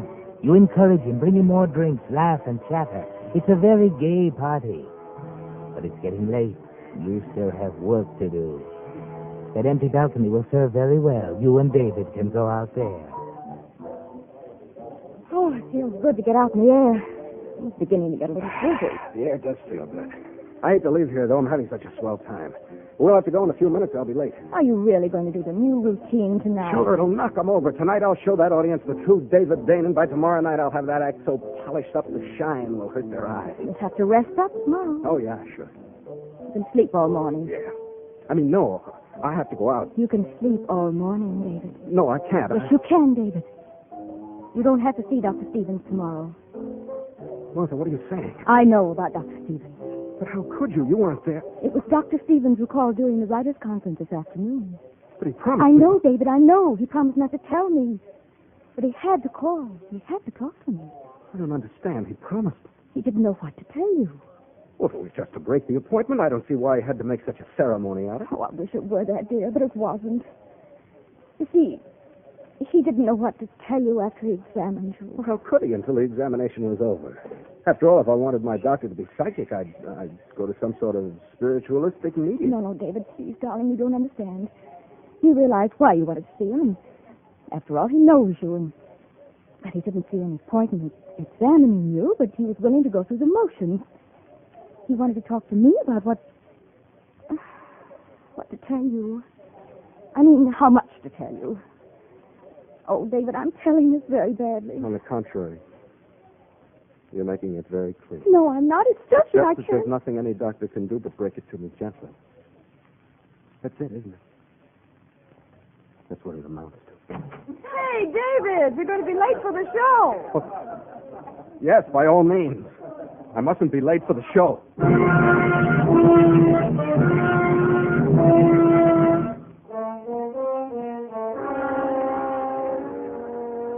Martha's timing was perfect as usual. She doesn't have much more left to do. You trust her, David, and she trusts you to do the right thing. No pity moves her as you falter out onto the stage. As you stand before the audience, laughter greets you.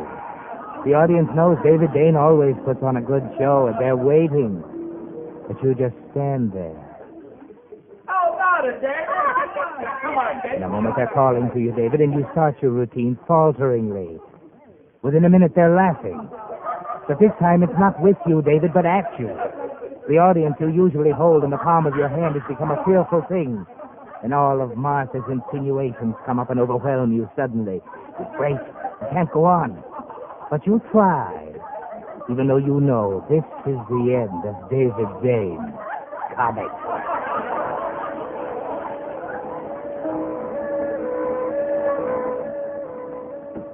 Martha's leaving the theater now, even though David's still on stage. Yes, Martha, those who see you leave think you can't bear the sight of David's failure. But that's not exactly the reason. You don't want to wait for David. You'd rather drive off in the car and leave David to walk home alone. Walk home alone. And pass by the clear, inviting waters under Suicide Bridge. You go back to the house and wait. The phone call probably won't come for hours. You keep watching the clock, 11:30, midnight. You don't want to be far from the phone. You curl up on the big chair in front of the make-believe fireplace. You're almost wishing this were all make-believe, too. Almost. The phone still doesn't ring. Your eyes won't stay open. It's almost 1 o'clock.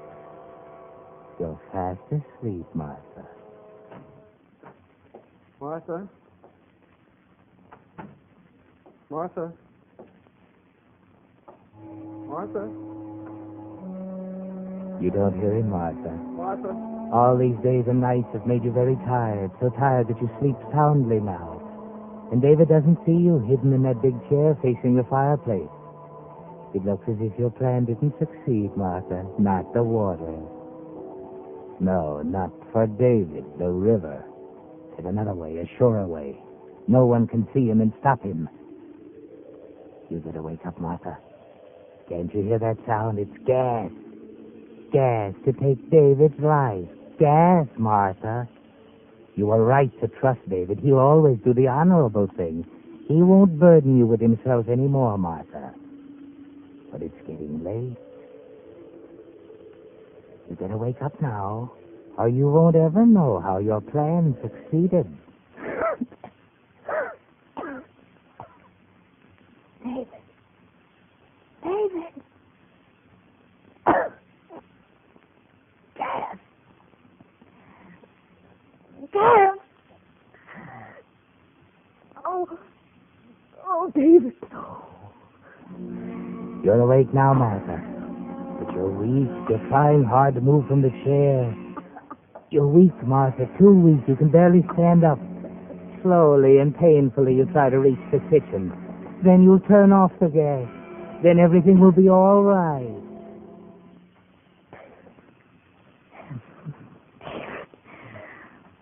No.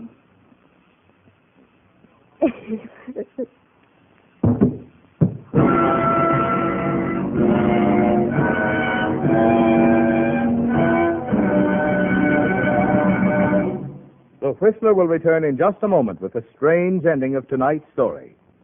Meantime, because car batteries are still on the list of critical shortages, your Signal gasoline dealer wants to pass along these tips on summer care that will help your battery last longer and give better performance. First of all, batteries need a drink oftener in summer, at least every 2 weeks, to replace water that evaporates. But water isn't the only attention your battery needs. Terminals corrode and cut down the battery's efficiency. If the corrosion isn't stopped, it can spread and ruin the battery cables. Fortunately, your Signal dealer is a trained expert at battery care.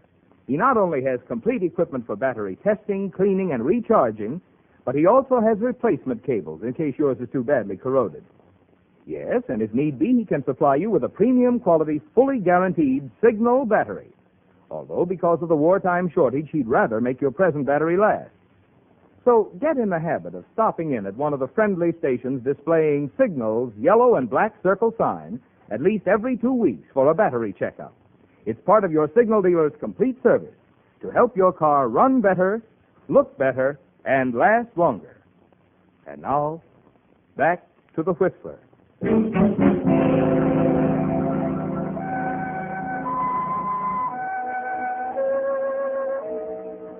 Well, Martha, you figured it perfectly, up to a point. You hadn't figured on David choosing that way.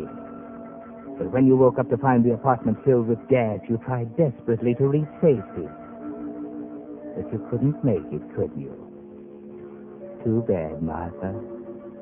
And the real tragedy of it for you was you figured it all wrong. You needn't have played such a dangerous game at all. If only you could have known the things that David put into the suicide note he wrote just before he turned on the gas. They found it beside your 2 bodies next day. It read, Dearest Grace, please forgive me for this. I couldn't help myself. You were right when you resigned as my secretary. Our love was doing terrible things to us both. It made me subconsciously hate Martha enough to try to kill her in my sleep. I should have left her, but I couldn't. She was so tender and understanding, and she kept telling me how she'd never leave me. I couldn't tell her that I really loved you. Goodbye, Grace. David.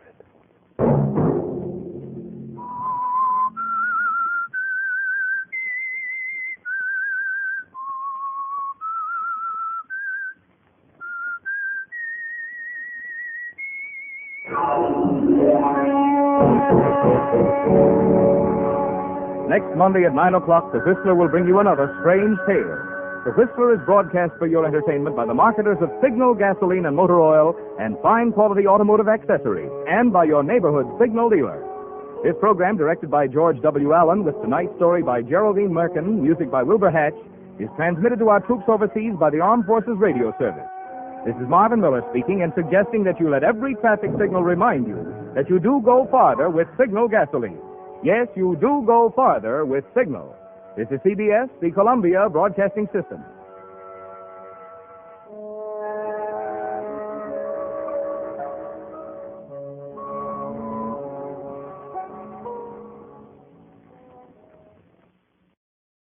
Signal gasoline.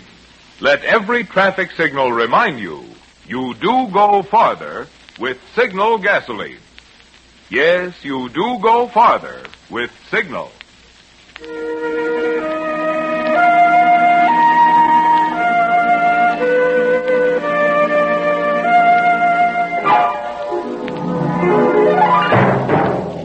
The Signal Oil Company and your neighborhood signal dealer bring you another curious story by The Whistler.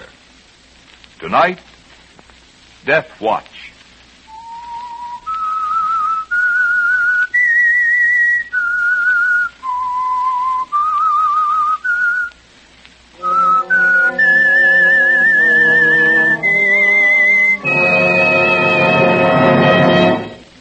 I am the Whistler, and I know many things, for I walk by night. I know many strange tales hidden in the hearts of men and women who have stepped into the shadows. Yes, I know the nameless terrors of which they dare not speak.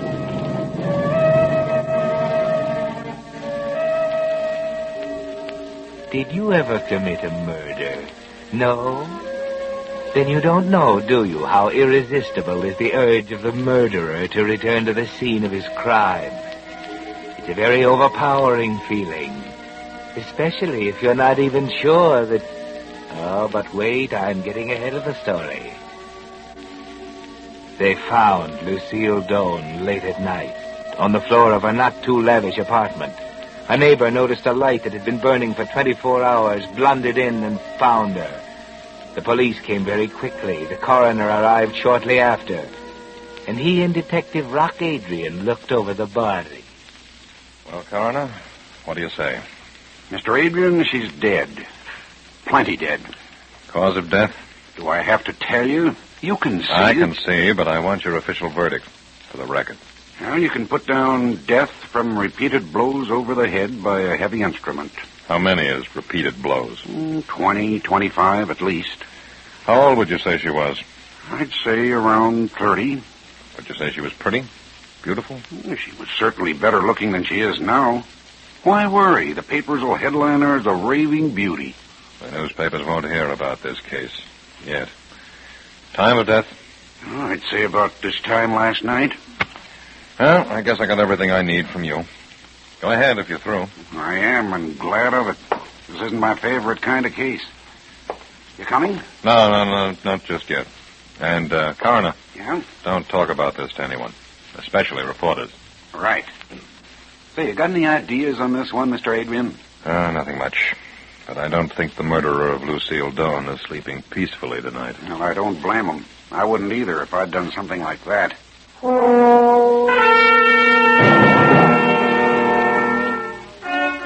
Yes, and how right you are. The murderer of Lucille Doane is not sleeping peacefully tonight.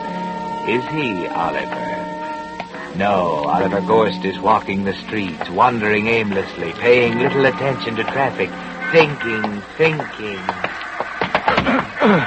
Hey, why don't you look where you're going? What's the idea? Oh, I'm sorry. I wasn't thinking. I was thinking about something else. I'm sorry. Hey, you all right? You don't look so good. I'm all right. There's nothing the matter with me. Stop staring at me. I'm all right. Okay, brother. Okay. But you better watch out where you're going. Yeah.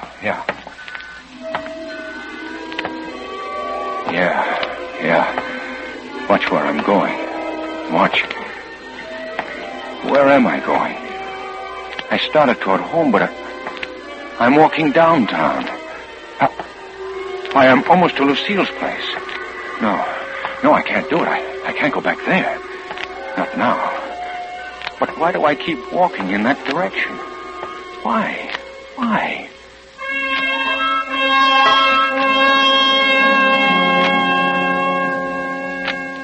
Yes, why, Oliver? Why this irresistible desire to go back to the scene of the crime, as they call it? Seems to get worse all the time, doesn't it? It's almost 11:45, just 24 hours since you killed her. Now you want to go back.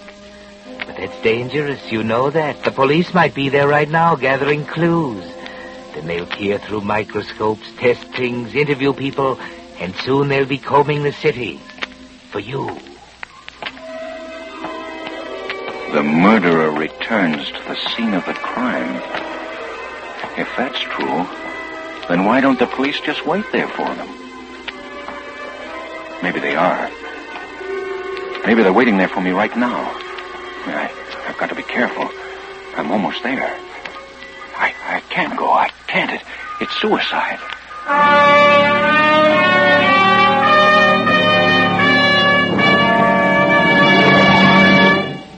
Here's a timely little gift offer for all you Whistler fans who drive cars. You see, July 1st, that's next Sunday, is the deadline for getting the new federal use stamp on your windshield. Well, since that little stamp has to hang on through a whole year of wear and window washing, you certainly don't want to have it peel or scuff off around the edges. So Signal Oil Company has had some special transparent use stamp protectors made up. They're neat looking, they're easy to apply, and they're free. Yours for the asking at any Signal gasoline dealer. Of course, like everything in wartime, supplies are limited, and every car will be needing one. So I'd suggest that you get yours this week. Just drive into any of the friendly stations displaying Signal's yellow and black circle sign and say, I'd like one of Signal's use stamp protectors that was offered free on the Whistler. And now, back to the Whistler.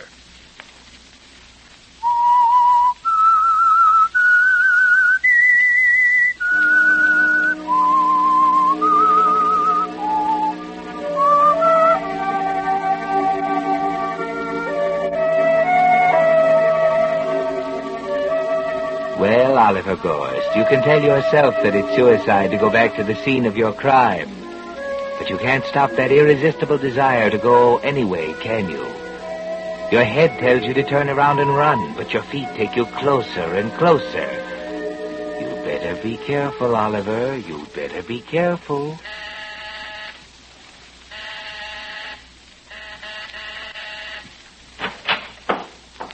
Where the devil's a switch? Hey, anyone here? Hello, Inspector. They told me I'd find you here, Adrian. What's up? It's the idea of camping here and not letting the newspapers have the story. Not so loud, Inspector. Close the door. I've got a hunch about this crime. I'm listening. Better be good. Where's Arnold and Henderson? They're sleeping. Sleeping? And just what do you do while they slumber? Wait. We take turns. For what? The murderer? I don't get it. Whoever killed Lucille Doane did it in a moment of blind fury and then rushed out of here thinking only of escape. Only then did he realize what he'd done. Now he's bound to have the jitters. Every time he picks up a newspaper, he expects to read about the crime. If we keep this thing still, our silence will puzzle him. He'll begin to wonder whether the police have discovered the body. He might come back for any number of reasons. But I think he'll come back lured by all the doubts and hopes and curiosity our silence can stir up in the mind of one who's come face to face with murder for the first time. Murder's very upsetting, you know. Yeah, especially for the victim. Well, all right, Adrian, go ahead. Some of your wacky ideas have been your most successful ones, and I'll string along. But don't take too long. Thank you, Inspector. I'll take care of the chief and the newspapers. Good night and good luck.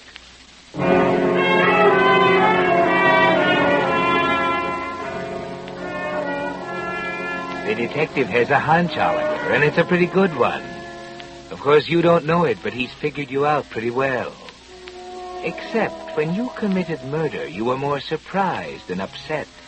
Yes, you couldn't believe you'd done it. You wanted to go back and convince yourself right then. But something told you not to. Instead, you ate a big supper. Murder made you terribly hungry. There was nothing like a good meal to buck a man up. Only now you wish you had gone back, don't you? Just to make sure. Maybe I didn't do it after all. Maybe it's something I dreamed. I've often thought of killing someone. No, of killing her when she was causing so much trouble. That's it. I dreamed of killing her, and the dream was so vivid, I thought it actually happened. I have to go back to convince myself it isn't true. She'll be surprised to see me so soon after our quarrel. I'll look around, and if I don't see any bloodstains, I'll know it didn't happen. But why can't a man be sure about something like that? It's such an awful thing to do. Kill a human being. I couldn't have done it. I'd feel remorse. I'd have such a sense of guilt I'd have to give myself up or drown myself. It goes to show I didn't do it. How could I have eaten that meal afterwards if I killed her? The food would have choked me. But I'm hungry again. I'll stop for a sandwich. That'll give me time to think.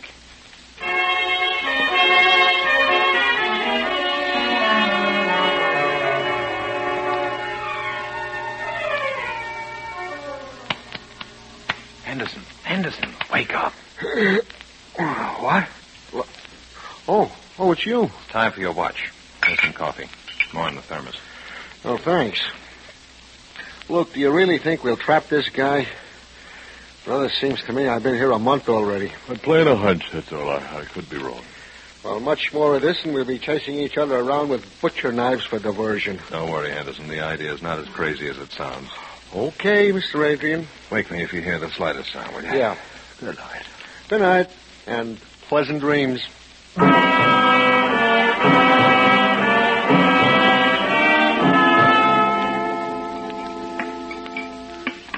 Anything else for you, mister? What did you say? I said, would you like anything else? Well, yes, I think I'll have another hamburger. Well, I'm sorry, but the chef's gone.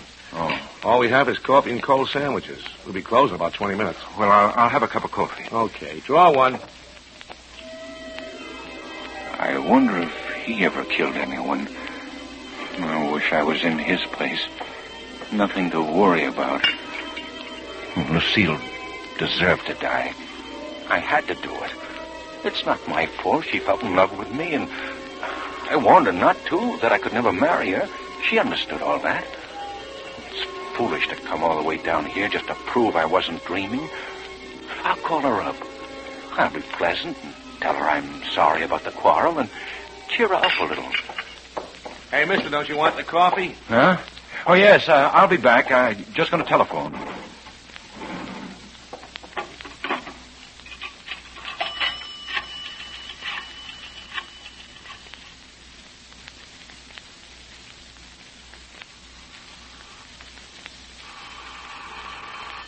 No.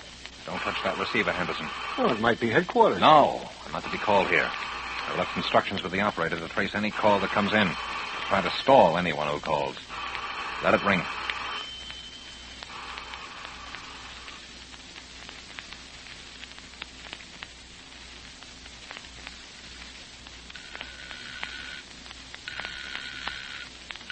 What number are you calling, please? Lincoln 57431, please.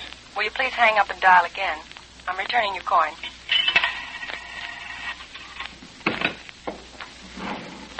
Sorry, mister, we're closing up. There's a drugstore up the street where you can telephone.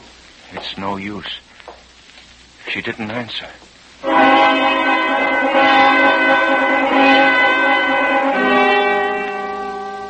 No, Oliver, she didn't answer. And you know why, don't you? Really, you know why. But you don't know about Detective Rob Adrian and the operator tracing the call, do you?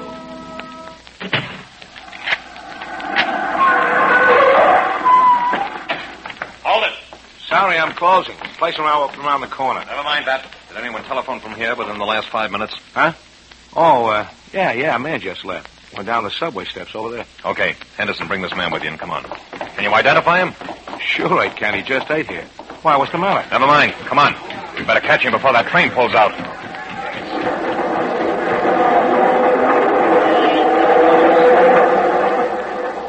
Wait a minute. I'm afraid we're too late.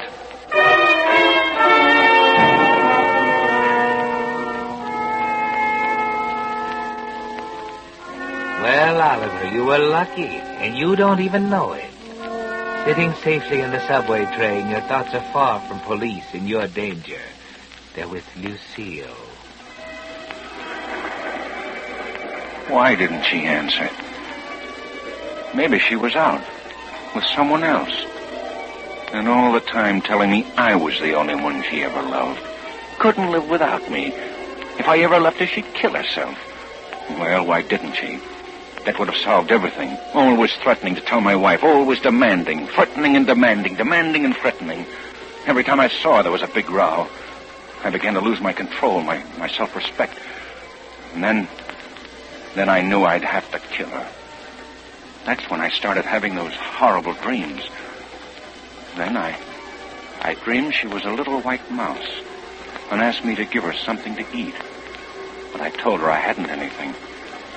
Then I saw my heart on a little tin plate, and she began to nibble on it. The heart was pulsing. And when she bit into it, I screamed and grabbed the poker and began to beat her with it. Beat her and beat her, long after she was dead. All out, end of the line. All out, mister. This is the end of the line. End of the line?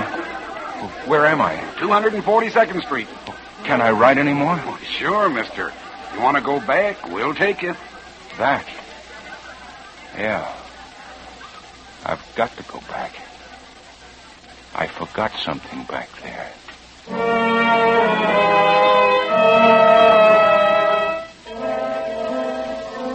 Yes, Oliver, you forgot something.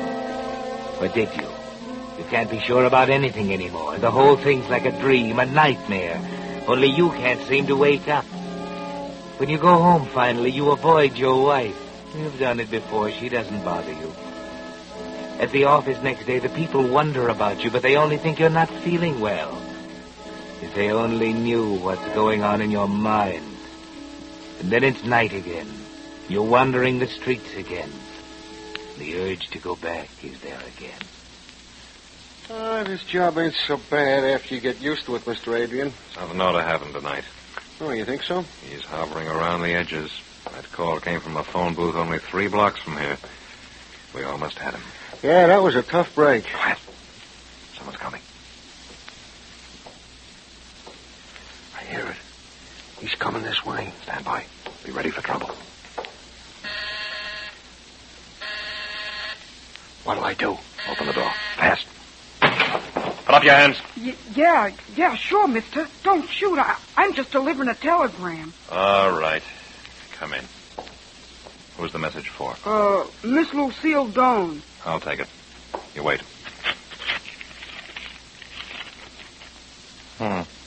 Where'd you get this? Came through the office. Boss just handed it to me and told me to deliver it. Here's $2. If anyone asked you about this telegram, tell him you delivered it to Miss Doan in person, not to me, see? Yes, sir. Say, can I tell my boss what happened? Yeah. Tell him if anyone tries to put a tracer on this telegram to find out if it was delivered, he's to get in touch with police headquarters. Yes, sir, I'll tell him. Thanks for the $2. That's all. Well, what's up? Read this telegram. Meet me for dinner at the usual place, signed Ollie. Who the devil is Ollie? That's our man. The one who phoned. The murderer? Perhaps. Oh, dining with a corpse would be a novelty.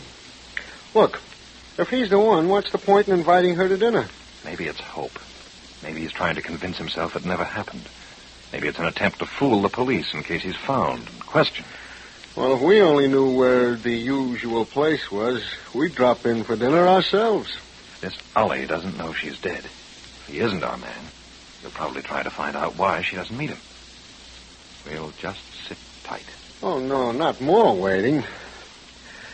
Well, I think I'll water the plants again. That geranium's going to blossom any week now.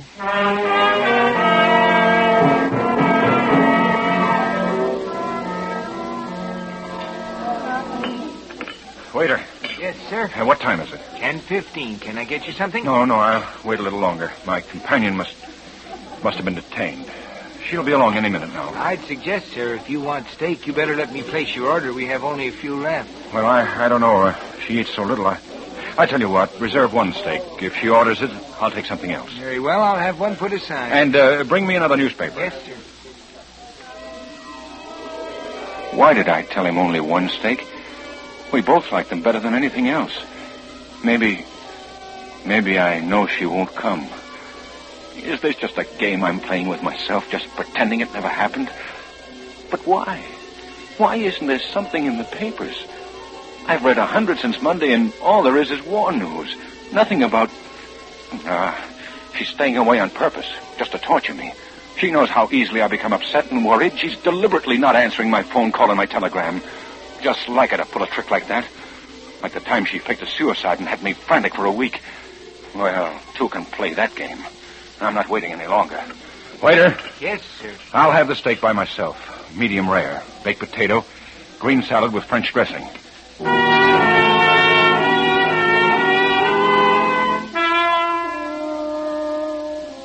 That's right, Oliver. Get angry at her. That will relieve the tension in your mind for a while. Eat a good meal. Go home. Get a good night's sleep. You'll feel better in the morning. But you don't, do you? And the next night you're worse than ever. Take it easy, Oliver.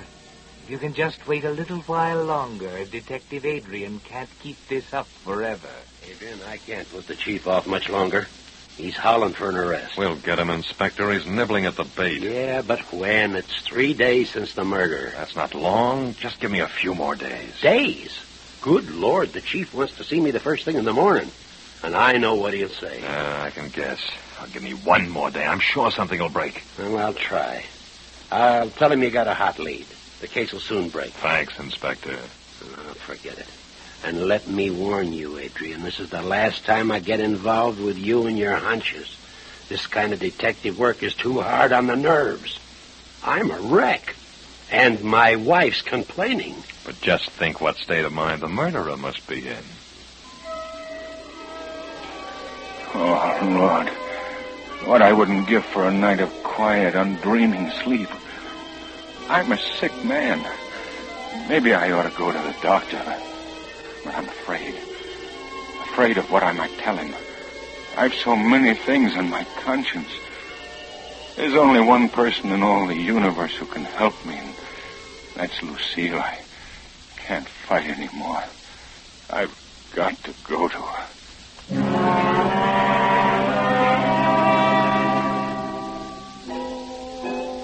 Well, Oliver, you're going to give up. You knew you'd have to sooner or later. Yes, the murderer returns to the scene of the crime, and you can't help yourself. You may be caught, but you don't care anymore. Too bad.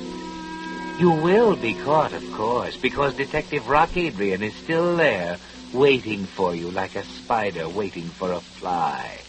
But he's not happy. I've got good news for you, Anderson. Well, you don't sound very happy. This'll be the last watch. You sure? Positive. When's he coming? The chief's called it off. Oh. Tomorrow the papers get the story, and we start a routine hunt. Ah, that's too bad. Yeah, I was getting used to this retired life. I wanted it to last until that geranium bloomed. Without me, it would have died. Take it home as a souvenir, a trophy of the chase.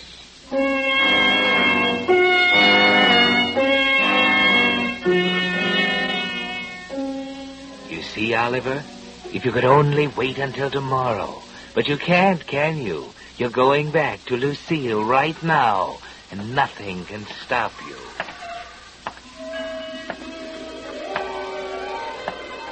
It's better to be caught and hanged than to have this doubt eating into my mind.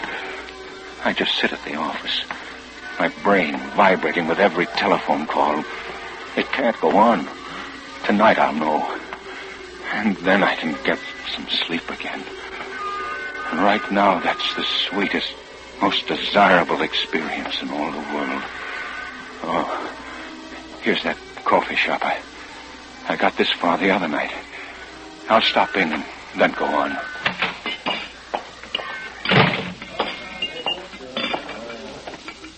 What's yours? Coffee. I guess I'll have a roll, too. Draw one. Hey, mister, you were in here the other night, weren't you? Yes, I guess I was. You made a phone call, didn't you? Yeah. Yes, I remember. You look like a pretty good guy. I'll give you a tip. I don't know what's up, but right after you left, the cops were here. They wanted to know who called. Then they beat it right down to the subway, but your train was just pulling out. Now, as I said... Police? Yeah, and they seemed anxious. Just thought I'd tip you off. Thanks, I gotta get out of here.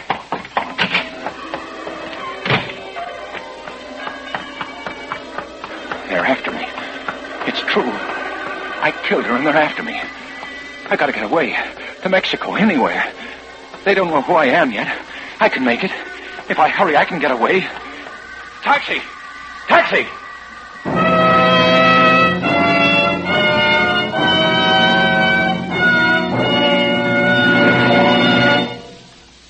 In just a moment, the Whistler will bring you the strange ending to tonight's story.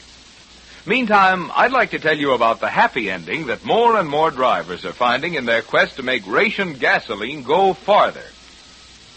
Now, if you think I'm going to say Signal Go Farther gasoline, well, you're right. Well, after all, friends, what could be a more logical place to look for mileage than to the gasoline that for years has been famed for mileage? You see, each oil company has its own formula for its own brand of gasoline. Well, long before the war, when economy was still the important thing, Signal Oil Company set out to produce a gasoline formula that would give more miles. Today, of course, with certain gasoline ingredients reserved for war, no gasoline can promise you all the brilliant anti-knock performance you enjoyed in pre-war Signal gasoline, and which you'll find again in even further improved Signal post-war gasoline. But here's the important point. Even today, Signal's wartime formula still puts the emphasis on mileage. That's why if you haven't tried Signal Go Farther gasoline in your car, there never was a better reason or a better time to get acquainted with your Signal gasoline dealer. And now, back to the Whistler.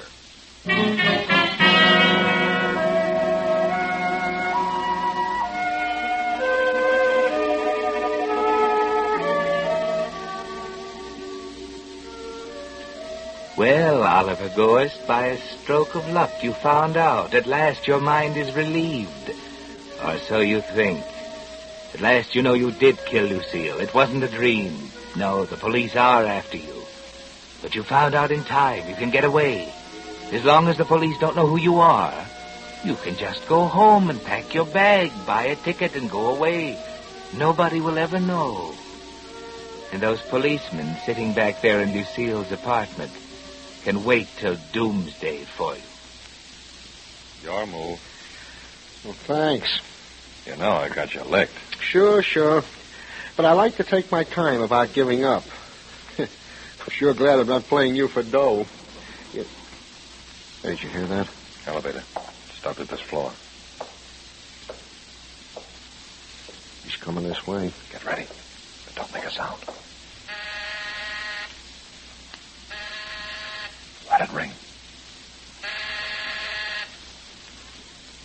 I'll open it. You stand by. I thought... Come in. Well, I'm looking for a Miss Doan. This is Miss Doan's apartment. Well, is Miss Doan here? I'd like to speak to her privately. She's not in just now. May I ask who you are? It doesn't matter. I'll call some other time. I'm sorry, but we're interested in Miss Doan, too.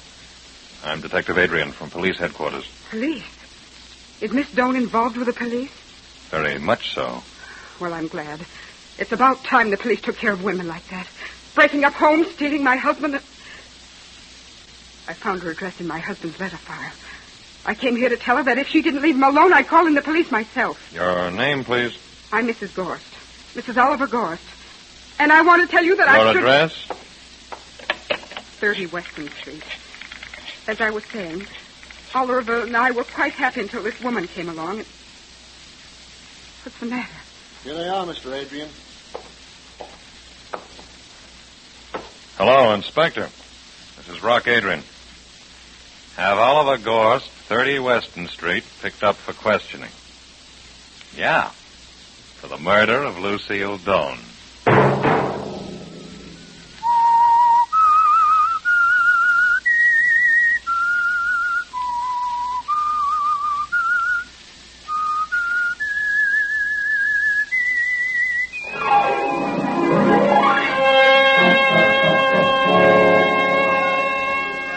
Monday at 9 o'clock, The Whistler will bring you another strange tale. The Whistler is broadcast for your entertainment by the marketers of Signal gasoline and motor oil and fine quality automotive accessories, and by your neighborhood Signal dealer.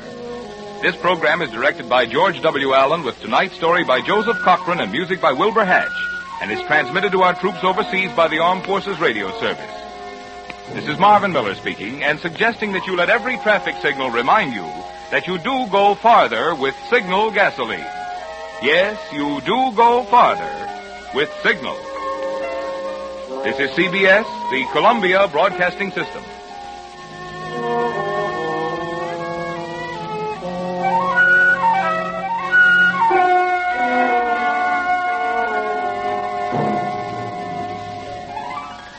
Signal Gasoline. Let every traffic signal remind you, you do go farther with Signal Gasoline. Yes, you do go farther with Signal.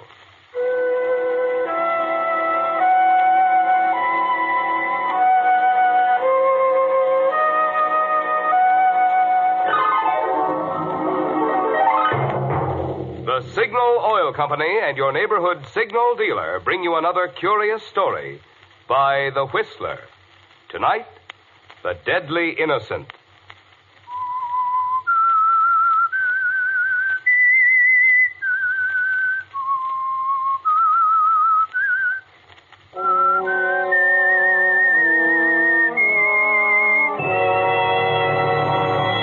I am the Whistler, and I know many things, for I walk by night. I know many strange tales hidden in the hearts of men and women who have stepped into the shadows. Yes, I know the nameless terrors of which they dare not speak.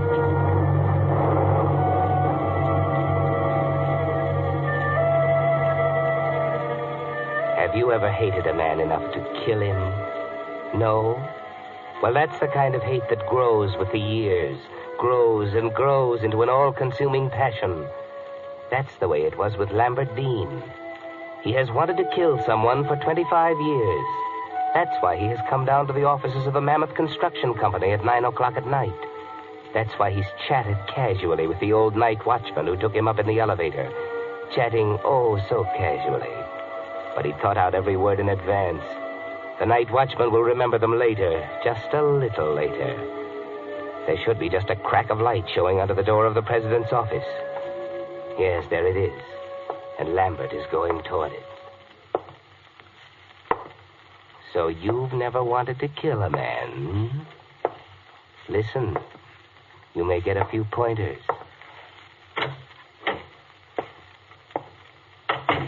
Hello, Joe. Huh? Oh? What are you doing here? Why, did I startle you, Joe? I'm so sorry. What do you mean by busting into my office? Can't you knock? Oh, sure, Joe. I'd never think of walking into the president's office without knocking during working hours. I didn't think it'd matter tonight. Any time I'm here is working hours. Remember that if you want to hang on to your job. Now get out. Well, don't you want to know why I came down tonight? I do not. Any fool could take care of the bookkeeping department in the daytime. If you have to work nights to keep up with simple routine, that's your lookout. Oh, I don't have to work on them. They're all fixed up, just the way I want them. I came here to tell you about them, Joe. Well, you can keep it. The books will wait till tomorrow. Better listen now, if you want to hear it at all. How many times have I got to tell you to get... What do you mean, better listen? Tomorrow'll be too late. You'd better listen, Joe. Yeah, maybe I had. What are you up to? Anything wrong with the books? You're a smart guy, Joe. You always were. Even back when you were a kid in knickers. Oh, for the love of Pete, if you're going to start raking up past history... The sooner you let me talk, the sooner you'll get it over with. And if you've got anything to say, say it. My time's valuable. Is it? Yes, you were smart, making up to me when we were kids. You were my pal. You looked after me.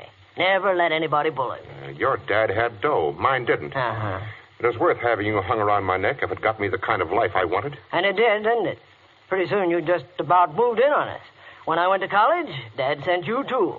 Good, kind Joe Carson, who always looked after poor little me. All right. So you finally tumbled to it. What of it? When Dad got wiped out and we had to leave school and hunt work, you didn't drop me. I'm no fool. You still belonged on the right side of the tracks. You knew the folks that counted. Sure, Joe, sure. You were smart. I knew the men with the jobs to give. I found out about old Jennings needing a bookkeeper down here at Mammoth, only when I got around to applying, they already had a new bookkeeper. You. Well, if you were dope enough to tell me about it, you deserved what you got. Maybe I wouldn't have seen the future in a piddling little bookkeeping job if you hadn't run off at the mouth about that, too. I'm going to be the bright young man who catches Jennings' eye, Joe. I'm going to marry Betsy Jennings. Someday I'll own Mammoth, lock, stock, and barrel. You haven't got Mammoth yet, smart guy. No, just all the rest. Give me time. Old man Jennings is on his last legs, and you know it.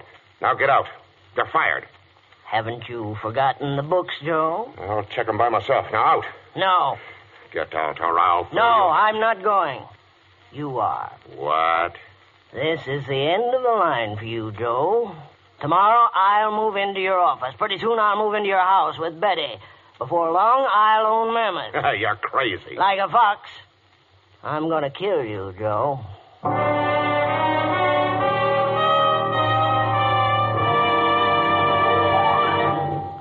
Signal goes as far as before the war.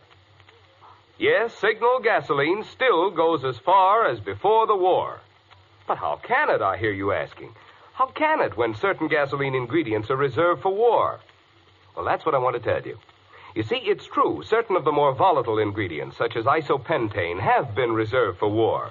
That's why Signal Oil Company is frank to admit no gasoline today can promise you all the pep and anti-knock performance you found in pre-war Signal gasoline, and which you'll be enjoying again in even further improved Signal post-war gasoline. But when it comes to mileage, that's another story. For today's Signal formula contains not only all the high-energy components that gave pre-war Signal its superior mileage, but in addition, new hydrocarbons rich in mileage have been added. That's why it's a fact. The famous Signal formula still places the emphasis on mileage. That's why it's just as true today as it was before the war. You do go farther with Signal gasoline. And now, back to the Whistler.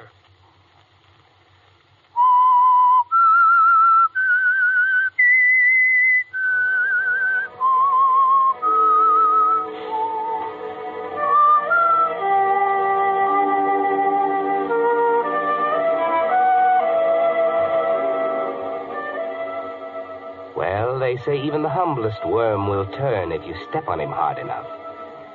You didn't think of that, did you, Joe Carson, when you used your pal for a stepladder, stole his job, his girl, the life he planned? You weren't quite smart enough. You're alone in your office now with the night pressing around you, alone with the turned worm. He's going to kill you, Joe. Sit down, Joe. Drop that gun, you crazy fool. Sit down. That's better. Wouldn't like you to be uncomfortable. You've got a nice, easy chair to die in, Joe. The president's chair. Now, Lamb, listen. Let's talk this thing over. We're both businessmen. Maybe we can make a deal. When old man Jennings kicks off, there'll be plenty for both of us. Now, come on, put down that gun and we'll Put talk down this gun? Why, Joe, I like it. Feels good in the hand. A sweet gun, Joe. But the day you bought it, you signed your death warrant. You know that? Would you like to know about it?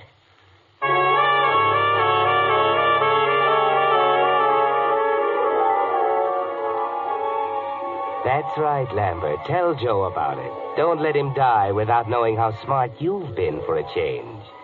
Remind him of the day Mr. Jennings retired from the business. The day Joe put that gun in his desk drawer and bragged that the payroll would be safe. Joe's own gun in Joe's own desk with Mr. Jennings for a witness. Convenient, wasn't it? But don't stop there. Tell him your whole plan. Tell him about that day 2 months ago when you started on your careful, deadly trail.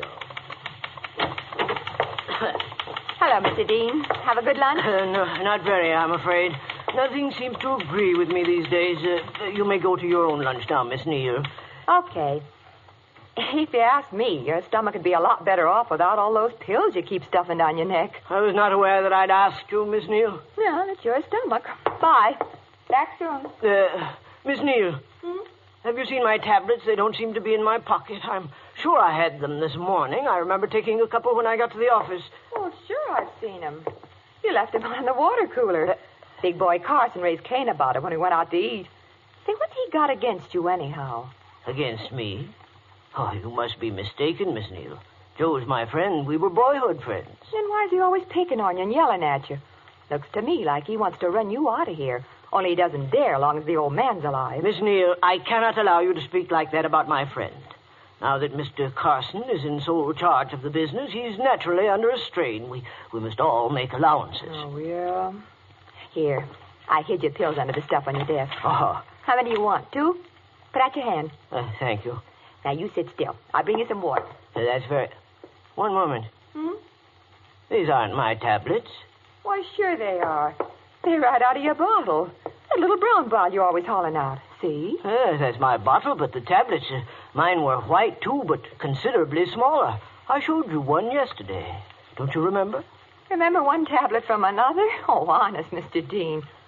Well, gee, you're right. Yours had some kind of trade name stamped on them. These are perfectly plain. That's strange, isn't it? Somebody's playing a dirty trick on you. Probably thought it'd be a good joke to give you something that really upset your tummy. Why, I can't believe it. Say, there's Mr. Carson. What? Joe? That's it. I'll bet you anything. It'd be just like him. Oh, now, Miss Neal, please. We have no proof that Mr. Carson had anything to do with this. He saw the bottle, didn't he? He yelled about it, and he hates you. You know he does. These tablets may be perfectly harmless. Harmless? Oh, golly. You don't suppose Mr. Carson would... Oh, no. Don't let your imagination run away with you. But, Mr. Dean, he obviously wants to get now, rid of you. Please, Miss Neal. I forbid you to speak of this to anyone. I'm going to destroy these tablets at once, and we'll forget all about it. Well, it's your funeral. But if it was me, I'd have those pills analyzed.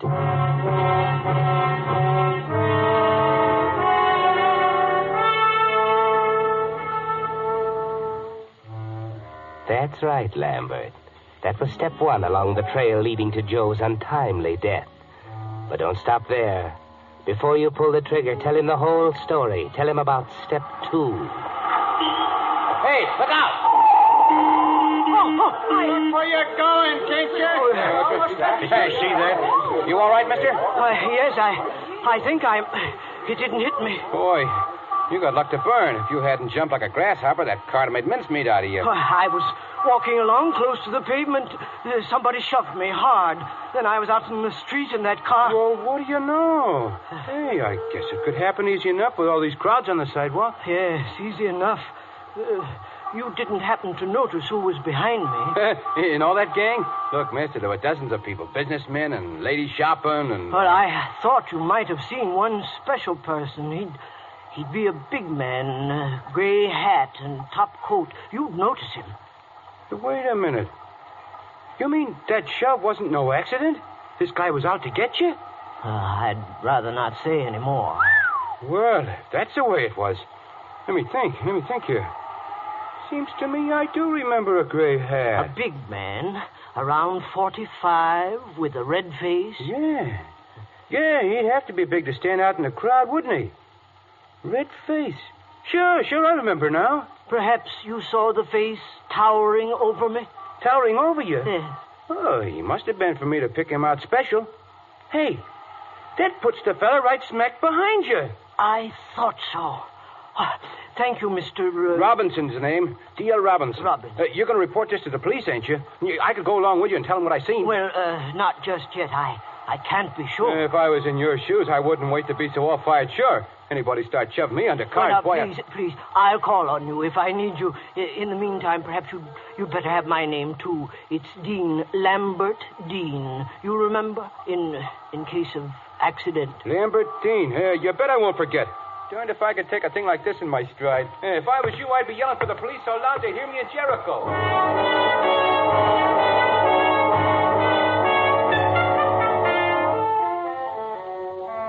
Nice work, Lambert. That was step 2, and it was easy. All you had to do was plant an idea and watch it grow. Little Miss Neal was already sorry for you because Joe Carson kept bawling you out. Easy to make her think a few soda mint tablets might be poison, especially since you destroyed the evidence. Easy to step off the curbing into the path of a car and then convince an excited witness that you were pushed by a big florid man like Joe Carson. Only what's the motive, Lambert? Why should Joe attempt to kill you? The police will want to know. You waited, didn't you?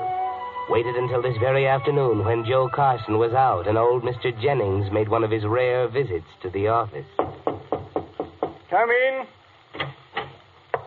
Well, Lambert, come in, my boy. Mr. Jennings, may I speak to you privately? Why, certainly. But if it's anything about the business, you'd better wait until Joe gets back. He's in charge now, you know. No, I'd rather Joe didn't know about this.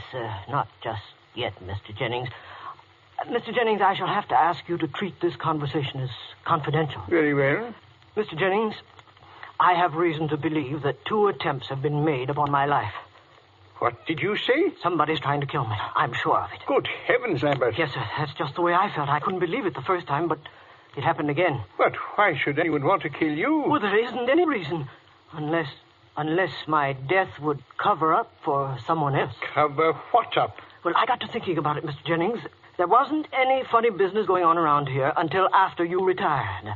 I got to wondering if somebody had just waited until you were out of the way. And this afternoon, I checked over my books for the last few weeks, and I found discrepancies, sir. You mean... Somebody has altered my figures. On several occasions, somebody's done a good job of forging my handwriting. There's a lot more money paid out than I ever handled. How much? Well, so far, I found $17,000. Who did it? Someone in the office? One of the staff? That's just it. The books are locked in the safe right here in your office. Perhaps I should say Joe's office, except when they're actually in my hands. Then it had to be someone who knew the combination of the safe. Well, now you can see why somebody wanted me out of the way, can't you? These altered figures look like mine. If I died, you wouldn't hunt any further, you see. Everybody would believe that I took the money, gambled it away, and committed suicide. Someone who knew the combination. No one knew it except you and me and Joe. That's clear enough for me. What are you going to do? I'm going to call the police. This is my company. Whoever steals from me will pay for it, even if it's a member of my own family. Mr. Jennings, you promised to keep this confidential. You can't expect me to keep a thing like this to myself. But you can't afford to make a mistake. It might not be the person we think. No, I wouldn't want to. What shall I do, Lambert? Leave it to me, sir. I've got an appointment tonight with the person. If he did it, I'll get the proof. You're going to see him alone? Yes, sir. Well, that could be dangerous. You say he's already tried to kill you twice? I know, but I've got to clear my name, sir. If anything should go wrong, I've written the whole thing down for you. The attempts on my life, the names of the people who were with me at the time, the altered books, and... Here, sir. I thought if you'd put it in your personal locked compartment in the safe, it would give you the whole story. To be opened in case of my death. Lambert, the risk, I can't But now don't worry about me, sir. I can take care of myself. If you'll just give me the keys to your compartment. The safe's already open. Very well. Take them, Lambert. Put the letter there yourself. I think I'll rest a few minutes before I go home.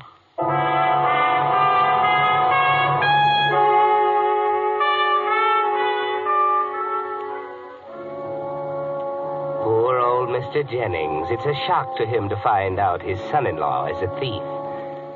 You forged a fine, strong chain of circumstantial evidence, haven't you, Lambert?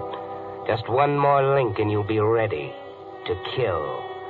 You won't overlook that last link, will you? Not a careful man like you, Lambert. Evening, Mr. Dean. You working late tonight? Good evening, Bill. Not exactly working. I have an appointment. Mr. Carson here yet? Yep. Took him up about a half hour ago. Come on over the elevator. I'll ride you up. Thank you. I'd sure steer clear of Mr. Carson tonight, though, if I was you. Why? Why, he told me plain as a whistle he didn't want nobody coming near him. Didn't want anybody to come near him, except me. Looky here, Mr. Dean. You don't mean... There's been some mighty funny talk going around this building. Talk? That little Miss Neal that works in your bookkeeping department. She's been spreading it around about somebody wanting to bump you off. Of course, I didn't pay no mind to her at the time. Women always... Bill, I want you to do something for me. Why, sure, Mr. Dean. It's a warm night. The window in Mr. Carson's office on the second floor will probably be open. Now, you stay in your cubbyhole on the first floor and keep your window open, too. If you hear anything, well, out of the way... Don't you worry. I'll get up there so fast you can't see me for dust. No, call the police.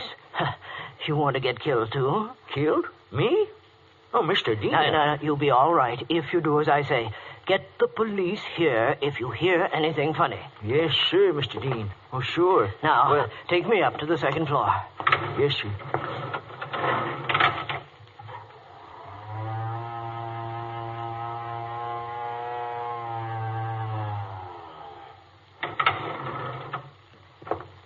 Don't forget, Bill. I'll be glued to my window, Mr. Dean.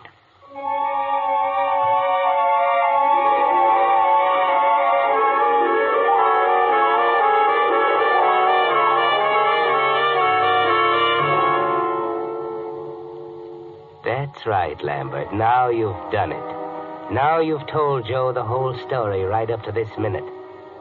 Well, it's almost time to pull the trigger, Lambert. But don't be in too much of a hurry. Yeah, well, there you are, Joe. That's the whole story. The watchman's waiting downstairs right now. I worked the whole thing out, as you can see. Why, you framed me. That's a smart boy, right the first time. Why don't you congratulate me? You ought to appreciate smart work. I never stole anything. Just my job, my girl, my whole life. I came up here to check the bids. I didn't make any appointment with you. Who's going to believe that? You planned to kill me. You could claim you discovered a shortage.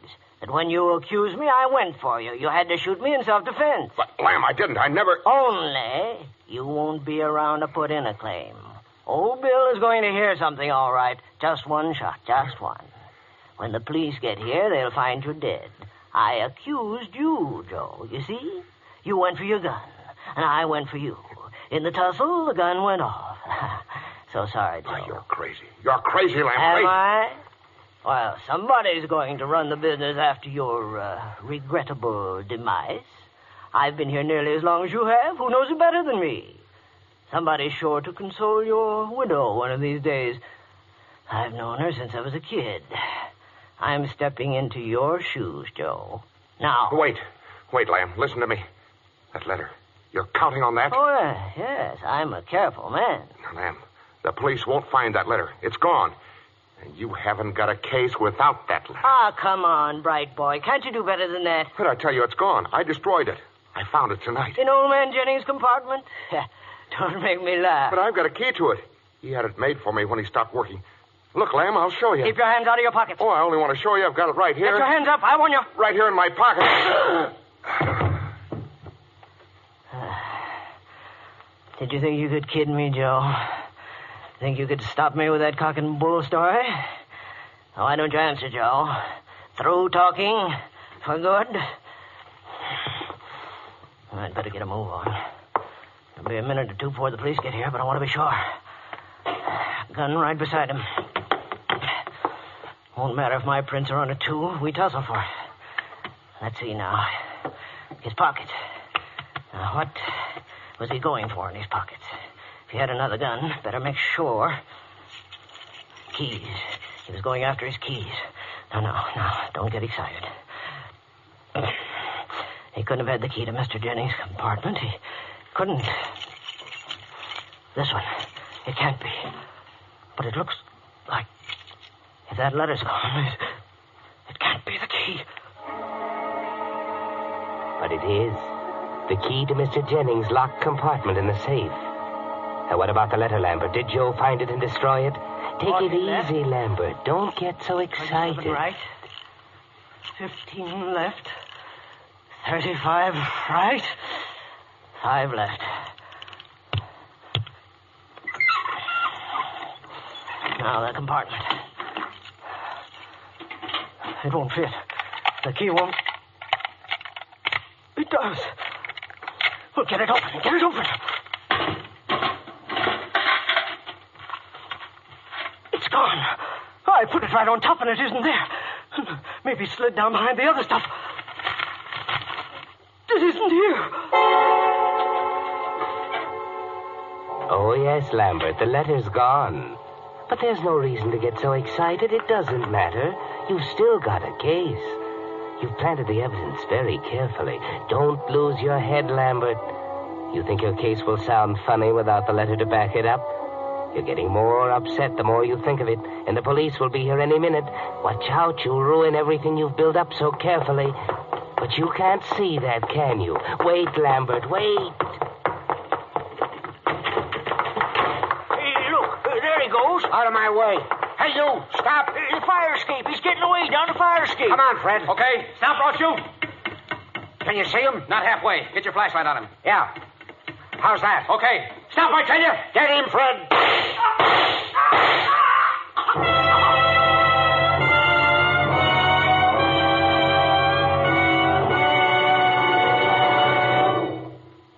The Whistler will return in just a moment with the strange ending of tonight's story. Meantime, a question for you drivers. Does your windshield look different lately? Has something new been added? I'm talking about the new 1945 Federal Use Stamp. It's time for it, you know. And it's also time to pick up one of Signal's free use stamp protectors if you want to be sure of getting yours. Signal Oil Company had these neat, transparent little shields made up to protect your use stamp from moisture and scuffing, so it will stay on without peeling through a whole year of wear and window washing. Every car needs one. But like all things in wartime, quantities are naturally limited. And that's why I'd suggest that you get yours this week, tomorrow if possible. Just drive into any of the friendly stations displaying Signal's yellow and black circle sign and say, I'd like one of Signal's use stamp protectors that was offered free on the Whistler. And now, back to the Whistler.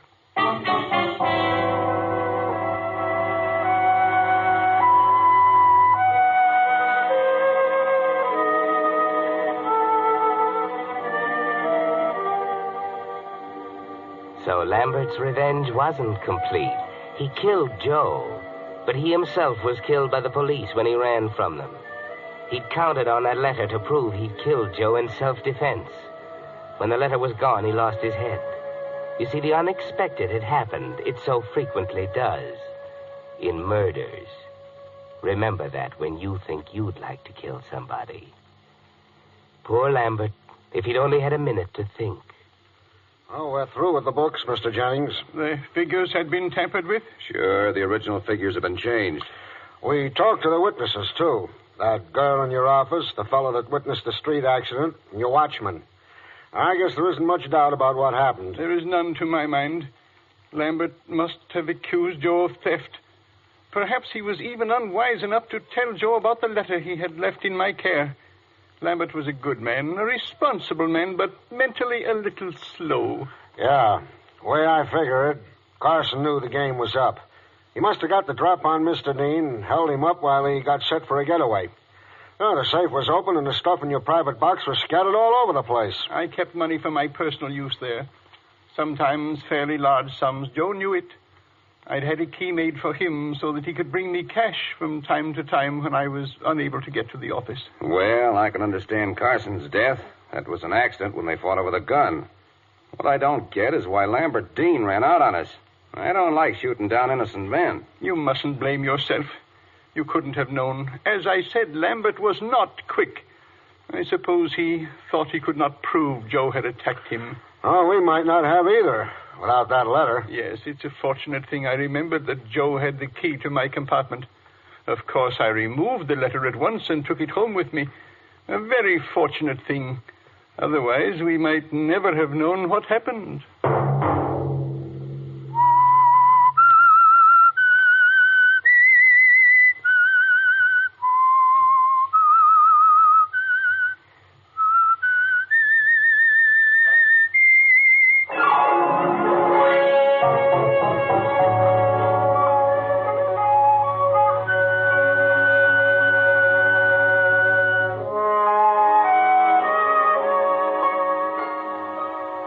Next Monday at 9 o'clock, The Whistler will bring you another strange tale. The Whistler is broadcast for your entertainment by the marketers of Signal gasoline and motor oil and fine quality automotive accessories, and by your neighborhood Signal dealer. This program, directed by George W. Allen, with tonight's story by Sally Thorson, music by Wilbur Hatch, is transmitted to our troops overseas by the Armed Forces Radio Service. This is Marvin Miller speaking, and suggesting that you let every traffic signal remind you that you do go farther with Signal gasoline. Yes, you do go farther with Signal. This is CBS, the Columbia Broadcasting System.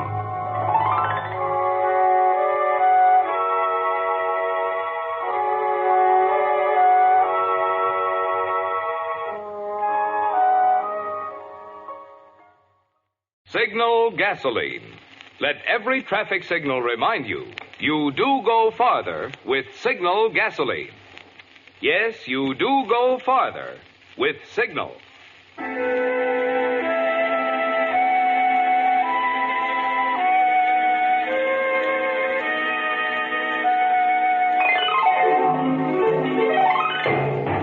The Signal Oil Company and your neighborhood signal dealer bring you another curious story by The Whistler. Tonight, Highway of Escape.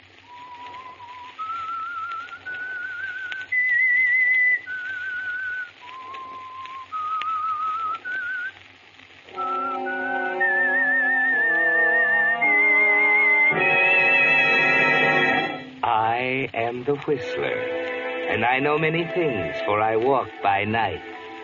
I know many strange tales hidden in the heart of men and women who have stepped into the shadows. Yes, I know the nameless terrors of which they dare not speak.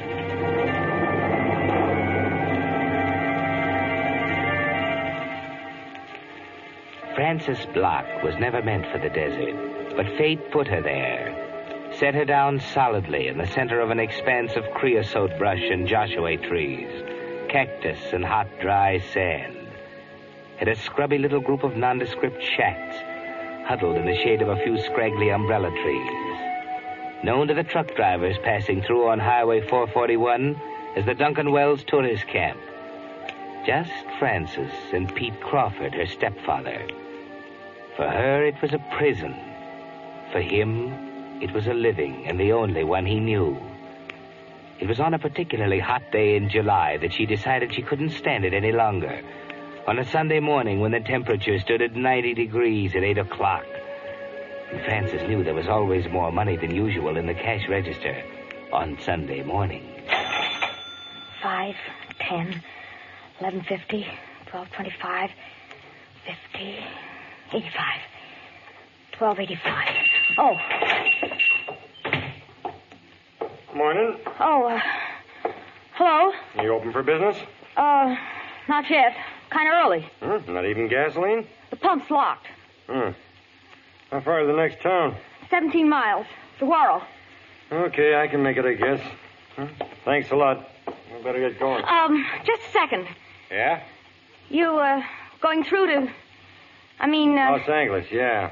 Due there by noon. Can you take me? Huh? I've got to get out of here this morning. Right now. Oh, come on. You could take me if you wanted to, couldn't you? No, I'd like to, but... Oh, please. Look, I'll give you $5. Yeah, sorry, sister. There's company rules. No riders. I'd lose my job. Oh, they'll never know. Look, mister, you don't know what it means. It's life and death. Yeah? Yeah, it's life and death.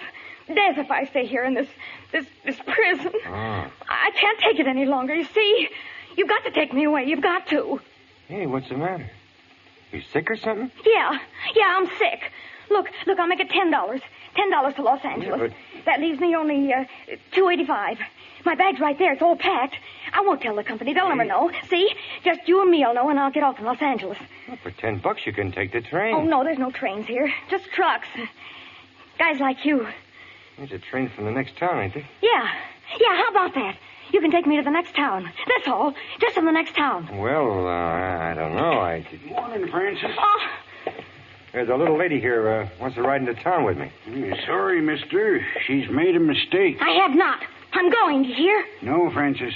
You're not going. You can't stop me, Pete. You can't stop me. I'm not going to stay here. I'm not. I'm not. Well, look, mister, maybe you two better talk this over.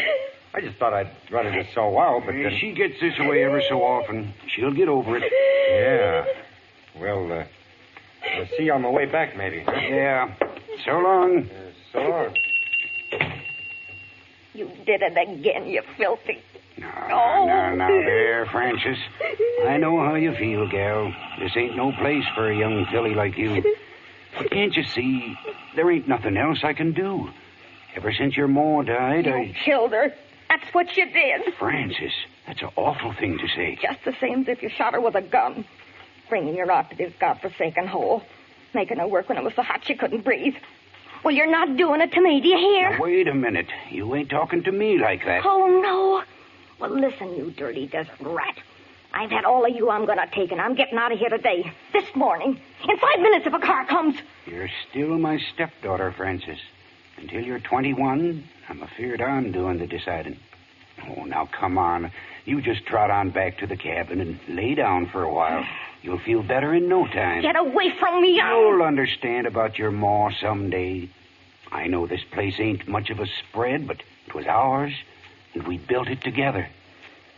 Come on. I said get away from me. Please, Francis, just this once. For me. All right, Pete. Hey, wait a minute now. Put that knife down, Francis. You ain't in no condition to... All right. You asked for it.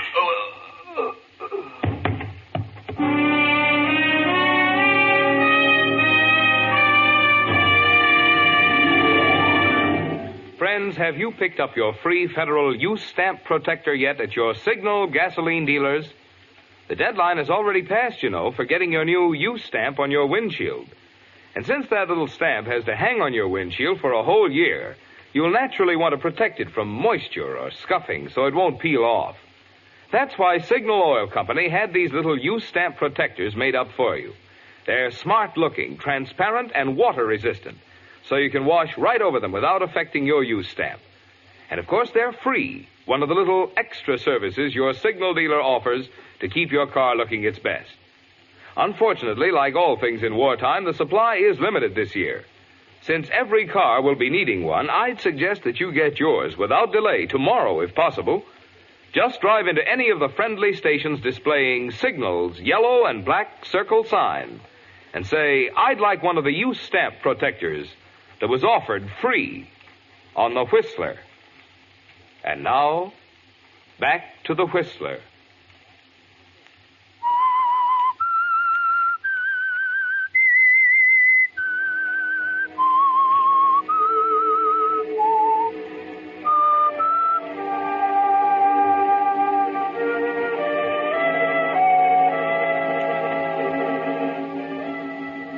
He's dead, Francis. It's over, and you're free now. You stare at him for a moment as he lies there on the floor in the middle of the small lunchroom, very still. For the first time in your life, you notice he has a kind face, a peaceful face. No look of fear on it. Just peace, deep, enduring peace. Yes, you're free now. You can leave any time you want to. Today, this morning, the next 5 minutes, if a car comes. You jump as a car pulls up out in front. Quickly, Francis. Move the body behind the counter before the driver comes in. That's it. Now take it easy. Just relax. He mustn't know. Hi, beautiful. How about a cup of Java? Hey, what's the matter? Oh, nothing. Coffee isn't made yet. Huh. A cigarette? It's scarce these days. No.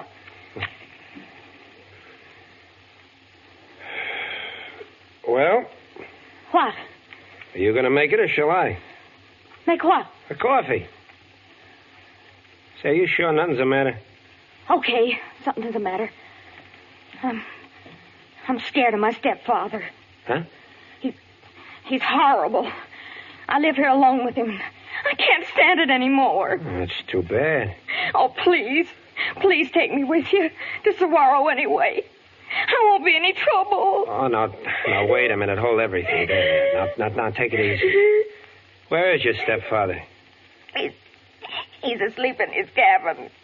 He's drunk. He'll wake up. Yeah, I see. You got any money? $12. But I can work once I get to a big town. Oh, I don't know. Oh, please. Please. I've been driving all night. I was going to grab a little shut-eye here for a few hours. No, I gotta go now. He might wake up and he might... Yeah. Well, okay, come on.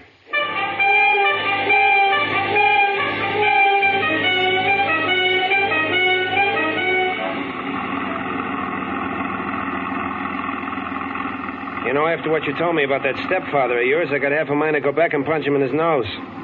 He's got no hold on you. What does he think he is? Hey, listen. Let's do this thing right. Go back there and tell him right off. No, we can't. I'd like to anyway. I suppose it wouldn't do any good, only make trouble for you. Beats me, though, how any man can treat a gal as nice as you like that. You are pretty, you know. Thanks. Hal. My name's Hal. Hi, Hal. What's yours? Francis. Oh, Francis, huh? Nice name. You hear that? What? The motor.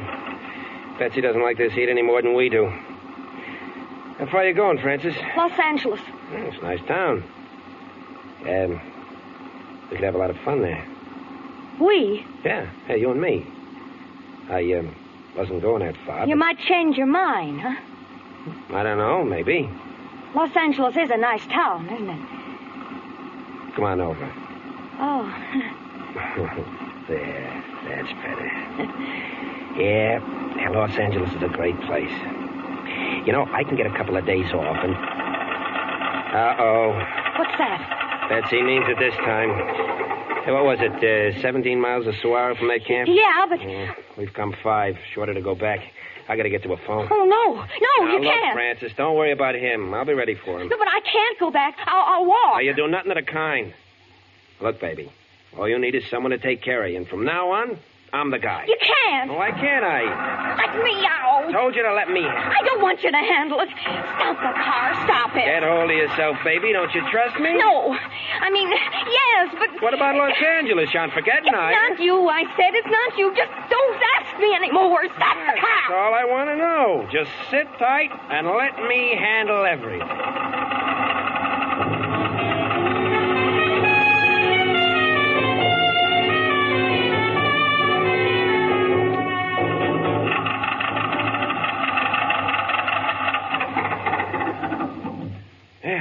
Well, we made it. Now, where's the phone? On the wall by the door. Well, what you gonna do? Sit there? Yeah? I'll wait. I'll be sure you do. What do you mean? Nothing. I guess I got the jumps, too. And don't worry about him. If he comes out, just let out a yell, and I'll be here in a second. Smile. There's better. You know, baby, I kind of like you. Keep that chin up.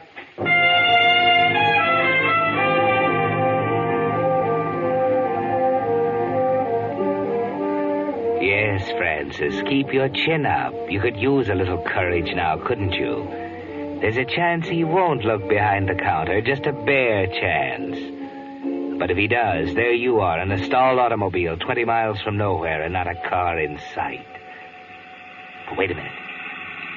Around the curve, a car. Hurry, Francis, you've got to stop it. Wait!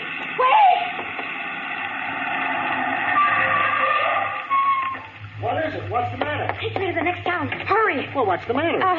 My uncle. It's my uncle. Something wrong? Yeah, he's hurt. Quick, I've got to get a doctor. Well, you're a mighty lucky young lady. I happen to be a doctor myself. Where is he? Oh, no, it's bad. It's horrible. I don't want you to... you just let me decide that. Here, I got my case. You take me to him. He's in the lunchroom. I'd better wait here. Yes, I understand. You just relax now, and I'll take a look. It might not be as bad as you think. Just wait there in my car.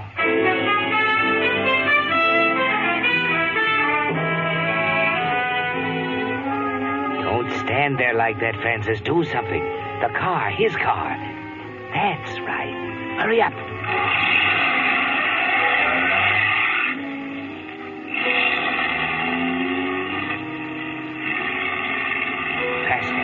Faster. 60, 70. Keep your eye on the center line, wavering like a snake between the wheels.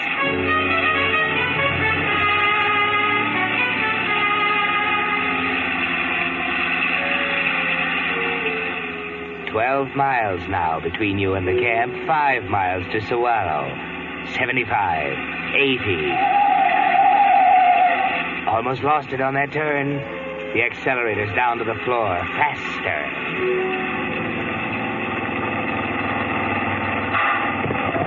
Grab the wheel. It's getting away from you.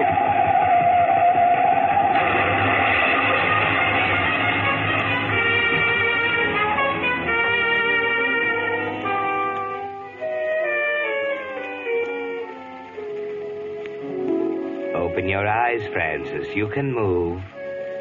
Open your eyes and crawl out of the car. You're okay. I'm okay. Better get off the road. Yeah. Take off cross country. I'll be watching the road. Cross country.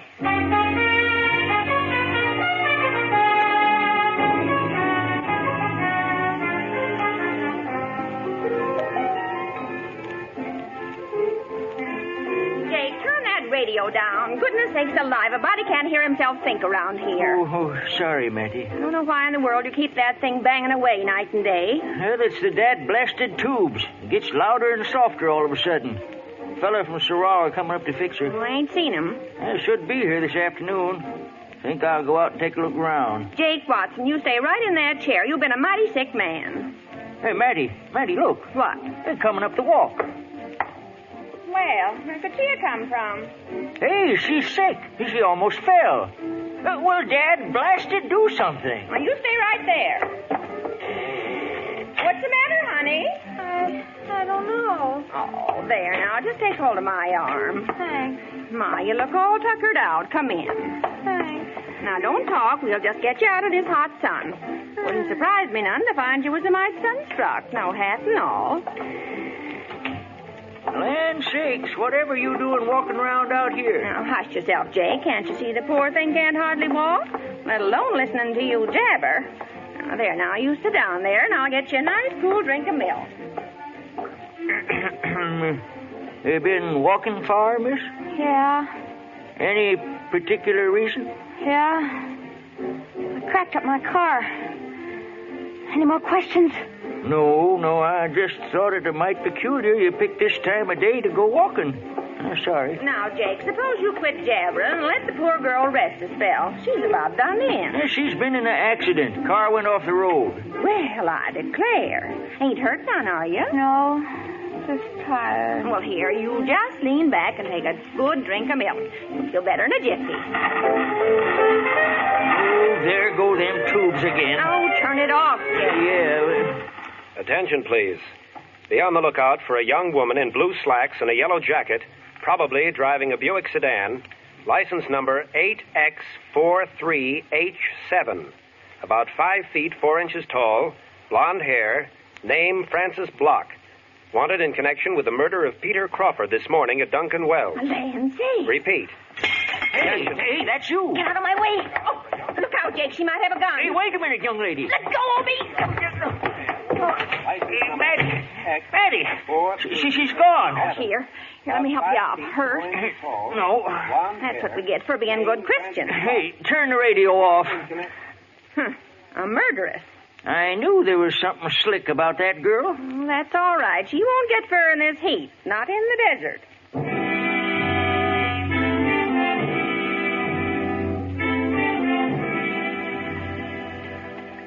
It's hot, unbearably hot, 110 in the shade. You can't keep going much longer, Francis. Feet swollen and blistered, bruises that ache with every step you take. 3 in the afternoon. You've been walking 2 hours since you left the farmhouse. 120 blazing minutes. Your head is full of sun. The flat horizon wavers. Dust in your nose and throat. You've got to have water. Water from the clear, sparkling fountain in the square of Wilkins Corners, the little town ahead. You've got to take a chance. Maybe they haven't heard about you here in Wilkins Corners, Francis. Maybe they don't listen to their radios. Look at that sign down the street. Coffee, hamburgers. Take a chance. You may not get another one for a long time. Morning, miss. I'd like something to eat. Well, come to the right place. Hamburgers, hot dogs, barbecues, whole wheat, white, rye, apple, peach, boysenberry, cherry, and lemon meringue, coffee, milk, and Coke. Hamburger and white coffee. Hamburger. Mustard, ketchup, or tomato sauce? Ketchup. Be right up. Pre-war service now. We've reconverted. Hi, Billy. What you doing down at Swirl? Oh, mighty busy today. Barbecue and whole wheat and coffee. Special. What you mean busy? Why, I don't mean to tell me you ain't heard about the killing. Huh? What killing? Well, sure. Found a man stabbed to death at Duncan Wells tourist camp. Yeah, a guy who runs it named Pete Crawford. No. Yeah, dead on a mackerel. And the killer got away, they say. Sheriff's got the posse out. Well, hey, Leif, did you hear that? What? A killing over to Duncan's Wells this morning. Pete Crawford. Well, you don't say. Yeah. You catch the killer? Nope. You better watch out. Might be serving him a meal along about now. Stabbed, was he? Yeah, with a bread knife. Yeah. Doc Lawton was coming down from Cactus Garden. He claims he talked with the killer. Well, why'd he nail him? Oh, you know Doc, but scared of his own shadow. That's too bad. Yeah, it is. They say old Pete Crawford didn't have an enemy in the world. I mean, it's too bad Doc didn't do something. Oh? You know, the best time to nab a murderer is right after he's done his job. It surprised me none to see this thing end up as another one of Sheriff Bradshaw's famous unsolved mysteries. Well, I don't know. You know, murder's a funny thing. Ain't like going down to the feed store for a sack of barley. Takes planning, thinking. There's 1,000 ways a killer can trip himself up. Just one false step along the way, and it's all over. Yeah, well, maybe so. You know, I'd like to see that killer right now. Probably pacing the floor somewhere, wondering if there was a slip-up. Yeah, I wouldn't want to be in old Doc Lawton's shoes, being the only witness. Bet you the old boy's looking 6 ways before he leaves his house. Here you are, George. One hamburger. Yeah. There you are, miss. Hamburger on white, and I'll go get your... Hey. Well, what's the matter? Now, where do you suppose she went?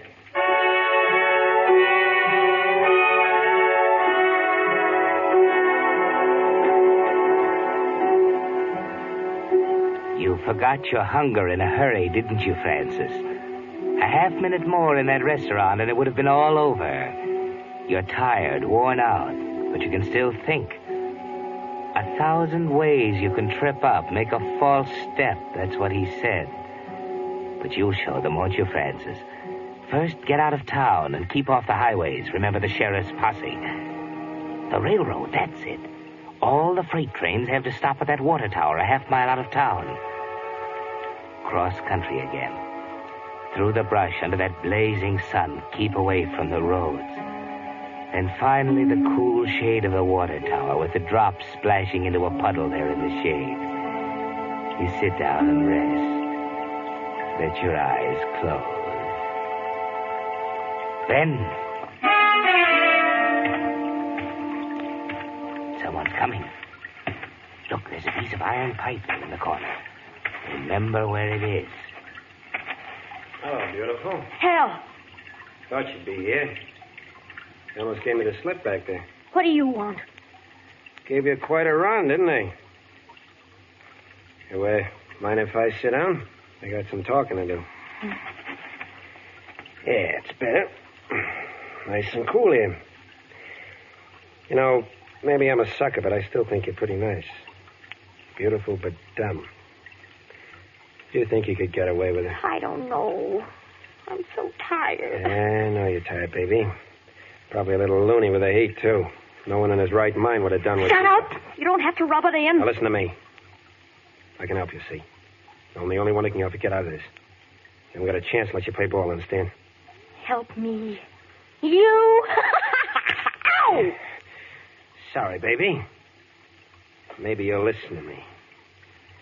All right, Hal. I'll listen to you. There's a way out of this. It's a short chance, but you'll have to take it. Wait a minute. Here comes a train. Get back there. It's afraid it'll have to stop. Here, let me take a look. The pipe. If I can...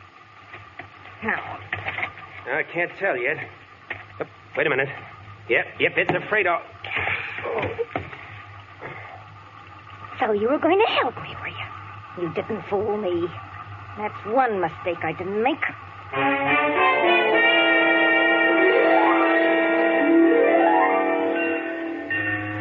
Yes, Francis, you were careful. You could see through his offer to help, couldn't you? Now, no slips, Francis. No false steps. The train is stopped for water. You hide, trembling, behind the shack at the water tower. Then as the train starts up, you grab the rung of the ladder on a passing car, up the side. Now across the top and down the side before anyone sees you. But wait. There's a guard on top moving toward you. Down the tops of the cars. Don't look back. Watch where you're going. No false steps, Francis. No false steps now.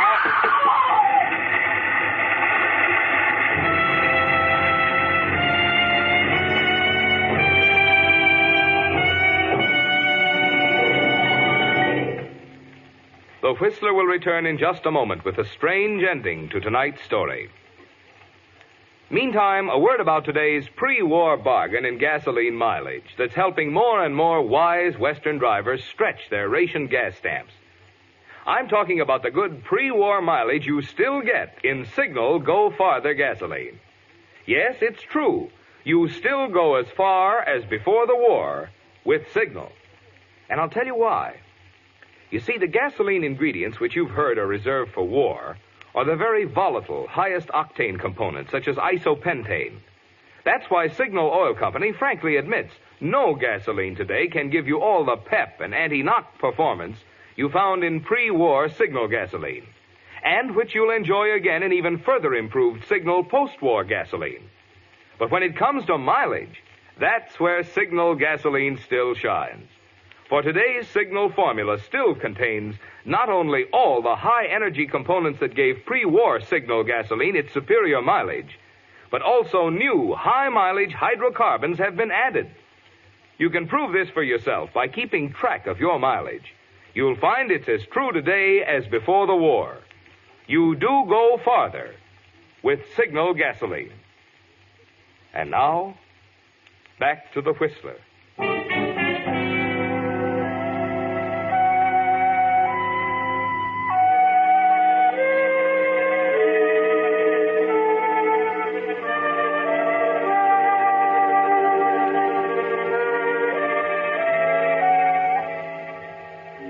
No false steps, Francis. That's what the man said. And you are going to be so careful. But then how could you tell what kind of a false step it might be?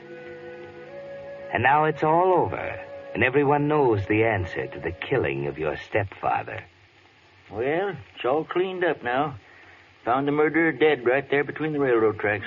Oh, terrible thing, terrible. Of course, without the doctor's testimony, they might never have known how it happened. The doctor? Sure, according to the radio. Doctor says he went into the lunchroom and found that fella leaning over Pete Crawford with a knife in his hand. Why, the doc practically witnessed the murder. Then the girl didn't do it. Oh, I knew she was innocent, the poor little thing. Yep, she was innocent, all right. They figured the murderer was going to try to shut her up, too. That's why she had to defend herself with that piece of light lead pipe there. Doggone it, he was already wanted in New Orleans for killing 10 days ago. Terrible thing, terrible. Only one thing I can't figure. What's that? Well, after she got the murderer like she did, what do you suppose she was running away from?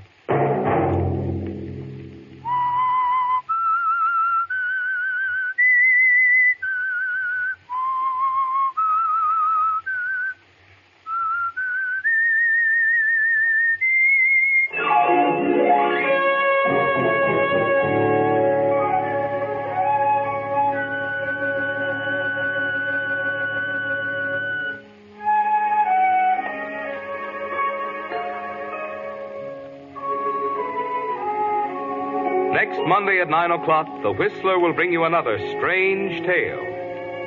The Whistler is broadcast for your entertainment by the marketers of Signal gasoline and motor oil and fine quality automotive accessories, and by your neighborhood Signal dealer. This program, directed by George W. Allen, with tonight's story by Eleanor Beeson, music by Wilbur Hatch, is transmitted to our troops overseas by the Armed Forces Radio Service.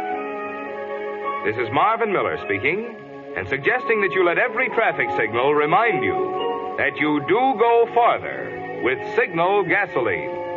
Yes, you do go farther with Signal.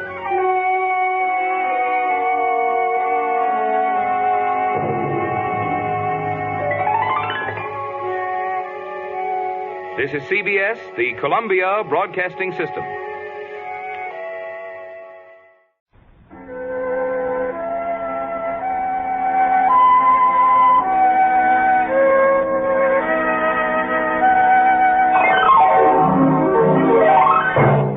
The Signal Oil Company and your neighborhood Signal dealer bring you another curious story by The Whistler. Tonight, a pattern for terror.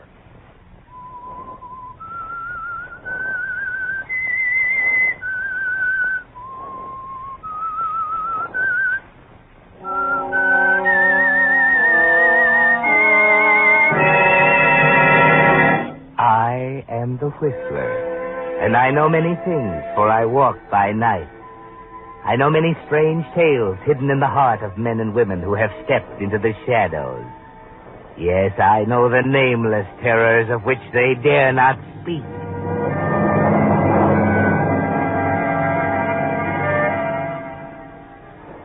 A kaleidoscope is a simple instrument, a toy, made of a tube with a few mirrors and bits of colored glass, nothing more. Yet when you revolve it slowly, an unending series of complicated patterns appear, always changing, never the same. On this midnight of December 10th, 1944, the mind of Ted Stratton, as it struggles for consciousness, is like a kaleidoscope.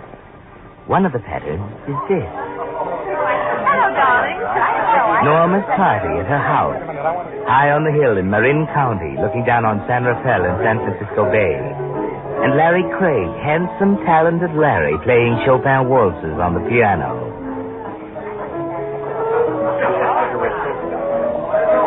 A pleasant pattern, Ted. Bright reds and yellows, sparkling, cheerful. And with Norma at your side, complete. But the design's starting to change. The reds and yellows are fading. And deep blues and purples are creeping in. Ted Stratton, you're being entirely ridiculous. Ridiculous, my foot. This is the first time, Nora. I'm getting a little tired of it. What are you trying to say? I'm simply suggesting that your relationship with your virtuoso friend in there is slightly more intimate than pupil and teacher. Ted. It's been going on for weeks, hasn't it? You know what you're saying. Sure. Why don't you tell me? Why don't you come right out and spill it? It was all a big mistake getting engaged. That's me, Stratton, the mistake. No runs, no hits, one error. Ted, you're drunk. So what? What else can I do? Can't play the piano like Mr. Craig? Gotta do something? You have to shout? Yes. You can make a bigger fool of yourself by walking in there and telling everybody. Yes, why don't you do it upright? Make a real party out of it. You know, that's an idea.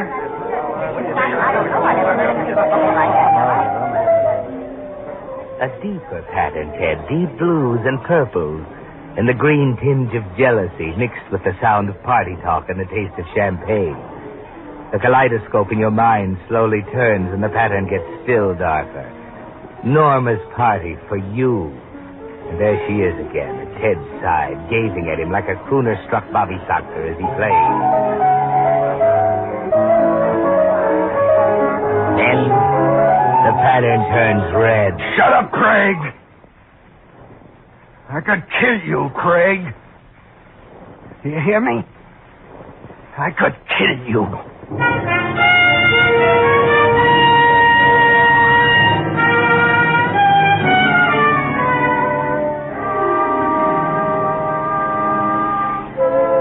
Nothing now. Just blackness. No colors. No pattern.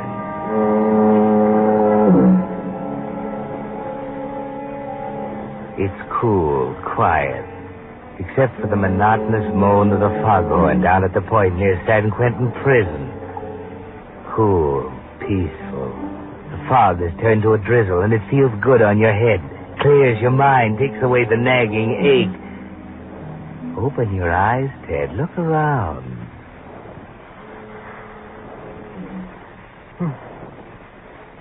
Where am I? Black, swirling fog, everything black. Can't even see the moon. It's almost raining. You're wet and cold. Raise your head.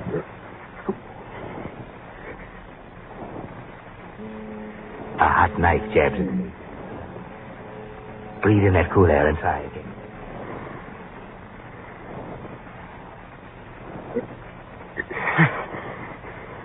You're in an automobile. An open convertible. A string of yellow lights over to the left, wavering like a clothesline in a high wind, finally settles into... Yes, Ted, you must have stopped here on the way home from Norma's party. Party? Yeah, party. What am I doing here?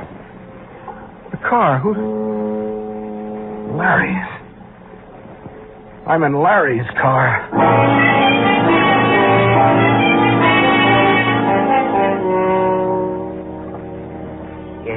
Alone in Larry's open convertible. Remember Larry? You could kill him. It's just what you said, wasn't it? You could kill him. Where's Larry? Gotta find Larry. Go back. Go back to Norma's. No. Wait a minute. Not yet. Better check first. Telephone.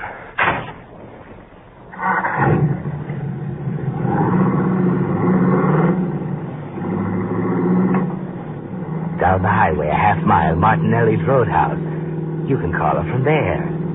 She'll probably laugh and tell you Larry is pacing the floor, wondering what happened to his car.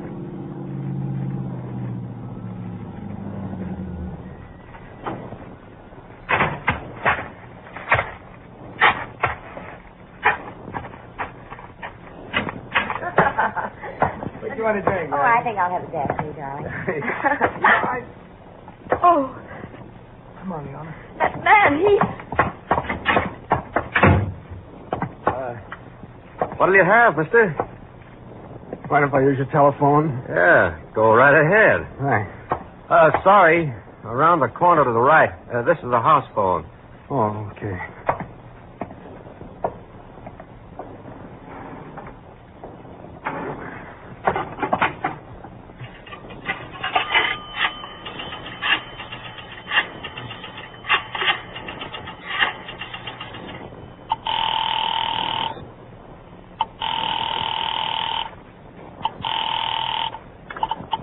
Hello?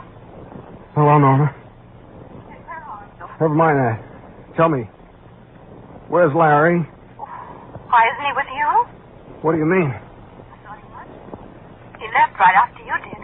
He left? Naturally. What else could he do after that horrible scene? You must have been out of your mind. Tell me exactly what happened, Norma. I don't want to discuss it. You've got to. You have a lot of apologizing to do, Ted Stratton. That's not important now. Well, maybe not to you, but what have you done? Norma, will you please tell me what happened? Well, I'll see terrible things right in front of everybody about wanting to kill him. You grabbed your hat and walked out.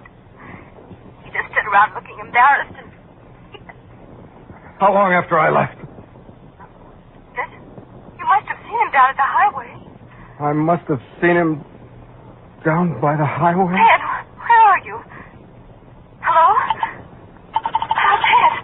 Hello? Operator. Operator. I must have seen him down by the highway.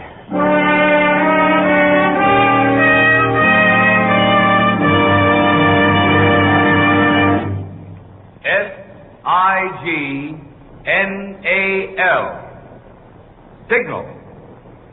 What's in a name? The name Signal. Well, for instance, Signal Oil Company sponsors the Whistler. In addition, for 14 years, the name Signal has stood for the finest petroleum products that money can buy. But most important today, Signal Go Farther gasoline is helping Western drivers stretch their gas stamps. For it's true, you still go as far as before the war with Signal. And I'll tell you why. You see, modern gasolines are composed of many ingredients, each of which does a specific job. For instance, the very volatile, highest octane components, such as isopentane, give pep and anti-knock. And these are the ingredients reserved for war. That's why Signal Oil Company frankly admits no gasoline today can give you all the brilliant performance you found in pre-war Signal gasoline, and which you'll enjoy again in even further improved Signal post-war gasoline. But other ingredients give mileage, and these components are still in the famous Signal formula. In fact, additional new hydrocarbons rich in mileage have even been added. That's why more and more wise drivers who keep track of their mileage are finding it's as true today as before the war. You do go farther with Signal gasoline. And now, back to the Whistler.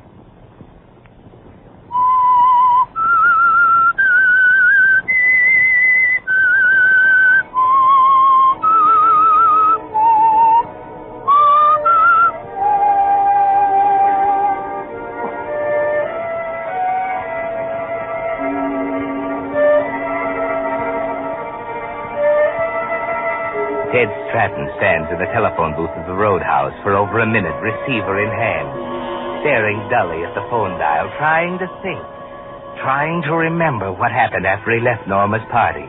Nothing, no dice. Just the red rage at Larry before he walked out, then blackness, a blank, until he opened his eyes in Larry's car parked at the edge of the highway. Mona says I left, and Larry left right after me. Just after, in front of everybody, I said I wanted to kill him. It's impossible. I couldn't have. But that's not what you told everybody, is it, Ted? That's the one thing you do remember. You could kill him.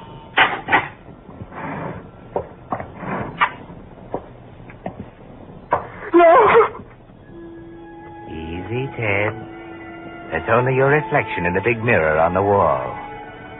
No wonder they jumped when you walked into the bar. Clothes torn to shreds, an ugly gash over your right eye. Larry must have been tougher than you figured. Look at your right hand, Ted, swollen up like a bunch of bananas. Better get out of here. I know. I don't know what he looks like, but... call you back.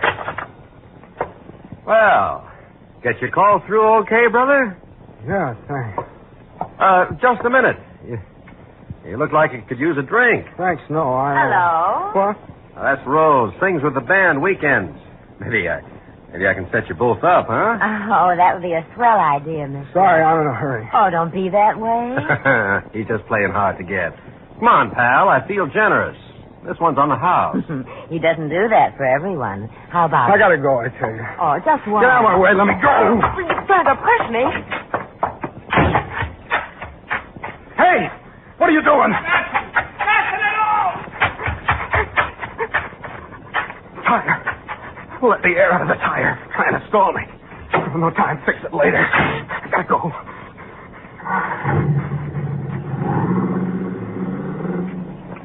They're onto it already. You're sure of it. You can see tomorrow morning's headlines. Body found on highway, attacked by unknown assailant. Police searching Marin County for murderer. That's why the bartender was wise, trying to stall you. Lucky you caught part of that phone call he was making. Thought that flat tire would stop you today. Can't go much farther, though. It's in shreds already. Look, the service station down at the junction. You've got to take a chance. You're lucky. No customers.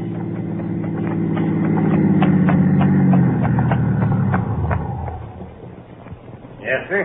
Got a flat tire. Yes, so I gotta change it in a hurry. Could you help? Sure. Got the dolly right here. Have it off it'll just... I'll help you. Here we go. There. Now. I'll get the tire on. Good. Let me see. Where did There it is on the floor under the steering wheel. Must have been using it tonight, huh? Yeah. I guess so. Pick it up, Ted. The feel of it in your hand. Familiar, isn't it? Part of that hazy pattern in your mind. You have used it tonight, positive. You can feel it in your right arm, swinging the iron bar hard through the air, landing with a sickening thud on someone's head. There's no doubt anymore.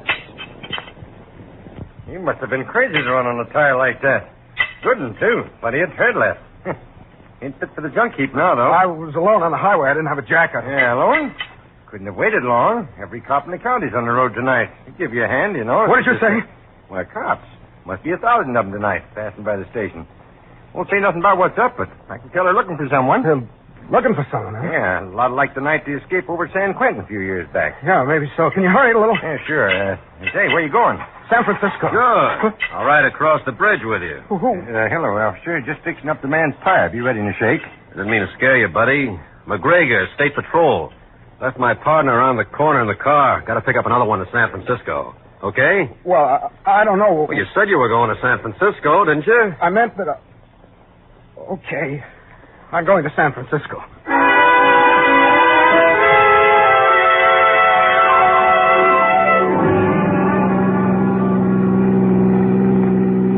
Nice night for ducks. Yeah, kind of wet. Due to bust loose with some real rain any minute. Say, you ever thought of putting that top up? Huh? Oh, yeah, the top. This is one of them fancy automatic ones, isn't it? Yeah, automatic. Well, how about putting it up? Well, it doesn't work. It's broken. Oh? Huh. Pull into that toll plaza for a second, will you? I want to check with the boys. Yeah, sure.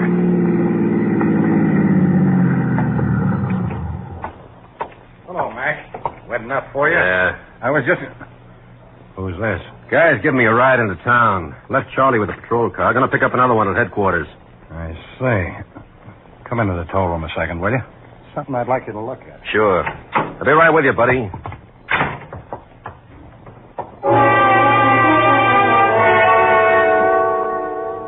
This ought to be it, Ted. You can see them in the glass-enclosed toll room looking at a paper, then at you arguing about something. Maybe you can run for it. No. Look at that motorcycle cop up in front. He's looking at you, too. And there must be 5 of them behind you, all waiting. But don't sit there and shake. Do something. Wipe the seat off, anything. Ought to be a rag in the glove compartment. There. Now what? Oh, yes, you're cold. Get that blanket out of the back seat.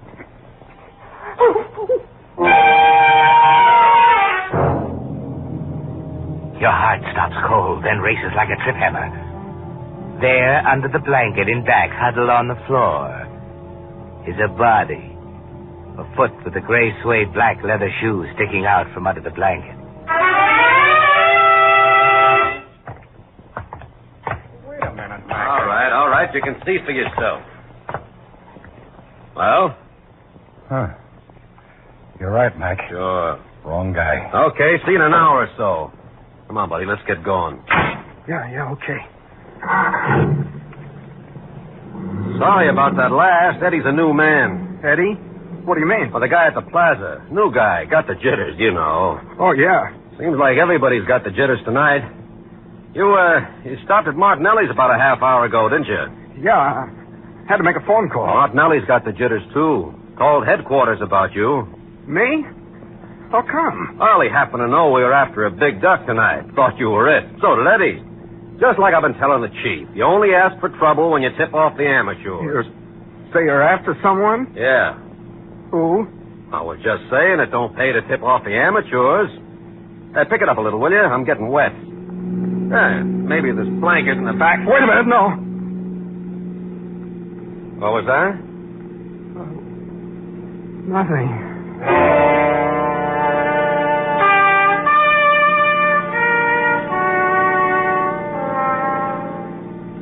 That was close. The other blanket on top of the seat, remember? And he didn't look down. It can't last much longer, Ted. You're ready to drive the car off the road, anything, but you haven't a chance on the Golden Gate Bridge. Cops at both ends and 200 feet down to the water on either side. That crazy idiot! Follow him! Huh? Hurry up, that car! He must have been doing 70. We can catch him at the toll station.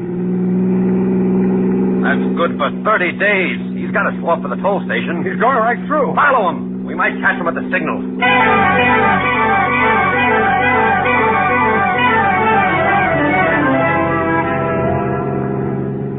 Maybe this is your chance, Ted. You'll get him out of the car anyway while he's writing out the ticket. Your luck's holding out. I know. What the angle with that truck at the intersection? Slow down. I'm going to teach that guy a lesson. Pull up here. Okay. I better get out your side. Up against the pole. Stick around. All right, everybody. One side. Who's the driver of this car? All right. It's your only chance, Ted. Mingle with the crowd for a minute, 2 minutes, 3. He's busy now, taking names and numbers, writing out citations. Don't argue with me. When you passed us on the bridge, you were doing 70. You're plenty lucky nobody was killed. Why, I'd just as soon hang 20 years for manslaughter around your neck as let it fly. And don't give me any more back talk. You can save it for the judge. He's forgotten about you, Ted. Ease back toward the car now. He can't see you with people crowding around him. There you are. All set now. Get everything ready. Once you step on that starter, you'll have to move fast. Okay, the switch. The keys. Where are the keys? I had them. I left them. Going somewhere, buddy? No, Shut up. Jerry. Yeah, Mac. Take over, will you? I gotta get down to the station. Okay. All right, get going. Here's the keys. I don't play hunches very often, but when I do, I'm usually right. Start the car. Listen, I'm late now. You'll be plenty late tonight, brother. You know, there could be a million reasons why you got an egg on your noggin. black eye, torn clothes. There might even be a reason why you ain't even got a registration on the steering wheel. Maybe it ain't back from Sacramento. Maybe you just bought the car. Maybe you lost it. Okay, so I pass him up. Listen, officer, you're right. It isn't my car. It belongs to a friend of mine. Girl in San Rafael, Norma Schaefer. I bought it tonight. Shut up. I ain't finished. And I ain't saying I'm right. Listen, you can phone her. Shut up. All right. So I pass up the black eye and the torn clothes and no registration, figuring you got good reasons. But there just ain't a good reason for a guy riding around on a rainy night with a top down. I said it didn't work. Maybe it doesn't. I can be wrong. Give it a try. Oh, where? I don't know. You don't know how, huh? She didn't tell me. It's very simple, pal. All you gotta do is this. And up she comes. I was right, wasn't I? Oh, listen, I can explain. You'll have a chance to explain. Don't worry. Only it looks to me like maybe you didn't want to seem too strange to the car with a copper sitting next to you. Maybe you borrowed it without bothering to tell the guy who owns it, huh?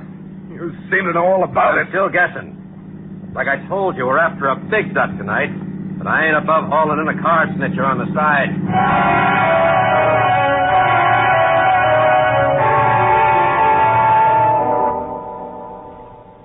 And there went your last chance, Ted. You may as well give up, spill the works. You are out of your head, maybe a complete insanity. You're in a locked room at the station now, and the car is safe in the garage downstairs. It's only a matter of time until someone looks under the blanket on the floor in the back. 2 a.m. 2 hours since you woke up with the rain in your face, parked on the highway. You're too tired to care now. Your head feels full of broken bottles. You wish they'd call Norma and get it over with. Find out from her that it's Larry's car. The same Larry Craig they found on the highway. Okay, Stratton. Huh? We finally reached her. Norma? Yeah. Okay. Tell me, Stratton, why did you give me the bum steer? What? Why did you tell me it was her car? She told us who it belonged to. I thought you would. What next? Just a little friendly advice. Next time, tell the truth and you'll save yourself a lot of trouble. What do you mean next time? Next time you pick up a cop in a borrowed car. Okay, you can go. You mean I can leave? Sure. Unless you want to spend the night here. Come on. Hey, what's the matter with you? Oh, nothing. Down the stairway here to the garage. Yeah, here's your car. Oh, say, Mac, will you hold it a minute? Hmm? I didn't get this baby logged. Thought you were going to be here longer. Yeah, so did I. I got the motor number and description, but I got to check the luggage compartment. Just a sec. Yeah, looks okay. Seems pretty silly, but these things are important sometimes. Now the back seat. There's nothing there. Just checking. Blanket. No, not the... What's the matter with him? He passed out. What's under that blanket? Nothing.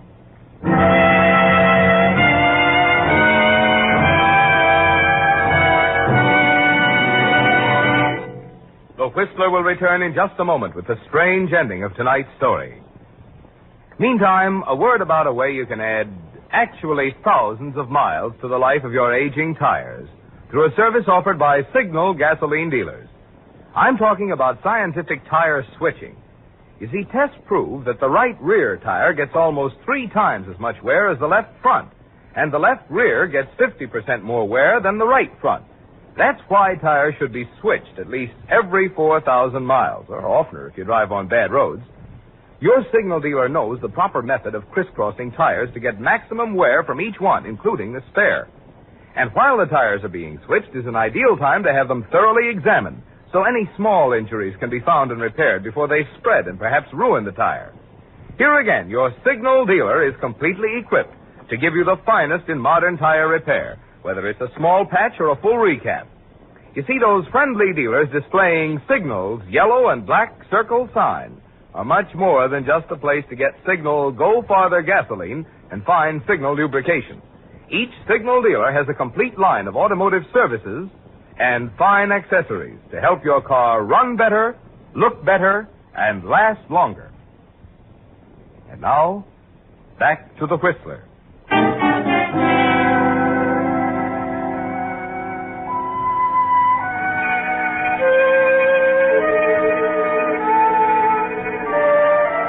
It was too much, Ted. Too much to take right from the start.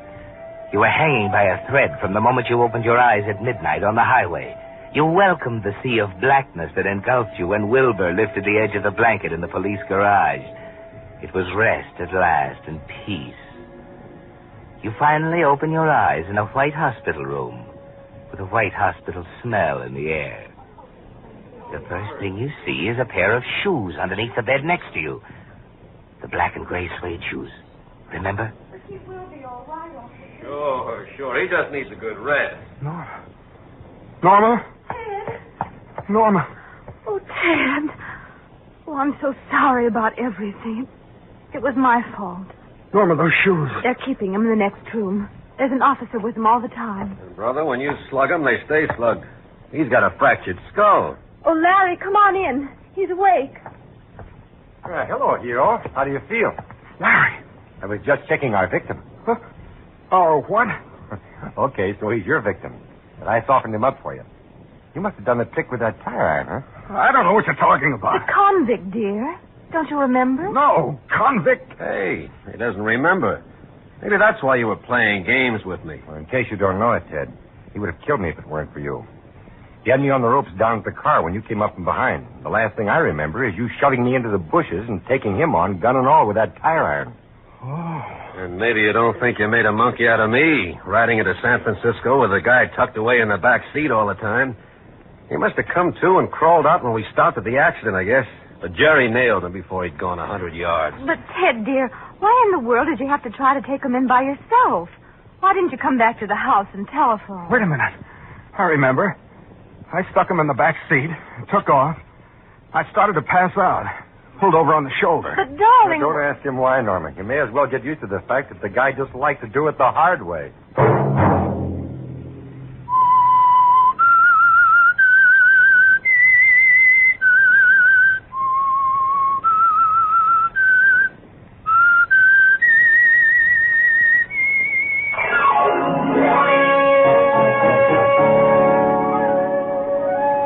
Next Monday at 9 o'clock, The Whistler will bring you another strange tale. The Whistler is broadcast for your entertainment by the marketers of Signal Gasoline and Motor Oil. Signal Gasoline. Let every traffic signal remind you, you do go farther with Signal Gasoline. Yes, you do go farther with Signal.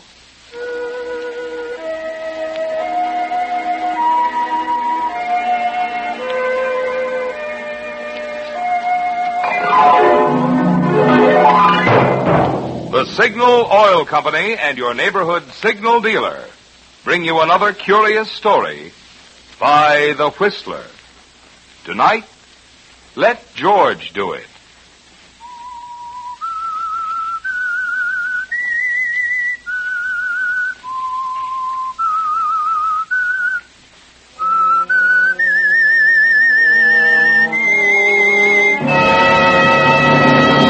I am the Whistler, and I know many things, for I walk by night.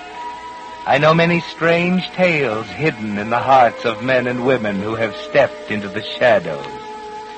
Yes, I know the nameless terrors of which they dare not speak.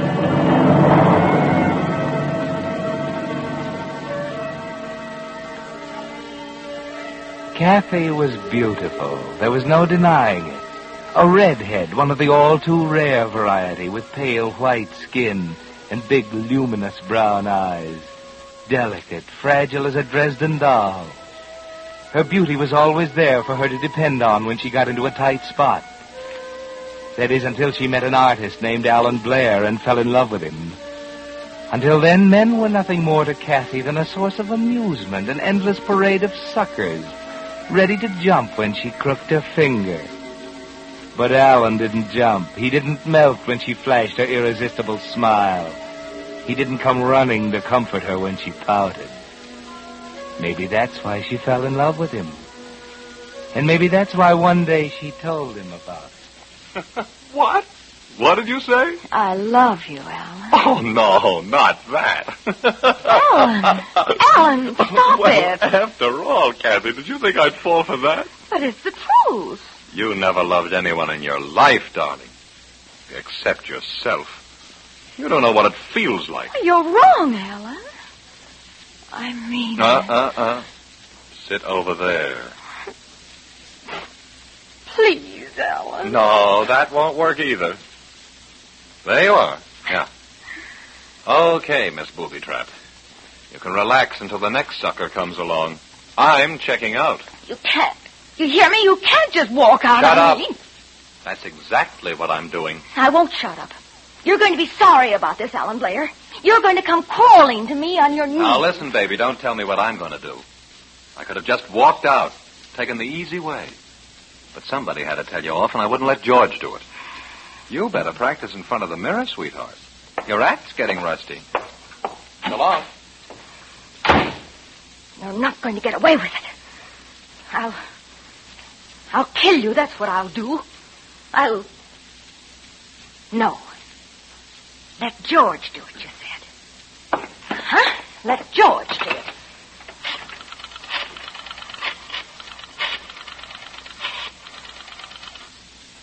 Hello? Hello, George. George, this is Kathy.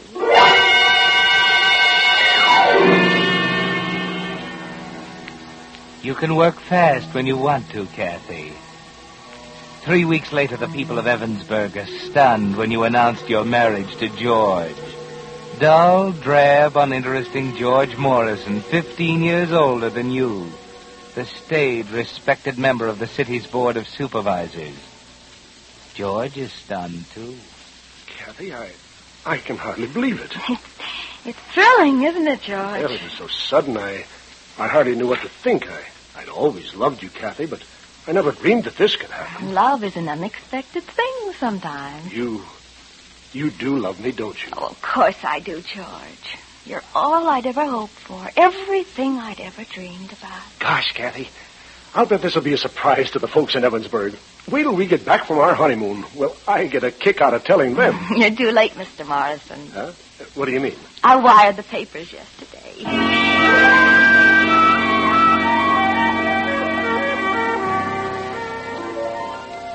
Yes, Kathy, you're interested in getting the news around, aren't you? But why? You know you still love Alan, yes, and hate him at the same time. And he won't care a rap whether you marry George Morrison. You can't hurt him this way. Or can you? At least the marriage is giving the people of Evansburg plenty to talk about. Down at the Elite Beauty Salon on 6th Street, for example. Yeah, I hear they got back from their honeymoon last week. Really, Charlotte? Has she been in yet? She has an appointment this afternoon. Hey, don't wiggle so much. I might burn you. Ouch. See?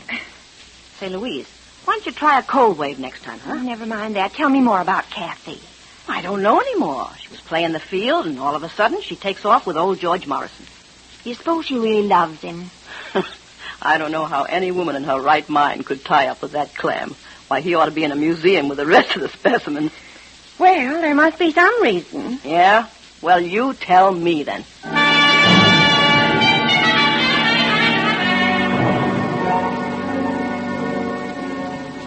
George, dear. Yes, Kathy? George, you remember what we talked about on our honeymoon? No. What? My portrait. Oh, yes, the painting. Well, you haven't mentioned it, George. Frankly, my dear, I'd forgotten it. I've been so busy. Yes, I know you've been so busy. Well, what about it? Well, go ahead, dear. Go right ahead. Find yourself an artist. I've found one, George. Yes? How long will it take? Oh, about a month, he says. He must work rather fast. That's not very long. Yes, I know, but I think it will be long enough.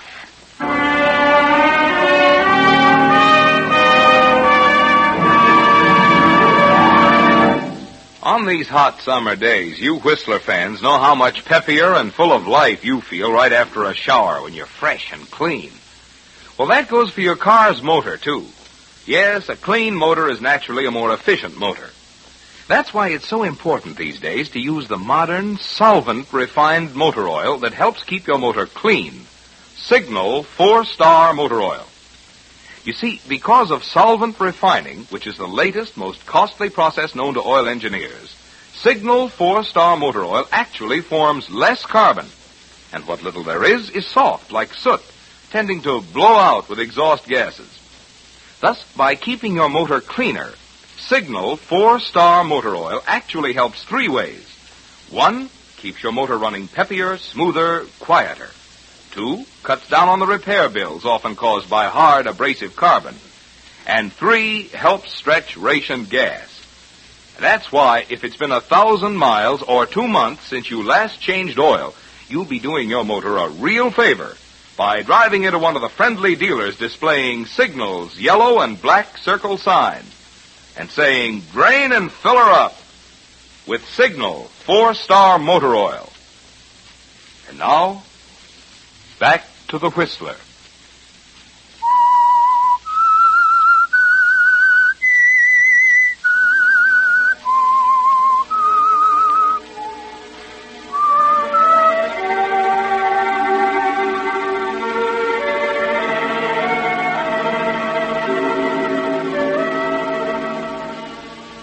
No, Kathy didn't marry George Morrison for money or social position. And the unofficial investigating committees at the elite beauty salon and in the city hall corridors are puzzled, groping for a reason. On the afternoon after her discussion with George about the picture, she makes a call at the Garden Court apartment, 328 at the end of the corridor on the 3rd floor.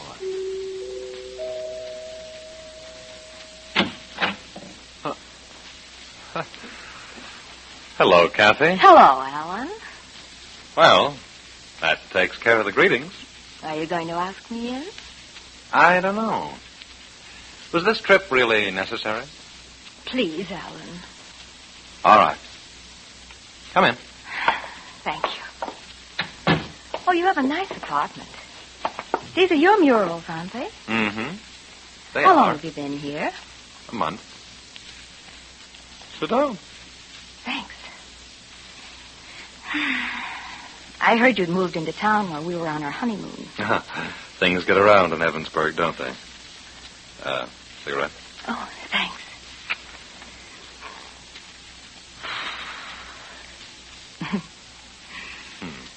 Good to see you again. Comfy? Yes. Okay. Okay, what? Spill it. What do you want? Don't be like that, Alan. I'm not fond of quiz programs, sweetheart. Suppose you come to the point. You're making it very difficult. And you're not here to play games. I told you once it was all over. Finished. Something I don't even want to be reminded of. Maybe I didn't make myself clear enough. Well, Alan, I didn't understand then. I do now. I want us to be friends. Why? Well, I've got you there, haven't I? You're a very pretty girl, Kathy. You look swell on magazine covers. But I don't want you in my apartment. Now, suppose you run along. I'll see you in a few years. You don't understand, Alan.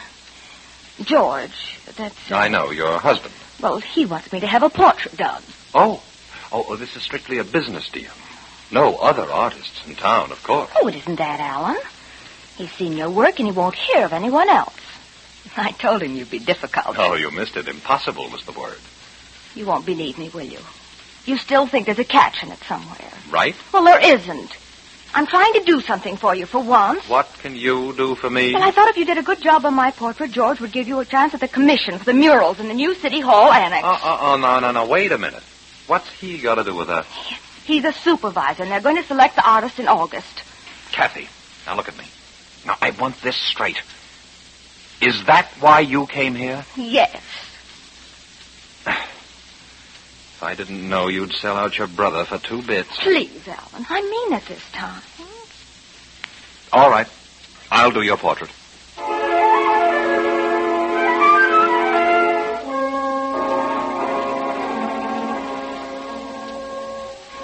You could hardly keep from laughing out loud, Kathy. It was quite a triumph.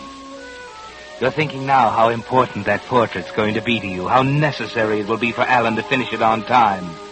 You tell him George must have it in a hurry, how you and he will have to work late at night. And you can imagine what a conversation piece that's giving them down at the Elite Beauty Salon. And she was there till almost midnight? That's what Jessie said. She lives on the same floor, you know. His studio's in the penthouse on the roof, and she heard him up there till 10 minutes to 12. I wonder what old man Morrison thinks of that. Well, Henry sees him every day down at the city hall. Seems happy as a lark. Well, maybe he doesn't know. Of course, we could be wrong. They haven't been seen out together yet.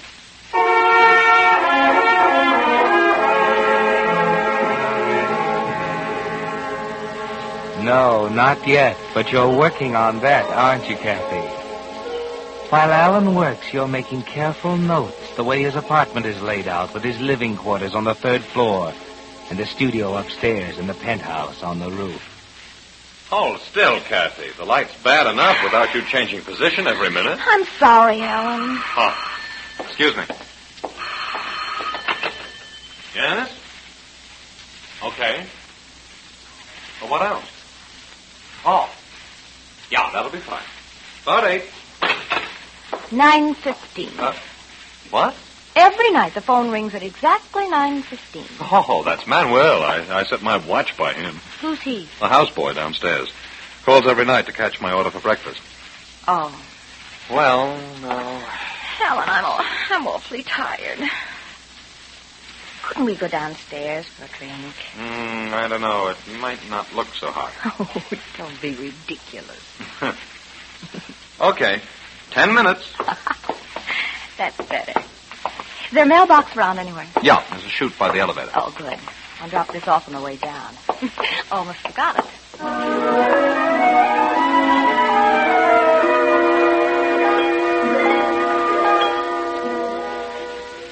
An important letter, wasn't it, Kathy? And after you mail it, you and Alan go into the bar downstairs. There's a faint smile of satisfaction on your face as you note a raised eyebrow here and there, a pair of heads coming together in the corner. 10 minutes should be long enough. The next evening at home, George seems to be worried about something. George, is something bothering you? Why? You seem strange tonight. I'm sorry, Kathy. I guess I've been working too hard. That's all that's worrying you? Well, What is it, George? So stupid I shouldn't even tell you. You haven't lived in Evansburg as long as I have, Kathy. You don't know how mean and vicious this town can be. What are you talking about? It's about Alan Blair. What do you mean? Kathy, did you ever know him before you came to Evansburg? Oh, yes, slightly. I meant to tell you, darling. You see, he's painting here under the name of Stanley Simmons. And when Charlotte told me about him, I didn't realize that he was... I see. What's the matter? I received an anonymous letter at the office today, and... Here. Oh. Mr. Morrison, because I respect and admire you, I feel it is my duty to tell you that your wife is... Signed, Friend. I wonder who... Sure, I don't know. Why, of all the horrible contempt... I just wanted you to see it. You're accusing me. No, I'm not. You have no right. There was nothing. I didn't accuse you, Kathy. You believe them, don't you? You swallowed their dirty little tails, hook, line, and sinker. Kathy, I only wanted you You don't have to tell me. You're part of this, aren't you? I'm trying to tell you I didn't. Give me that letter. There. That's where it belongs, in the wastebasket. Oh, George. Why did you have to show me that? Oh, Kathy, please. Believe me, honey, I wouldn't have shown it to you had I thought that it would... Oh, Kathy. Oh, please. Leave me alone. Just for a while. Okay. I'm sorry, honey. Please go. Okay, dear. I'll be in the den if you want me. Now. There. Good. He didn't tear it.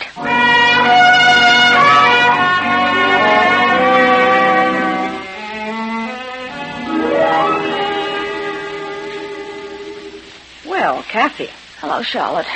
I'm sorry I'm late. Oh, that's all right, dearie. Kind of slow this afternoon anyway. Here, let me help you with your thing. Oh, thanks.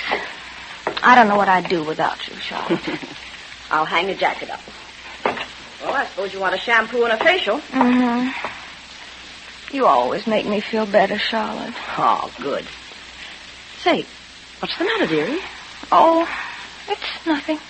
Well, it doesn't look that way to me. Here, lean back. Take it easy. Oh, Charlotte. I've just got to tell someone. Huh? Tell what? Now, you mustn't breathe this to a soul. I don't know what I'd do if it got around. Well, you know you can trust me, dearie. Well, it's George. Uh-uh.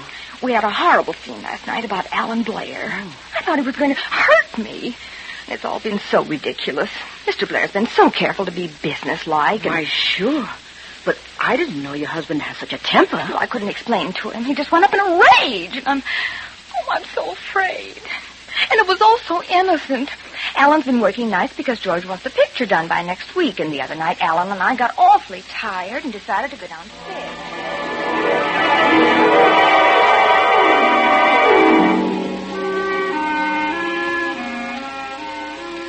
Devoted, gullible George. He was just the man for your plans, wasn't he, Kathy? And he's coming through nobly, just as you'd suspected. Kathy, I've half a mind to go down and see this fellow Blair. Why? Well, it's time we cleared this thing up before it goes too far. It's getting around City Hall, and I'm not going to sit here and do nothing. There must be some way to stop it. Kathy, let's forget that darn portrait. I won't. I like it, and he's going to finish it. He has nothing to do with it anyway. Charlotte started it. Charlotte? The beauty operator. Why? I don't know. She has it in for me for some strange reason. Then why do you continue to go there? Well, I didn't know about it until yesterday. Mm-hmm. I started to say something to her, and then I realized it would only make things worse. I see. Well, you'd better go back tomorrow. Why? Well, you can tell her that if she isn't careful, she'll have a slander suit on her hands. George, I'm not going to see that woman again. Very well. I'll go.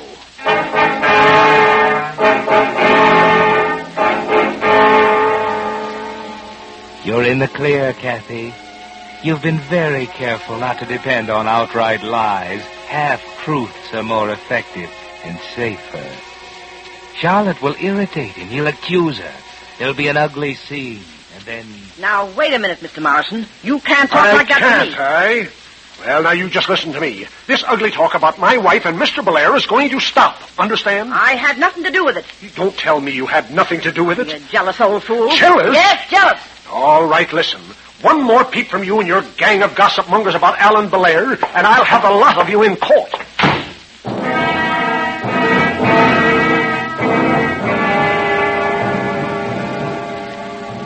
Well done, Kathy. It's there now. He's shown his hand in public.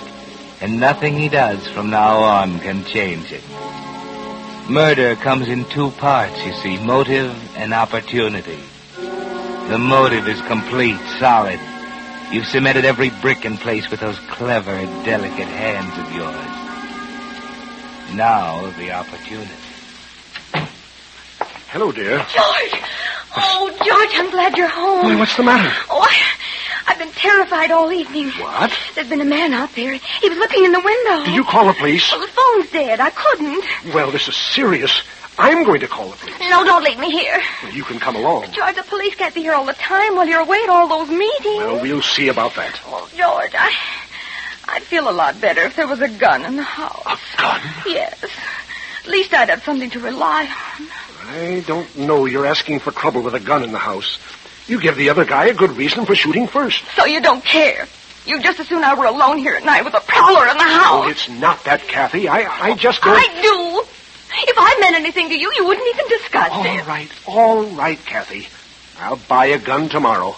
Now let's go and see the police.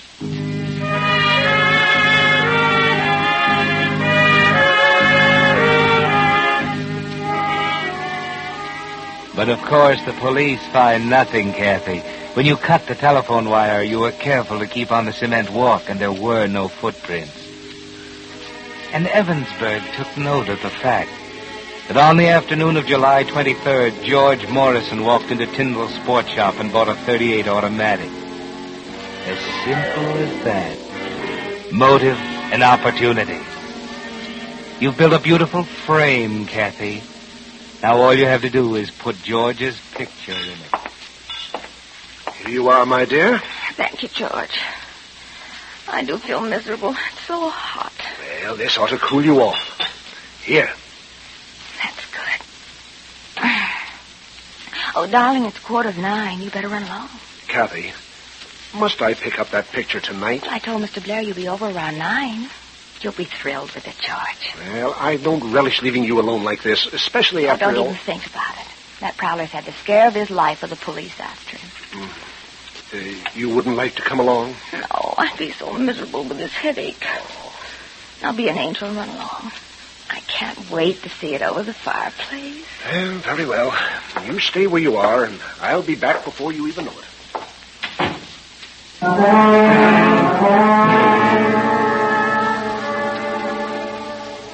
He's gone. You act quickly, Kathy. The other car parked around the corner. He was being greased, you told him. Quickly. You know the Garden Court apartments like a book. The trade entrance at the rear, deserted at 9 o'clock. The back stairway to the roof, and Alan's studio in the penthouse. The east window is always open. You noted that, too. You crouch behind the chair next to the window. 12 minutes past 9. George's new gun. Gloves, no fingerprints. Pitch black outside. You're lucky. No one will see you leave.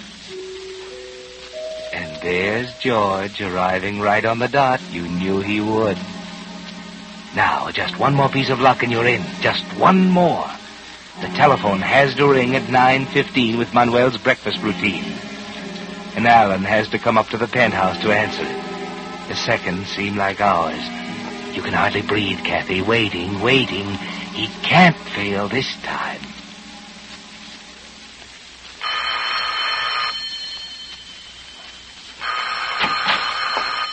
Be right with you, Mr. Morrison. That's my houseboy.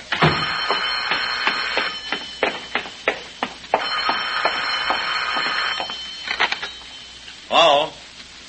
Yes? Uh-huh. About 9? Sure. Right. All right, Alan. Kathy, Surprised? put away that gun. No, Alan. Not now. Not after all my careful plans. Kathy, I don't understand. What have I ever done? Kathy, don't.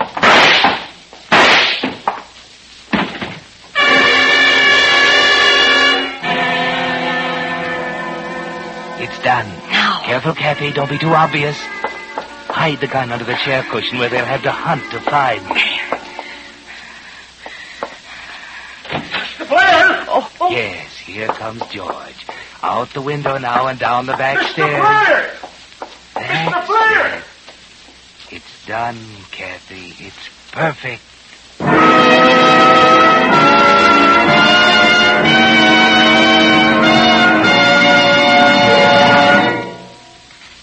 The Whistler will return in just a moment with the strange ending of tonight's story. Meantime, a question for you drivers. Are you getting as many miles per gallon from the gasoline you're now using as you did before the war?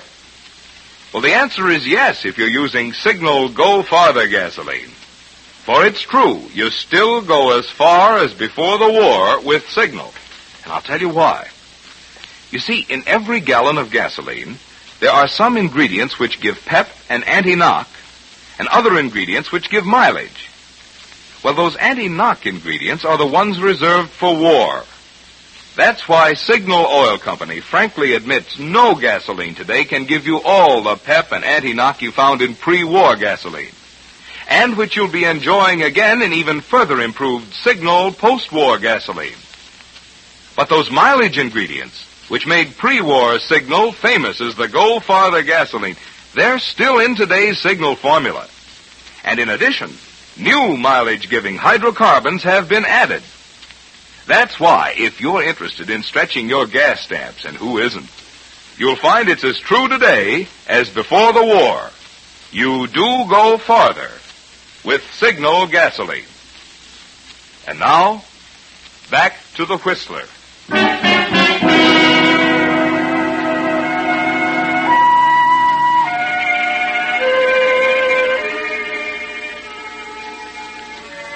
10 minutes after leaving Alan's studio, Kathy is home again, safe in bed with her headache. There wasn't a hitch. No one saw her leave. The car is back in its place around the corner. Even the gloves are disposed of in the kitchen incinerator. George is late, naturally, unavoidably detained. And of course, Kathy isn't surprised when a police car drives up about 10 o'clock, and she admits Captain Murchison of the homicide squad. I don't quite know what to say, Mrs. Morrison. What is it, Captain?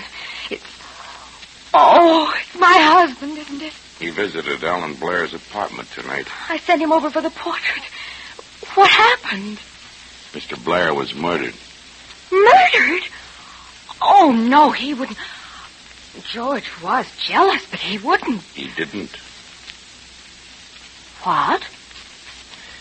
He asked one of the patrols to drop over here while he was gone to sort of keep an eye on you after that Prowler business. Boys were kind of worried when they found you'd gone, Mrs. Morrison. But when did they come here? Around 9:15. They figured they'd better tell your husband, so they phoned him at Blair's apartment. They were kind of surprised at what they heard. Why didn't you broadcast it? What do you mean? Mrs. Morrison, Blair didn't hang up that phone. You just thought he did. Otherwise, I can't see why. Can't see why you gave the officer a play-by-play report when you shot Blair. Well, you ready to go?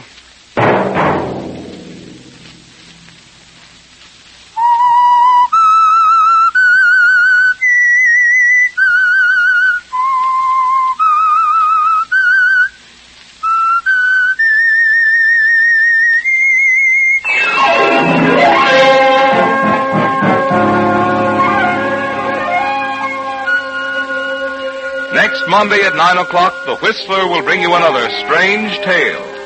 The Whistler is broadcast for your entertainment by the marketers of Signal gasoline and motor oil and fine quality automotive accessories, and by your neighborhood Signal dealer. This program, directed by George W. Allen, with tonight's story by Ann Lockwood, music by Wilbur Hatch, is transmitted to our troops overseas by the Armed Forces Radio Service. This is Marvin Miller speaking, and suggesting that you let every traffic signal remind you that you do go farther with Signal gasoline. Yes, you do go farther with Signal. This is CBS, the Columbia Broadcasting System.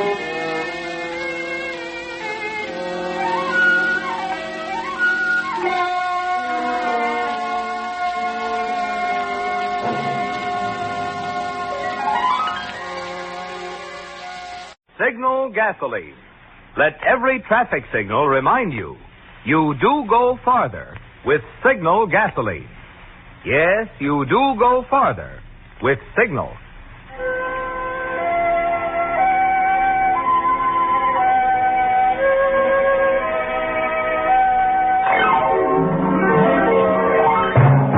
The Signal Oil Company and your neighborhood Signal dealer bring you another curious story by The Whistler. Tonight, Summer Thunder.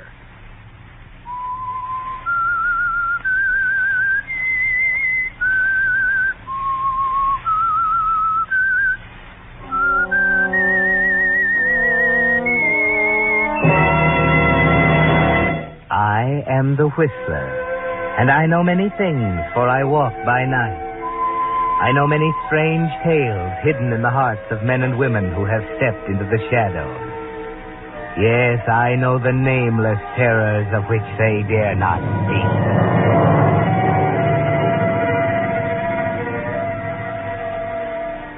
There is a curious connection between an entry in the records of the British Weather Bureau and a corresponding item in the annals of the Police Department of Plymouth. The first indicates that at 9 p.m. on the night of August 18th, 1937, tourists and vacationers on the southern Channel coast of England were disturbed by a radio warning. Attention, all vessels in Channel waters between Land's End, Cornwall, and Beachy Head, Sussex. Low pressure area approaching rapidly from the southwest. Violent storm in prospect. put into the nearest port of each trade. I'll repeat that. Attention all vessels in channel waters between lands. The heat was oppressive, deadly. The atmosphere was so heavy and damp that breathing was an achievement. People at the watering places of Torquay and Brixham couldn't sleep and tried to pass the night over tall drinks and sodden bridge games on their verandas. So much for the weather report. The police records indicate that on the same night, a night when the heat had put everyone in southern England on edge, murder was taking shape in the mind of at least one human being. It began in Plymouth, in the second-floor apartment of Perry Elliott. Claudia, for heaven's sake, where have you been? I've been calling all over town for you. I'm sorry, Perry. It's 9 o'clock. I know it's 9 o'clock. Well, why didn't you call? I thought I'd better wait. Will you come to the point? Perry. I'm sorry, dear. This blasted heat's getting on my nerves, I suppose. I know. Now, come on. Let's sit down here and I'll explain. Now, I know this is going to be difficult for you, dear. I want you to try and understand. What are you getting at, Claudia? I've been up to Ivy Bridge. What do you mean? I've just had a talk with your Uncle Rodney. Claudia, you had no right to... Perry, let me finish. He realizes now how very foolish it was to disinherit you. I think it was a good idea. For the first time in my life, I'm free. Listen, Claudia. I know him like a book. He's frustrated. He doesn't know which way to turn. He's discovered for once there's something his filth and money won't buy for him. He can't pull strings anymore and watch me jump about like a marionette. Terry, you don't understand. I'm afraid I do. Did he call you? No, it was your aunt. Agatha? She knows better than that. She's only trying to make peace in the family, Perry. I tell you, I don't want his money. Is that clear? He changed his will. Let him leave it that way. I said he's sorry about it. He wants to apologize. Apologize? Wait a minute. Do you know why it all happened? He didn't approve of you. He said I'd married a social climber, that I was dragging the noble name of Elliot in the mud. Claudia, I can't understand how you could fall for it. I've said I'll forgive him, Perry. I see. He's bought you off like the rest of them. Perry, you're not being fair. And you're not very perceptive. Don't shout at me. Very well. Cigarette? No, thank you. Do you have a match? I don't know what's become of my lighter. Here you are. Thanks. Well, Perry? Claudia, darling, tonight, for the first time in my life, I feel quite capable of killing a man. Perry! I'm rather pleased about it. It'll put me on equal terms with Uncle Rodney. What do you mean? I'm going to see him, dear. When? Now.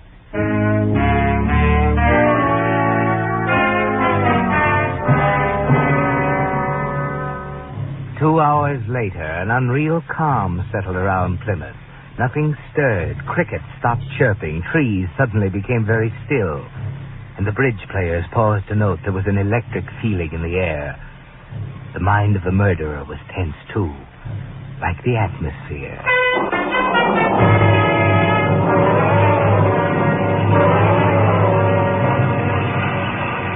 Then it hit.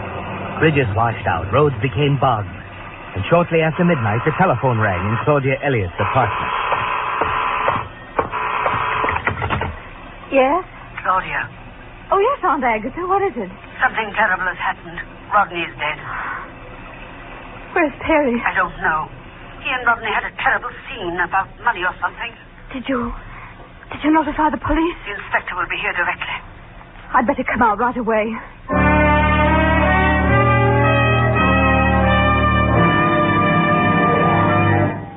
Here's something for you drivers to think about. Do all Chevrolets get the same number of miles per gallon of gas? Do all Fords?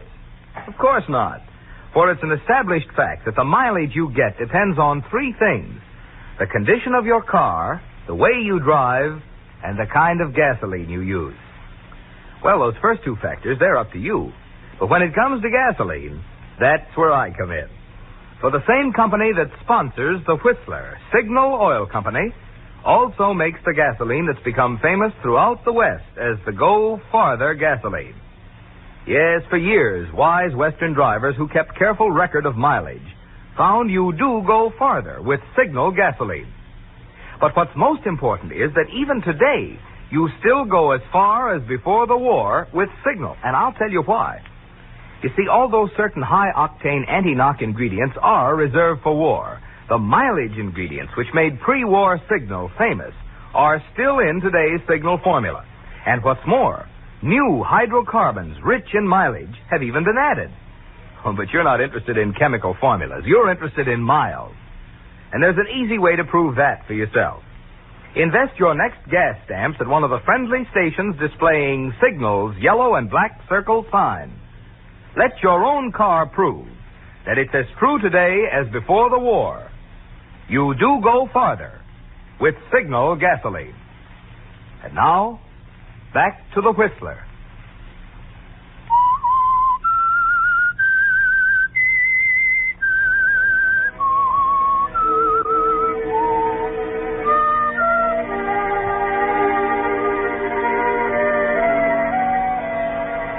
You're stunned, Claudia, as you hang up the phone. You aren't conscious of the storm raging outside.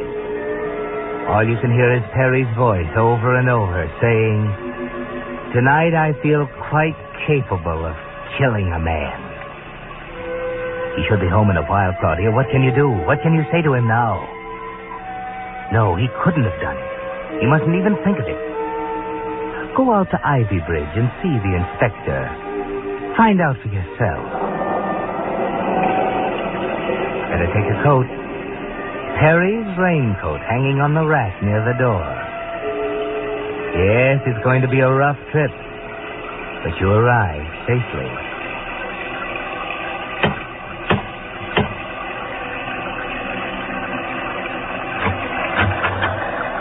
Evening, madam. Hello, Edmund. Is the inspector here yet? Not yet, madam. I expect the storm will delay him considerably. Where's Aunt Agatha? Upstairs, madam. Be down directly. Edmund, tell me what happened. Where is the body? In his room, on the floor. Exactly where I found him. You found him? Yes, madam. I found him. You don't seem very disturbed, Edmund. I'm not, madam. I see. For 20 years I served him. Now I'm through. No, madam. I'm not disturbed. Oh. What are you looking for? Oh, I had some cigarettes somewhere. There's some on the table. Oh, thank you. Matches there, too. Oh, thanks. I've got a lighter. Could I take your coat, madam? Thank you. Get a soaking, madam. Edmund, may I see the body? Well, I don't know, madam. The inspector said to leave everything as it was. Please, it's very important. I won't touch anything. Very well. This way. In here, madam. Oh. He was strangled with a chain. The marks are still in his throat. A chain? Oh, but his head. Oh, bloody. He was struck first, madam. Oh, no. No, he couldn't have done it. Not Perry. Not Perry. Come along, madam. Claudia here, where are you? Oh, Aunt Agatha. Claudia, darling. Why did you take her in there, Edmund? She asked me to, madam. You should have known better. There, dear. You may go, Edmund. Oh, it wasn't Perry, Aunt Agatha. Really, it wasn't. He said some awful things, but really... Just a minute, dear. Oh, no. I said you may go, Edmund. We won't need you anymore tonight. Very well, madam.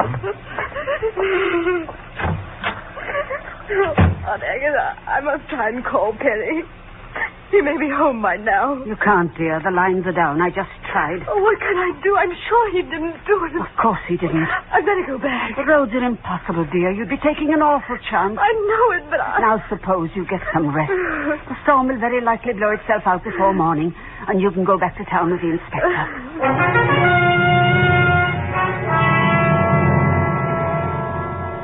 Yes, Claudia, you could use some rest, but you lie awake until 3 in the morning, telling yourself over and over that Perry had nothing to do with it, never quite believing yourself. You finally drop off to sleep, only to find Perry smiling at you from 100 angles as he toys with a short length of chain. You're trying to tell him, trying to explain, but he continues to smile and tie loops and knots in the chain until finally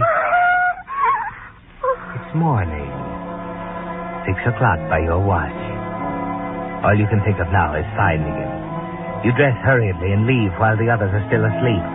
The storm has passed, the sky is blue, and the morning air is cool in your face as you drive back to town to your apartment. The bed's been slept in, and piled in a heap on the closet floor are the clothes Perry wore last night. The navy blue jacket and white linen pants, sodden and muddy. You lay them out on the floor, and then there's a suspicious-looking stain on the left leg of the white trousers. Quickly, go through the pockets. A card with a red smear on it, a fingerprint in blood. Now the coat. In the right outside pocket, a short length of chain. Oh, no, Perry. No.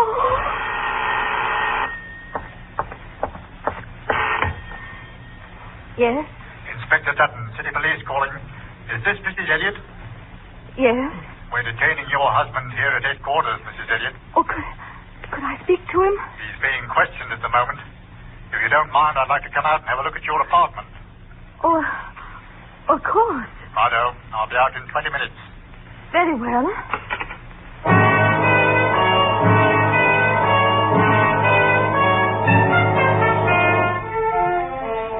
Well, Claudia, that puts it up to you, doesn't it? You can go one way or the other. You can produce the piece of chain and the blood-stained linen trousers and see Perry safely off to the gallows. Or you can do what you really want to. After all, does it matter what he's done if you love him? You better decide, Claudia. There isn't much time. First you burn the cards. Then connect the electric iron, get out soap and warm water and a bottle of benzene. Blood is nasty stuff to get out, isn't it? It takes a lot of scrubbing. But finally it's gone, no trace. You iron it partly dry and rumple it up. There, a little dust from the floor and you can't tell it's been touched. But what can you do with the chain? There's the inspector. Quickly, Claudia, put it anywhere. In your purse, that's it.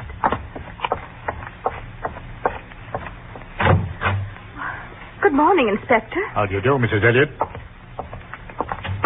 You returned rather early from Margaret Bridge, didn't you? I was quite concerned about Perry. We couldn't get through on the telephone. Did you think of calling at headquarters? Well, I just arrived when you telephoned. I see. Now, let's take a look, eh? Mr. Elliot presumably slept in this room last night? Yes. You haven't disturbed anything? No. Yeah. Here we are. These are the clothes that he wore last night? Yes. Blue jacket and white linen trousers. I'll take these along if you don't mind. Let me see. What is it? Nothing in the pockets, eh? Well, I suppose he emptied them when he changed clothes. I'm afraid your husband is getting into this thing rather deeply, Mrs. Elliot. What do you mean? I think you'd better come along. Oh, couldn't I drop down later, perhaps a half hour?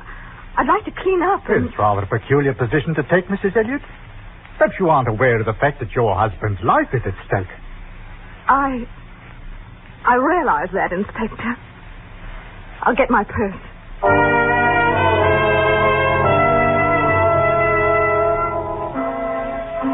Yes, Claudia, your husband's life is at stake.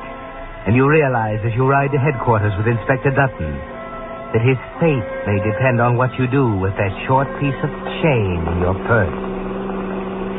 Oh, Inspector. Hey? I've got a frightful headache. Would you mind stopping for a minute at that chemist? I'd like to get an aspirin. Well, of course. I'll get it for you. Oh, no, please. Well, I insist. It'll only take a Oh, moment. but I'd rather. I'll be back in a jiffy. You can still get rid of it, Claudia. Look, here comes a dump truck. It's filled with dirt. Throw it in the back. Ready? Now. Missed it. You see it, Claudia, lying there in the street next to the car. Pick it up. Hurry. Here he comes. The sewer, right next to the car. Coming around the other side, he can't see you. Throw it. Oh, here we are. Well, they didn't have any aspirin. Will a bromide do? Oh, yes. Yes. That will be splendid.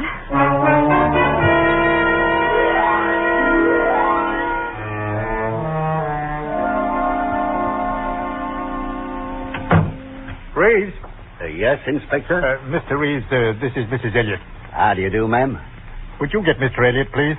Yes, sir. He's right here in the next room. Sit down, please. Thank you. Come in, Mr. Elliott. Hello, Claudia. Terry. Sit down, Elliott. Now, I want the complete story this time. I must warn you that anything that you say may be used in evidence against you. Take it down, Reeves. Yes, sir. I've said it so often, I know it by heart. I'll say it again.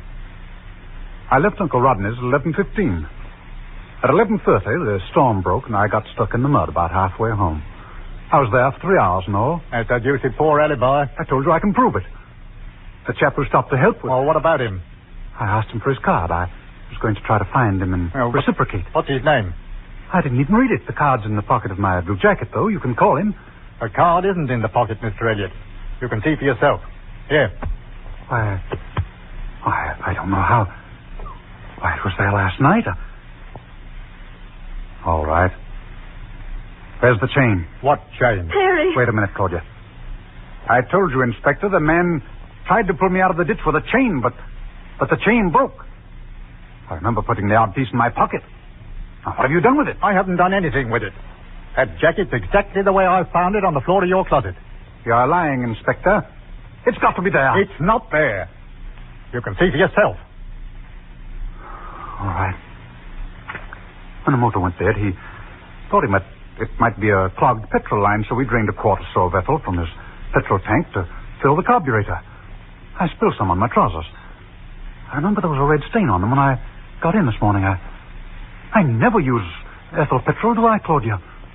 Do I? Oh, Terry, Here are the trousers, Elliott. Look at them. Why, what? You see, Elliott? You don't have much of an alibi. What? I don't know. And furthermore, can you explain the cut on your hands? They look very much as if you took too tight a grip on a chain. They did quite a bit, didn't they? I was holding on to the shackle when he pulled me out. It was a chain. Oh, of course.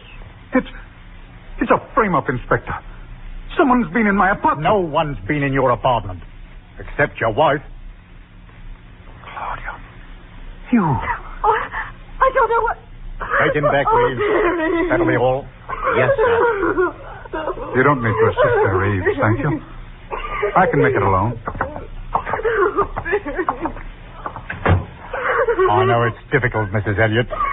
Oh, they can't convict him on that kind of evidence. Just because he can't prove he was somewhere else. It'll go a long way. We have more positive evidence, of course. What? We know, for example, that he was in the bedroom of the deceased about the time he was killed. Oh, you're wrong. Oh, listen, Inspector, you've got to believe me. This may sound fantastic, but it's true. I destroyed that evidence. I burned the card. I cleaned the red spot in the trousers. What are you talking about? I tell you I did. Why? Because I thought Terry had done it. The card had a bloody thumbprint on it. I thought the pink stain in the trousers was blood. I thought I was protecting him. What about the chain? I thought that was what he killed Uncle Rodney with. And what did you do with that? I threw it in the sewer by the chemist when you went in for the aspirin. That's why I wanted you to stop. I'm sorry, Mrs. Elliott. You don't believe me? No. Of course, we'll check, but, Reeves. Yes, sir? Take the lady home. Oh, Inspector, please. I said I'm sorry, Mrs. Elliott. Good day.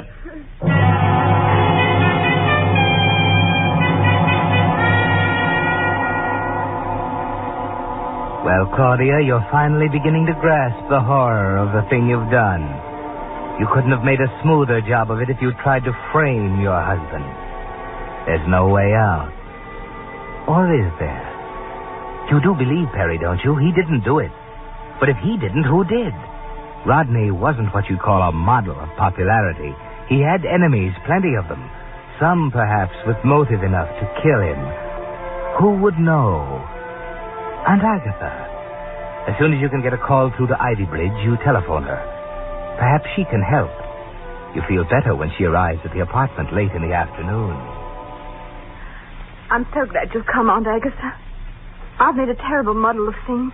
I wish there was some way I could help, dear. You believe Perry, don't you? Believe what? He's getting stuck in the ditch and having the man help him. I don't know. What do you mean? He acted so strangely with Rodney last night. I tried to make him understand, but first thing I knew, Rodney said some things he shouldn't have said, and there was a horrible scene. Perry went into a blue rage and threatened Rodney. I had to leave Claudia. I was afraid of him. What's that? Oh, the back door blew open. Oh, I'll get it. Oh, leave it. It's so hot.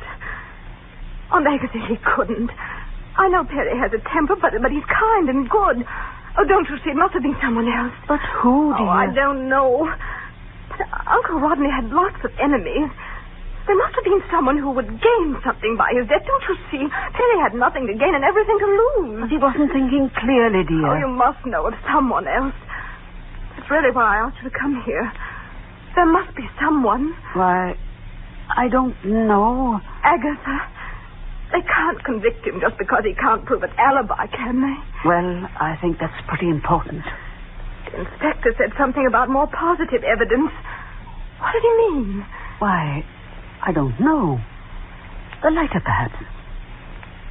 The what? His cigarette lighter. They found it next to the body. Next to the... Well, that's impossible. What do you mean? He didn't have it last night. He left it in the pocket of his raincoat. I had it. I used it right there in the house.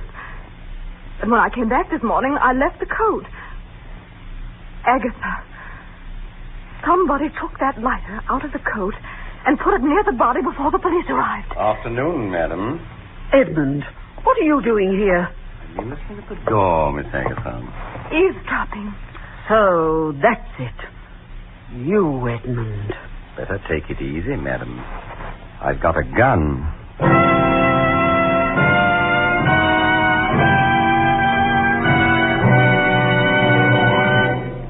The Whistler will return in just a moment with the strange ending of tonight's story. Meantime, I'd like to tell you about two live-wire young Californians who typify the more conscientious, more thorough service your car gets from a privately owned signal station. I'm talking about Bud Morley and Frank Sager, who just a year ago took over their own signal station in Burbank, California. Both, of course, had years of experience servicing cars. Well, before long, Bud Morley and Frank Sager had more than doubled their business. Now, there must be good reasons for such success, and there are.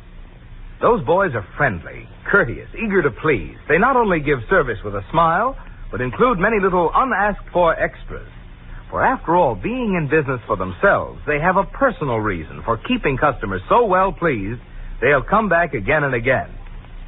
And there, friends, you have the important difference in signal service, a difference in thoroughness and conscientiousness that can add so much to the life of your car. What's more, it costs nothing extra. It's ready for your car at your neighborhood signal gasoline dealers. And now, back to the Whistler.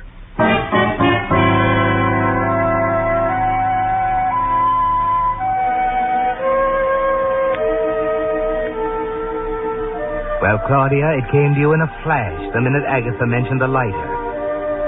Edmund. The peculiar remarks he made when you arrived at the house last night. I'm not disturbed, he said. And then something about being free after 20 years. Yes, it all fits together now, Claudia. Too bad he's standing in front of you with a gun in his hand. You're being very foolish, Edmund. You think you can get away with this? As a matter of fact, madam, that's precisely what I was going to ask you. What do you mean? Edmund, you took the lighter, didn't you? You put it in the bedroom next to the body before the police arrived. Begging your pardon, Mrs. Elliot, but if I may say so, you're underestimating my intelligence. Do you think I'd be so foolish as to plant a piece of evidence which I knew wasn't there at the time of the killing? I saw you use the lighter, you know. I took your coat. Edmund, I refuse to listen. That will be enough from you, Miss Agatha. You'll have your chance to talk directly Inspector Dutton is on his way. What do you mean? I heard you saying that Mr. Perry had nothing to gain, Mrs. Elliot. That perhaps there was someone with a bit more of a payoff, you might say. Don't listen to him, Claudia. Edmund, what are you trying to say? Mr. Rodney was determined to change the will in Mr. Perry's favor, madam. But he didn't. He'd planned to call the lawyer this morning. He told me to remind him just before the unfortunate incident. So you see, there was someone who stood to lose everything if he'd lived. If you hadn't tried to make it too perfect, Miss Agatha. Agatha! He's lying. The monster's making this up. The small matter of the cigarette lighter, you see. Only you could have made the mistake of thinking Mr. Perry had left his raincoat at the house, with the lighter and the pocket. You beast. You can't prove it, you can't. You have a chance to talk, madam, and you'd better be working on your speech. Inspector Dutton is a mighty critical listener.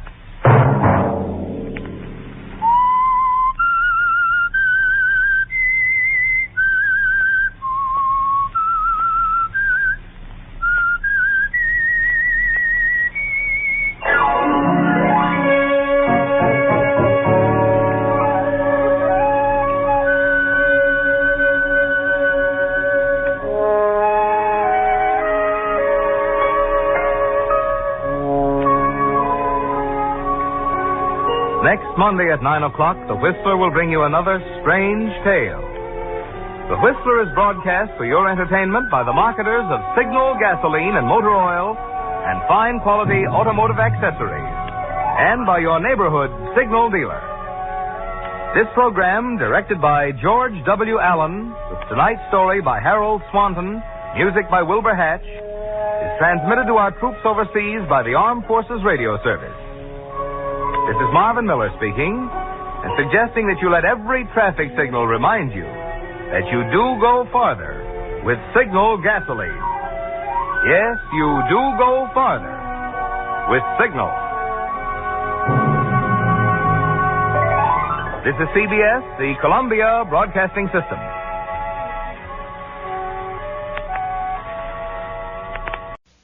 Signal gasoline. Let every traffic signal remind you, you do go farther with Signal gasoline. Yes, you do go farther with Signal.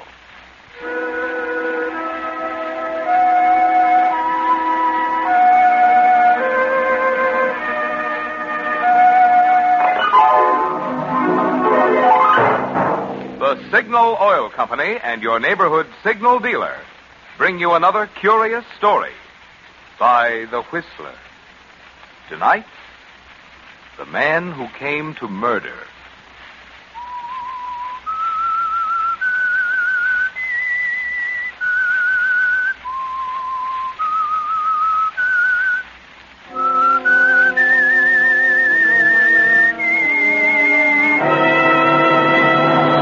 I am the Whistler, and I know many things, for I walk by night.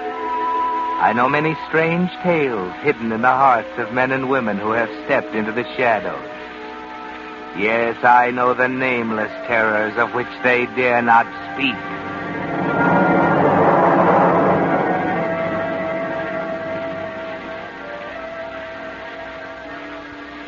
You can live too long.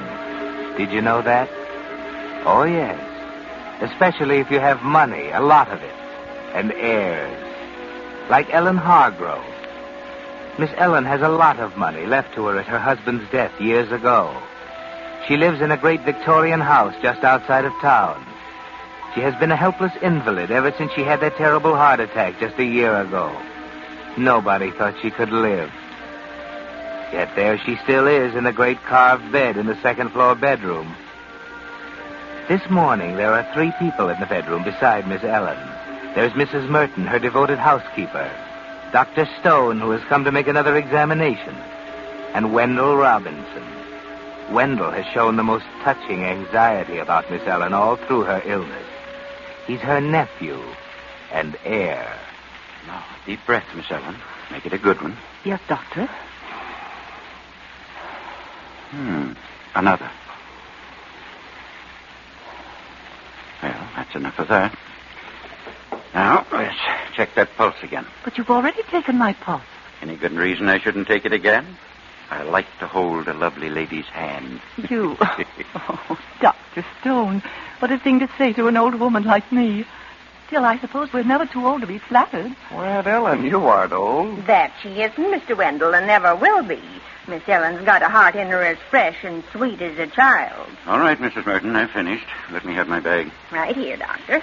Dr. Stone, is there any change? Yes, Doctor. How about it? Want the verdict, do you? Ellen Hargrove, you've made a liar out of me. What? I don't... A year ago, I said you couldn't live a month, and here you are, frisky as a lamb in the pasture. You mean she isn't going to... She'll live? Exactly. She'll have to take it easy, of course, avoid excitement, fatigue, but with proper care, she'll live to be 100. Oh, Dr.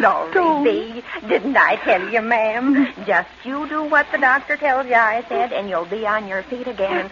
Oh, Miss Ellen, I'm very sorry.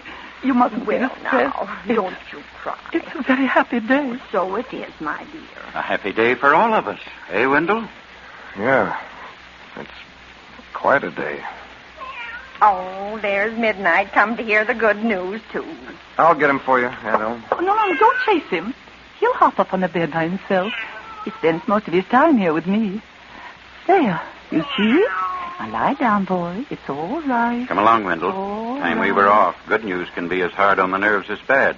Miss Ellen needs to rest now. But you'll both come back to dine with me tonight. Surely I might have a little celebration. Well, all right. We'll carry you downstairs if you promise to go to bed right after dinner. Oh, I will. And, Wendell, you won't forget to bring my accounts. Accounts? No, I won't forget.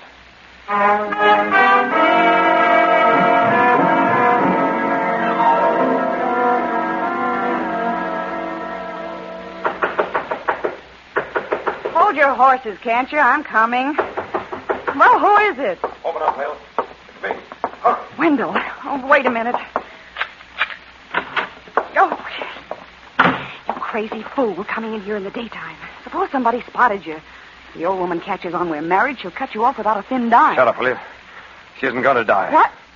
Oh, you're crazy. The doctor... Yeah, he said. Now he says she'll live to be 100 if she takes care of herself and avoids excitement. And that's not the worst. Nothing could be worse. She wants to check up on her accounts. After a whole year of leaving them in my hands, she's got to see her bank statements tonight. You know what'll happen. She'll find out about those checks I raised. Well, we got to get out of here. Snap out of it, Wendy. How'll she know it was you raised the checks?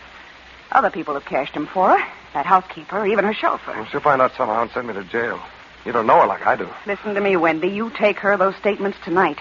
You're out of your mind. No, she won't be able to prove it was you raised the checks. You or one of those servants she's so crazy about. Not tonight, she won't. But no matter who raised him, it ought to be quite a shock to the old girl. Remember what the doc said. Avoid excitement. Just like that. Well, you're a wonder. I don't think she'll be around tomorrow to do any finding out.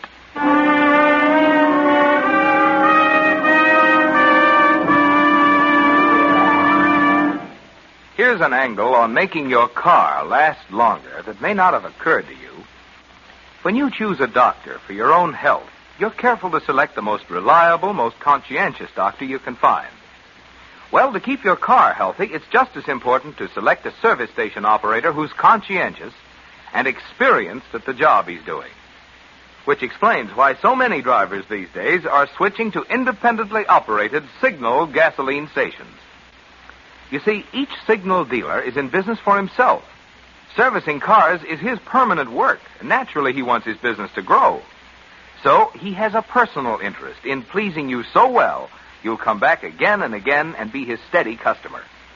As a result, you get not just the minimum service you ask for at your Signal gasoline dealers, but also those little unasked-for extras that can make such a big difference in the life of your car. With the average car on the road today over 7 years old, this conscientious, thorough Signal service is more important to you than ever before. More reason than ever why you should make it a point soon to get acquainted with your neighborhood Signal gasoline dealer.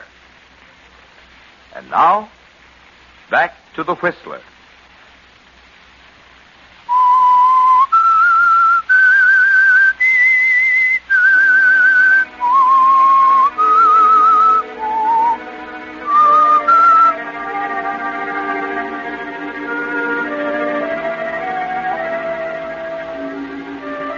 Yes, it's hard to be an heir, especially when the person you expect to inherit from clings to her pitiful, useless life. It makes you nervous. After a while, you might even step up beside death and guide his groping hand. Pity the doctor's going to be there. You won't want him around, will you, Wendell? Still, you can take care of the doctor all right, can't you, Wendell? Or can you? Hello, Aunt Ellen. All right to come in? Certainly, dear boy. Oh, hello, Dr. Stone. Beat me here, did you? By a few minutes. Well, Aunt Ellen, here are your bank statements. The cancel checks, too. Dear me, what a lot of them. Just lay them here on the bed beside me. Oh, one moment. Midnight. You'll have to get down. No, I'm sorry. I shall need room for my papers. Down. Now, the papers. Thank you, Wendell. If you'll excuse us, Dr. Stone, we'll just run through this stuff. Mrs. Merton's left a decanter of sherry in the library. Oh, no, Wendell. You and the doctor must have your wine together. I can manage quite well by myself. Well, it's all right. Come along, Wendell. I don't often get sherry like Miss Ellen. Coming. I'll just shut the door, Aunt Ellen, so no one will disturb you.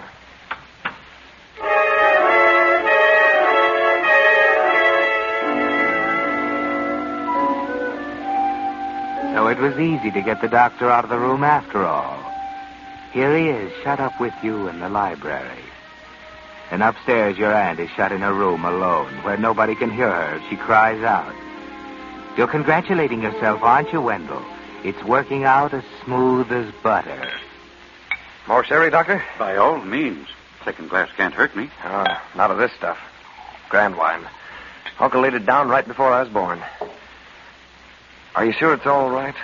What, the wine? No. Aunt Ellen. Letting her work over those statements. Why wouldn't it be all right? We don't think it might excite her too much. Bring on another attack.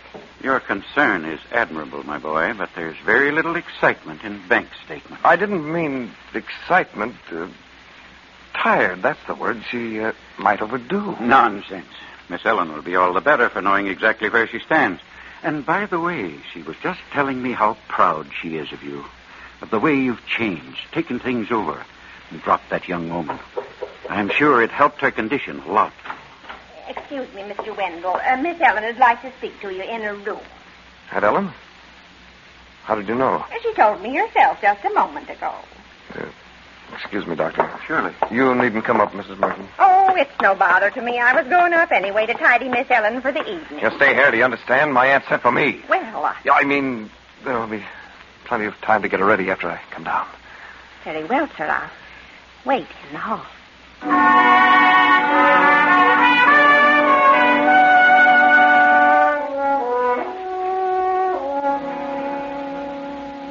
Careful there, Wendell. An heir shouldn't make mistakes, not when he's helping his beloved aunt out of the world.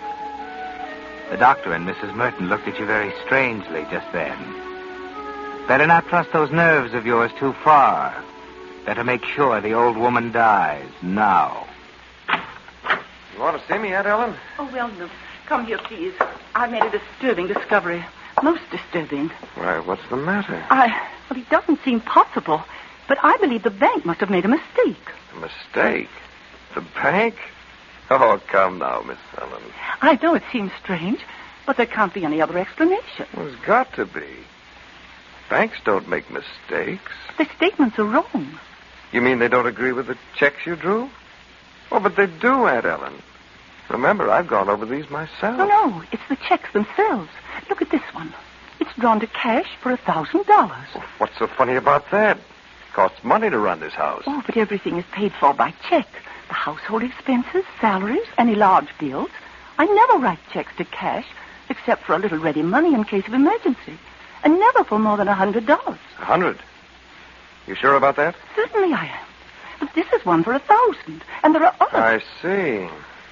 Wendell, dear, what is it? Look here, Aunt Ellen, you haven't been able to go to the bank yourself lately. Who's cashed your checks for you? Why, you most of the time. But Mrs. Merton and Roberts have also gone to the bank for me. Nobody else? No, dear, I'm certain. Look at this check. Is that your signature? Oh, yes, Wendell, of course it is. And there's no question about it. About? Somebody's been raising your checks, Aunt Ellen. Somebody's changed the amounts from 100 to 1,000. Oh, that's impossible. No one has cashed checks for me except you and Mrs. Merton and Rob. Wendell. Yeah. Roberts and Merton and me. Take your choice. Oh, no. Mrs. Merton, she's been with me for nearly 30 years. Roberts was our stable boy, and you... Don't try to wiggle out of it.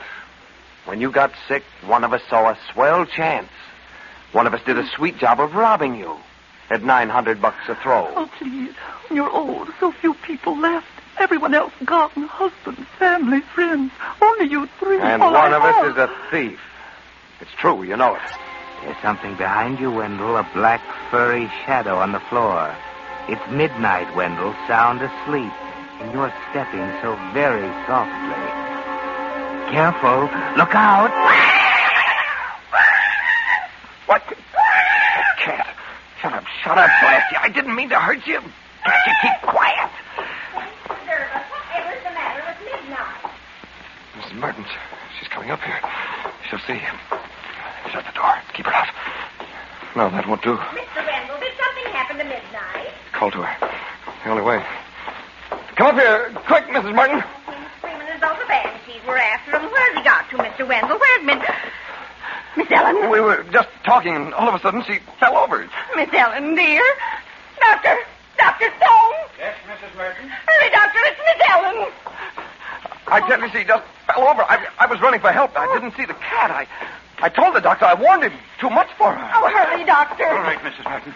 Get out of my way. You shouldn't have let her go over all this stuff. We were just talking quietly, and she fell over. Quiet, please. Doctor, is she... No, she's not. The devil is my... But I saw her die. She didn't die, and she won't if I can help it. Get along, Wendell. I've got work to do. Yeah. I'll go.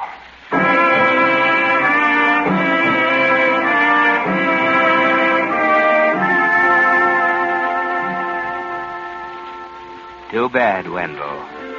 Everything ruined because you stepped on a cat's tail. Such a little accident to spoil a perfect murder.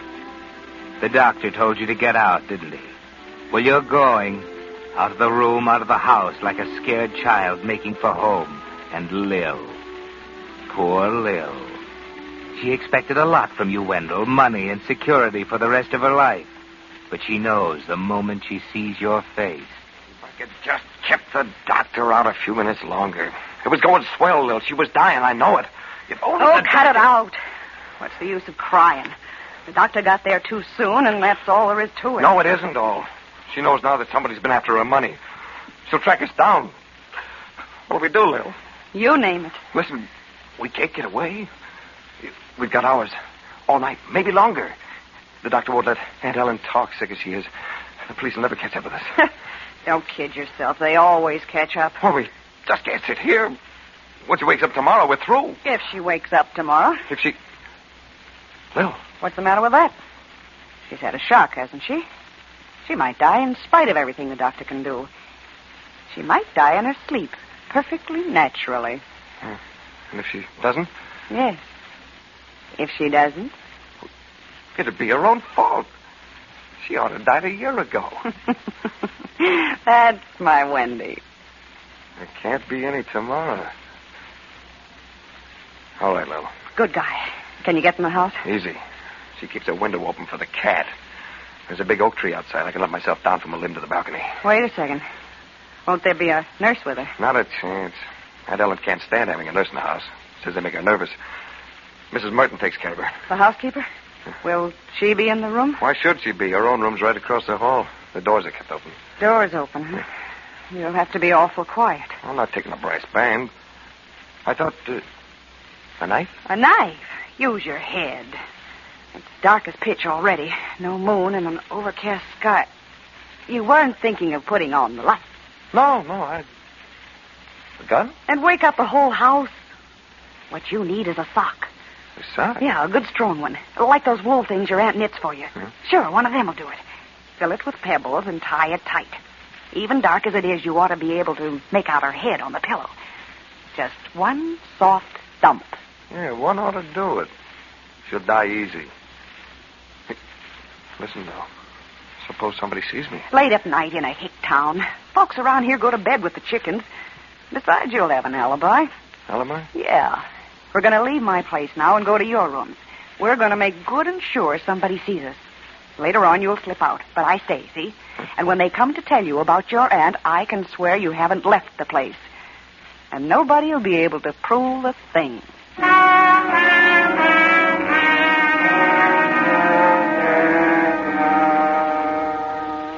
That's right, isn't it, Wendell? Nobody will be able to prove a thing. So you walk brazenly down the street with Lil. And just outside your apartment, you run into an incredible piece of luck. Things are breaking just right. For there you meet Mr. Leary, the town constable. Oh, evening, Mr. Leary. Huh? Who's that?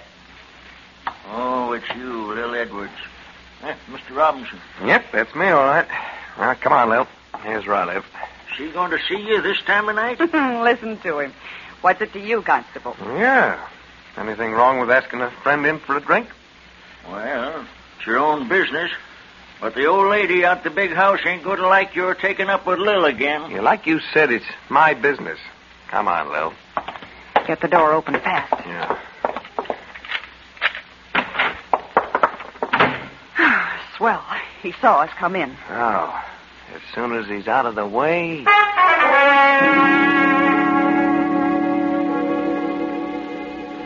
Perfect, Wendell. Everything's perfect. When he's gone, you slip out and go. The big house is quiet. The windows are dark. You slip off your shoes, swing yourself up into the oak tree, edge along the big limb over the balcony. Let yourself down now, easy, without a sound, beside your aunt's open window. Step over the sill. It's darker than ever in here, isn't it, Wendell? Pause for a moment, staring toward the bed, until your eyes make out a blur on the pillow. 3 light steps in your stocking feet as you tug something out of your pocket. Now. It's all over. And no one has heard you. There isn't a sound. What? No sound? What's that? An automobile turning into your late aunt's drive at this time of night? Run, Wendell, run for your life. Grab the balcony rail and swing yourself down. But you keep your head, don't you? You remember your shoes at the foot of the oak tree. Grab one in each hand and make off across the lawn. You're away.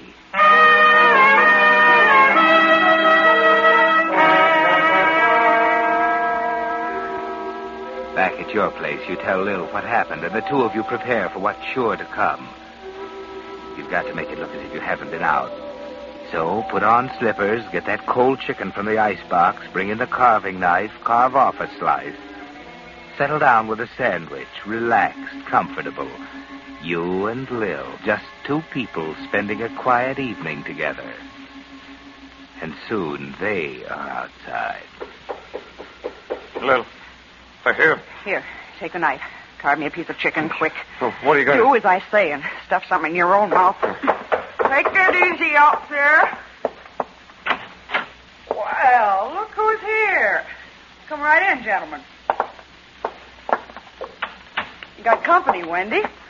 Dr. Stone and the chief of police. Well, Dr. Stone, what are you doing here? Aren't you surprised to see me here, too? What? Well, sure I am, Chief. I didn't. Wendell's worried about his aunt. Maybe he thought she was worse, Dr. Stone coming here. That's it. She's all right, isn't she? I'm afraid not. What does that mean? Might as well tell him straight out, Doc.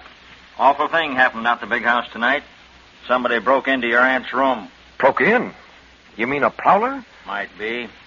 Nothing was taken. But maybe Doc's car scared him away before he could look. Or maybe he came on purpose to murder her. Murder? Is that Ellen dead? I'm sorry, Wendell. Oh, that's terrible. Oh, poor Wendell. But I don't understand. Who would want to kill Aunt Ellen? That's what I wondered. Figure on finding out, too. I'll get him, all right. And when we do... Not you, Mr. Robinson. Me. Don't reckon I'll have much trouble. The fella left the murder weapon behind him. What? Wendell. Yep. Must be a shock when the car drives right up while you're doing murder. Fella needed both hands to swing down off that balcony. Maybe he never knew he dropped it. Ever seen anything like this before? It's just a sock, an ordinary sock. Not ordinary. This one's hand knit. Know anybody that knits socks around here, Doc? Yes, Miss Ellen. That's so. Well, who'd she knit 'em for? For Wendell. What are you up to? You can't blame me for this. I never saw that sock before. Sure about that? Mighty fine woolen, this sock. Expensive. Don't know as anybody in town, but Miss Ellen could afford it. Mrs. Merton says she ordered it special from New York. Merton's a lying old troublemaker. I tell you, I never saw it before. Of course not. As far as we know, it's just an ordinary sock filled with pebbles. Well, now, ain't that interesting? You never saw it before. Then how did you know it was filled with pebbles? What? I didn't. I said so, 4 witnesses. They're always filled with pebbles. Or dirt or sand. You'd have to feel to know which, unless you mixed it up yourself. I don't know anything about this. You haven't got a thing on me. Only your own confession that you knew what was in this sock. I don't know a thing about this, I tell you. I'm getting out of here. Yeah, we'll all get out, down to the station. I came to arrest Wendell. Now, you'll go along as an accomplice. Accomplice? You know what an accomplice gets? Same thing as the murderer. Death in the gas chamber. No, I didn't have anything to do with it. It was Wendell. Lil. He'd been stealing from her. She was going to find out. Keep your mouth shut. You aren't going to drag me down with you, Wendell Robinson. It was your idea, all of it. I begged you. Why, you... He threatened me. He said he'd kill me if I told. He said he'd kill me. Kill you? Look out, he's got a knife. Robinson, put down that carving No, knife. no, Wendell. No!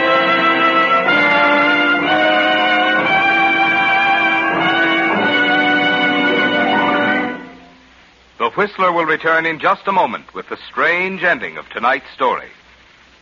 Meantime, here's some hot weather motor mathematics for you drivers to think about. Take the temperature of the day, add 2,800 degrees, the temperature inside the average cylinder head. That adds up to a lot of heat. A mighty good reason why car cooling systems should be in tip-top shape to protect motors through summer driving. How's yours? If it hasn't been inspected recently, your Signal gasoline dealer will be glad to do it for you. Perhaps your radiator is choked with sludge and rust. Your Signal dealer has a special rust and sludge dissolving compound that will not only restore cooling efficiency, but can't harm the metal. Another thing, he has a radiator sealer to stop small leaks, and a rust preventive to protect radiator and motor from further corrosion. If you need a new water hose or fan belt, your Signal dealer has the finest heavy-duty quality, and he will install them while you wait. You see, your Signal dealer is much more than a place to buy Signal's famous Go Farther gasoline and fine lubricants. Wherever you see Signal's yellow and black circle sign, there you'll also find complete, conscientious Signal service to help your car run better, look better, and last longer. And now, back to the Whistler.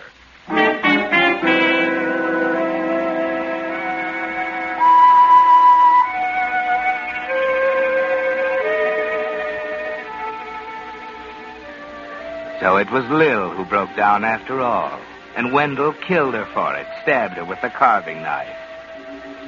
An upsetting business, murder. You shouldn't try it without good, strong nerves. When you lose your nerve, you're sure to make mistakes, like Lil and Wendell. You shouldn't have done that, Wendell. Why not? They won't kill me any deader for 2 murders than for 1. 2 murders? Aunt Ellen's and Lil's. Your aunt's all right. What? You told me that... I said I was sorry. I am. Because someday your aunt will have to learn about you. Miss Ellen is sound asleep in the hospital where I took her as soon as the sedative took effect. She dislikes trained nurses in her house, and I want her to have absolute quiet. I was bringing Mrs. Merton home when you ran away. But there was someone on the bed, on the pillow. I saw it. Oh, yes. There was something there. Possibly the SPCA could have you fined, but I doubt that a jury would sentence you to death for the murder of your Aunt Ellen's cat.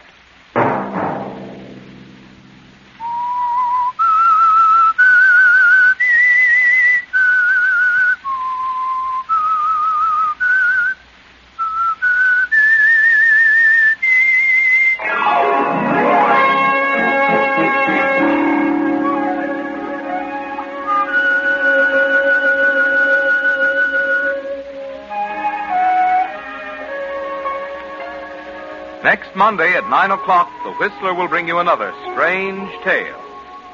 The Whistler is broadcast for your entertainment by the marketers of Signal gasoline and motor oil and fine quality automotive accessories. And by your neighborhood signal dealer.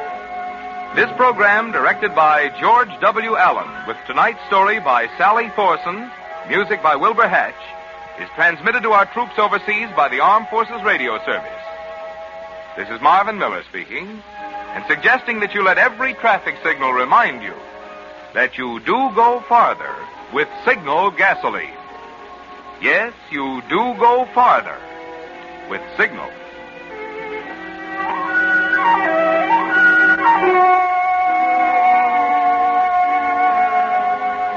This is CBS, the Columbia Broadcasting System.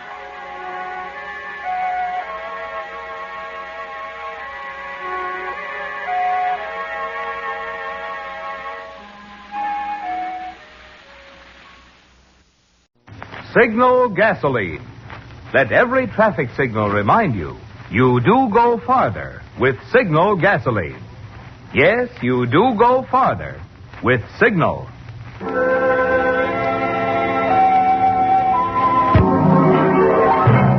The Signal Oil Company and your neighborhood signal dealer bring you another curious story by The Whistler. Tonight, what makes a murderer?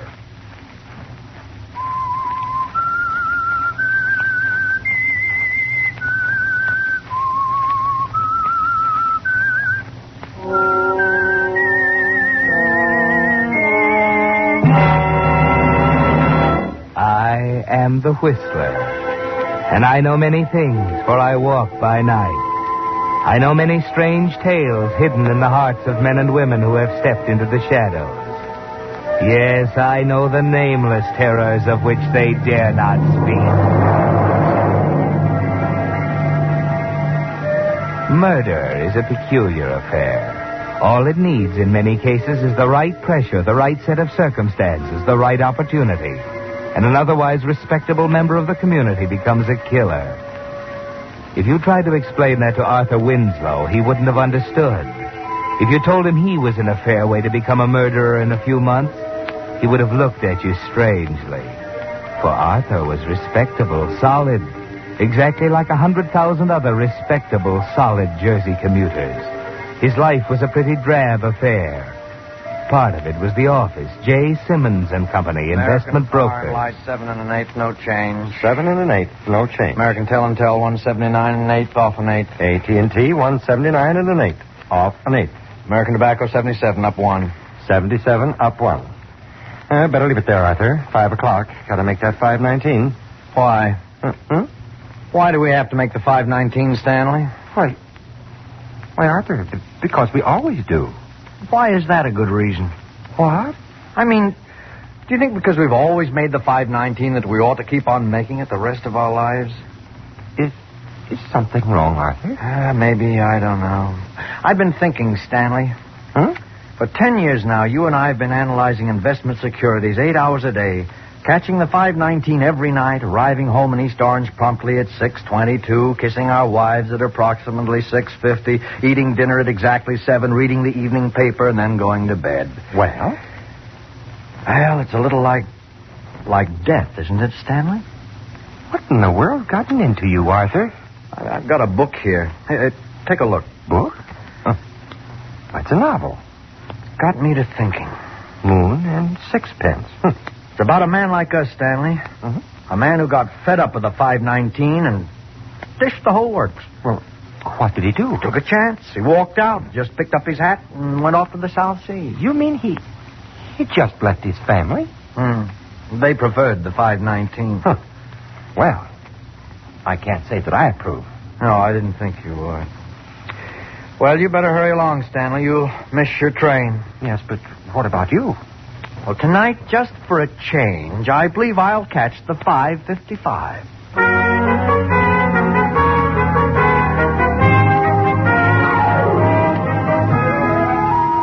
Just for a change, Arthur, after 10 years. You walk slowly down Broad Street, deliberately casual, noticing the swarms of hurrying commuters objectively, as if for the first time. It's pleasant strolling along like this, taking your time, stopping to look in a window now and then. Finally, you stop at a cigar stand. Have you got a pack of cigarettes? Well, if you can smoke them. Yeah, here. 18 cents. 25 and 50. Thanks. Yeah. Say, what's that back there? Oh, you interested in the bangtails? Huh? Bangtails, horses. Opening up Pimlico tomorrow. Hey, come here. Sure. Now, there's the board. Take your pick. Current odds in this column. Huh. Pink Lady. Mike the Third. Big Bonanza. Moon and Sixpence. Hey, what's that, Moon and Sixpence? Top horse in a parlay. Don't know nothing about them, though. Parlay, what's that? You don't know what a parlay is? No, I don't. Oh, well, okay. Well, in that parlay there, you got 3 horses, see? Uh-huh. Now, you put your dough on Blue Bonnet in the first. If he comes in, the dough goes on Glowworm in the second. If he comes in, the works rides on Moon and Sixpence in the third. Get it? But that's almost a year's salary, and you're holding it right in your hand. You just walk the streets for an hour or two thinking, gradually realizing what happened. It can mean a new car, new dresses for Ethel, and more of the same. Or it can mean... Yes, Arthur, if you took a chance. It's crazy, it's wild. But if you act before you think... You walk into a phone booth in the financial center lobby. The South Seas. No more figures. No more 519. Hello? Brighton Travel Agency? I'd like to inquire about a reservation to, let's see, to Florida. Yeah. The name? Oh, yes, the name is, Charles White.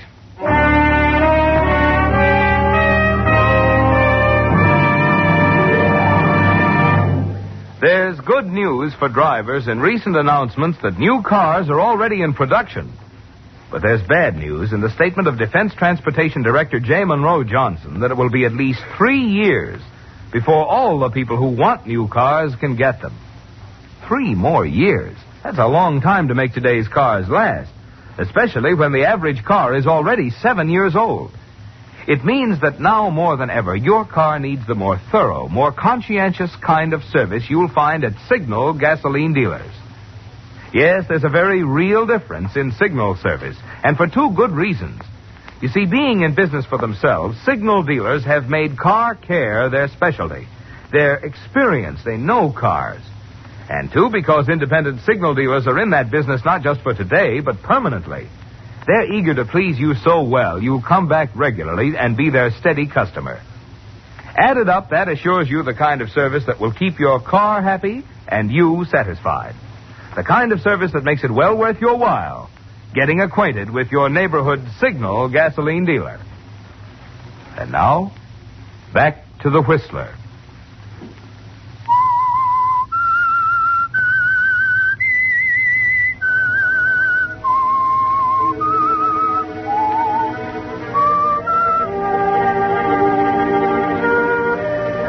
Yes, murder can strike anywhere, even among quiet, drab little people like Arthur Winslow. He has no way of knowing it, of course, as he buys a first-class reservation on the train to Florida. His only thought now is that this will be escape at last. New clothes, new luggage, a new name, and a new life. No 519 tonight, Arthur. It's the 7:30 to Florida and Waypoint.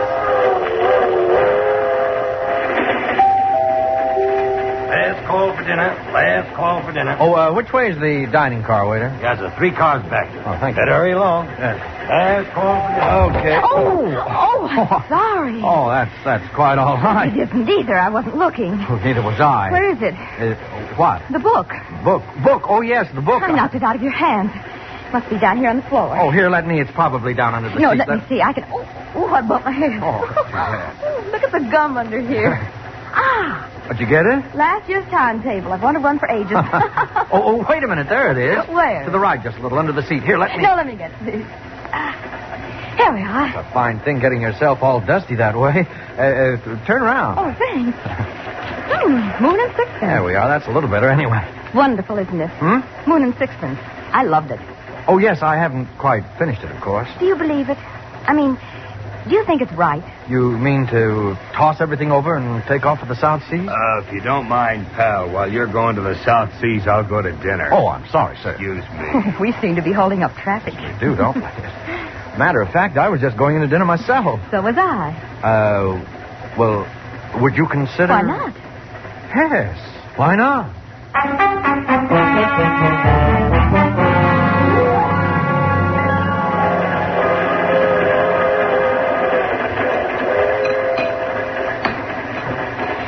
I think Moon and Sixpence was a wonderful story. Of course, I can't say it was very realistic. Oh, what do you mean? Well, I admit it was convincing, but when you stop to think about it, this running away business. Oh, you don't believe in it, huh? Well, after all, running away is no solution. Well, sometimes there's nothing else to do. He could have stuck it out. You mean licked it if it took the rest of his life? Yes. Well, all right. All right, he licks it.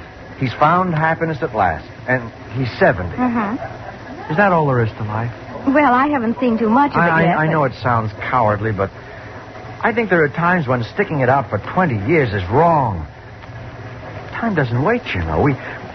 We beat our heads against a wall day in, day out. We're tied down to a deadly routine. And then the first thing you know, it's too late.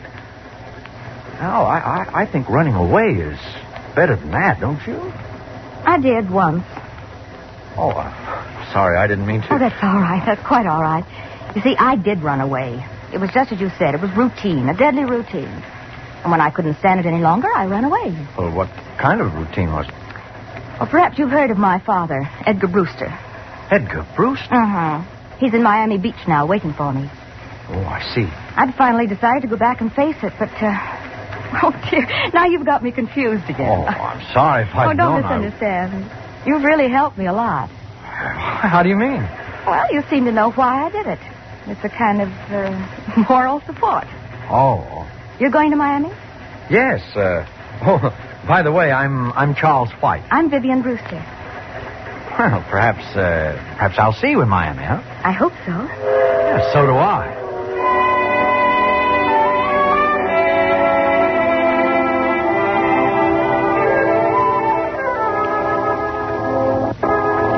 The daughter of Edgar Brewster. It's fantastic, isn't it, Arthur? You talked with her, had dinner with her.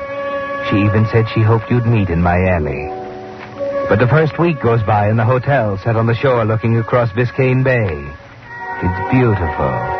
But you aren't conscious of anything except Vivian. You wait for a call, but it doesn't come. You begin to realize how ridiculous it is. Of course, she's forgotten about you. You were just someone to talk to, a traveling companion. You can't hide the Jersey commuter under that Palm Beach suit. And then...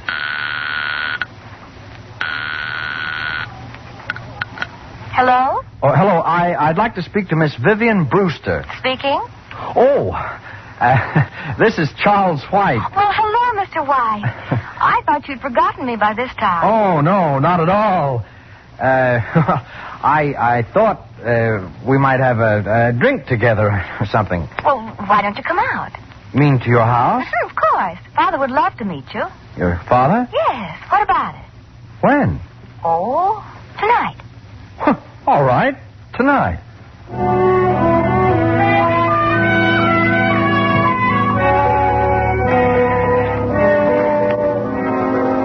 Well, Arthur, you can hardly believe it, can you? A few days ago, an obscure clerk.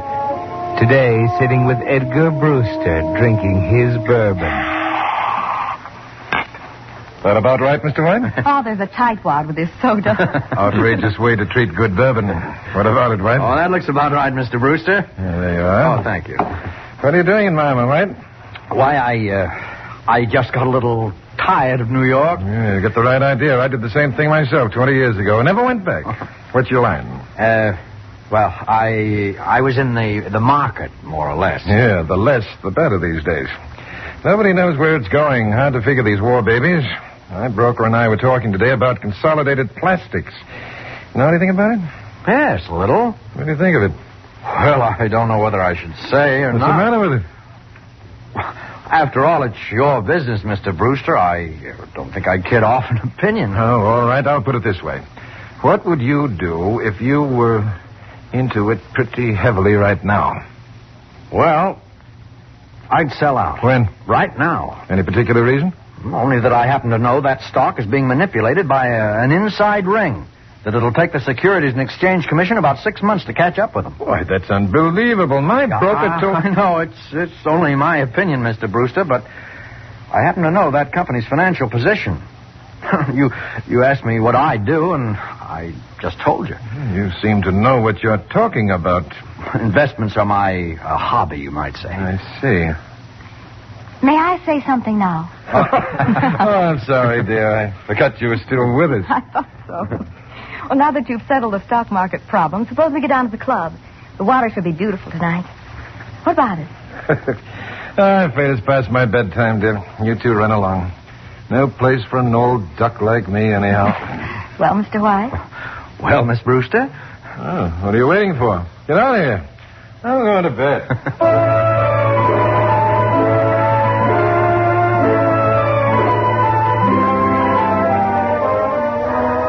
And that was the beginning, wasn't it, Arthur? That $1,800 was a magic door opening up a thrilling new life for you. And incidentally, bringing you closer to murder. The next 3 weeks passed like a dream. More nights at the beach club, dancing in the open under the stars, with Vivian in your arms.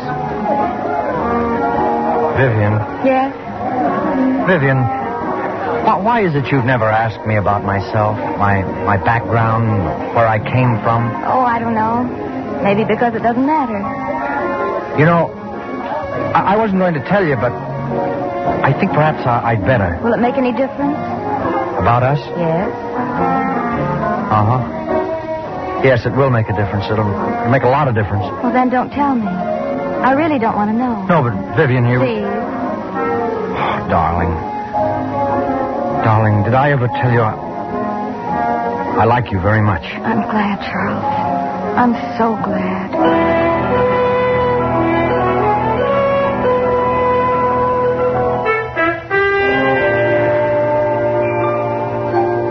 You were in love, Arthur, and for the first time in your life, you knew what it really was.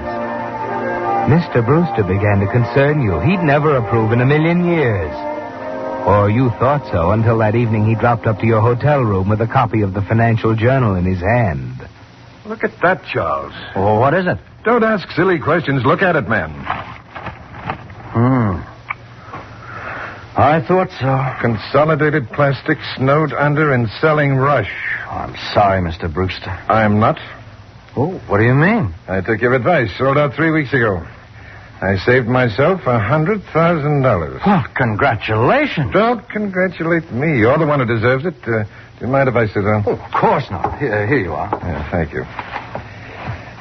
Would you be open to a proposition, White? What kind of proposition? Oh, I realize you probably have other interests, but I could make it worth your while, I think. There are 2 considerations. Yes? The first is the plain fact that my affairs are getting a little beyond me. As you know, I'm retired and haven't time to look after them properly. I think you're the man to take over. But, Mr. Brewster, I'm a businessman. If it were a profitable deal for me, I wouldn't think of it. I see. What's the other consideration? I believe you're aware of that already. Vivian. You approve? I do.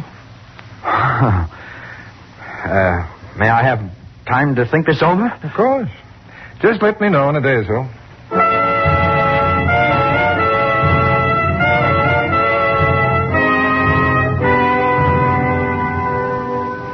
There it is, Arthur, brief and to the point. Everything you ever wanted right in the palm of your hand.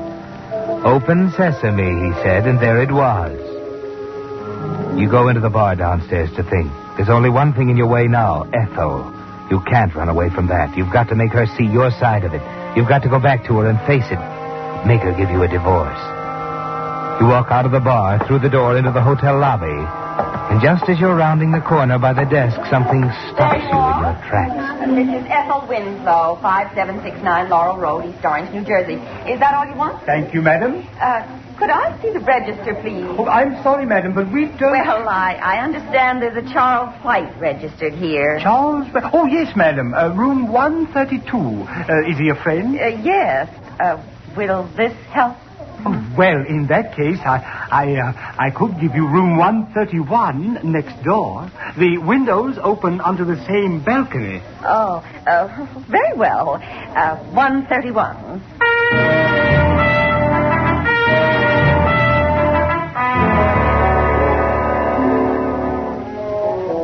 It was too good to last, Arthur. Just a beautiful dream, and you're just waking up. It's all over. Go back in the bar and think. Ethel, your wife, here. She's found you. And she'll never let you go, will she? You know her too well, Arthur. Cold, calculating, heartless. She'd laugh at you, wouldn't she? Yes, sir? What'll it be? Bourbon, straight. Right. Just leave the bottle.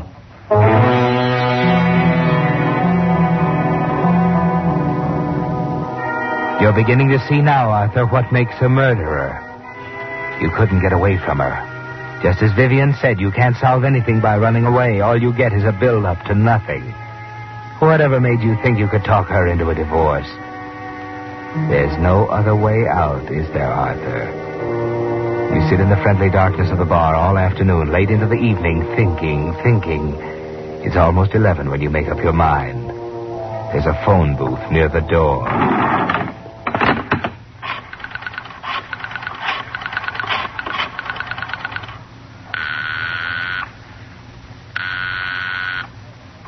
Hello? Hello, Vivian. Vivian, I have to talk to you. It's important. Why, Charles, what's the matter? Never mind. Just listen to me, Vivian. Just listen. I'm a phony. My name is Arthur Winslow. I was running away when you met me on the train. I'm just an investment clerk. I have no money. I have nothing. Just $1,800 I won in a horse race. Listen, Vivian, I got a wife in East Orange, New Jersey. I've hated her for 10 years. I'd rather be dead than go back to her. I'm not going back to her. I'm telling you this, Vivian, because I love you more than I ever dreamed I could love anyone. And I probably won't ever see you again. Goodbye, Vivian.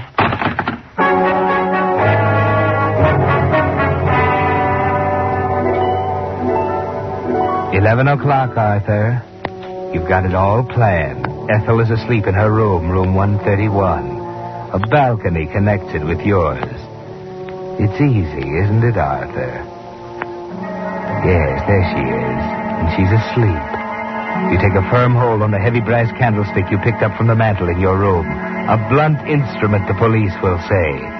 You can hardly breathe, Arthur. Your stomach is full of ice water. You feel your heart's going to burst. Careful, Arthur. Careful.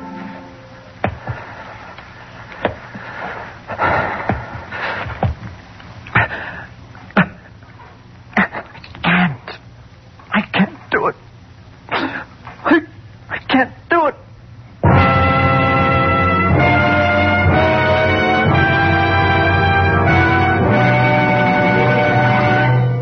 The Whistler will return in just a moment with the strange ending of tonight's story. Meantime, a word about teeth and tires. They have a good deal in common, you know. For the good of your teeth, you see a dentist twice a year so he can catch small cavities before they grow big and endanger the tooth.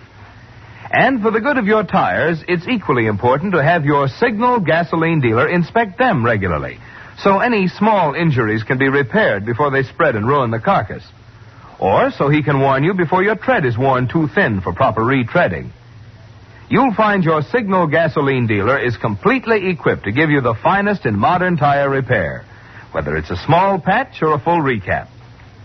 For those friendly dealers displaying Signal's yellow and black circle sign are much more than just a place to get Signal Go Farther gasoline and fine Signal double-check lubrication. Each Signal dealer offers a complete line of automotive services and fine accessories to help your car run better, look better, and last longer. And now, back to the Whistler.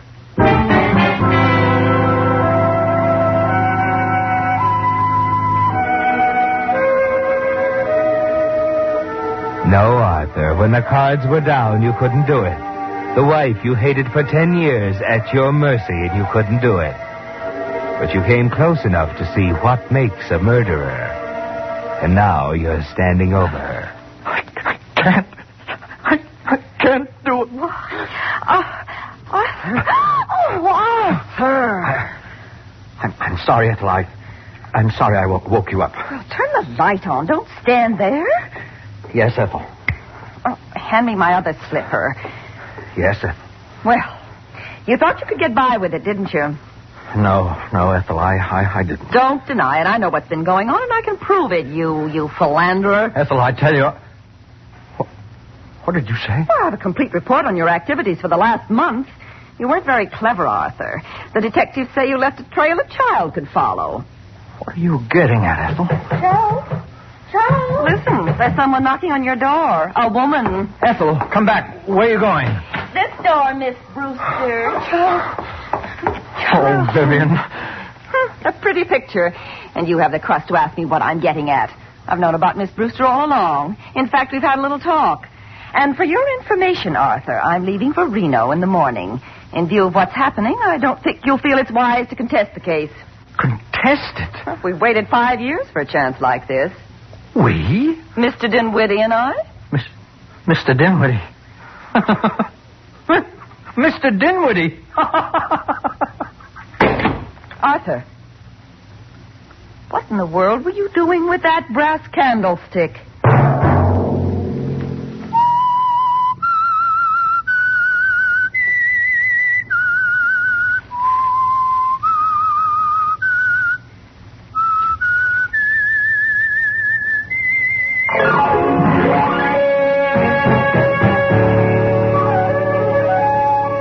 Next Monday at 9 o'clock, The Whistler will bring you another strange tale. The Whistler is broadcast for your entertainment by the marketers of Signal gasoline and motor oil and fine quality automotive accessories, and by your neighborhood Signal dealer. This program, directed by George W. Allen, with tonight's story by Everett Tomlinson and Harold Swanton, music by Wilbur Hatch, is transmitted to our troops overseas by the Armed Forces Radio Service. This is Marvin Miller speaking, and suggesting that you let every traffic signal remind you that you do go farther with Signal gasoline. Yes, you do go farther with Signal. This is CBS, the Columbia Broadcasting System.